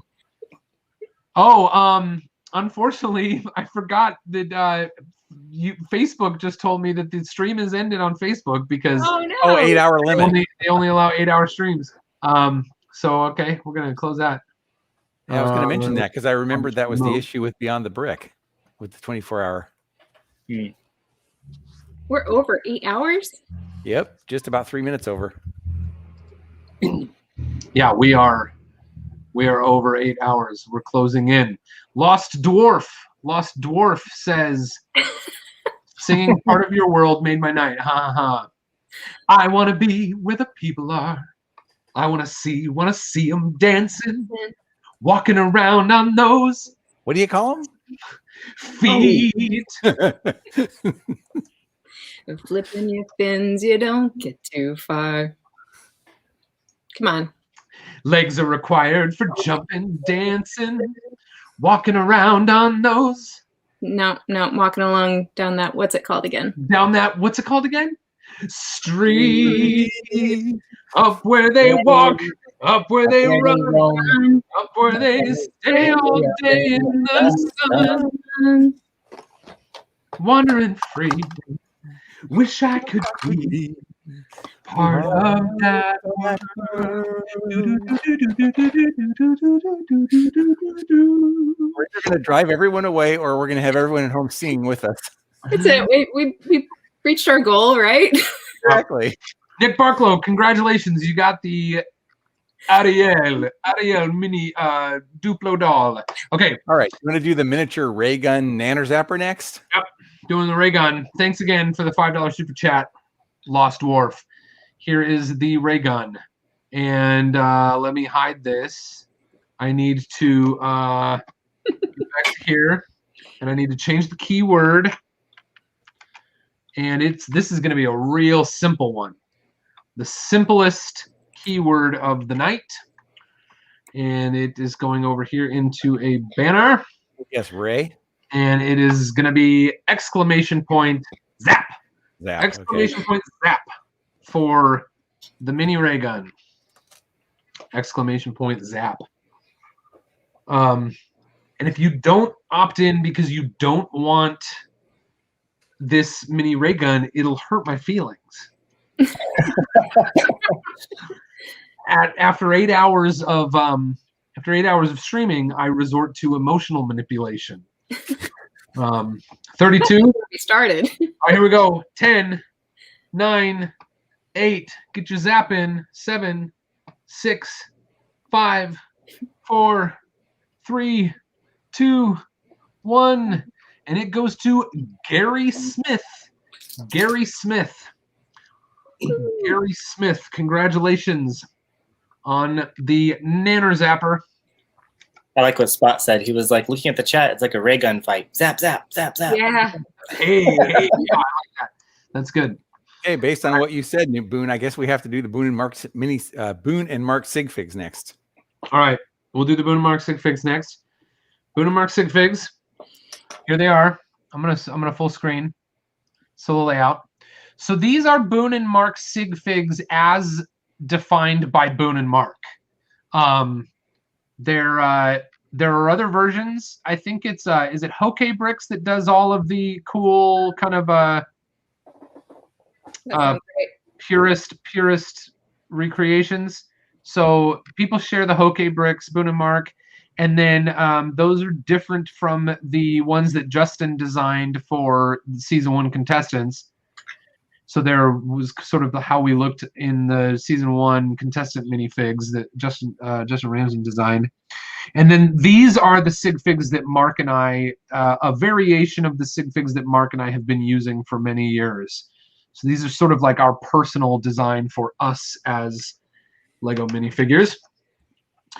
And I'm gonna get, let me get rid of that, get rid of the zaps, and we'll go over here. And it will be, it will be exclamation point sig fig, exclamation point sig fig. If you want to know how it's spelled, it will be here in just a moment. If you want the Boone and Mark sig fig, and I'll go back to exit solo layout. I think five screens on StreamYard is the most awkward. Like, I feel like it does pretty well with a lot of others. Like, in one of these views, you can make 3 look good. You can make... Need someone else in pop in.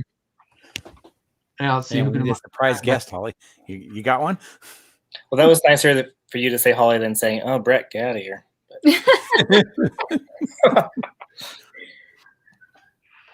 Okay. Do we have Sigfig coming in? Sigfig coming in. Oh, this is a popular one. 40 people have already opted in for... Wow. Out of 71. That's impressive. Yeah. Okay. Highlight of the night. In 5, 4, 3, 2, 1. This was just won by someone called First Name Last Name. He won the giveaway. Do we think that's a real person? Is it real? Probably. I found their. Let me look at their about. Nah, If I don't win, feelings will be hurt. Yeah, there we go. If I don't win, yeah. First name, last name. You are the winner. You are the winner of the Boone and Mark minifigs, and I love your name. I think first name, last name. That's cool. Okay, we have one more, so I got to turn my other camera back on so that we can reveal the thing. The series 8. Before I do that, I'll just go ahead and say that where is that? There's first name, last name. Boone and Mark minifigs are available at boonebuilds.com. So if you missed out on the Boone and Mark minifigs and you want to get those, there's 2 tiers. You can get just the regular figs, or you can get a signed little plate from Boone and Mark, and those are there. We'll go back to check out this fig. This is a series. Oh, I wasn't showing it. Sorry, I wasn't showing it. There we are. We are there. And hold on, I got to get rid of this first name, last name. And I got to get rid of sig fig, sorry. All the buttons. All the buttons. It's just so many buttons. Okay. We'll go back to here. And we have a series 18. I think I know what this is. Like, generally speaking. Someone in a costume. And get ready. Are you excited? Anyone have a guess? Anyone in the stream have a guess? Cactus. Someone says cactus. Who was that? Was that Brent? I think is flower pot and part of this one? Was there a flower pot in this series? Is it Birthday Boy? So we have cactus, birthday boy, and flower pot. Is the brick boy and girl in this one as well? Brick boy, brick girl. Yeah. Yep. All right, here we go. This is the last reveal of the night. So Holly, I think it would be appropriate if when this is won, if we go ahead and yeah. Okay, you ready? It is the brick boy. Man, this is a cool fig. Mm-hmm. Man, why am I giving away so many cool things? It's what you do. Yep. Yeah, it is. That's what I do. All right, here we go. I got a lot of extras of this series. It was a good one. And here we go. I love that they figured out he's got studs on the front and anti-studs on the back. That's pretty rad. Come on. Is he just supposed to hold this tile? This blue tile? Jeez, I can't get it on. One of them came with a box, right? Like a... Yeah, no, he just holds it. You're right. Yep. I cannot get this. Here, I'll just do this. Yeah, there's 3 of them. Lego Master, everyone. I can't get this onto his hand. Gee whiz. Come on, clock's ticking. All right, that's not going to go there. So there you go. Brick boy. So brick boy, who wants the brick boy? You can opt in. You realize you could have just attached that to like his front. Some people do that. They put it on his chest. And based on one of the recent contests, I want to remind people 1 entry per. If you enter more than once, you'll be disqualified. Yeah, there is a spam filter on the entries, so you only need to type it once, and you should not type it more than once, or it'll take you out of the thing. Hey, Captain Rex is here. Captain Rex, welcome. All right, let me get back to that screen where I can change those deals on the giveaway. And I got to come up with something really clever. This is our last giveaway. I think this is our last giveaway of the night, right? Yep. We only have 7 more minutes of this stream. Anti-spam is enabled, and the keyword is going to be this is not case sensitive, but I thought it would be fun to make it all caps. but you can type it in all caps or in lowercase. And I'm going to create a banner here. And it is going to be exclamation point, brick, exclamation point. So you got to have both exclamation points. You got to have the brick. Brick! Or bang, as they're otherwise known. So bang, brick, bang. Bang, brick, bang. That's the chat's going crazy right now. Is the chat going crazy? Everyone wants the brick. Hey, Ben Kahn is still here or back again. Hi, Ben. 23, 26. Oh, Pizza we Parker's could. still here. Super Collector's still here.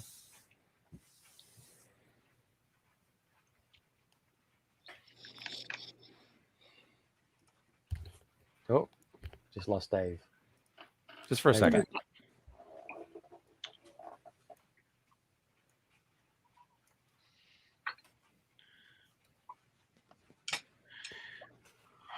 All right.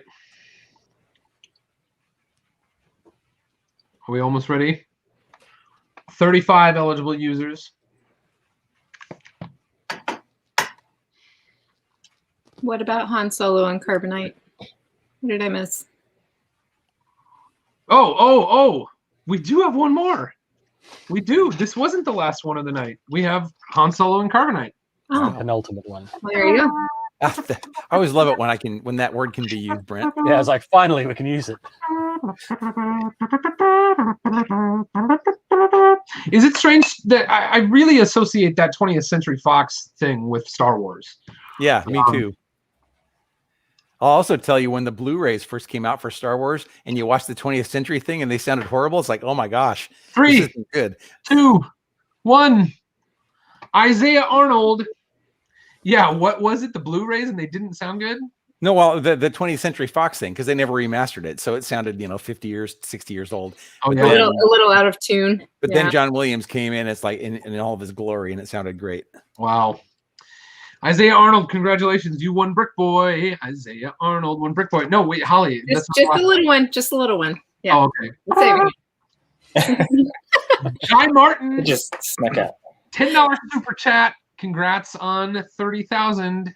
Thanks for the great content. Oh, Guy, thank you so much. Really appreciate your kind gesture. Okay, cool. Here we go. And it's not hashtag brick. It's not exclamation point brick. What is it? Okay, this one's going to be the hardest one. Solo. It's going to be the hardest one. You have to actually spell carbonite. Yeah. Han Solo and Carbonite. Yeah.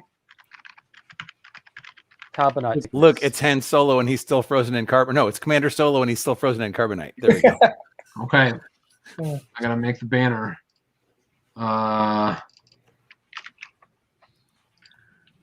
Save. Let me make sure it's spelled right. Okay, it is exclamation point. Oh boy. Your eyesight will return in time. Exclamation point. Your eyesight will return in time. If you want to win the Han Solo. If you want to win the Han Solo in Carbonite. Someone who loves you wants to win that. Yep. Oh, Dave Morgan's got it. 36 bricks. Hey man, 36 bricks has been with us for a lot of the evening, or a lot of the day.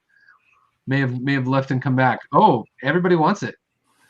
I don't know if there's anything special about this Han Solo. I probably shouldn't be getting rid of it. It probably goes to one of my Slave One. They did come with the Slave Ones, yeah.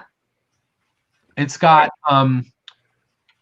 is printed, so I don't know what. I don't think there's any variation in them other than not the molded ones. There's obviously the original like brick printed ones. Yeah, like a 2x6 or something. Yeah. Okay, so we've got 32 eligible users.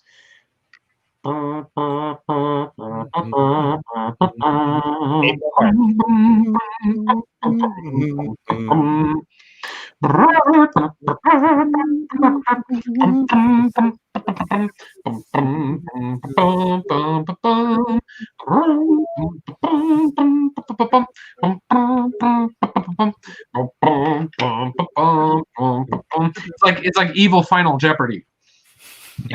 All right, here we go. Only 33 people. Oh, here, 36 bricks. Another $5 super chat. Thank you so much. 36 bricks. Yep. Been here the majority of the time, just been building, so not chatting as much. Finishing the mock that I saw. Cool. The apartment building mock. Can't wait to see it finished. I'll pop over there and I will pop over to your channel, 36 bricks, and I will check it out. Cool. Your eyesight will return in time. Thank you again, 36 bricks, for the wonderful supports in the super chats this evening. I'm gonna roll it. 3, 2, 1. It goes to RC Albertini. RC Albertini wins the very last giveaway of the night, and we're going to highlight how he's going to do a little.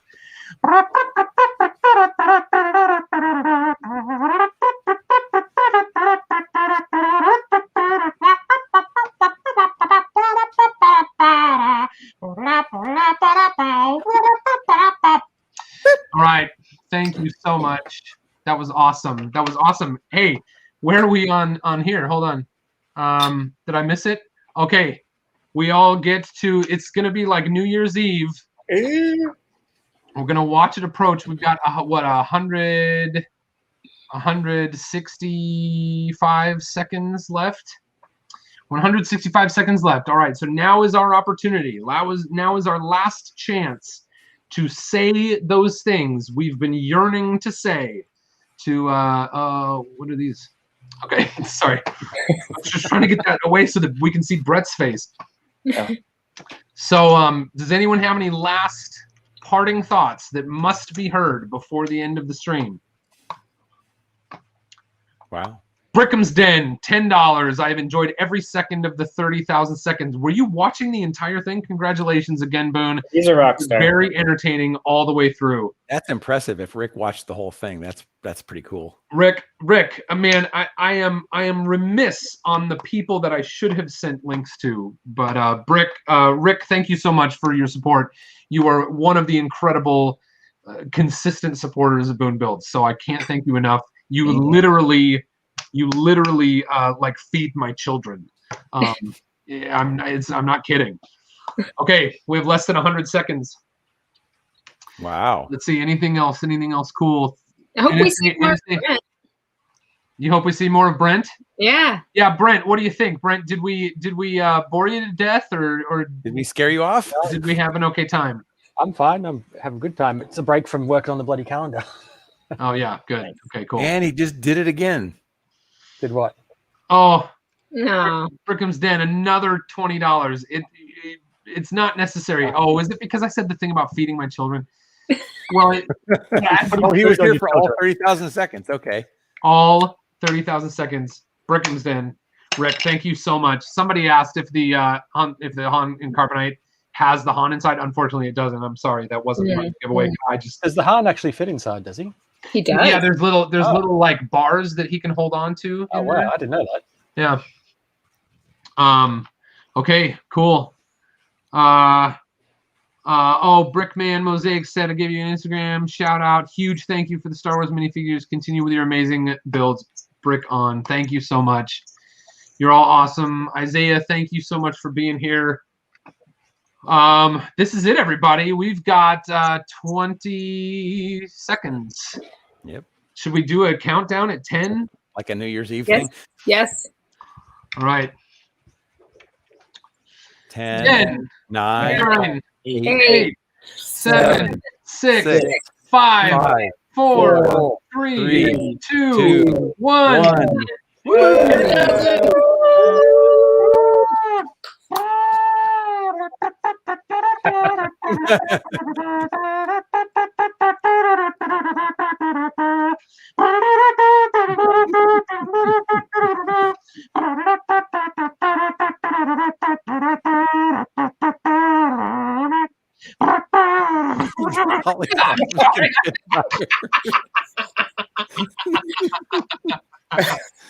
Oh, Holly, I'm so glad you came and brought that silliness with you. Yeah, no kidding. Brent, you are such an awesome guy. I look up to you and your build so much. I hope you know that.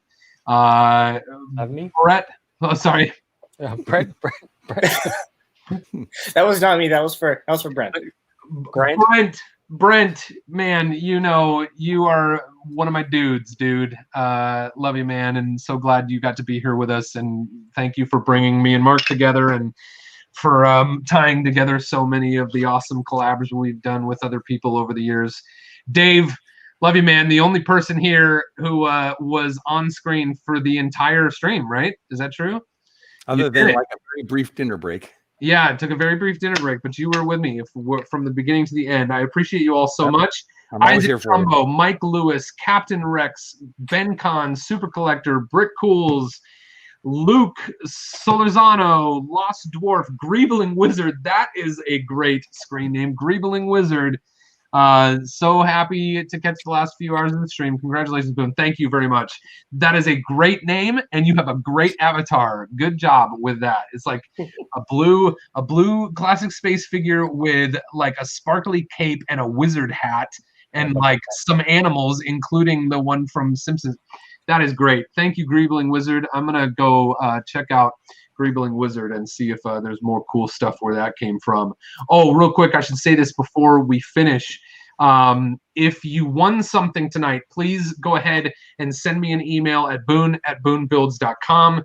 There will be just a couple of brief questions that we'll use to verify that you are the owner of the account here on YouTube that won the thing, and then we'll figure out your address and get that stuff to you. Congratulations to everyone who won something tonight. Whew. I sent you a message, Boone, with all the winner summaries. Oh, thank you so much. You didn't send it in StreamYard, did you? No, because that'll go away. Okay, great. Yeah, that's good. That's why I was double checking. Okay, here's to another 30,000 people. I really appreciate you all. It's because of you all that are watching out there that we keep it going. And hopefully, I see a lot of you tomorrow morning on Tricky Bricks. I'll be around. Absolutely. Morning/afternoon/ whatever time it is where you are. Yep. Cool. Thanks a lot, everybody. You're Congrats. all awesome.